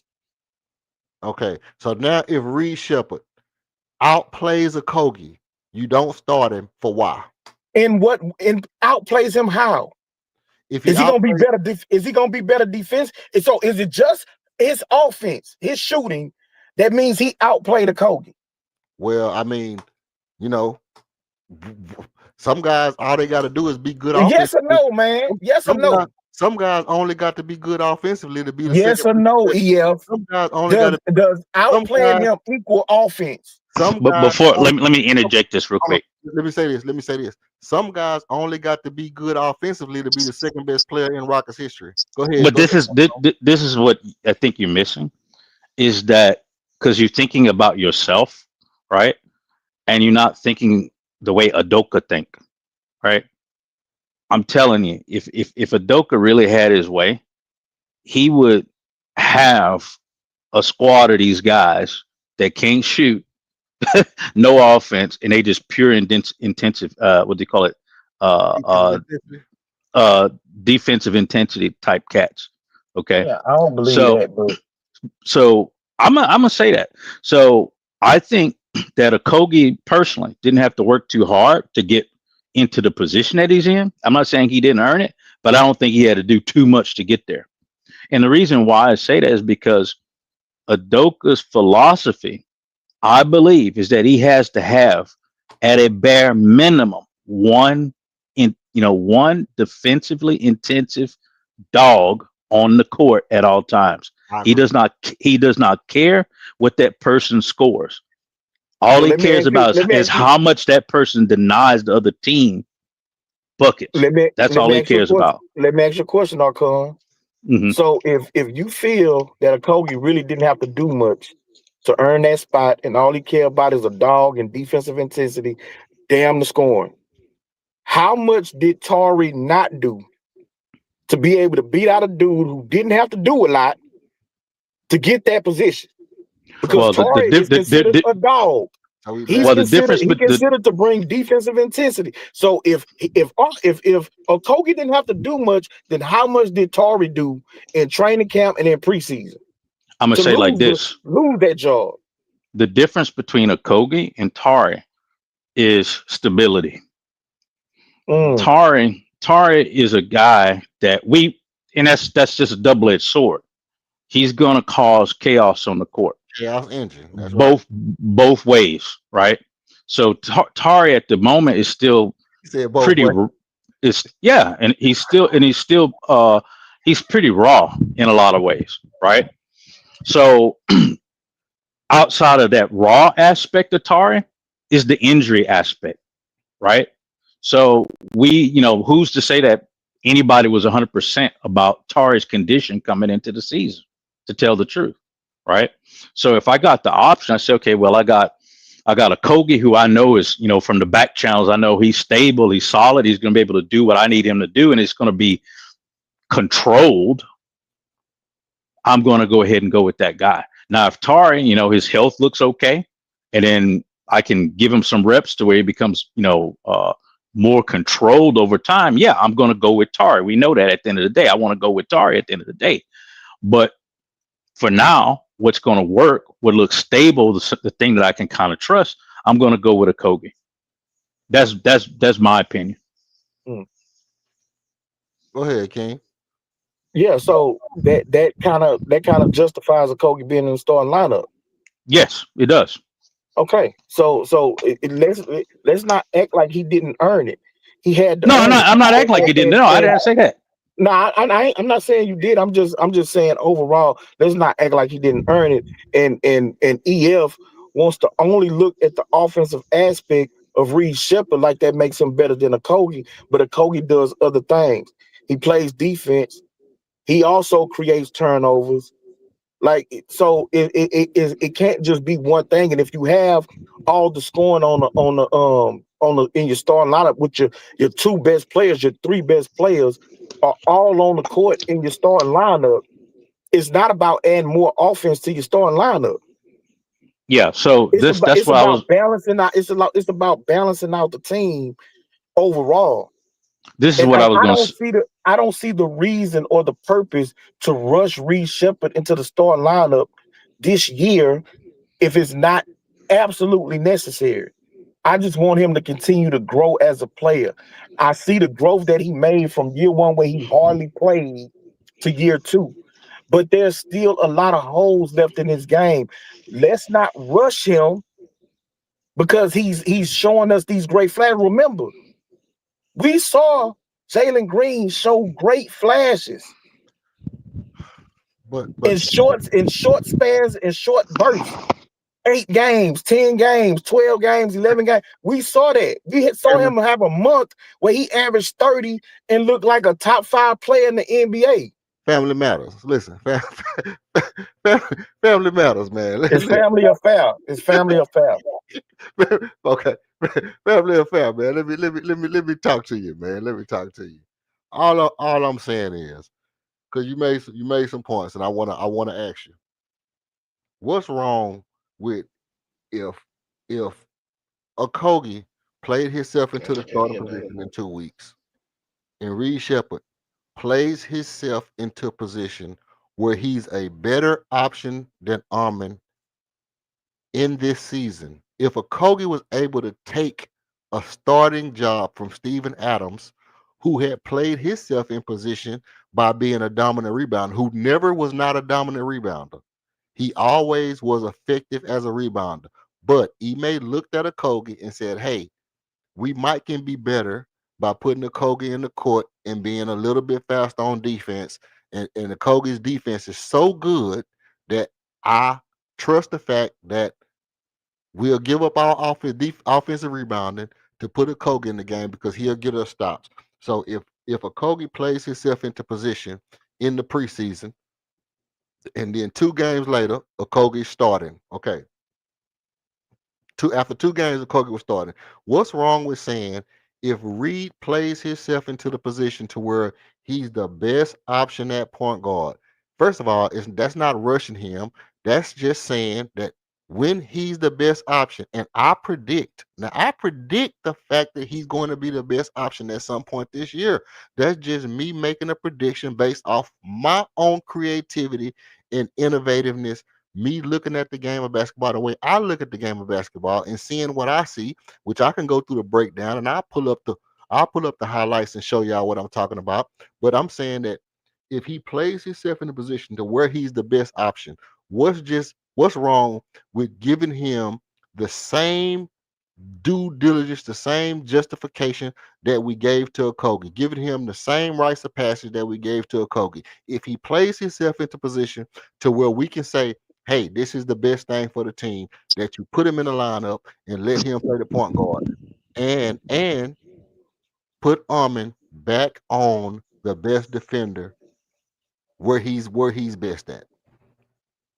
Yeah. So listen, real quick, because I'm finna get off and I'm gonna listen.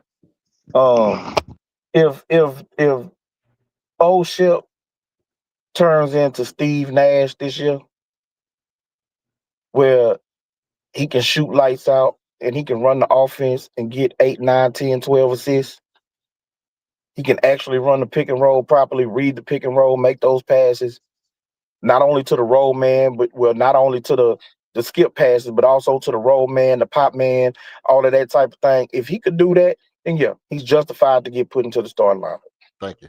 I don't think that he's gonna make that type of elevation this year. Okay. So that's why I said, in my opinion, he shouldn't start this year. Let's let him continue to grow. Let's let him continue to learn. And then maybe coming into next season, maybe he's then the best option to be in the starting lineup. And Fred, coming off an injury, could be his backup. And you can figure out everything, where Armin gonna be, all that type of stuff next year. But for this year, let me see him run the second unit at a high level. Like how he played in the second quarter. Let's see him do that this season. I agree. But mix in some nice pick and roll plays, and you know what I'm saying, where it's not just always him getting his own shot. He's gotten more comfortable with that. Let's see him get, the off the pick and roll, get more people involved and create offense and run that second unit, at the highest of high levels. Then we could talk about it. But he's not there yet, bro. Okay. I'm gonna be listening, man. Salute to y'all. Okay, I agree. Now, before you go, See, Arcon, let me say this. Before you go, let me say this about what King said. When you coming in on the second unit, and y'all have made it a point to note that there is nobody else to score.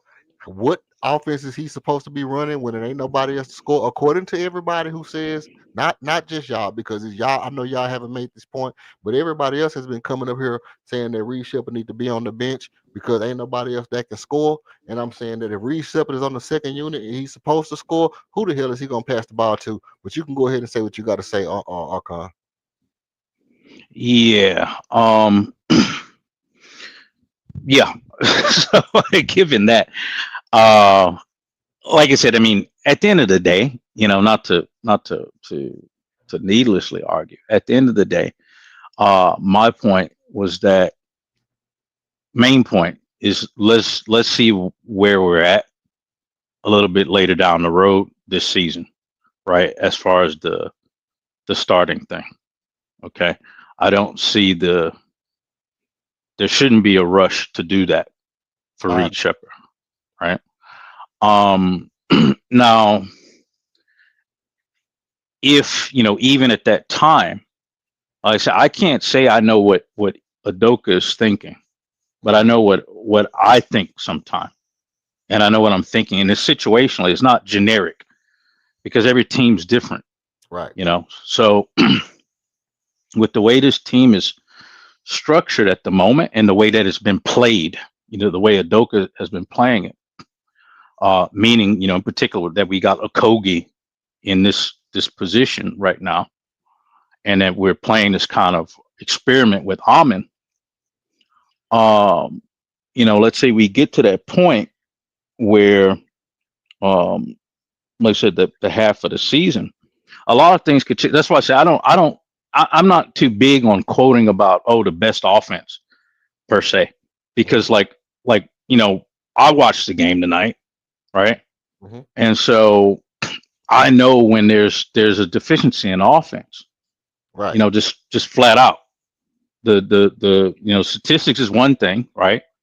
And I definitely follow statistics, but there's another thing when you understand the whole picture, right?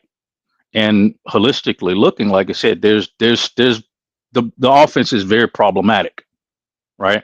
I agree. So so this is why I was talking about a punch, down the road. Like right now, yeah, sure, I agree with King. Maybe we don't need any more scoring right now, but what is needed is control. That's what's been lacking on this team for years. So what we need is control, and that control is what's going to provide you reliable, sustained scoring. Because 12-point first quarter, unacceptable, just absolutely unacceptable. Facts. The low, like Denver went on, I think it was 2 runs. It was like in the second quarter, I believe it was, or I believe the second quarter, third quarter. You're talking about, yeah, again, it's like a 12-0 run. That's unacceptable. And Yeah. it was based on what? Turnovers, poor decision making, poor clock management, poor movement off ball, not getting into sets. That's what caused all of that, right? Mm-hmm. Mm-hmm. Buckmo mentioned that because we was on here So, talking. Buckmo said the same thing. He said we taking a long time to get into our sets. We was just slow getting into our shit. Some of that had to do with Steven Adams, but yeah, you and 100%. Adams was lackluster, honestly.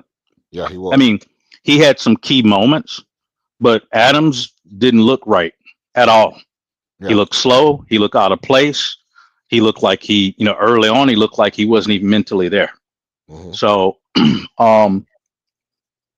he came along later, but at the end of the day, like I said, I wouldn't even say slow getting into sets. Like I said, there were several periods there where you didn't have a set. We didn't have any set. They weren't running any plays, right? So, when you start talking about dealing with these high caliber teams, and especially thinking about the playoffs or whatever, I'm even going to talk about the playoffs. I'll just talk about later on into the season as people get tired or injuries settle in or whatever. you need to have, really concrete offense that's not just predicated on talent, Mm-hmm. right? So I think right now, just being honest, not to sound negative, but a lot of our success as far as that number is concerned, meaning how many points we're putting up per night, a lot of that's predicated on individual talent and not so much on offensive scheme. We can't discredit the difference between Jalen and Kevin Durant. You just can't, right? Because Right. Kevin Durant on a bad night is putting up 20 points for the most part, Yeah. right? Yeah. So that's that, and he's not shooting 30 shots. Right. So so that's that. But at the end of the day, I digress. End of the day, I think that yeah, is it reasonable to say that we need to take it look at Reed later? Yeah, sure. But in the coach's mind, he may be thinking, like I said, one, I need to have this type of defensive presence on the floor in my starting lineup to handle the majority of the opposing lineups. That's just a requirement. Okay. And Reed, despite whatever his scoring is, right, is not going to meet that criteria. Right. Right. So even if Reed Shepherd, like I said, goes on this tear where he's consistently, putting up, let's say 25 points a night, right? Let's just say that happens now. Is not 100% justified to say, okay, now I'm moving, a Kogi or whoever out of starting lineup to put Reed in. Get his ass because, say again. So get his ass out of there. Go ahead. Yeah, you can say get his ass out of there. But for the coach, he may think like, well, I don't think that offense is really going to make up for what I lose on defense holistically, right? Mm-hmm. And not just defense, but just how the pace of the game runs, right? I'm not saying that's the way I think, but I'm saying that's a possibility that we have to consider. Because the way that I would think at the end of the day is that I know if I've got, as I told you, I know that if Reed Shepherd, if I know now he off that bench, he's going to give me 16 points in 16 minutes, right? Mm-hmm. Guess what? And I'm looking at the rest of this roster. I'm looking at the rest of this team. Looking at that bench, bro. I'm starting to say, how well am I doing offensively or holistically, like net rating? How well am I doing with the lineup that I have with a Kogi, right? Mm-hmm. And then looking at the big goose egg that I have on the bench, and I say, well, look, I'm gonna go ahead and have Reed. He's gonna be that sixth man. He's that sixth man. Yeah. And then I'm gonna have, like I said, whole sets lineups designed derived from part of that second bench. Like I'm gonna get more of that Capella Reed action happening, stuff like that going, that when I put those dudes on the floor, it's not like, because see what happens is that if you look at the numbers,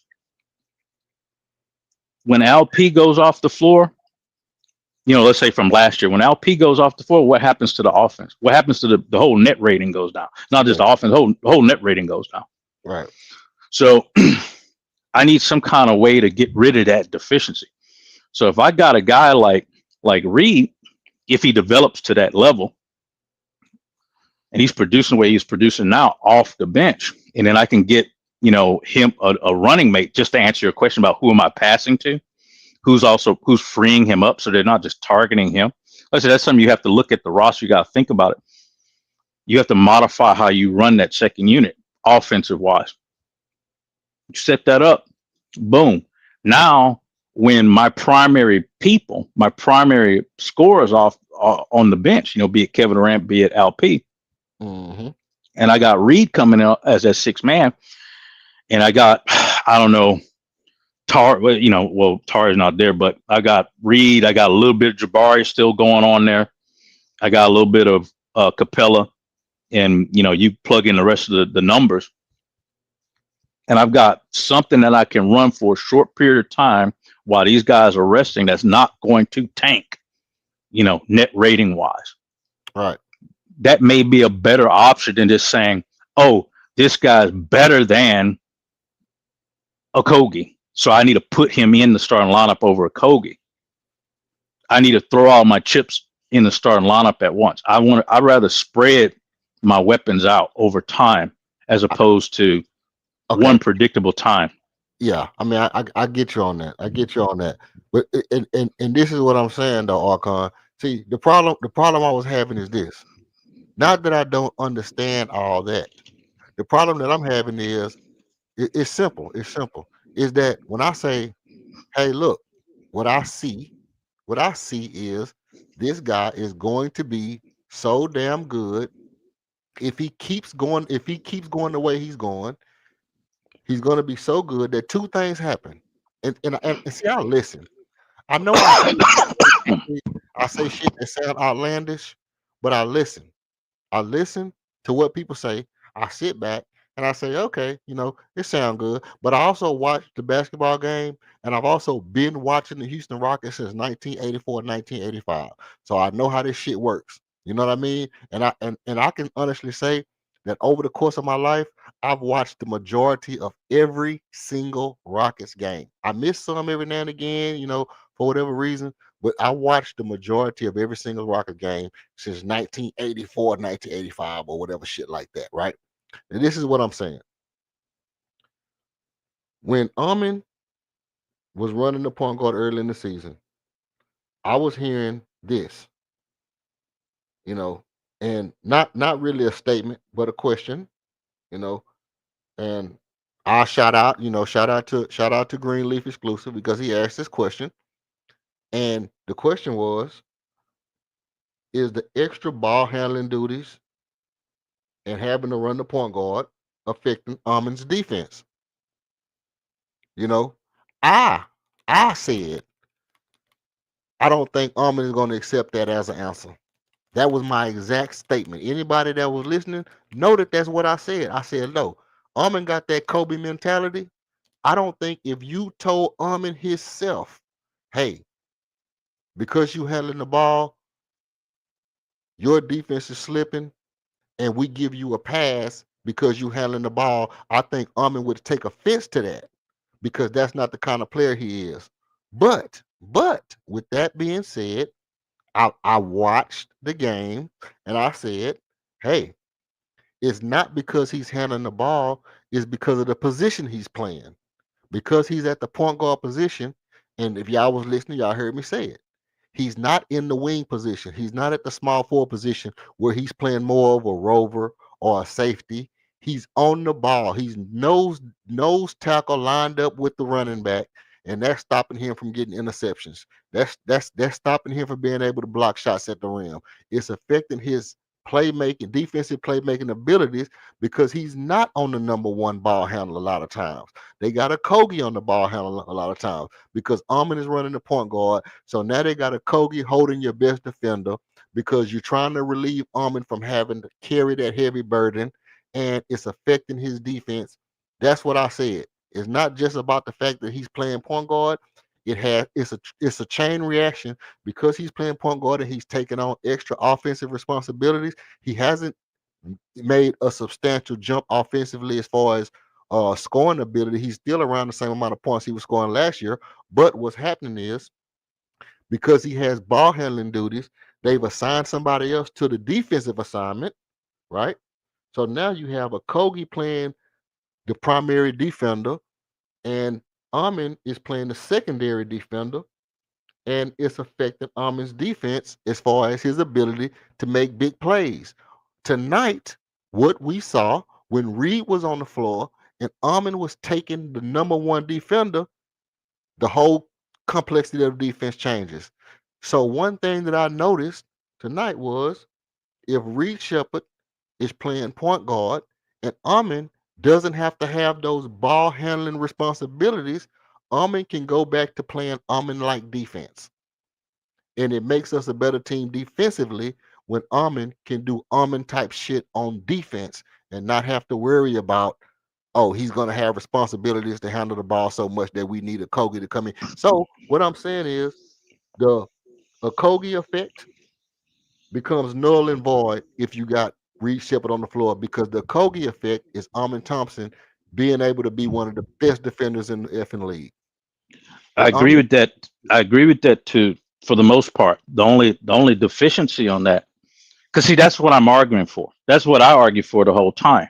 That's why I said I don't want Almond to be the point guard. Period. Okay.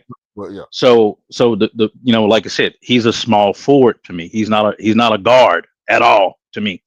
So the point is that because he's definitely not a damn shooting guard because he can't shoot. right. Well, So I agree with that. But let me say so this too. Why go you ahead. on why you on that? Let me say this. The other part of it is and contrary to what we both believe about him being a shooting guard, because I also feel like he's not really a shooting guard, but like as Buckmo and Smooth then said, he would be more of a slashing type shooting guard. One of the old fashioned types. He don't necessarily have to shoot because he can slash, he can cut, he can dive, he can get to the back cut. Okay, we know he can score you 20 points or 25 points on some of that other stuff because of how athletic he is. But this is the point I wanted to make. The point I want to make is all the same people that's saying Reed Shepard don't need to start because Armin needs, Armin is the point guard like King, or Reed Shepard need to come off the bench because Kogi plays better defense. What about the fact that when last season was going in the beginning of this season, and when we drafted Reed Shepard, everybody was saying this is the perfect backcourt to pair together. Everybody was saying, hey, with Armin and Reed together, this would be the perfect backcourt. They complement each other perfectly. Reed can shoot, Armin can't really shoot. Armin got athleticism and defense, and Reed a little short. So you pair them together, they kind of complement each other and they make up for each other's flaws.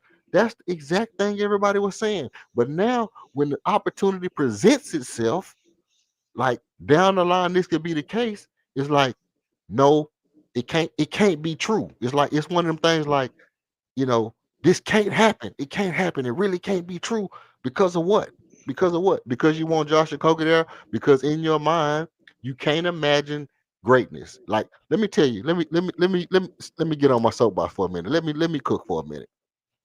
The thing about Houston Rockets fans is I think we've become immune to the idea of surpassing and surmounting the other teams in the league so much to the point that you can't imagine real greatness. What I've come to realize is somewhere along the line we've got so entrenched in being the underdog or one step above mediocrity, one step below excellence, that we've gotten to the point to where we can't imagine being greater than what the hell the norm is. And I have a problem with that because I do not like the idea. I do not like the concept of we can't do the exceptional shit. We scoring 120. We don't have no more room for points. So you're saying that we can't fucking score 140? What's wrong with trying to score 140? What's wrong with trying to score 125? What's wrong with trying to score 127? Is it a problem in your mind where you can't fathom it? Is there something going on in your mind to where you say, hey, 120 is good, but what if we can get to 130? We scoring 123.5. Well, what if we can get to 124? What if we can get zero point 0.5 more points by making an adjustment? What if we getting 123? What if we can get to 128 by making an adjustment? Do we do it? Do we do it? Do we do it? What if we can get to 135? Is it too much to go in somebody's mind and say that we can do something that makes us elite, makes us better than everybody else? Or do you really believe that there's no way that we can be the guys to be better? We can't. No, no, it's too much points. It's too much points to score 140. Nobody, that's unreal, EF. You're being ridiculous. No, I'm not being ridiculous, man. Just go out there and effing be great. Do what you have to do to be great. Make that next move to make yourself an outlier. Break the damn league, bro. Break the league. Don't be scared to be original. Don't be scared to go outside of the norm. Do some extra shit. You got a guy on the team that score 27. Guess what? You got a point guard at Armin Thompson that's scoring 17. You got Al Shangoon that's scoring 23. You got KD that's scoring 25. You got Jabari Smith that's scoring 17. You got Josh Okogie that's scoring 0. Put Reed Shepard in the spot and see if our point totals when Kevin Durant and Alpha Shangoon not scoring, you see if Amin, Jabari, and Tari can make up for what they're doing in those games early. If KD's not scoring, can one of these other guys get you a basket? You know what I mean? If they got two men on Alpha Shangoon and he see Reed Shepard out there, how likely is he? How happy is he going to be to throw that ball to Reed Shepard, knowing Reed Shepard can probably knock down that three? Now, is it a possibility that Reed Shepard have a bad game? Because I do remember King said about breaking his confidence, and I agree. There could come a time where Reed Shepard has a bad game and he doesn't continue to blossom and have a bad game. Okay, if he's that kind of guy to where one bad game sinks him, then maybe I'm wrong. But I believe that what I'm not asking to put him in the game right now. I'm saying that we watch development. We continue to see him grow. And when he gets to this point, you can't say that I'm wrong for expecting that when he gets to the point that I think when the cake is done, I know the cake's gonna be good. I will, let's just leave the cake in there until Thanksgiving because it might not be done on the inside. Let's let the motherfucker burn up. No, don't go for that stuff, man. Be great. That's all I'm saying. Go ahead, Archon. Let me mute up. Say what you got to say, bro. Well, I understand the frustration. And I guess I have 2 points on that. One point is that I think a lot of Rockets fans, I ain't talking about nobody in particular, I'm just saying just in general what I've heard the past 3 years. One, a lot of people being Houstonians, I guess most of them are Houstonians, they used to disappointment. Like you said, just that a few steps above mediocrity, but not great, right? So, I kind of said to myself years ago, after the second championship, I didn't need to watch anything else, right? And why was that? Because this city had no championships. We were always in that place that you were talking about. I watched the Oilers go to playoffs 9 years straight, I think it was, right? So it always ended in utter disappointment. And then it ended in tears, at the end of the day, right? Uh, be it the Astros with the Mets and all of those things. So when the Rockets finally won, which that team was a type of team like I'm not talking about the second championship, I'm talking about the first one. That was a breaking the mold type team. They weren't following any trend or anything like that. When they finally won, I was like, oh shit, I can die happy now. It's done, right? And then they two-peat, fine, great. After that, I didn't really have to see anything else. And for the most part, like I said, I didn't watch it. I think it was about like 98 or something, like 97. I damn sure didn't watch it anymore. So I think a lot of people, whoever, the fans that kind of watch NBA from, the 2000s and onward and the Harden era and all that, they got used to not being superior, right? Not seeing, like a superior product. Because it's quite annoying. I was watching it then, like I said, when the Rockets were pretty good here, just with Harden and them. But you would have sworn half of the Rockets fan was from California because Golden State was unbeatable, and they, it's a product of watching ESPN and all that nonsense. You listen to the mantra and hypnotize yourself into that, right? So, end of the day, I get it. I understand the frustration with that approach, but on the same ticket, on the same hand, there are people, they see what we can be. I don't think that they realize how fast we can be, what we can be, right? It's not really sinking in just yet because I'm telling you, nobody really how many people really expected us to be in this position this year, right? Or last year for that fact. Um, so my second point is that a lot of fans, and I've said this multiple times, a lot of fans see what they want to see and visualize and imagine the team looking like something based on a bias that has been crystallized in their mind, right? That's why you had such attachment to the Jalen Green concept, right? Or like I said, the KPJ, Jalen Green, Cam Whitmore is all the same people, same damn people with the same idea. They have an idea in their minds as far as how they want to see the basketball played and how they want to see the team look, right? So type of players that fit into that imaginary space, right? Nothing wrong with that per se out the bat, but it becomes kind of psychotic to a point when you deny what the team is looking like in reality and how it's performing in reality and what's working in reality, right? Because you do have some people like lingering fans, they'll still say like, oh, this isn't working, this isn't working, oh, this, even though it's clearly working, they still want to get, like we had what was it last year, some of these media people like, oh, like what about Brooke Lopez? Right. It's always a Brooke Lopez or Malcolm Brogdon or something. Damn Ben Simmons, Right. no Yeah, it's nonsense. always ridiculous. It doesn't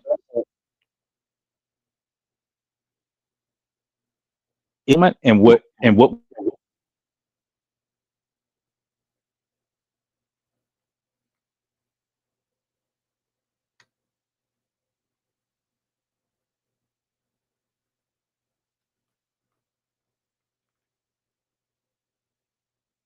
Yeah, Mike check.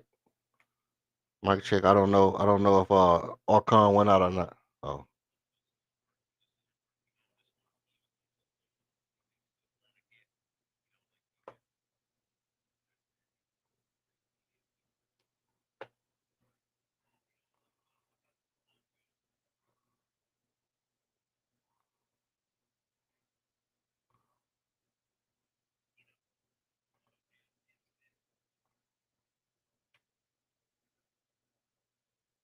Yeah, Archon dropped out. But look, I think he lost his connection. But I understand exactly what he's saying. I understand exactly what he's saying. It's the fact of the matter that even when we do start looking at it's what I said last stream. When we start looking at players like you know we missing a piece. We missing a piece, and we all say the same thing. We need to develop from within. We need to develop. We need to develop from within. We got all the pieces. We just need these guys to develop. What I'm saying is, when the guy develops, when the guys develop, do we just leave them on the court? Now, let me get into some of this right here. We heard King say Reed Shepard about running the pick and roll. Well, y'all been on this stream. Y'all, salute to everybody who been on the stream. Hit the like, hit the subscribe. I'm gonna get into a couple of these little quick breakdowns. This is what I'm talking about the pick and roll. Now, the way I was taught to run the pick and roll, obviously, Steven Adams got his feet spread. He likes to create a lot of space with his pick. I was kind of taught a little differently because I was taught you want to rub shoulders with your man, but Steven Adams ain't really leaving no space for you to rub shoulders. But Reed Shepard understands what he's doing. Look at Reed Shepard's foot. Look at Reed Shepard's foot. His placement on that foot is I can almost step on your foot and break my damn ankle. He's leaving no space between Steven Adams' base and his turn on this pick. When he comes off of this pick, he's going to do exactly what I said. When the man decides one man's going to play off, this man is going to chase you over the pick. He's not going to go under this pick and cut you off. Well, first of all, if he went Even if he went on the other side, he would have to go all the way around this wide base that Steven Adams has made by spreading his feet like that. Which is a little trick that Steven Adams used when he sets this pick. He makes his base super wide. He don't really, broaden his shoulders and spread his upper half. He plant his feet and make you have to try to go around that foot base, which is a Steven Adams special. And he's making so much space right here with his feet that when Reed Shepard steps around his foot, Reed Shepard is going to do exactly what I would have did is when I brushed his shoulder. That right there. You come off, this man ain't playing up. Valanciunas is playing too far back. Jamal Murray is trying to chase you over the top. And as soon as you come around that pick, you let it rip. Perfect pick and roll. Perfect pick and roll. Ain't no damn the roller. I'm gonna take this shot because I'm Reed Shepard and I know what I'm doing. Okay, boom. Now, let's get back to the next play. Let's get back to the next play. Oh, Reed Shepard just made a little pass. He got up on the goal. He passed the ball. I didn't really like that. But okay, Alper Şengün makes a little basket, little bunny shot. Okay. This is just Reed Shepard just contest a little shot right there. Could have been a foul, wasn't. He pushed the ball up the court. He's in the point guard position. Somebody said he wasn't running the point guard. But look what he's doing. Down the middle of the court like a point guard, moving fast. He got his hair moving. Okay. Behind the back dribble. Goes over to the left game. Didn't pick up the ball. Didn't turn his back. Gets in the middle of the court. Probably was a turnover right there while we didn't see it, but it was a good run down the court. He showed that he can play. Look, make the man turn his back because he was aware that he had help on the other side. This is just Reed Shepard doing Reed Shepard type things right here. Another great defensive play right here. Let's look at it again. He pushed him to the baseline. Moving his puppies, sitting in the chair. Look, you want to go to that pick? Nope. Me and LP got you sealed. He already know Jamal Murray got to come back. I'm already back on the other side. So now LP got you covered. LP gonna cover that roller, but Reed Shepard is gonna make your dribble very difficult. Look, make your dribble very difficult because now where you was trying to go with the ball, my instincts is not gonna let you get the ball to that other hand where you can do shit with it, and you make a fatal mistake. Alper Şengün gets on the floor for the ball. Your superstar center gets the ball out with a great over the head pass and put that on your head. Okay, boom. That's Reed Shepard creating on the offense and the defense. Look, and the team is hyped up. That's a guy that you trust. Okay, running the point guard, pick and roll again. Oh, look, what's this? Slow down, change of pace, pat, slows down, sets his hip, squares his body up to make the defense relax. Look, free throw line jumper. Where have you heard that before? Get to the free throw line and make your jumper. Have you heard that before anywhere? I believe you have. Look who's still on the court. Boom.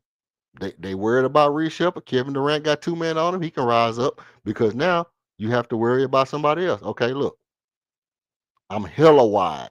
I'm all the way damn near out of bounds running. Armin Thompson look over there. He sees Reed Shepard running. He knows Jabari's trailing. This is textbook Reed Shepard. I got these guys so wide that they have to worry about me. And look, now Jabari gets the ball in the open. Jabari is excited to pass me this ball because he knows cash out. All Reed Shepard. Being smart, being crafty, being aware. That was a gamble. He almost got the steal. He didn't. He knows it. I almost got that steal.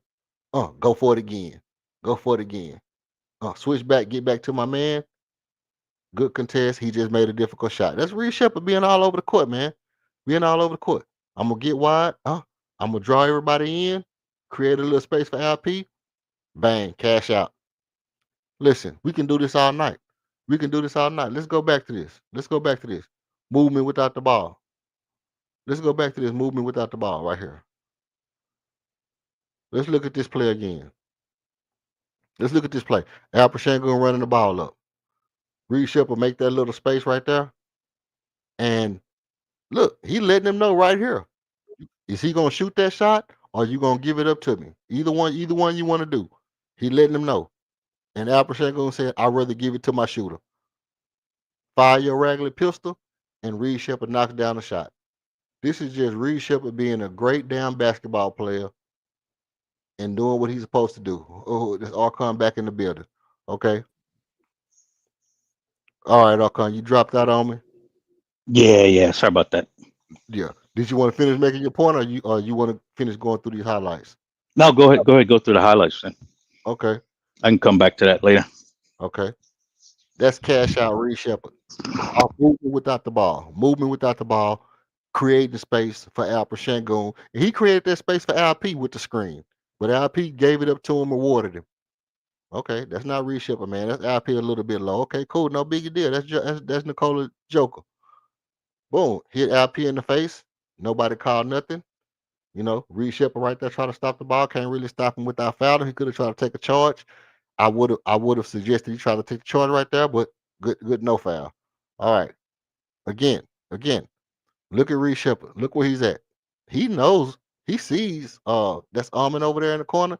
He sees Almond in the corner. And Reed Shepard is all the way out here by the daggone outlet line. Just spacing. Pass right there. Could have went to Almond. He closed it off. LP gets it to him. I mean, this is teamwork, bro. This is teamwork. And Reed Shepard is doing his part. Switch right there. Reed Shepard covers the switch while they make the switch. He tags the man. Jokic make a good shot. Okay, that's not Reed Shepard making a bad play. Jokic make another shot. Okay, Jokic make a shot. Reed Shepard still on the floor. They got a lead. Reed Shepard still on the floor. Look at the space. Look at the space. This man cannot cheat over on Kevin Durant. He cannot cheat. He cannot leave Reed Shepard open at this point. This is what I'm saying about the difference between a Reed Shepard and Josh Okogie. When Reed Shepard is on the floor, look at Jamal Murray trying to figure out a way to be here in case this man dies, in case Jabari dives to the basket, but still stay on his man, Amin Thompson, that's all the way in the corner. Kevin Durant, he knows. Look, I really got a 1-on-2, but as soon as two of them try to hold me, I gotta dump off. Okay, here go the pick. Oh, two of them jumped on me. I got to dump off. And Albert Shangun could have got the ball to Amin, but the Turkish Terminator, Shanguini, throws that down on you every time. Every single time you try to do that, he can throw that down on you. Now, Jokic win that LP. It was a battle of the big man. Jokic got busy. Movement without the ball. Movement without the ball. Look at Reed Shepard. If Alpin knew that he was going to be that wide open, Alpin would have already hit him. Alpin would have already hit him if he knew he was going to be that wide open. But go right there. That's a foul. They didn't call it. Okay, cool. But Reed Shepard was open, moving without the ball. Again, doing almost every single thing right, bro. Still over here. Watch this. Oh no, this is the Almond play. Doing almost every single thing right on every single play. Okay, chasing the man baseline. Cut it off. And if Reed Shepard don't step up right here, this is a bucket for Denver. Watch. He's not Josh Okogie, but look at this. Jump over here in the middle. Cut this play off. If Reed Shepard don't jump over here, this is a bucket. If Reed Shepard don't jump right there, that's a bucket. Why? Because if he don't get it right here, he gonna get it to Michael Porter Jr. or whoever this is down here at number 21, whatever this dude name is. Number 2 right there, Cam Johnson. He gonna get it to Cam Johnson if Reed Shepard don't step over. Reed Shepard step over, make him swing that ball out. Yeah, it's a 3, but that's not Reed Shepard, man. Okay, cool. Then up on Murray. Okay. Now that's just, what can you do with Jokic? Okay, cool. Boom. Running the point guard. Get the ball up court. That's not on him. That's what it is. Okay, Reed Shepard chasing this man. Jokic on on LP on Jokic. LP looking like Anthony Davis. Like, damn, what can you do when this dude chunking that shit up like that? But again, all he do is stand in the corner. How did he get to the corner? Let's look at the play as it developed a little bit. Let's go back a little bit because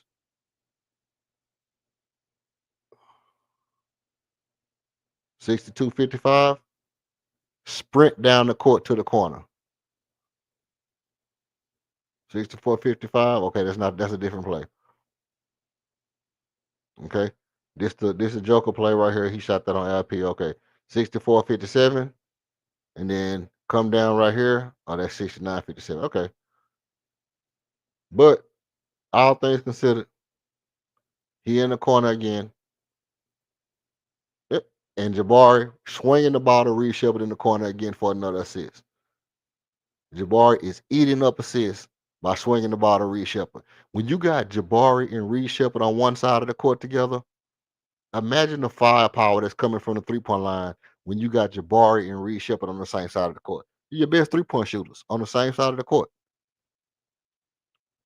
Your best three-point shooters on the same side of the court. Look, could Kevin Durant have hit Reed Shepard right there for a three? Absolutely. Kevin Durant could have hit Reed Shepard for another three. You know, we could have been up, but Kevin Durant hit that. Jabari made a bad foul right there. Okay, I remember this foul. That was ridiculous. You know, that's just Tim Hardaway, the unsung hero right there. Okay. Boom. LP, you're not closing out, hand down, man down. Armin doing what Armin do. Armin doing what Armin do. And I like Armin when he going fast and he making good decisions like that. Because as we know, Armin can finish around the basket with either hand. Jamal Murray tried to take out Armin's leg. That was a dirty play. They didn't say nothing about it. Reed Shepard getting wide. Make them space. Jabari knocked down a big three. That was a big three. Big shot, Bar, who was on fire tonight, by the way. Bar was on fire. Even though he didn't shoot the ball extremely well from three, when we needed big shots, he did what he do. Okay. Where we at? LP, baby hook. You know, he didn't get to that enough. I don't think he got to that hook enough tonight. I think he kind of scared of that hook because he ain't been shooting it well. But as you see, you know, the team not doing bad. Reed on the floor, the team not looking bad. Everybody doing their part. That boy, hey, look, Al Pachengo is an athletic player. People don't give him credit for his athletic play. Reed blitz down right there to try to help out on Jokic. Okay, his man got a shot, so what? Which what I said is make Jokic beat you. Make Jokic beat you. Don't let him get a lot of assists and we can win this game. The games where Jokic got assists was just as deadly as when Jokic was hitting points. That little turn by Jabbar, he almost got that off, but Steven Adams came right back and got a bucket on Jokic. That was big when Jokic got that point and Steven Adams went back and got the point. A good contest by Reed Shepard. Okay, man, just hit a bucket. Okay, that's all right. That's all right. But look, I mean, the offense is running so smoothly when Reed Shepard is on the floor. The defense is looking good. He's stopping his guy from getting buckets. You know what I mean? Like his guy not doing that shit, man. His guy not doing that. That's really Jamal Murray getting off. That's Armin's man. That's really Armin's man. You know, Reed Shepard guy not getting off. Look at him. Look at him. Look what he doing to Cam Johnson, man. He's just pestering that dude. He's just pestering a good pass, Armin. Good shot. Bang. Fading out of bounds, looking like double dribble. And then the last shot of the game, I think Kevin Durant was kind of mad he didn't get drawn up for that last play. But all in all, man, it's just like I say, it's not really a matter of, to me, it's a lot of little things that I saw within the game that, and I need to start back recording the game so I can break down the other stuff that Reed Shepard did as far as before the play actually, start to unravel, because it was times where Reed was just at the top of the key, dribbling the ball and moving the defense, because you gotta move according to where he's setting his feet, where he initiates the offense from, because the minute he passes the ball, he becomes dangerous without the ball, just like Steph Curry. Listen, I'm not saying he's Steph Curry. I'm not saying he's even closely has the gravity of Steph Curry. All I'm saying is the minute he passes the ball, he becomes dangerous. Right? If he's at the top of the key with the ball, the minute he gets off the ball, he becomes dangerous because now you got to figure out where he's going to plant his feet at. And if you're not in position to cover where he's at on the court, that's cash. That's cash. And that kind of play is one of the things that makes your offense run smoother. You know, at some juncture, you have to ask yourself, does it benefit us not to have that kind of gravity on the court as much as possible? It's just one of those things. And again, I'm not really advocating for Armin to go to the bench. That would be ridiculous for me to go back on that to say that. And I was just simply trying to make a point when I was saying, why don't you put Armin on the bench? Why you don't put KD on the bench? Because I'm trying to get guys to admit you don't put guys that good on the bench. And all I'm saying is, if Reed Shepard is really going to be that good, and I'm telling you what I've seen with my own two eyes, it's times where Reed Shepard has the ball that when he's dribbling the ball from side to side at the top of the key, the whole defense has to move before he passed the ball. Because when he passes the ball, they have to be set to locate him immediately. Because if you don't locate him immediately and he passed the ball to Apple Shangoon and you don't locate Reed Shepard at 32 feet, and he gets the ball at 32 feet, that's cash. And that kind of gravity is significantly different than a Josh Okogie being in the corner and playing defense. And at the end of the day, like I said, if Armin Thompson is your best defender, why not put him on the best guy? Why? Because we can't put him on the best guy because he has ball handling duties. Well, why don't you not give him those ball handling duties and get those ball handling duties to somebody else? Well, because Albert Shangoon is our best ball handler. We need Albert Shangoon. Okay, well, why do you need Albert Shangoon to do it? Because you don't have nobody else to do it? Well, what if you have somebody else to do it? What if you have somebody else that can be the ball handler? What if you have somebody else that can have point guard type gravity? What if you have somebody else that can have point guard type IQ? What if you have somebody else that's a film room warrior, a studier, a smart person with a high IQ? You leave him on the bench because of what? What? Like, what's the real reason? I mean, at some point, I just feel like it's not really having, the foresight to say, you know, we can do something exceptional if this goes well. And I'm not saying that it's a guarantee that it's gonna go well. And I could very well be wrong. You know what? I could very well be wrong. Reed Shepard could go in the slump for 2 months and not do shit else. This could be the best game he has all year, right? That's a possibility. And if that's the case, then what I'm saying has absolutely no relevance because I'm not saying it's a guarantee that he's going to be better than Armin or he's going to be the best player on the team. I'm not saying, oh, put him in the game right now because he's better than everybody else because he scored 27 points. That's not what I'm saying at all. I'm just saying that there's so many benefits to saying, hey, you got Reed and Jabari on the court, and you got KD on the court, and you got Armin to compensate for any defensive lapse that anybody. So you got Jabari who plays great defense, you got Armin who plays great defense, you got KD who plays good defense, you got Al Pachenko who plays good defense, you got Reed who plays good defense, not a Kogi. He's not a Kogi on defense, but he plays decent defense. As we just saw, him and Al Pachenko lock down Jamal Murray, who, by the way, was end up being the guy who killed us down the stretch. And mind you, when they went to that Amin Thompson play, the one where they was like, um, what Ime told them, hey, run the play or whatever he told him. I forgot the exact call, what he called it, but he told KD to run the play. Him and Alper Shangoon set up the play. Boom. Alper act like he finna come set the screen, get a ball to KD. He slipped. KD hit Alper with the pass. Alper Shangoon turned left, threw the ball where Armin was supposed to be, and Jamal Murray was standing right there, intercepted the pass. Guess what?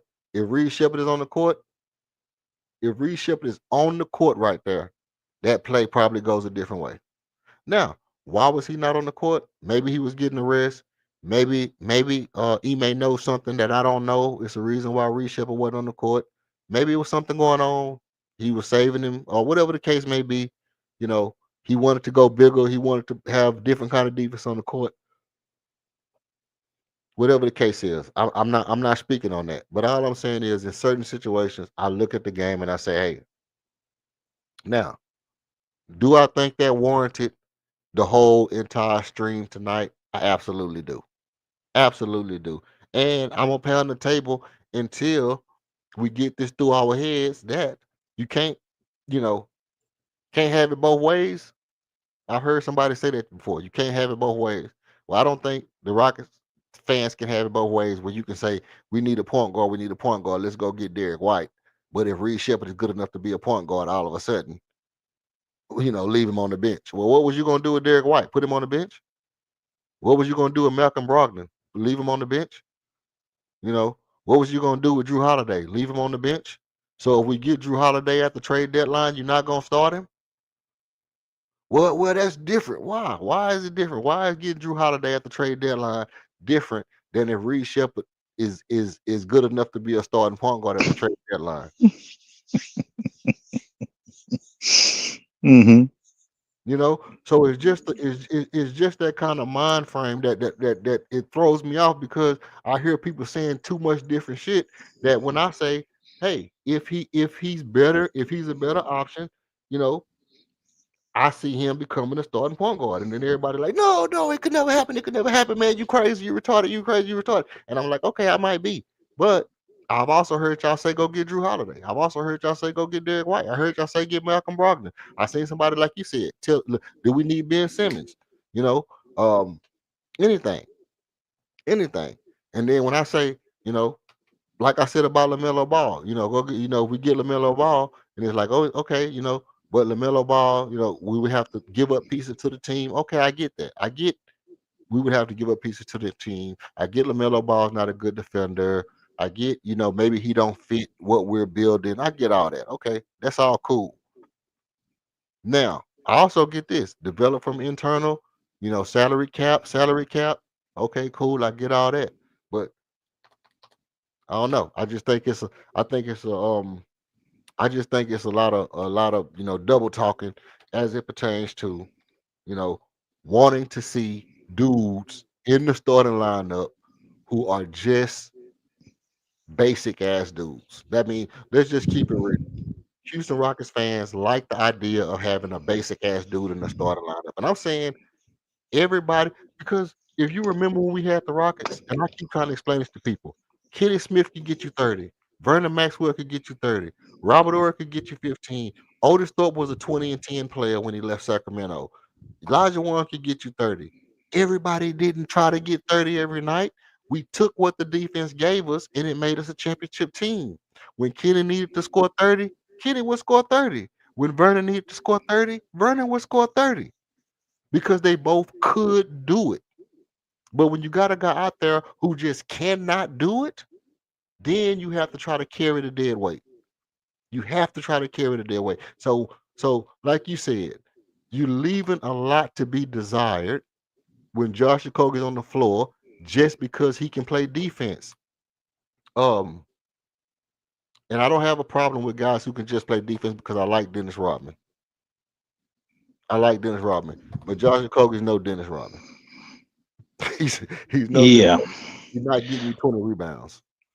Well, like I said, this is, like my second point was this when I was talking about what people want to see and how they imagine the structure of the team is, and like I said, I understand, yeah, there's some voices that are monolithic, if you will. But not everybody's saying this stuff, right?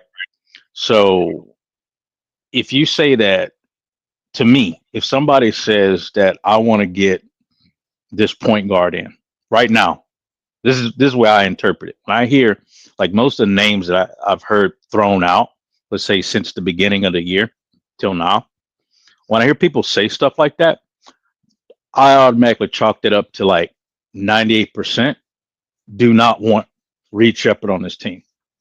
It means that Reed Shepard is expendable. And that's just what that boiled down to. So if someone said, I can't see, because the narrative around Reed Shepard, if you paid attention earlier, was like, oh, he's small. He's too small. Right. Well, the dude's 6'3".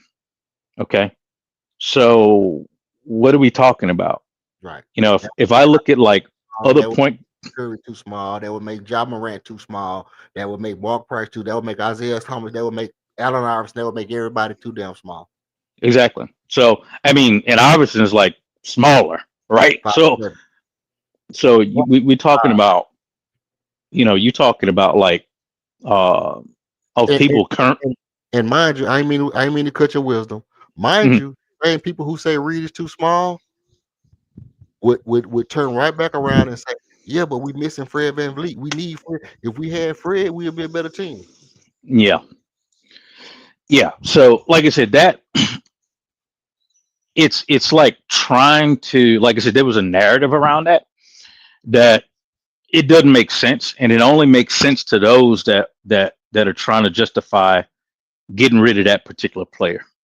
Okay. So I don't, you know, listen to that really.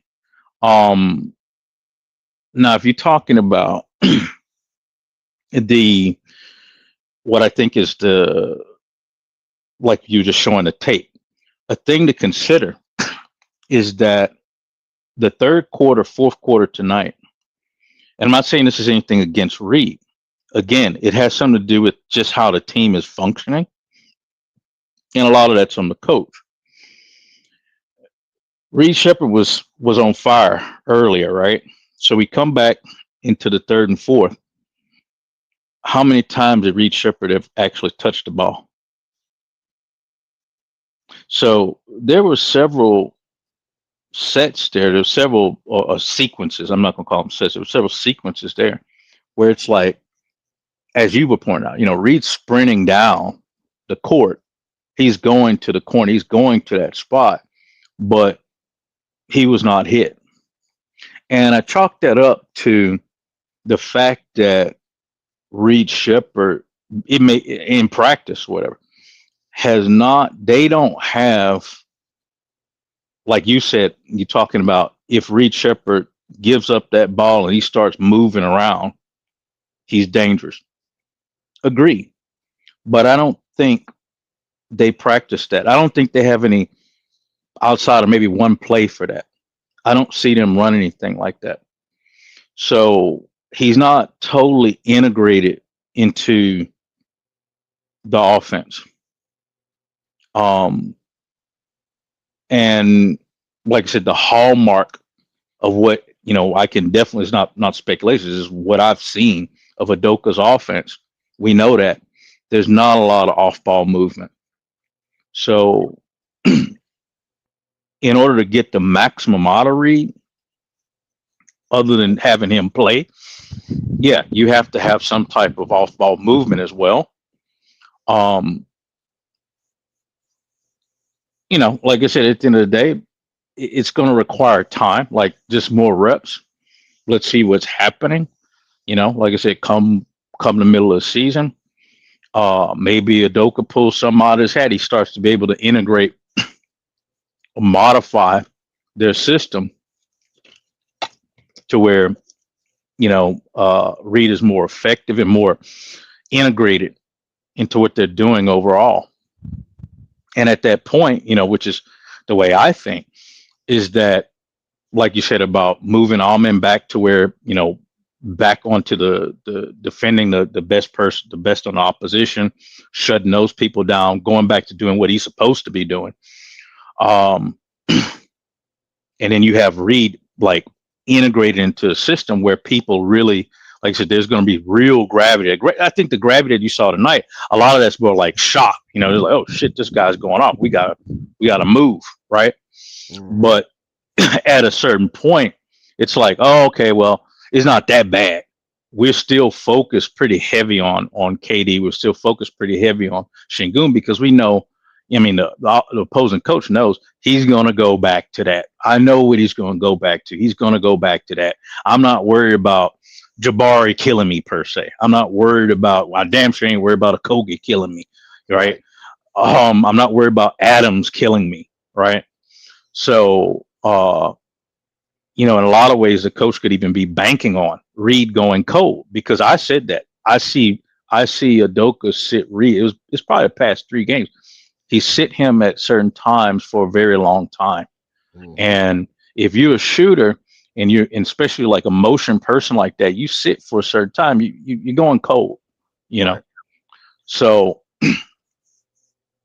I agree with all of that as far as like, if he gets to that point to where it looks like, yeah, this is a viable weapon, and then my defense is not going downhill because I got Amen back in the right place, and then Reed's become better. He's acceptable. He's not bad now. I mean, today it's some gambles I don't like, right? Uh, he gets a little bit behind the man. I don't like in a certain sense, but it's not horrible, right? So tighten up over time, and then if I calculate, if I literally calculate, like, look, yeah, maybe I can get extra 10 points, and a little bit more control over the clock by having Reed on the court as opposed to a Kogi. Yeah, I'm doing that, right? Mm-hmm. I'm not going to do that for the sake of saying I don't want him to be there, Right. right? That's not my logic. I mean, like I said, the only other logic I would have for not putting him on the starting lineup is because I don't like our production from the bench at all. Like I said, when you start talking about, I don't know what the numbers are when Durant's not on the floor, but I know what the numbers are when Şengün's not on the floor, and they don't look good. Right. They So look horrible. they look horrible, and They look, that's my concern. yeah. I give King this. King made a good point and something that I did want to touch on about the psychology of it. Um, about not allowing Reed too much rope to hang itself, for Hmm. lack of better words. Um, and I mean metaphorically. You know what I mean? I don't know how Hmm. you the algorithm, but um, you know, it might be something because you mentioned it, King mentioned it, and I was thinking it when King said it, and I agree with King on this point. Reed having a good game, and you take him out while he's having a good game before he starts to slip and have a bad game, and it might ruin his his confidence. Confidence. Hmm. Right. And so maybe, I get that part. I get that aspect of it. And that's why I'm also saying that I don't think he's ready now to be in that kind of situation where he has a bad game and we're relying on him, and then he starts to get in his head and he knows he's a starting point guard, and oh man, I might get my spot taken, or I might lose my spot, or I have a bad defensive game, and I'm in trouble. You know what I mean? So all that stuff does go into the equation.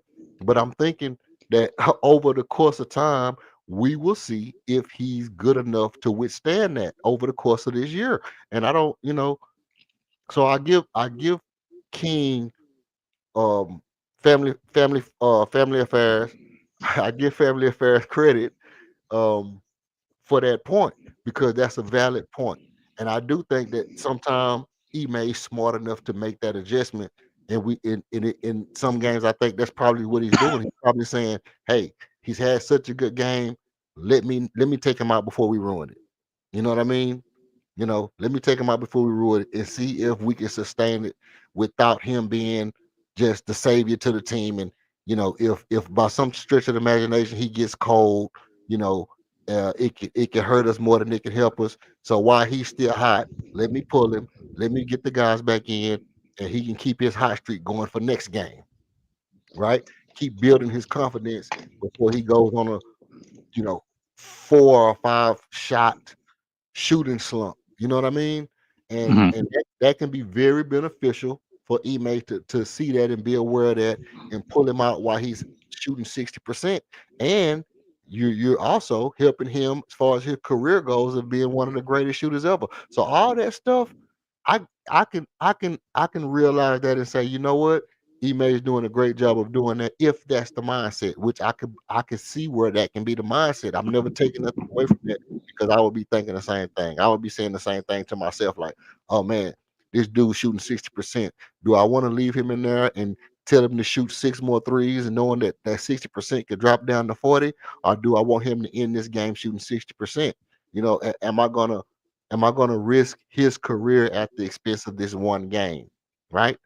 So no, I'm not going to do that. I'm not saying that by no stretch of imagination, but I am saying that at a point, I think he's going to develop that tough skin. I think he's going to develop, some kind of resiliency to where, he missed 5 or 6 shots. He's going to still feel like I can make the next 5 or 6, and it's going to be at some point in the season. Listen, this is what I'm saying. If he keeps getting this good, like I said, 14 games it took him to get to score 27 points. At some point within 60 games, he's going to have a game where he goes 7 for 7. He's going to have a game where he goes, you know, maybe 10 for 15 or something crazy, right? Like you could kind of imagine that at some point he's gonna go, you know, perfect from the 3-point line. 5 for 5, 6 for 6, 7 for 7. At some point in the next 40 games, that's a real possibility, you know. So when those games start to come in, and we seeing like, oh, this guy is on a Clay Thompson, Steph Curry type shooting trajectory. You got to start considering. I'm not saying that it's and I'm really saying this. Let me say this. I'm not saying that if the other things don't line up, that it's a must that we put him in the game just because he's scoring. Because some people take what I'm saying as, hey, if he's shooting the ball good, then we gotta have him in the game. That's not what I'm saying. Because you can have a Luke Kennard, you can have a JJ Redick, you can have a Kyle Korver or somebody like that coming off the bench, but all of those guys had opportunities to start as well. Um, and I don't think any of those guys were number 2 overall picks. But I don't think Reed Shepard is Jimmy Fredette either. You know what I mean? I don't think Reed Shepard is Jimmy Fredette, where he has a great college shooting career and then comes into the league and just becomes a perennial 8th man off the bench type shit, you know. And he only comes in to see if he can make a shot, and then if he can't make a shot, he just go back and sit on the bench because you know if you're not scoring, you're not doing nothing. I think Reed Shepard is going to be a legitimate point guard to where he knows how to play the game, manipulate the defense, and play good defense and all these things. And just to kind of parry a little bit, I think the Reed Shepard Jabari combination becomes very, very deadly as we watch those clips. And now you see kind of what we're seeing in real time when you got Jabari on the court and the ball go to Jabari. He would almost have to feel obligated to take that three because he knows he's the only good shooter on the floor at the perimeter. KD's inside, you know, by the paint, probably getting double teamed, kicks out to Jabari, and now Jabari's, Tari's not there. Tari was shooting good, but you kick out to Jabari, and now Jabari's like, okay, damn, I'm the shooter. It's my responsibility to take this shot and make this shot. But now when Jabari getting the ball and it's a guy closing out, all I got to do is swing it one pass, one quick pass right to my right, or right to my left, one quick pass, and I got a guy that's as good as me or better than me shooting the three, and that duo becomes hella dangerous on the court together. And you can really look at it, and even coming off the bench, like we saw it tonight, it's dangerous. You could just imagine if that's your actual starting, you know, I mean, it's so many ways you can play it because just like I said with Steven Adams and being able to change the dynamic of a game with his brute force and offensive rebounding, you know, um, the way you could punch a team in the mouth and throw off their game plan by having Steven Adams in the game. It's I wouldn't have started Steven Adams tonight. I would have actually started Josh Okogie tonight. I wouldn't have started Reed Shepard tonight. I would have started Josh Okogie tonight because all in all, what I said before the game was we're going to need somebody to take Jamal Murray and Cam Johnson out of the equation and make Jokic have to beat us by itself. Hmm. You don't want to let them guys beat you tonight. You don't want Cam Johnson and Jamal Murray to beat you tonight. You want Jokic to have to score 40 points, 50 points, and try to beat you by himself. Now, I'm not saying that he couldn't did it because he scored 34, and he was scoring every time he shot the ball. It looked like it was going in. But by the same token, I'm like, okay, let him do that instead of Jamal Murray get 25. How about that?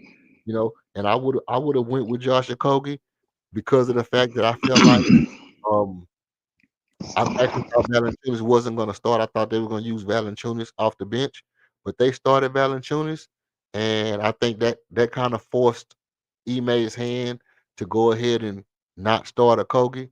And by them starting Valanciunas, that means we couldn't start Josh Okogie, so that made Jamal Murray able to get off a little bit. So what happens is Josh Okogie doesn't get to start.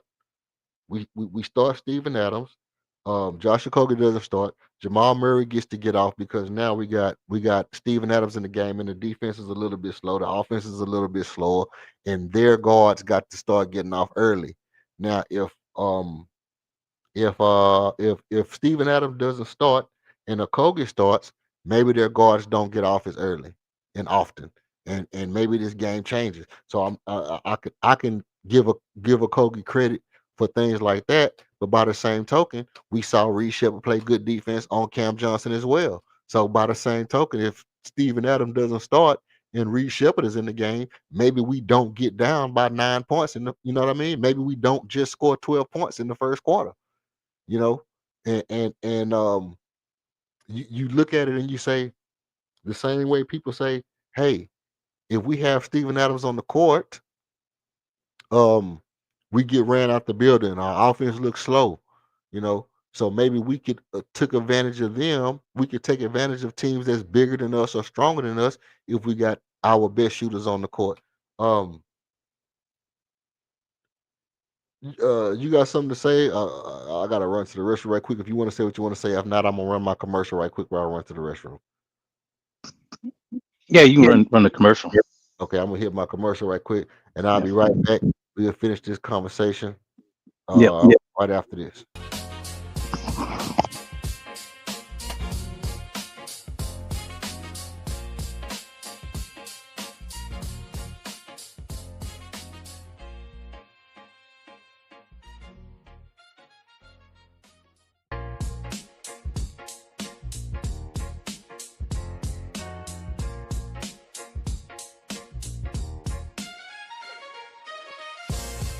Every show needs a spark. Ours, you. Step into the spotlight for a one-on-one fire debate. Call out a take, defend your own, or a beat and teach masterclass. Winners earn bragging rights and rewards. Email redalert.rocketzone@gmail.com to lock your spot or choose a topic from our board. Thanks for supporting the movement. Tap subscribe, drop a like, and if you want to buy us a coffee, Cash App, $26KG1. Every show needs a spark, and you are ours. Salute to you.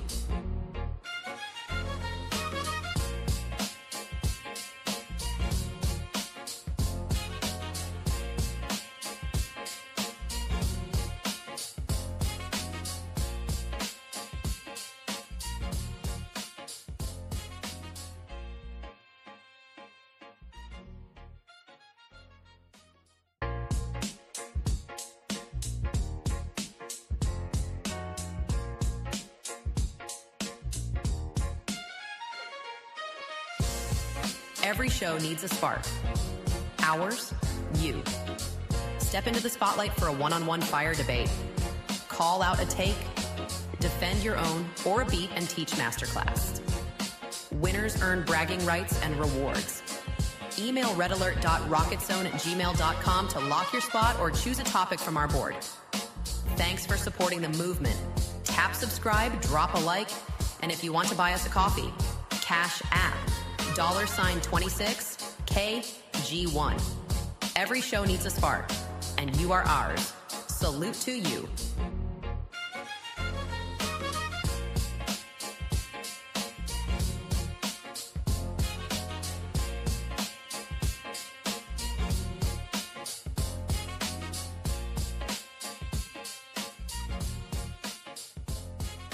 All right, back at it. Back at it. I'm ready to go.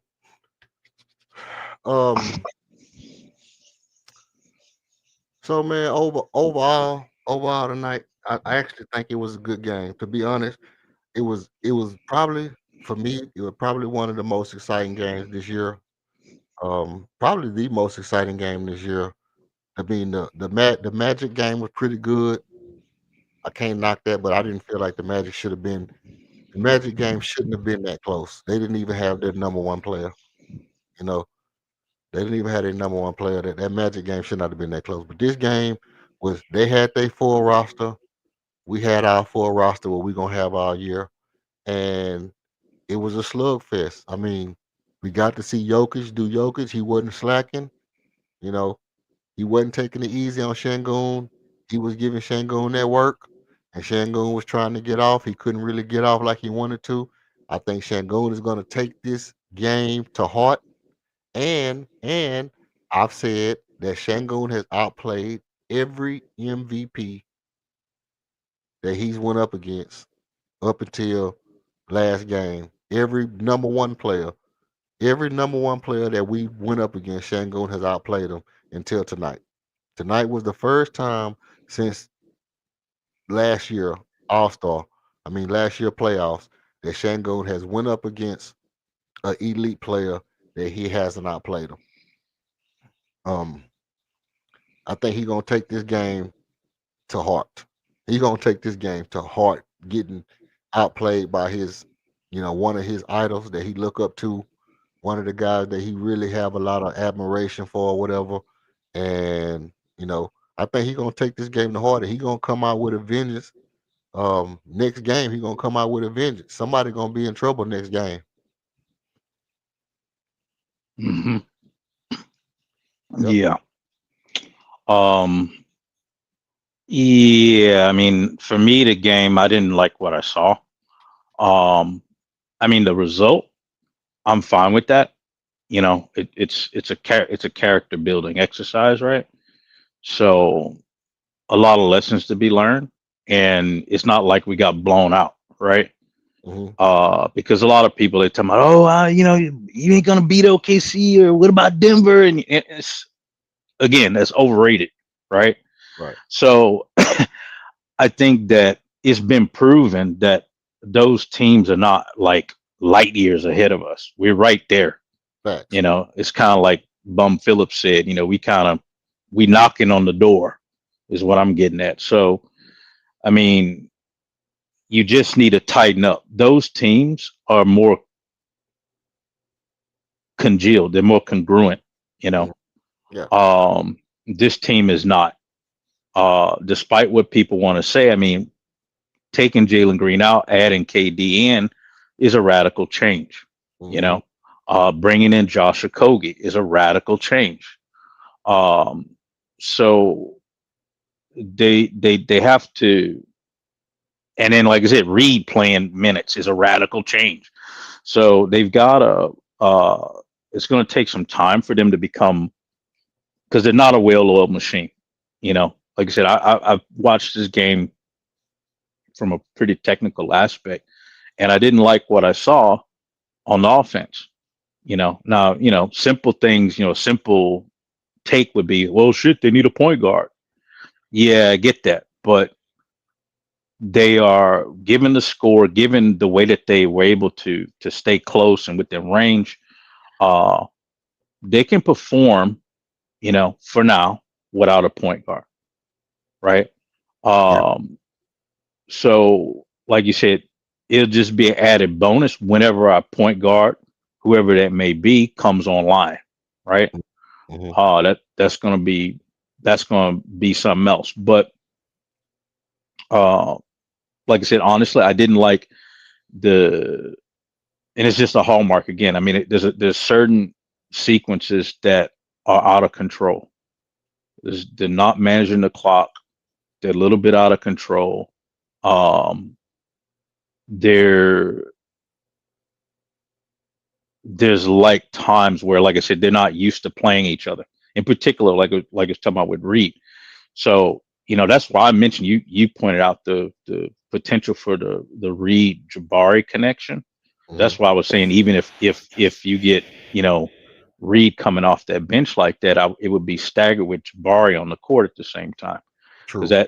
that to me is super dangerous, right?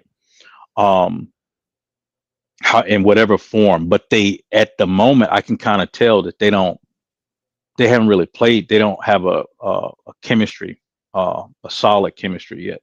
Mm-hmm. And another thing that I've noticed is that so far of the games that I've seen, I've only seen one game where the ball was moving properly, right? I mean, like crisp, not dangerous, not shaky, not risky passes, like crisp, move it, boom, boom. We had a couple of sequences there in this game, but for the most part, the passes were very, uh, some of them were lackadaisical, some were sloppy, slow, uh, got intercepted, got tipped, rushed. You Mm-hmm. know, there's a lot of that type of stuff have to be tightened up. That's not against any individual player. That's just everybody as a whole. It's got to work together on that. So, you know, as far as Shingun, I think, yeah, he had a really bad game. Um, and I think, to me, from what I have seen of the games that he's played against Jokic, he's outplayed Jokic every time I've seen him play together for the most part, except, this last game. I think that Shingun to me needs to, um, he gets frustrated easily in my mind, you know, because if somebody's kind of like got their meat hooks on them, uh, it's a little bit of bumping going on somewhere, blah blah blah. He gets a little flustered, and he needs to tighten up on that. I'm not trying to say like some crazy stuff like, oh, he's soft. I'm not saying that. I'm just saying that he needs to kind of. That's what I was talking about, having a more solid, like some shot that's a little bit more solid of a go to. Mm-hmm. Because the flamingo ain't it, you know. So Yeah.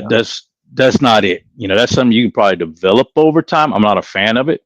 You can probably develop it over time, but he needs to have some a little more bread and butter.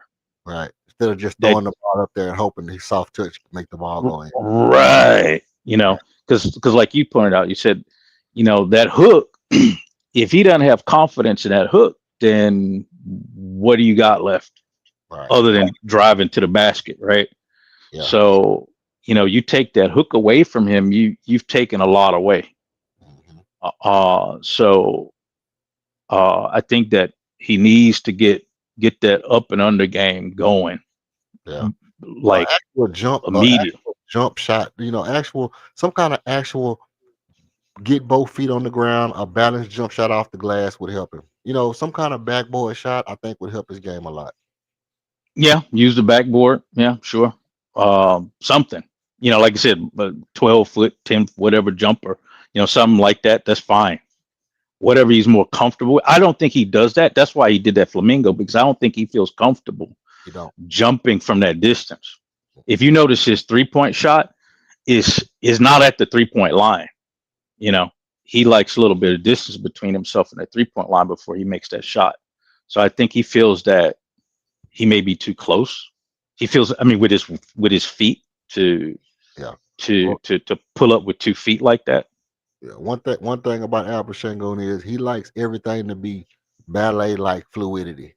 He Mm-hmm. has ballet like fluidity, one motion turn and shoot, one spin turn and shoot, spin turn and dunk. Everything is real fluid with Albert Shangon. The problem with, an actual jump shot for Albert Shangon is he would have to get his body into a position and actually take an actual shot. And I think Mm-hmm. that slows down his motion more than what he wants it to be slowed down to where it's not fluid a lot. What you got for us, King?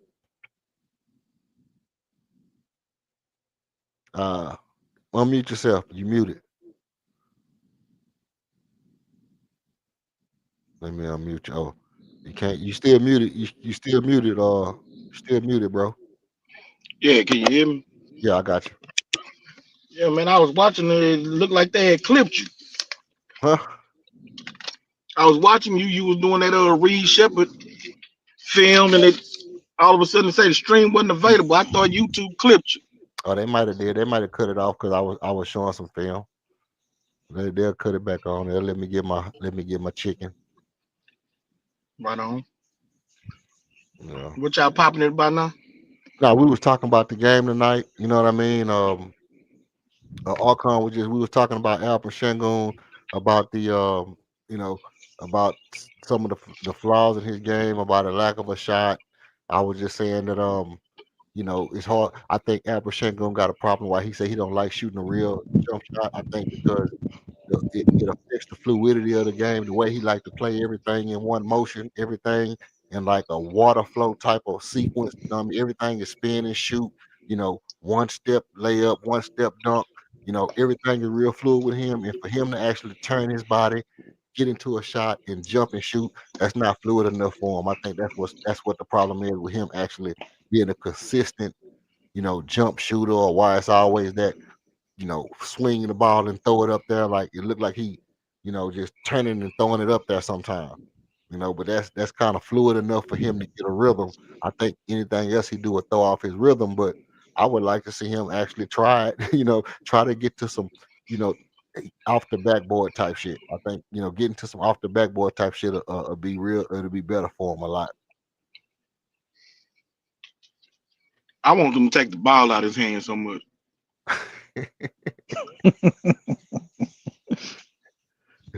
Well, you take the ball out of his hand. Who hand you put the ball in? Almond and Reed. Almond and Reed. Yeah. Okay, that makes sense. That makes sense. So hey, let me ask you this: do you like Almond?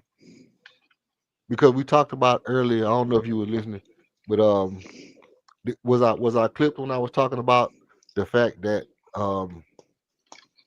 with Armin being in the shooting guard position and Reed being on the floor with Armin, that how we was talking about earlier about Armin having too much responsibilities to have to hold the number one defender. Was you listening during that part?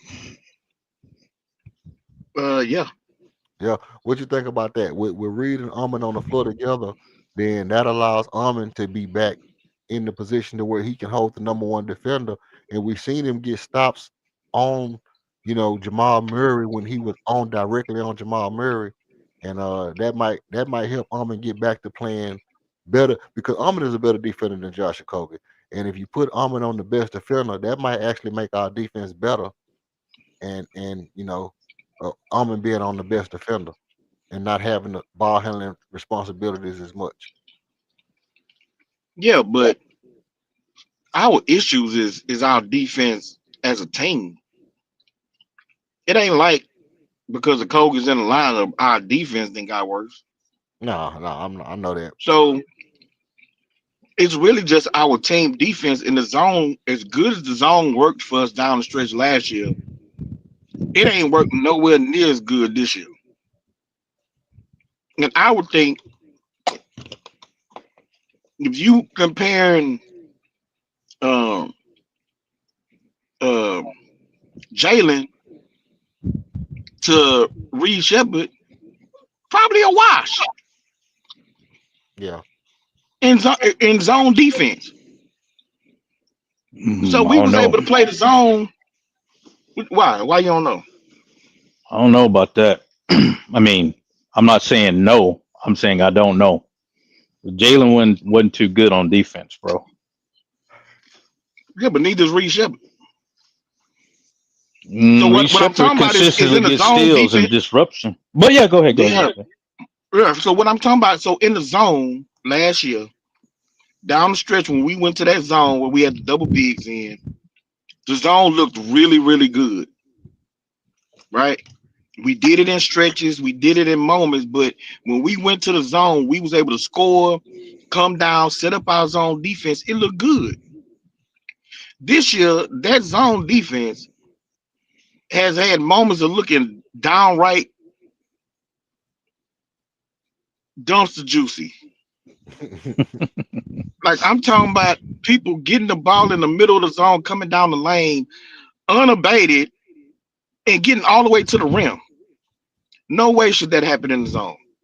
The rotations when they flash to the free throw line is one pass and somebody is standing wide open and there's no closeout. Last year that zone was scrambling around, taking away shots, forcing dudes off the 3-point line. Like that's what we did. We're not doing that this year. I don't think that's because Okogie's in the lineup. And like I say, in a zone, I don't think that Jalen was a superior zone defender than Reed Shepard. So I think that's about a wash. Mm-hmm.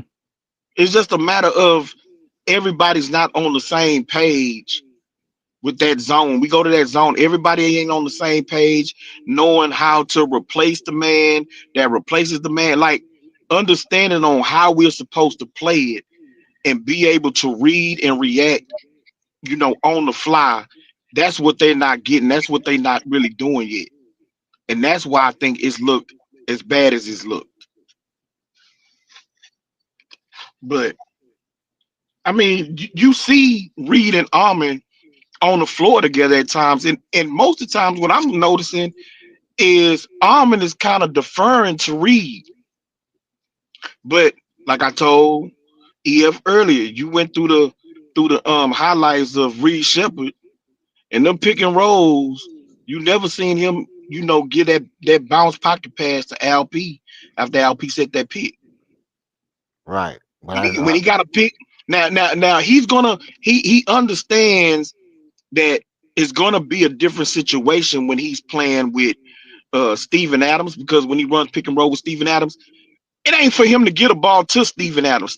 Like he understands exactly. Yeah. Steven Adams is gonna set that pick, and so Steven Adams is gonna be behind him. He's not gonna roll with Reed Shepard. He's gonna make sure that he set a strong pick. So Reed Shepard kind of gets to come off of that and decide what he want to do.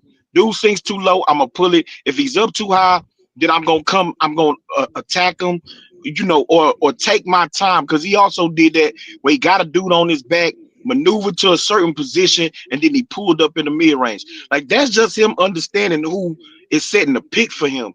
But when you running a pick and roll with LP, you got to understand LP is gonna roll with you.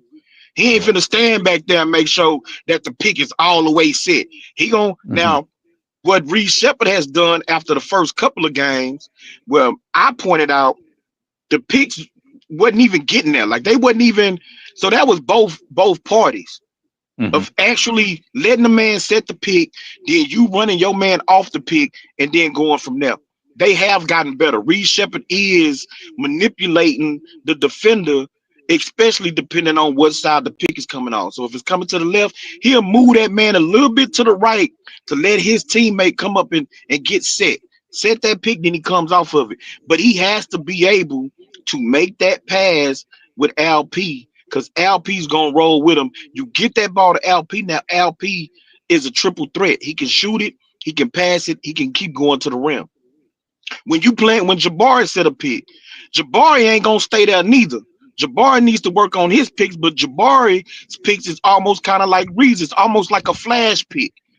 Or a ghost pick. Like he come up like he gonna set the pick, and then he flash out to the 3-point line. Reed Shepard had that a couple of times where that over the shoulder pass where you just get it to him immediately allows Jabari to just catch and shoot. Or if it's a KD, allows him to catch and shoot, or get the dude in the air, 1-2 dribbles, get to the mid range, they pull up. Like that's the decisions that I'm not seeing him make. He has to be able to make those decisions, in my opinion, for him to even be considered for the starting point guard position. Yeah, the right pass would have been behind the back pass, but I know what you're talking about. Yeah, well, either or. But I'm just saying it's just being able to get the ball to your teammates when they open and in their pockets. Yeah. Like being able to read what they doing quickly. He's coming off them picks when I see LP set a pick, he come off the pick, then he gotta almost stop and then get the ball to like pick the ball up and then get the ball to LP.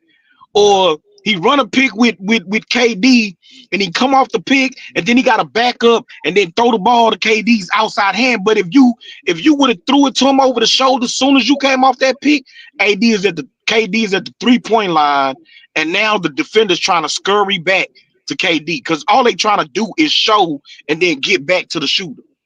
Mm-hmm. But if you get that ball to them, you know, immediately when you still got their attention, then KD, you get the ball to KD. KD can do whatever he wants to now. Because that defender's going to be out of position in some way trying to get back to him. If KD or Jabari don't just pull up and shoot. So that's my thing, bro. Offensively, he still got a lot of growing to do. And then defensively, he still can get moved. And I feel like his team and positional defense is improving. You seeing that? But he still got some work. I don't think he's strong enough yet. Guys get the driving against him, and even if he's right there on their hip, a little bit of bump sends him, 3 feet away. So you're like that, Yeah. Nah, I did see that a couple times tonight where that little bump push him off. He good at recovering, but he can be better. He can be stronger, but yeah, 180. And I was thinking about that. Somebody was saying that he 180. Was that you? They was talking about he 180, or that was Nah, Smooth. yeah, that was Yeah. somebody else. Yeah, that was Smooth talking about Reed Shepard 180. I'm like, 180 ain't bad, bro. I mean, the guard he was playing against tonight is 200. You know what I mean? So that's 20 pounds different. But you look at guys like Allen Iverson, that was 165, 5'11", 165. You know what I mean? You know, so I mean, he not Fred Van Vliet. He not muscular, Fred Van Vliet. But then again, like it's his second year, man. He gonna be all right. He gonna be all right. And obviously, you know, he can stand to be better. He can stand to be better. And at any time, you can always get better.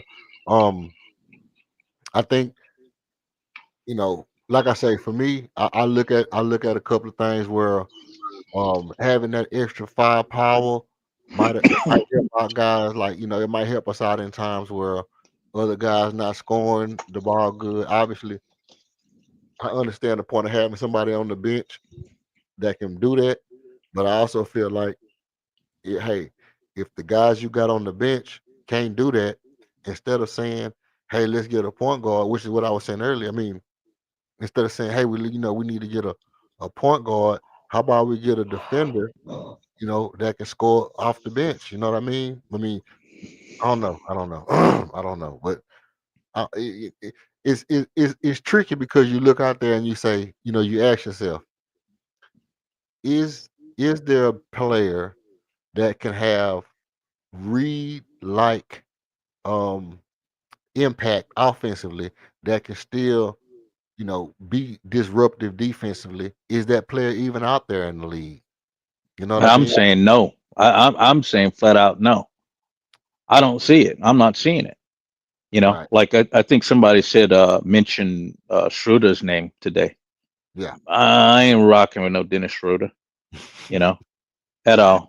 I Yeah, mean, that was 6C Charlie popped up on me. oh yeah, Mr. Charlie. I was like, nah. I mean, it's like I thought, it's something to think about, but no, no. Yeah. I mean, I don't see any the unicorn. Like I said, maybe it's easier. What you just I hadn't heard anybody say that, but maybe it's easier to find like that what is Luke Mute type. Like you said, somebody that can defend, and then you can count on them to give you a couple of shots off the bench. Maybe it's easier to find that. Nicholas Batum or somebody, Nick Batum. Yeah, whatever. Maybe that's out there, right? But any of these other guards running around, to me, it's like so many negative. I mean, those that are actually available. A lot of negatives associated with the stuff about potentially. I'll even say potentially available. So many negatives associated with these cats. It's like, is it even worth it? As opposed to really investing.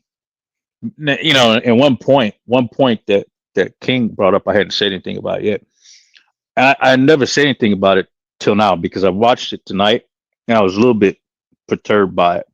But the picks, the screens are pretty atrocious, from LP.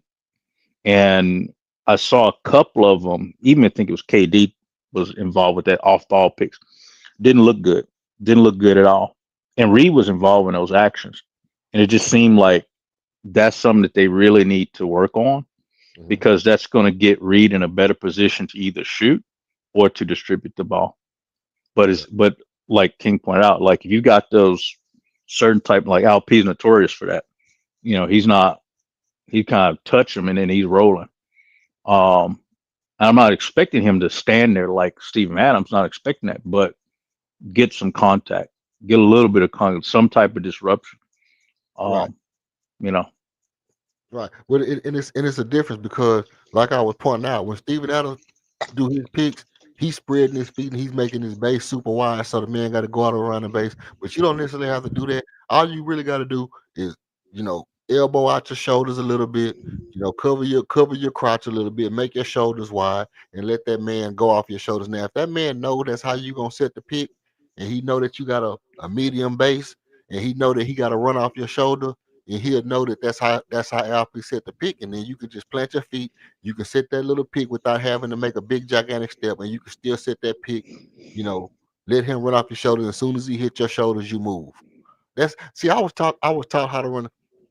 My uncle played basketball. My uncle won state championship. My uncle played against Mark Price, which is why I talk about Mark Price a lot because my uncle played against Mark Price, and my uncle played very well against Mark Price. By the way, um, I got stories, but I was taught how to play pick and roll in about fifth or sixth grade. My uncle taught me how to play pick and roll, and this is exactly what he taught me.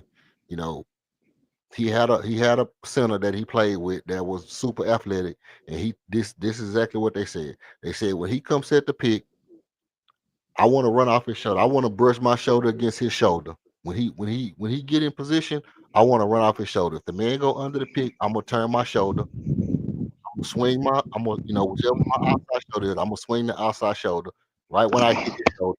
And if that man that's on the other side of that pick is far back, I'm gonna shoot it. If the man go under the pick, I'm gonna shoot it. If the man try to follow me behind the pick, I'm gonna shoot it. The only way I'm not gonna shoot it is if that man that was on him is stepped up on me. Now, if the man steps up on me, then I got to make the pass to my man as soon as he turned his shoulders. As soon as I come up under that pick, as soon as I turn my shoulder, if my man turn his shoulder and start to roll, and his man step up, then I drop the ball off to him. That's simple pick and roll. And so, you know, I understand the slip screens and all that stuff that people do, but and something that my dad told me about the defense. Cause see these old school players, they knew how to do fundamental stuff that we just don't do no more in this league.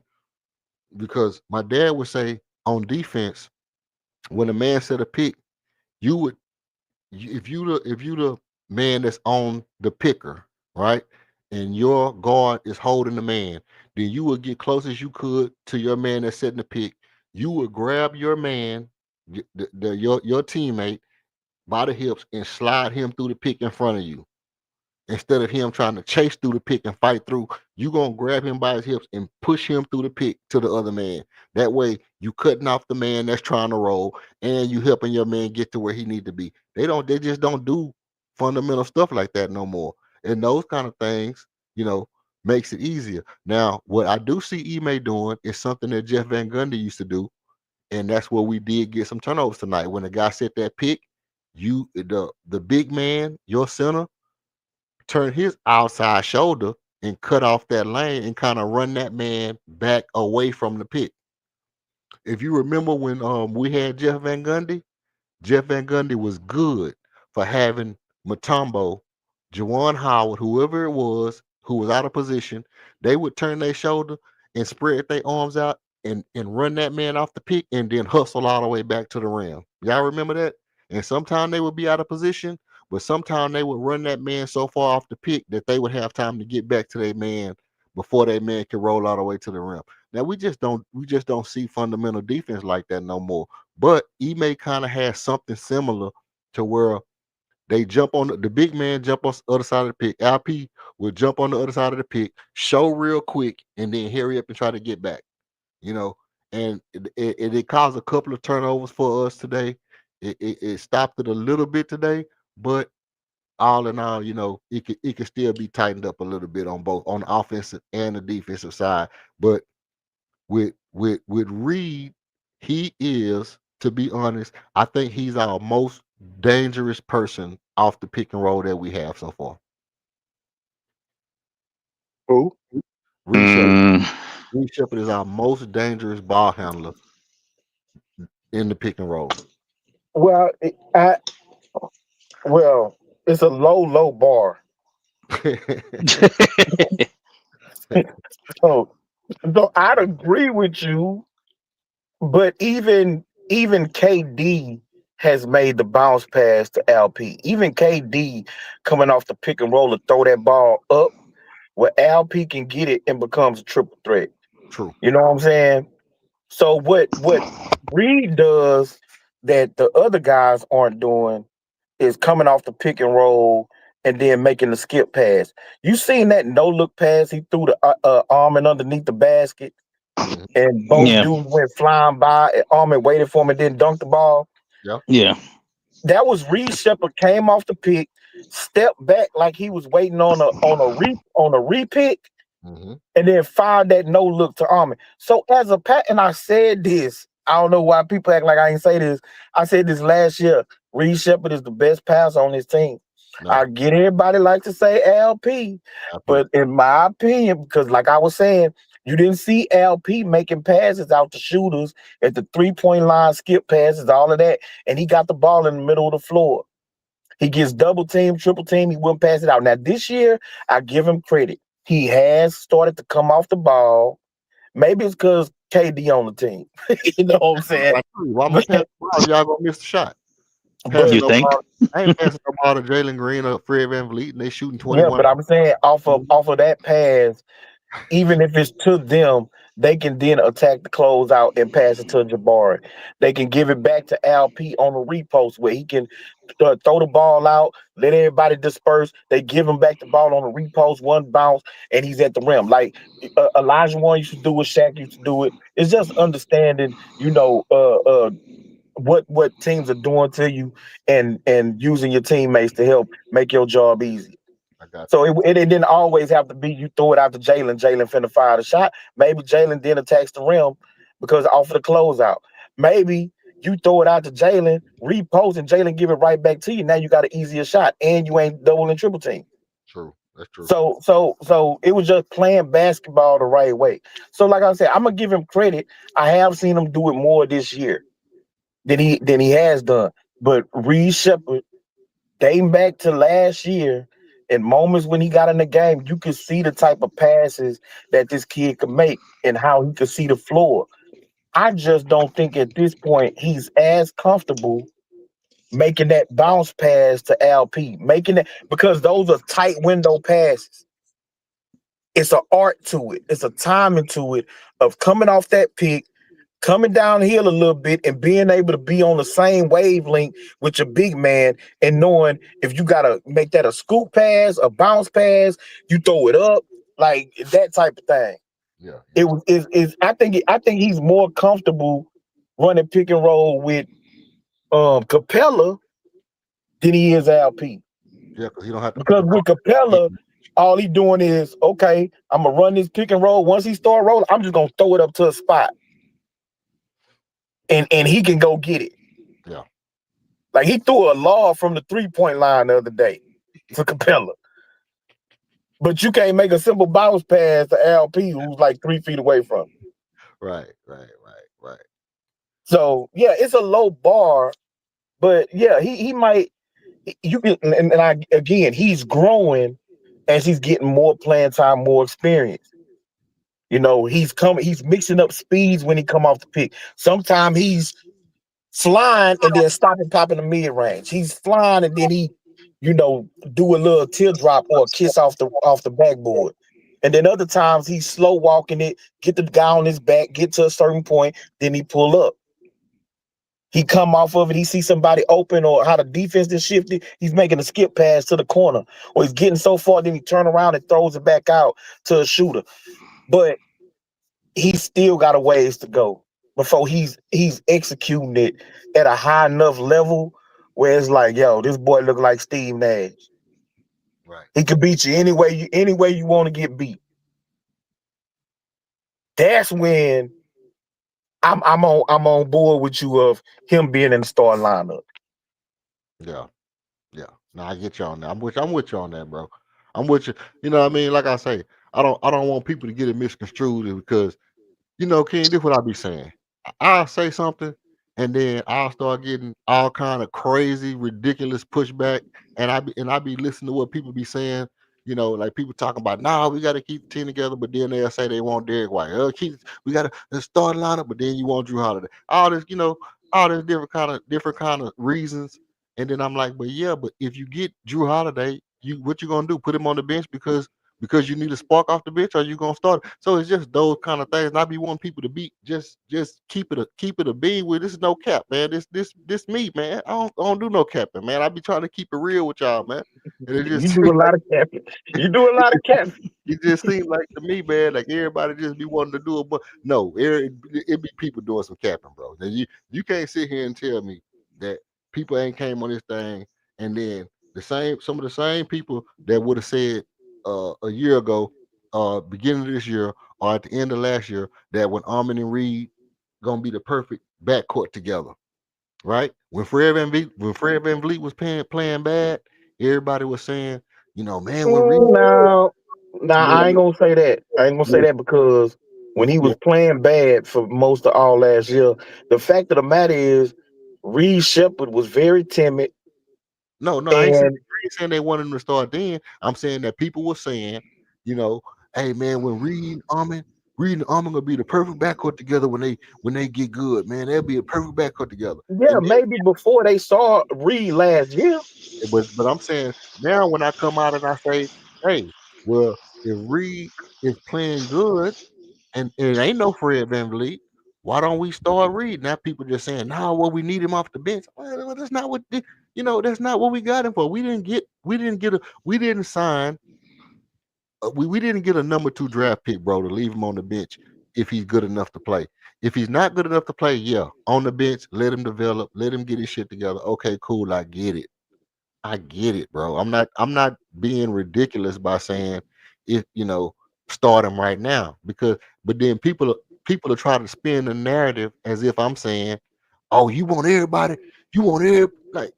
like Bookmo was saying, you just want everybody in your starting lineup to score 20 points. First of all, I didn't say that. Second of all, hell yeah, if everybody can score 20 points, hell yeah, I want them to do it.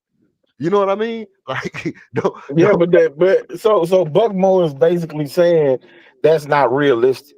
okay, and what I'm It's saying, not realistic to have everybody in your starting lineup scoring 20. But the thing is that you have to understand, even if people felt that him and Armin would be the perfect backcourt. I didn't think Armin was gonna be a backcourt player if Reed Shepard was a starting point guard. I didn't think Armin was gonna be the starting two. oh yeah. Well, I did. But I didn't for people either. who felt that way, it was also built on the notion that Armin would improve as a shooter, Mm-hmm. that you would be able to hit 15 to 18 feet mid-range jumpers with ease, that you would be able to get your three-point shooting up to about 33, 34%, And I right? believe you will. Along with his athleticism, his ability to slash, his movement off the ball, him in the open court. Well, then, yeah, now you can have Reed Shepard as your point guard and him as the backcourt mate. But if his three-point shooting ain't there yet, then you still need somebody at two guard position. And And Reed Shepard was to be the successor to Fred Van Vliet. And he had to show. So this year, he didn't really play as a rookie. They tried it early. He looked timid. He looked lost on defense, all of those types of things. So he didn't really get to play, didn't get the minutes. So this year was for us to be able to see the improvement. And and so far, he's showing that improvement. He's showing real glimpses of what he could be, of what we would hope he would be, minus the true orchestrating of an offense. You know what I'm saying? Being able to get guys completely involved. So you can see he's learning as a point guard, but he's not quite there yet. It's just the notion of people looking to rush the process and saying, man, he need to be in the starting lineup. Man, put him in the starting lineup. Nah, let's pump the brakes. Let's let him grow. Right. It's just the notion. That's the point. It's just the notion. And it's not look. It's not just the notion of people saying it. It's the notion that somebody who says ridiculous shit all the time is saying it. And I say ridiculous shit all the time. You know why? Yeah, but you're not Because alone.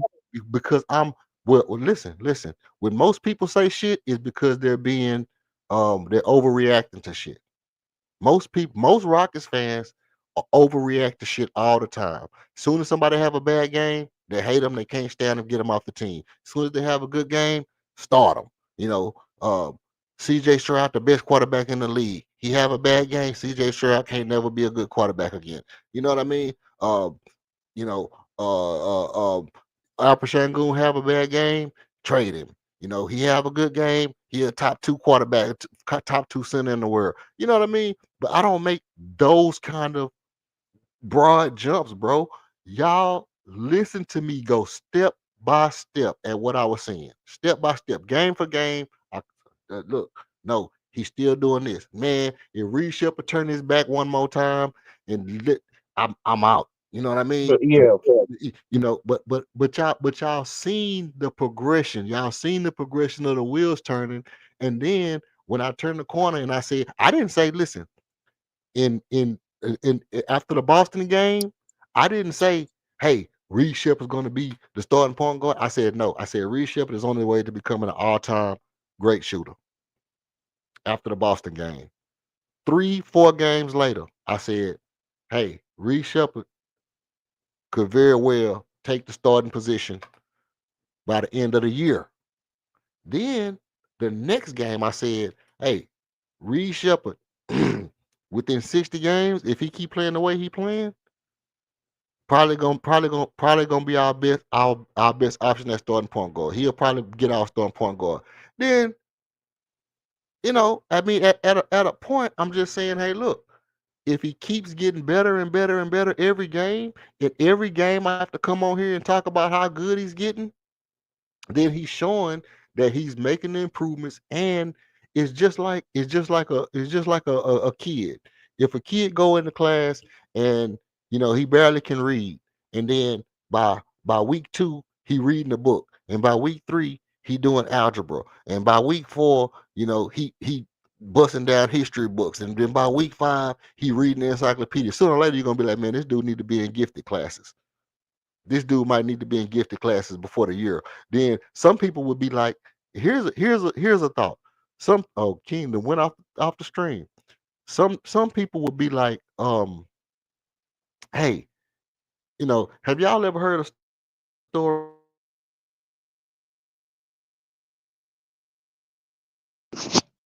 You kind of cut out, yeah, right after you said story. You cut off.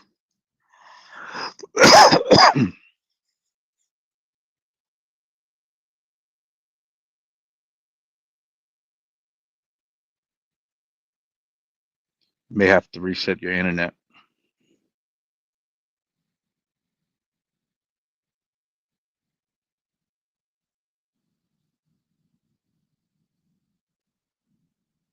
okay, am I back? Yeah. Okay. So this is what I'm asking. Have y'all ever heard a story where it's like your child is super smart? We thinking about skipping him a grade. Have y'all ever heard anything like that before? Yeah, sure. Okay. Now, if the teacher comes to you and they say, hey, look, your child is super, super smart. We're thinking about skipping him a grade, right? You know, we're thinking about skipping him a grade, getting him around kids that's advanced, and we think he can fare better with a faster education that probably won't bore him, you know, a little higher level education. He seems like he's advancing faster than what we expect him to be advancing, for his age group. Most guys don't advance this fast, right? We think about skipping your child a grade, your daughter a grade or whatever. Do you say, well, man, no, I kind of need, I kind of want him just to stay in the grade he in, or, you know what? No, the class needs somebody smart to make the GPA go up. You know what I mean? All these kind of random excuses, or do you just accept the fact that somebody's saying, "Hey, look, the dude is advanced. The dude is growing super fast." Yeah. Before I answer that, are you saying that Reed Shepherd is that advanced kid in class? Well, I'm not really. What I'm saying is, I'm the teacher telling people that I see that he is growing super fast. I don't know how advanced he is because he's not advanced, like he's not um smarter He's or not reading encyclopedias right now. right. Is the point? He's not reading encyclopedias, but it's like week 3, and I'm seeing the projection like this dude might read an encyclopedia, you know, before the season's over with. This dude might actually read the encyclopedia. So I'm looking at it and saying, if this dude read the encyclopedia, I might have to skip this dude a grade. Let me help you with something real quick. Have you ever taught? Uh, Surface level, yeah. Okay, yeah. See, I used to be a teacher for a bit, and I'm gonna tell you this. It's kind of like I see where you're going, but you'll notice yourself. You be in a class, and like if you're the teacher, you may even hear from other teachers. Oh yeah, you're gonna like that class. Blah blah blah. You get in the class, and you set up all your stuff, and then all of a sudden you ask just general question, and boom, the hand goes up. Hmm. And it's like, oh, such and such answer the question. Then Hmm. all of a sudden you get to the next thing, and then boom, hand goes up. Hmm. Same person answers the question, and boom, Right. hand goes up. And then you start to understand, who talks in the class, who don't talk in the class. Then okay, it's that kid. We got that kid in this class. Yeah. Yeah. And kind of reality, you got to look at the system. Like the reality of public education and even university is that you got a lot of people that the way the class is constructed is it's kind of funny that you said that, like, oh, we're going to keep them in that class just to kind of stuff like that happens. Okay. I mean it's Absolutely. like that sometimes. Absolutely. So the thing is that what I've observed personally is that, let's say as a teacher, um what I've observed is that you'll have somebody that's light years ahead of everybody else in the class, Hmm. but a lot of times that child will have super weakness on something very fundamental Hmm. in that class. Makes sense. So even though the people I got in the class are like, nowhere on the level of that person, this person cannot be skipped a grade Mhm. because they lack certain steps in that class. Now, is it doing them a disservice to have them in the same class with these other people? And many times, yes, it is, right? Um, and that's why you have what do you call it? Advanced Gateway, gateway classes and all that stuff. or magnet schools and things like that, right? Right. You send them to different school, you send them to different class, but skipping a grade is kind of like super extreme Hmm. step. Yeah. Uh, the same as well, there used to be a time where people used to flunk, but um, you know, but flunking means you flunk because you're just not doing it right. Right. So you gotta be held back, right? But skipping a grade is usually, in my opinion, one, it almost never happens, and then Hmm. two, uh, usually not a good idea. Hmm. Yeah, because I mean, I know people who was supposed, who had teachers call people and say, "Hey, well, look, we need to skip this person a grade. It would be better for this person to skip this grade." It's just, they really catch on fast. Probably would be a little bit better for them. They wouldn't be so bored in class. Whatever, different stuff. Skipping the grade is probably the best thing for them. Now, with that being said, I mean, I guess this ain't really important to the Reed Shepherd situation because what you're saying. I mean, I get what you're saying about the fact that Reed Shepherd has some things fundamentally probably where he probably don't need to be the starter. You know, based off of your analogy, right? I get that, but still by the same token, I'm saying that if you're looking at it from my perspective, I'm looking at it and I'm saying, man, if this dude read this encyclopedia this year, that's all I'm saying. Hey man, if this dude read this encyclopedia this year, like I think he might, if this dude pick up this encyclopedia and read this encyclopedia, we might have to talk about skipping this dude to class, bro. That's how that's all I'm saying. Now, I get that, and I think that this is a point that I wanted to make. is not necessarily you, but it's just a general observation. I think we live in a era of inflation when talking about basketball. I mean, I'll just say in particular for basketball, is that I think people expect a little too much. Like let's just kind of really understand what's the norm, and then let's say what's going to be exceptional. Like you say, what's going to be advanced. What's below par is one thing. What's par, and then what's going to be like what do you call it? Advanced, right? Of course, you're going to get these guys and I'm really focusing on Amin at this point. You're going to get these guys that you would call them the gifted students, right?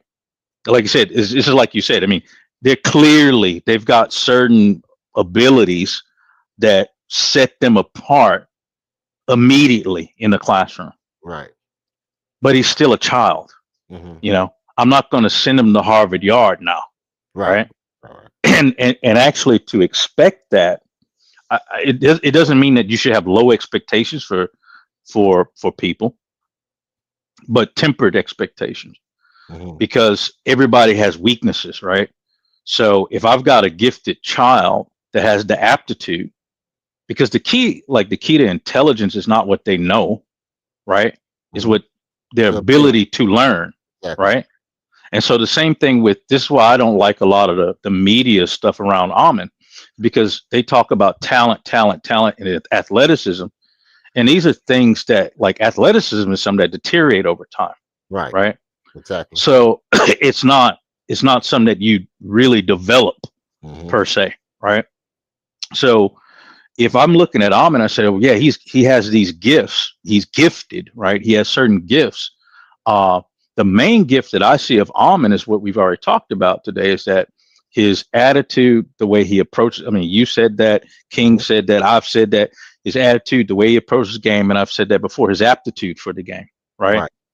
So this is what is way more important to me as opposed to the raw athleticism, right? But when you combine those two things and you develop what can be developed, then we're because right now Amin is in the advanced class. He's not in the dunker spot, right? He's not coming off the bench, right?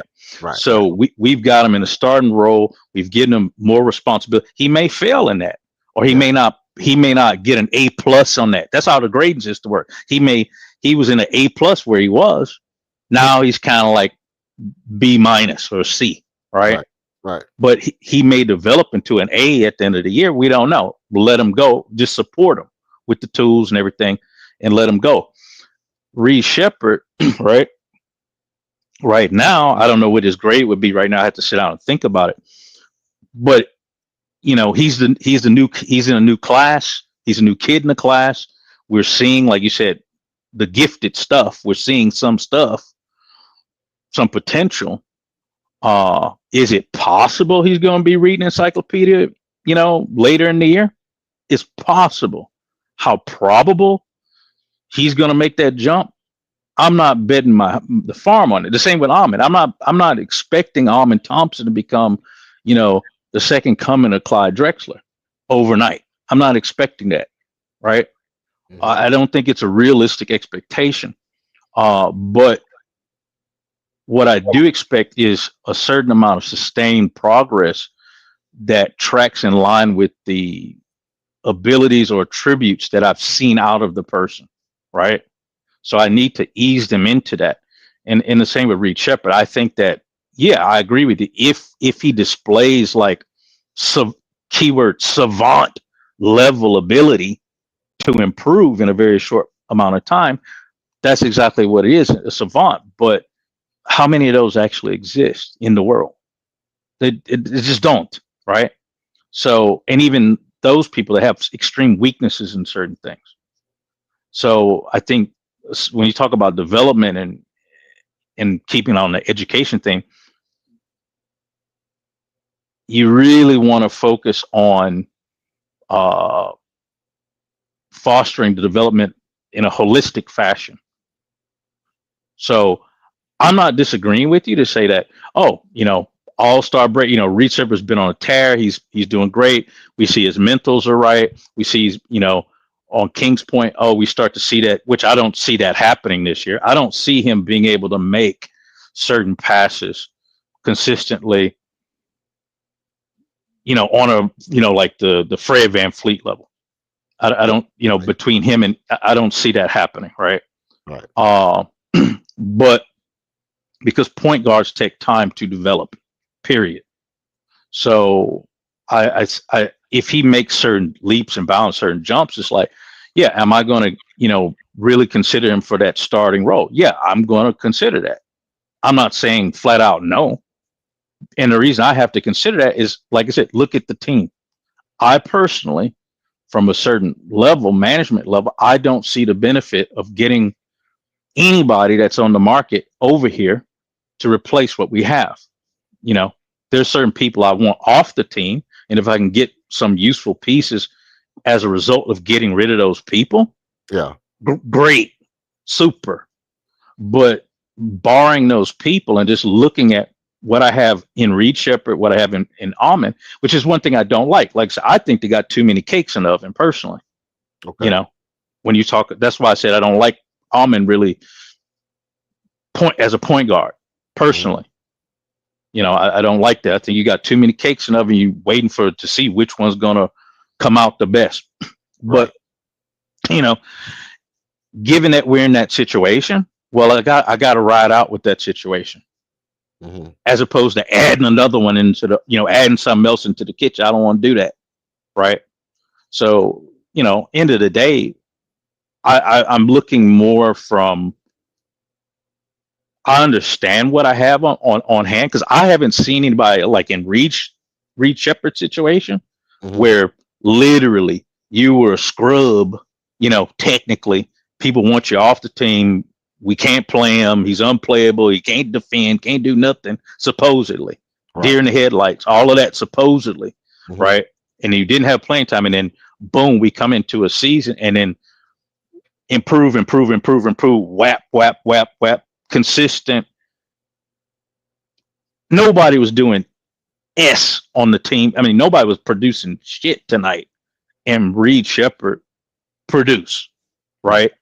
And kept us in this game.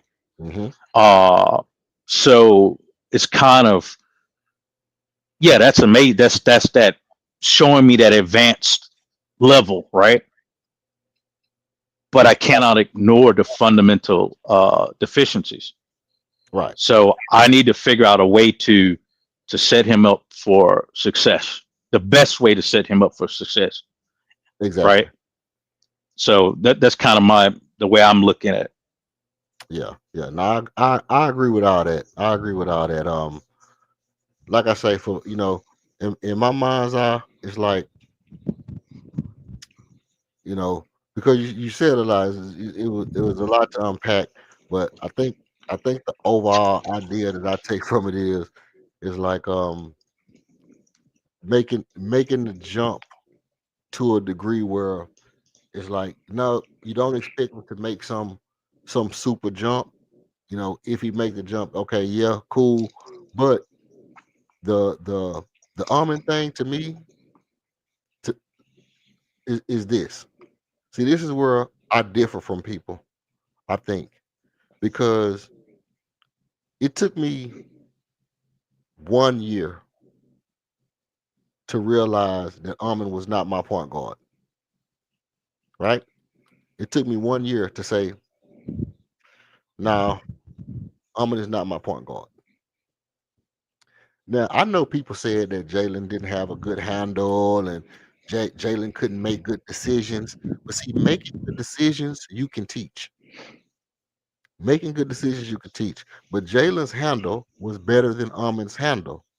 So I've always said Jalen would have made a better point guard than Amon. People argue me down about it. Okay, cool, whatever. Well, he don't make good decisions. Well, you can teach somebody to make good decisions as they get older. You know what I mean? But you can't teach somebody to have a better handle on the ball or be able to change pace when your best attribute is your speed. You know, Jalen got a quick first step, but flat out speed is not his superpower like it is Amon's. Amon's superpower is flat out speed, not a quick first step. That is a great power that he have, but a quick first step is not his superpower. His flat out athleticism, his ability to just blow by you, to jump past you, jump higher than you, that's his superpower. So I've always said I thought Jalen could be a good point guard. Not that he would be our Not that he would be a Hall of Fame point guard. I never felt like that. I felt like Jalen could have been our best point guard at a time. I feel like Jalen could probably be a better point guard than Amon, other than the fact, other than the fact that Amon is probably 10 times smarter than Jalen and probably could make decisions better. But I mean, as far as skill set, Jalen is a better skilled point guard than Amon. To me, Amon skill level is not what Jalen's skill level was as far as being a point guard to me. Now, with that being said, it took me like a year to figure out, maybe about the second year. The first year, kind of sort of, I was like, I don't really see it. The second year, I'm like, okay, you know, Amon is a Amon is a three for me, not a four. Like some people say a four. Some people say, you know, put him anywhere on the court. Okay, yeah, cool with all that. I'm cool on all that. Just put him at the three. You know, Scottie Pippen esque. You know what I mean? Let him be your three, maybe your two, maybe if you want to allow him to get into the mid range and do some mid range stuff. But I'm kind of more like Sean Marion, Scottie Pippen, you know, three, switch to some four, switch to some two, maybe play some point guard when you need it, but more likely my three. But let me tell you what's going on with Almond. See, coaches do this thing where they develop you by putting you in positions that help you develop those strengths. So just like Silas was making Alper Shangoon do this weird shit and having Jalen Green run point guard sometime and KPJ run point guard sometime and you know, making dudes do shit that they couldn't really do good, you know, I think Ime letting Amon run the point guard develops him as a ball handler, even if Ime doesn't intend on Amon being our future point guard. And in my mind, I don't think Ime can sit there in good faith and say Amon is his idea of a future point guard, being as though how he's played with good point guards. Being as though the point guards that Ime played with, I don't see him sitting back and going, "Oh yeah, Amon can be this." Right? Like, no, you just don't do it. I mean, even if you look at because I could compare Amon to a player like Rondo, and I've done it before, and I can say, hey, Amon has Rondo type potential. He has Rondo type smart. He has, athleticism, the ability to do certain things that Rondo can do, but he doesn't have that point guard it. He just don't have the point guard it. He don't have that I can make any pass. I can get the ball anywhere I want the ball to be. He just don't have it. And not to say that Reed has it, but it's only Reed's second year, first year, and I haven't seen him prove to me that he don't have it. I saw Armin prove to me that he don't have it when I seen people ripping Armin in the post and him turning the ball over when he trying to dribble in traffic and just looking at it and saying Armin handle ain't tight. You 6'7" and you don't have a good enough handle to dribble in traffic. Most people, like, you know, you look at most people who 6'7", if they dribble in traffic, the ball don't look sloppy when they dribble. We know that Armin's handle wasn't tight. We know that everybody knows that, okay, Armin is on the offseason working on his handle. Why is that impressive to us? Because we know that his handle wasn't tight. Reed Shepard handle is tight. Yes, he was a little bit slow to where people could pressure him, and as a rookie, people could rattle him and make him spin around and turn the ball over and stuff like that. Well, that's rookie mistakes. That's not I have to work on my handle because I haven't been playing point guard all my life, or I was so much better athletically than everybody that I never had to adjust my game because I was just way better than everybody, and my athleticism helped me dominate people. That's not Reed Shepard's situation. So I trust Reed Shepard's handle a little more than I trust Armin's, even though he don't have the athleticism and speed. And I think ultimately that even if Ime Udoka is putting Armin at the point guard right now, I think deep down inside, he's just saying, hey, look, Armin is our future superstar. I want him to be able to do everything on the court. So if we need a point guard right now and Armin can play it, it's like Cooper Flag. Armin, you the point guard right now because you are a superstar. We need to develop you into being able to do everything on the court that we can develop you into doing. Shoot threes, handle the ball, dunk a spot, rebound, block shots, do everything because we want you to be that type of superstar in the future. This is only his third year. So, hey, go out there and be a point guard this year. Now, next year, do I think we intend on Armin being we didn't intend on Armin being the point guard this year. It happened by the fact that Fred VanVleet got hurt. So it's not like they were saying let's develop Armin into a point guard. But what they was saying is Reed's gonna be the backup point guard. So the fact that Armin became the starting point guard was because Armin was the better player, not because they wanted to develop him into a point guard. So that's my only problem with what I have with what King be saying is that King is saying like, let Armin develop as a point guard. Well, that was never the objective. The objective was never for Armin to develop into a point guard. The objective, the plan was for Fred VanVleet to be the point guard and Reed be the point guard off the bench. Right? So now all of a sudden, Armin, because he's your star player, becomes the point guard, but it's the same as Cooper Flag being Dallas's point guard. It's not because they want Cooper Flag to be a point guard, it's because you want your star player to be able to do everything. Now, the reason I'm reiterating is because I want to make sure that we get the understanding that I'm trying to give people is that Armin playing the point guard is not the end game. Reed being the point guard was always the end game. But you put your best player at point guard, the best person that can do it at the time, and okay, cool. But now when Reed comes into position, which is the same thing that would have happened if Fred VanVleet was here. If Reed Shepard ever got to the point to where he was better than Fred VanVleet, let's say Fred was playing and Reed was getting better and better and better and better and better and better, and Fred gets hurt. What happens? Reed comes in as the point guard. They're not gonna just throw Armin in at the point guard at that point because Reed would have already shown by then the stuff that we're seeing from Reed now, and we know that he was good enough to do it. So then Reed, being the backup point guard, would just slide into that role and play point guard. So that's so that type of mentality to me is like, okay, once he proves that he's able to do it, I think that the end game is for Armin to be versatile and be able to do anything we need him to do on the court. So this is also a developmental stage, which is the thing I do agree with King about, is that this is a developmental stage for Armin. And I like the fact of him being able to develop and grow in it. But the end game is not for him to be our starting point guard. It's just not what we want him to do. It's not. We would have never drafted Reed if we wanted Armin to be our starting point guard. Yeah. Before I say anything about that, you see what King wrote Let me see. about he said that so Almond can't develop into like Marcus Smart.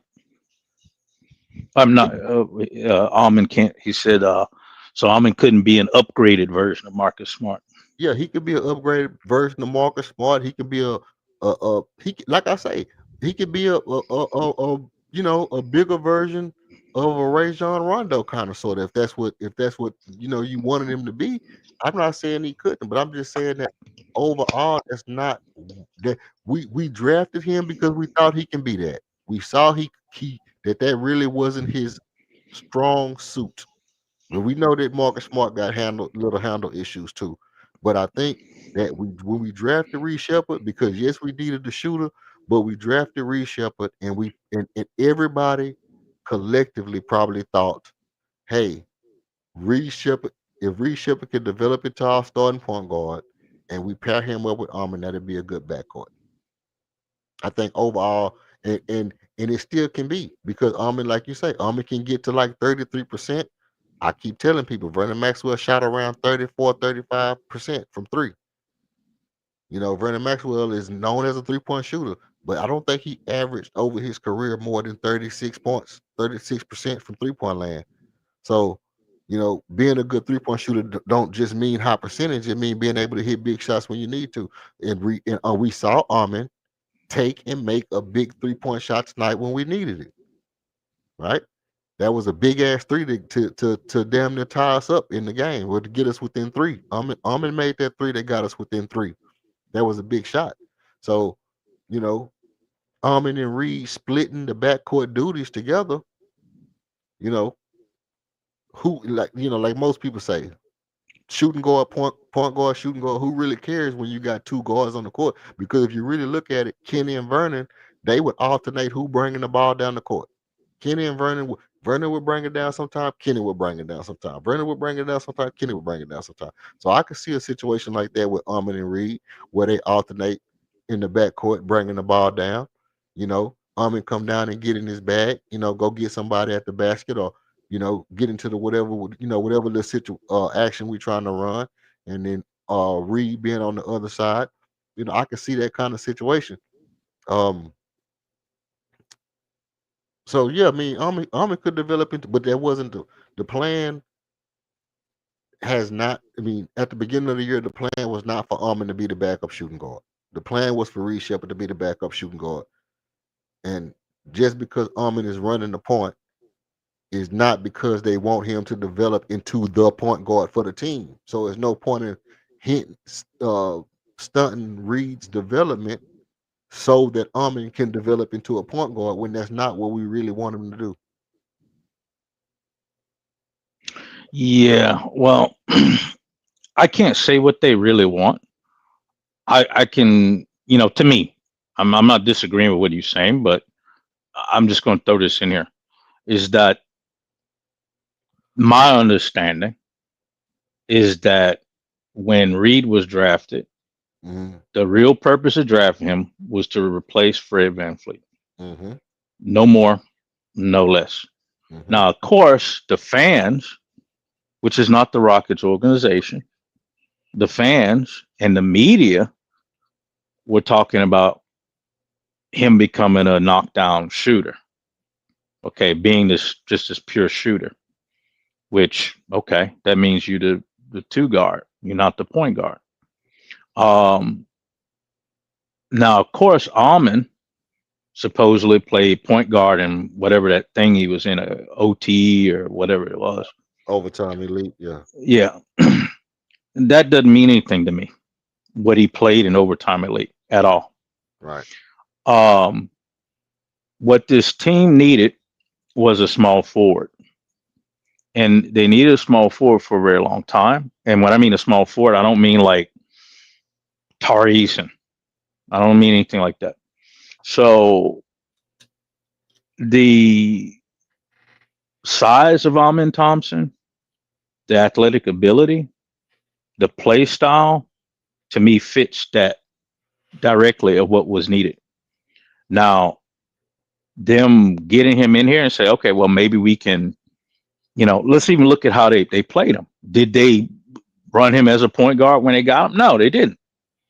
What was he doing? Right? So at the end of the day, I agree. I would say if I I don't want to sound too extreme, but I would say if Ime Udoka honestly think that Amin Thompson is going to be our actual point guard going forward, I can't take Ime Udoka seriously. I can't. I can understand why fans think that. Talk to the people. I can understand why fans think that, but any coach that think like that ain't no coach. I don't see that. No basketball. They're not a basketball coach. I don't see that. So, I get it. Fans may want to see that, and that's their right. So, as far as Udoka is concerned and the organization concerned, I think it's a possibility that they just really didn't have clear direction. They didn't know everything that they had, because certain stuff didn't pan out. Certain stuff we still didn't know if it was going to pan out. There really wasn't, like I said, the team was built bad. I'm talking about going back to the Silas era. A lot of missing pieces, not really from a position. Because I don't want to hear that, like people talk about positionless basketball. It's bull. This is absolute bull. There's positions on the court. So the thing is like we fundamentally didn't have certain positions.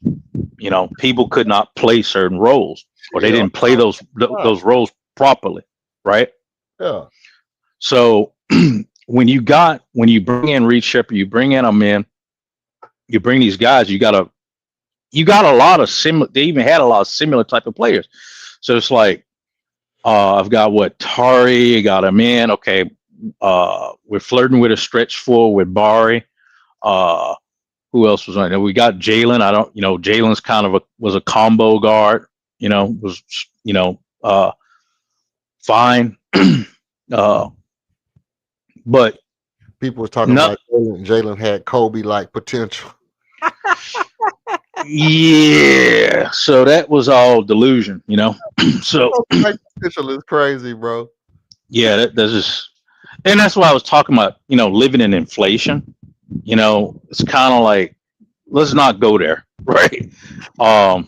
That's very, very ridiculous. But at the end of the day, and I'm not, shitting on Jalen. But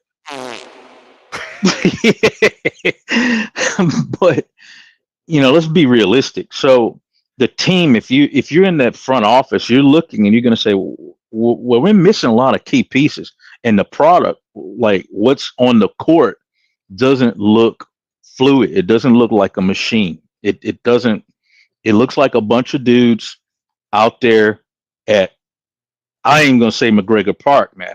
It's like, it's just, it looked like a couple of dudes at YMCA, right? Yeah.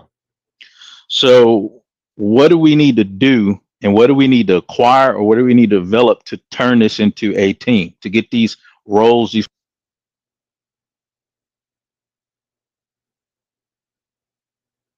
Right. Okay, it's gonna cut me. It's gonna cut my wisdom. I lost. Hello? Yeah, go ahead. Go ahead, Ken. Yeah, because I couldn't hear Archon. Archon went out. No, it cut him off. I thought it cut me. Oh. Yeah, so I'm gonna let Archon cook whenever he come back. But I didn't hear everything you said. My job started passing out these hams and turkeys, so I had to go get that. But number one, you said about MA knowing point guards and this, that, and the other, but his point guard was Marcus Smart. And I don't know nobody that's a Rocket fan who don't think that Armin Thompson could be an upgraded version of what Marcus Smart was. Marcus Smart wasn't a great shooter. I thought Emi played with Tony Parker. No, I'm talking about as a coach. Okay, yeah, I was talking about who he played with. Okay. So then I misunderstood, but I know you was talking about him not believing that Armin could be his point guard because he knows point guards or whatever. And I'm thinking Marcus Smart was his point guard in Boston. Mm-hmm. And they got all the way to the finals with him. That's true. So he could definitely see Armin as an upgraded version of what Marcus Smart was. He could see him as a better passer, a better finisher around the rim, feels like he can get to that level of shooting because Marcus Smart wasn't a great shooter, True. and he's True. a bigger and he's a bigger guard. You know what I'm saying? So that's one thing. I also don't fully disagree. I mean, fully agree with Armin never being the answer at point guard. Number one, we drafted him as a point guard. Yeah. Yeah. Oh, I So seen that after the first year. right, and I so got the so you second year. but if the first 2 years when Fred went out, Armin was the guy that was handling the ball. Mm-hmm. A little bit. Jalen did some. Jalen did some too. You know what I'm Yeah. saying? But Armin And was Jay that guy that Ma put the ball in his hands and let him, handle the ball, and Jalen would play off the ball. You talk about the guys getting ripped. Jalen got ripped just one on one. Like this ain't him in traffic because he also got ripped in traffic going to the rim. If he didn't go in the air and try and dunk on somebody, if he just drove into the paint, he was finna lose the ball. But Jalen was getting ripped at the 3-point line. We don't see that happen in the Army.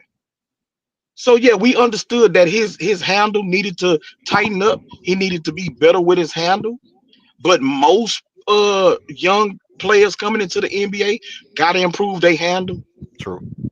You know True. what I'm saying? It's very, very few like that comes in and they got a handle where that's not something that they got to work on the NBA level. So, I mean, yeah, we wanted to see that improvement from him, and we all was talking about that was an improvement that he was making, but I don't think that that's something that's out of the ordinary.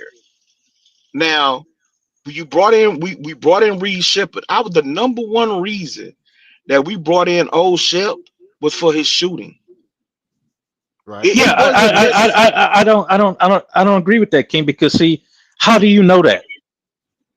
because People that's say what they. that people say that, but who from the No, I'm talking about. organization I'm talking about who from the, Raphael Stone, and Ma. The number one thing that they talked about was his shooting when they drafted him. They talked about how special of a shooter he was, how historic of a shooter he was. His analytics was off the radar or the meter, whatever.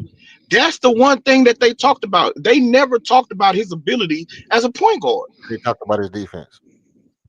Well, yeah, they gave some credence to his defense too. That's true, yeah. But I'm saying they didn't hail him as the future point guard of the team, or he's shown great ability to be able to run the offense and because he played off the ball for the most part at Kentucky. we know that, but who did they say would be doing that? They didn't say anybody would be doing that. You see my point?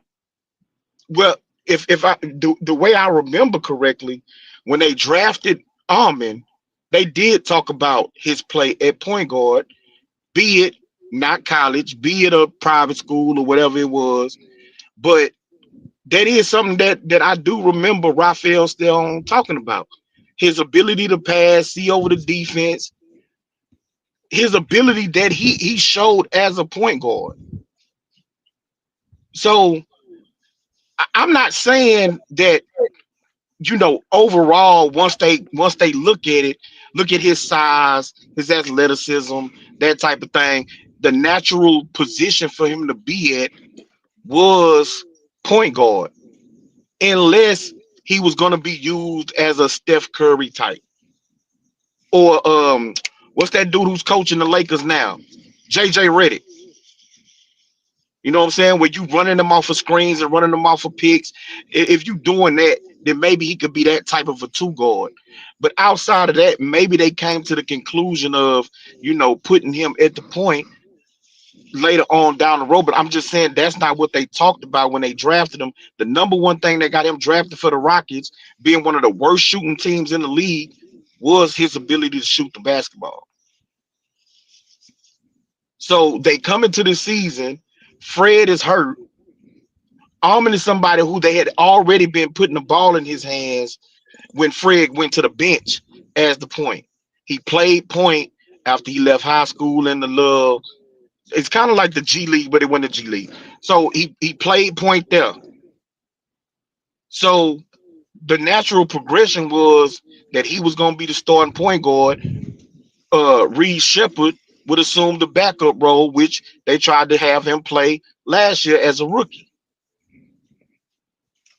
So if they decided coming out of the off season, training camp, preseason, that Armin was going to be the starting point guard, then why are we so quick and so ready to move him away from it, or to say that he can't do it, instead of letting him grow and get better the same way that we're letting Reed Shepard grow, the same way we let Jabari grow, the same way we've let LP grow. Like, all of them dudes had some bumps in the road. So why are we so quick to move off of Armin and letting Armin do what has come natural to him for most of the time that he's played basketball? Let me help you out. Let me help you out. I'm gonna help you out, King. If Armin is let's say for example, we get down the line and Reed has shown constant improvement, and they say, "Hey, Reed, we just want to put you and Armin on the floor together. Y'all gonna be the two guards on the court. Cool. I don't care who the point guard. I don't care who the shooting guard. Just as long as we know our best players on the floor, we give ourselves the best chance to win. If they want Armin to be the point, because listen, I'd rather my point guard. I can't even say that. I was gonna say I'd rather my point guard not be able to shoot than my shooting guard, but I can't even say that because um I guess it's like it depends on what because if they both on the court, it depends on what you plan on running and who you plan on running it with, who you need to have the ball in their hand. But I don't really think it matter because here's the deal. If I notice, okay, Armin got a mismatch where he can beat his guy off the dribble, well, run pick and roll with Armin. If I notice, hey, they going under the screen, run pick and roll with Reed. You know what I mean? So if they both on the court together and you want to run pick and roll, you just swing the ball and go to the side with the mismatch. You know, and they have to keep up with they scouting report on how they gonna play the screens. You know what I mean? Hey, look, Steve O come set this screen for Armin. Steve O come set the screen for Reed. LP go set the screen for Armin. And then you just switch it up. And I don't really care if Reed Shepard is at the shooting guard or the point guard. I just feel like if he's gonna be doing what he's doing tonight on a consistent basis, you put him in the game rather than leave him on the bench instead of somebody else. And if Armin is Armin gonna get you 7 or 8 assists a game, and he better driving and getting to the goal and passing the ball and getting to the goal, I can see where you will be like, okay, he's better off at point guard than he is at the shooting guard. I really feel like he's better at the small forward, but it don't really matter to me. Just put them on the But put listen, all on the floor together and play basketball. but listen. So they've already been putting Armin and Reed on the floor together. But Hmm. the thing with Reed that I'm also noticing during this time that he's really been showing up and showing out is most times when he's putting on these displays, it's not with LP and KD and Armin. Like, the starters aren't all on the court when he's doing that. When he's on the floor with those guys, he's really the floor spacer. He's really there to give an outlet or space to LP or KD, or provide a little bit more space for Armin. When he's coming off the bench and it's maybe one of those guys on the court, that's when he able to get into his bag, get to his spots. He's able to shoot. He has the green light. What's that nigga name? Oh, Cam Whitmore. oh, What he thought he had, MA has given to Reed Shepard. oh yeah, facts. You know what I'm saying? Because Reed Shepard understands, I am gonna pass the ball. I'm not just gonna shoot it every time because it's in my hands, but he's a better shooter. You know what I'm saying? So he's quickly gotten the trust of MA. And so MA kind of gives him the green light when he comes on as that second unit. And sometimes he's on the court with Armin. And like I said, Armin is looking like really to defer to him. Even when they inbound the ball, they give it to Armin. I seen a few times last night where Armin got the ball and immediately passed it to O'Shell. Yeah. Well, Shep be And calling. when it got to his spot on the floor, you know what I'm saying? And it's kind of letting old Shep do his thing as far as decision making and shooting the basketball. Oh, this is what I was gonna say to you, King. And I didn't say it last time because I think we got into it fast. But did you see that all of a sudden? And I don't know if I said this or not. I might have. But did you see that all of a sudden the Houston Rockets um posting posting clips of Reed Shepard and putting Shep on there? Did you see that? Nah, I ain't see it. Houston Rockets posted clip and they put Shep on there. I say, oh man, they been listening to Greenleaf for real. I say Greenleaf gonna put their ass on blast if they start saying Shep and they know that they had to hear that from King. So ain't nobody call that That right, because I gave him that name. ain't nobody call that nigga Shep except for King. I say Greenleaf gonna throw a fit, goddamn, when you see it. Oh man, hey, Greenleaf see that? If Greenleaf see it, the Rocket call that dude Shep. Greenleaf gonna throw a fit, boy. He gonna throw a hey, he gonna be on Punk about ass niggas listening to me for real. yeah. Nigga, I'll Bro pull up gonna on go the out. Houston Rockets, nigga. I'm gonna pull up on the Houston Rockets. Damn these motherfuckers. Hey, Jack, all y'all, nigga, fuck all y'all. Greenleaf gonna go off if you see they call that boy Shep and they ain't give you no credit. So I say, shit. But I nah, I ain't see that. I ain't see that. got it in my phone. I saved it because I was gonna pull it up. I was gonna pull it up on the damn stream and let you see it. I say, man, they put Shep on the damn thing. I say, man, they've been listening to Greenleaf for real. I thought Greenleaf Greenleaf was tripping, but they been listening to Greenleaf for real on Houston Rockets, man. They Hey listen, man, they was calling Jabari Big Shot Barry. well, like The I said, Prince, the first one said that on no, Greenleaf no, channel. no, bro, no. Well, he the first one said on Greenleaf channel, but Prince came to Chop Shop and heard me calling him Big Shot Boy. I'm the one started calling him Big Shot Boy. Oh, okay. I I started know he the first one. I know he was the first one said it on Prince, Greenleaf channel. Prince I came don't. I because I'm gonna tell you exactly how I know. I was listening to Greenleaf channel and I heard Prince saying some dumbass shit. I called in and me and Prince was going back and forth. This was before I even really started calling Greenleaf shit a lot. I was really just back and forth on the chop shop. And then like 2 or 3 days later, Prince was over on the chop shop. And then me and Prince was kind of going back and forth then on the chop shop, right? right. And I had mentioned something about it. And then I went back on the chop shop and then I heard Greenleaf saying, yeah, niggas be going back and forth. You know how he be doing.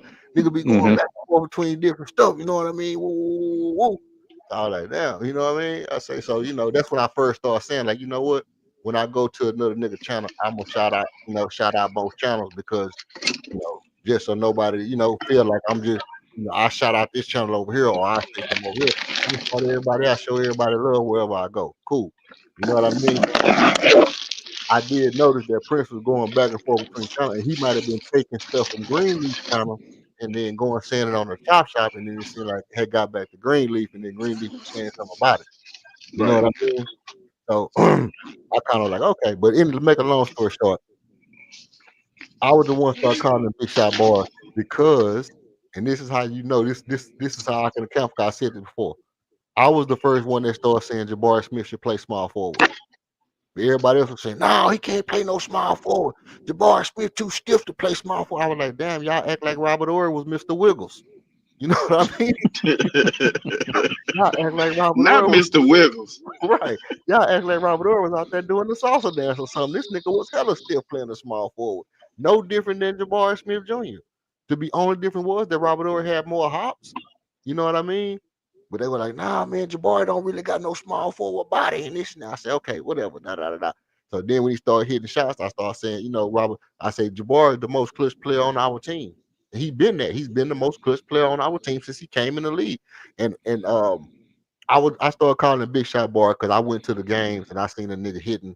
I used to go to the games, and I seen a nigga hit big shots against Indiana, big stops against Giannis, them first cup. You know what I mean? Um, Right. his first year I think that was the first year when he had that big shot against Indiana. And I was like, yeah, I'm telling y'all that nigga more like a Robert Ory than he is a whoever powerful Kevin Garnett they was talking about and all that shit. But yeah, Prince heard that shit on Chop Shop, heard me calling the Big Shot Bar and ran, started saying it. But you know, But it's a lot, it's a lot of that stuff, bro. A lot of stuff that I was saying, you know what I mean? A lot of stuff I be saying on platforms or in the daggone in Locked On Rockets chat, you know what I mean? Or wherever people see me. I think I even seen you, me and you was chopping it up in a me and you was chopping it up in a first take chat one day. You remember that? First take. Yeah. I think that was me and you. We was in the first take chat on you know how they be having the first take live? Yeah. I think me and you was chopping it up in the first take chat one day on one of them About live. what? Huh? I don't remember what it was about. I don't remember what it was I about. used to I did used to go there some years ago. Yeah. I catch it early in the morning, Mm-hmm. and it was it first take? It was either first take or what's that green what's the what the one with Mike Greenberg on there? Get up. Get up.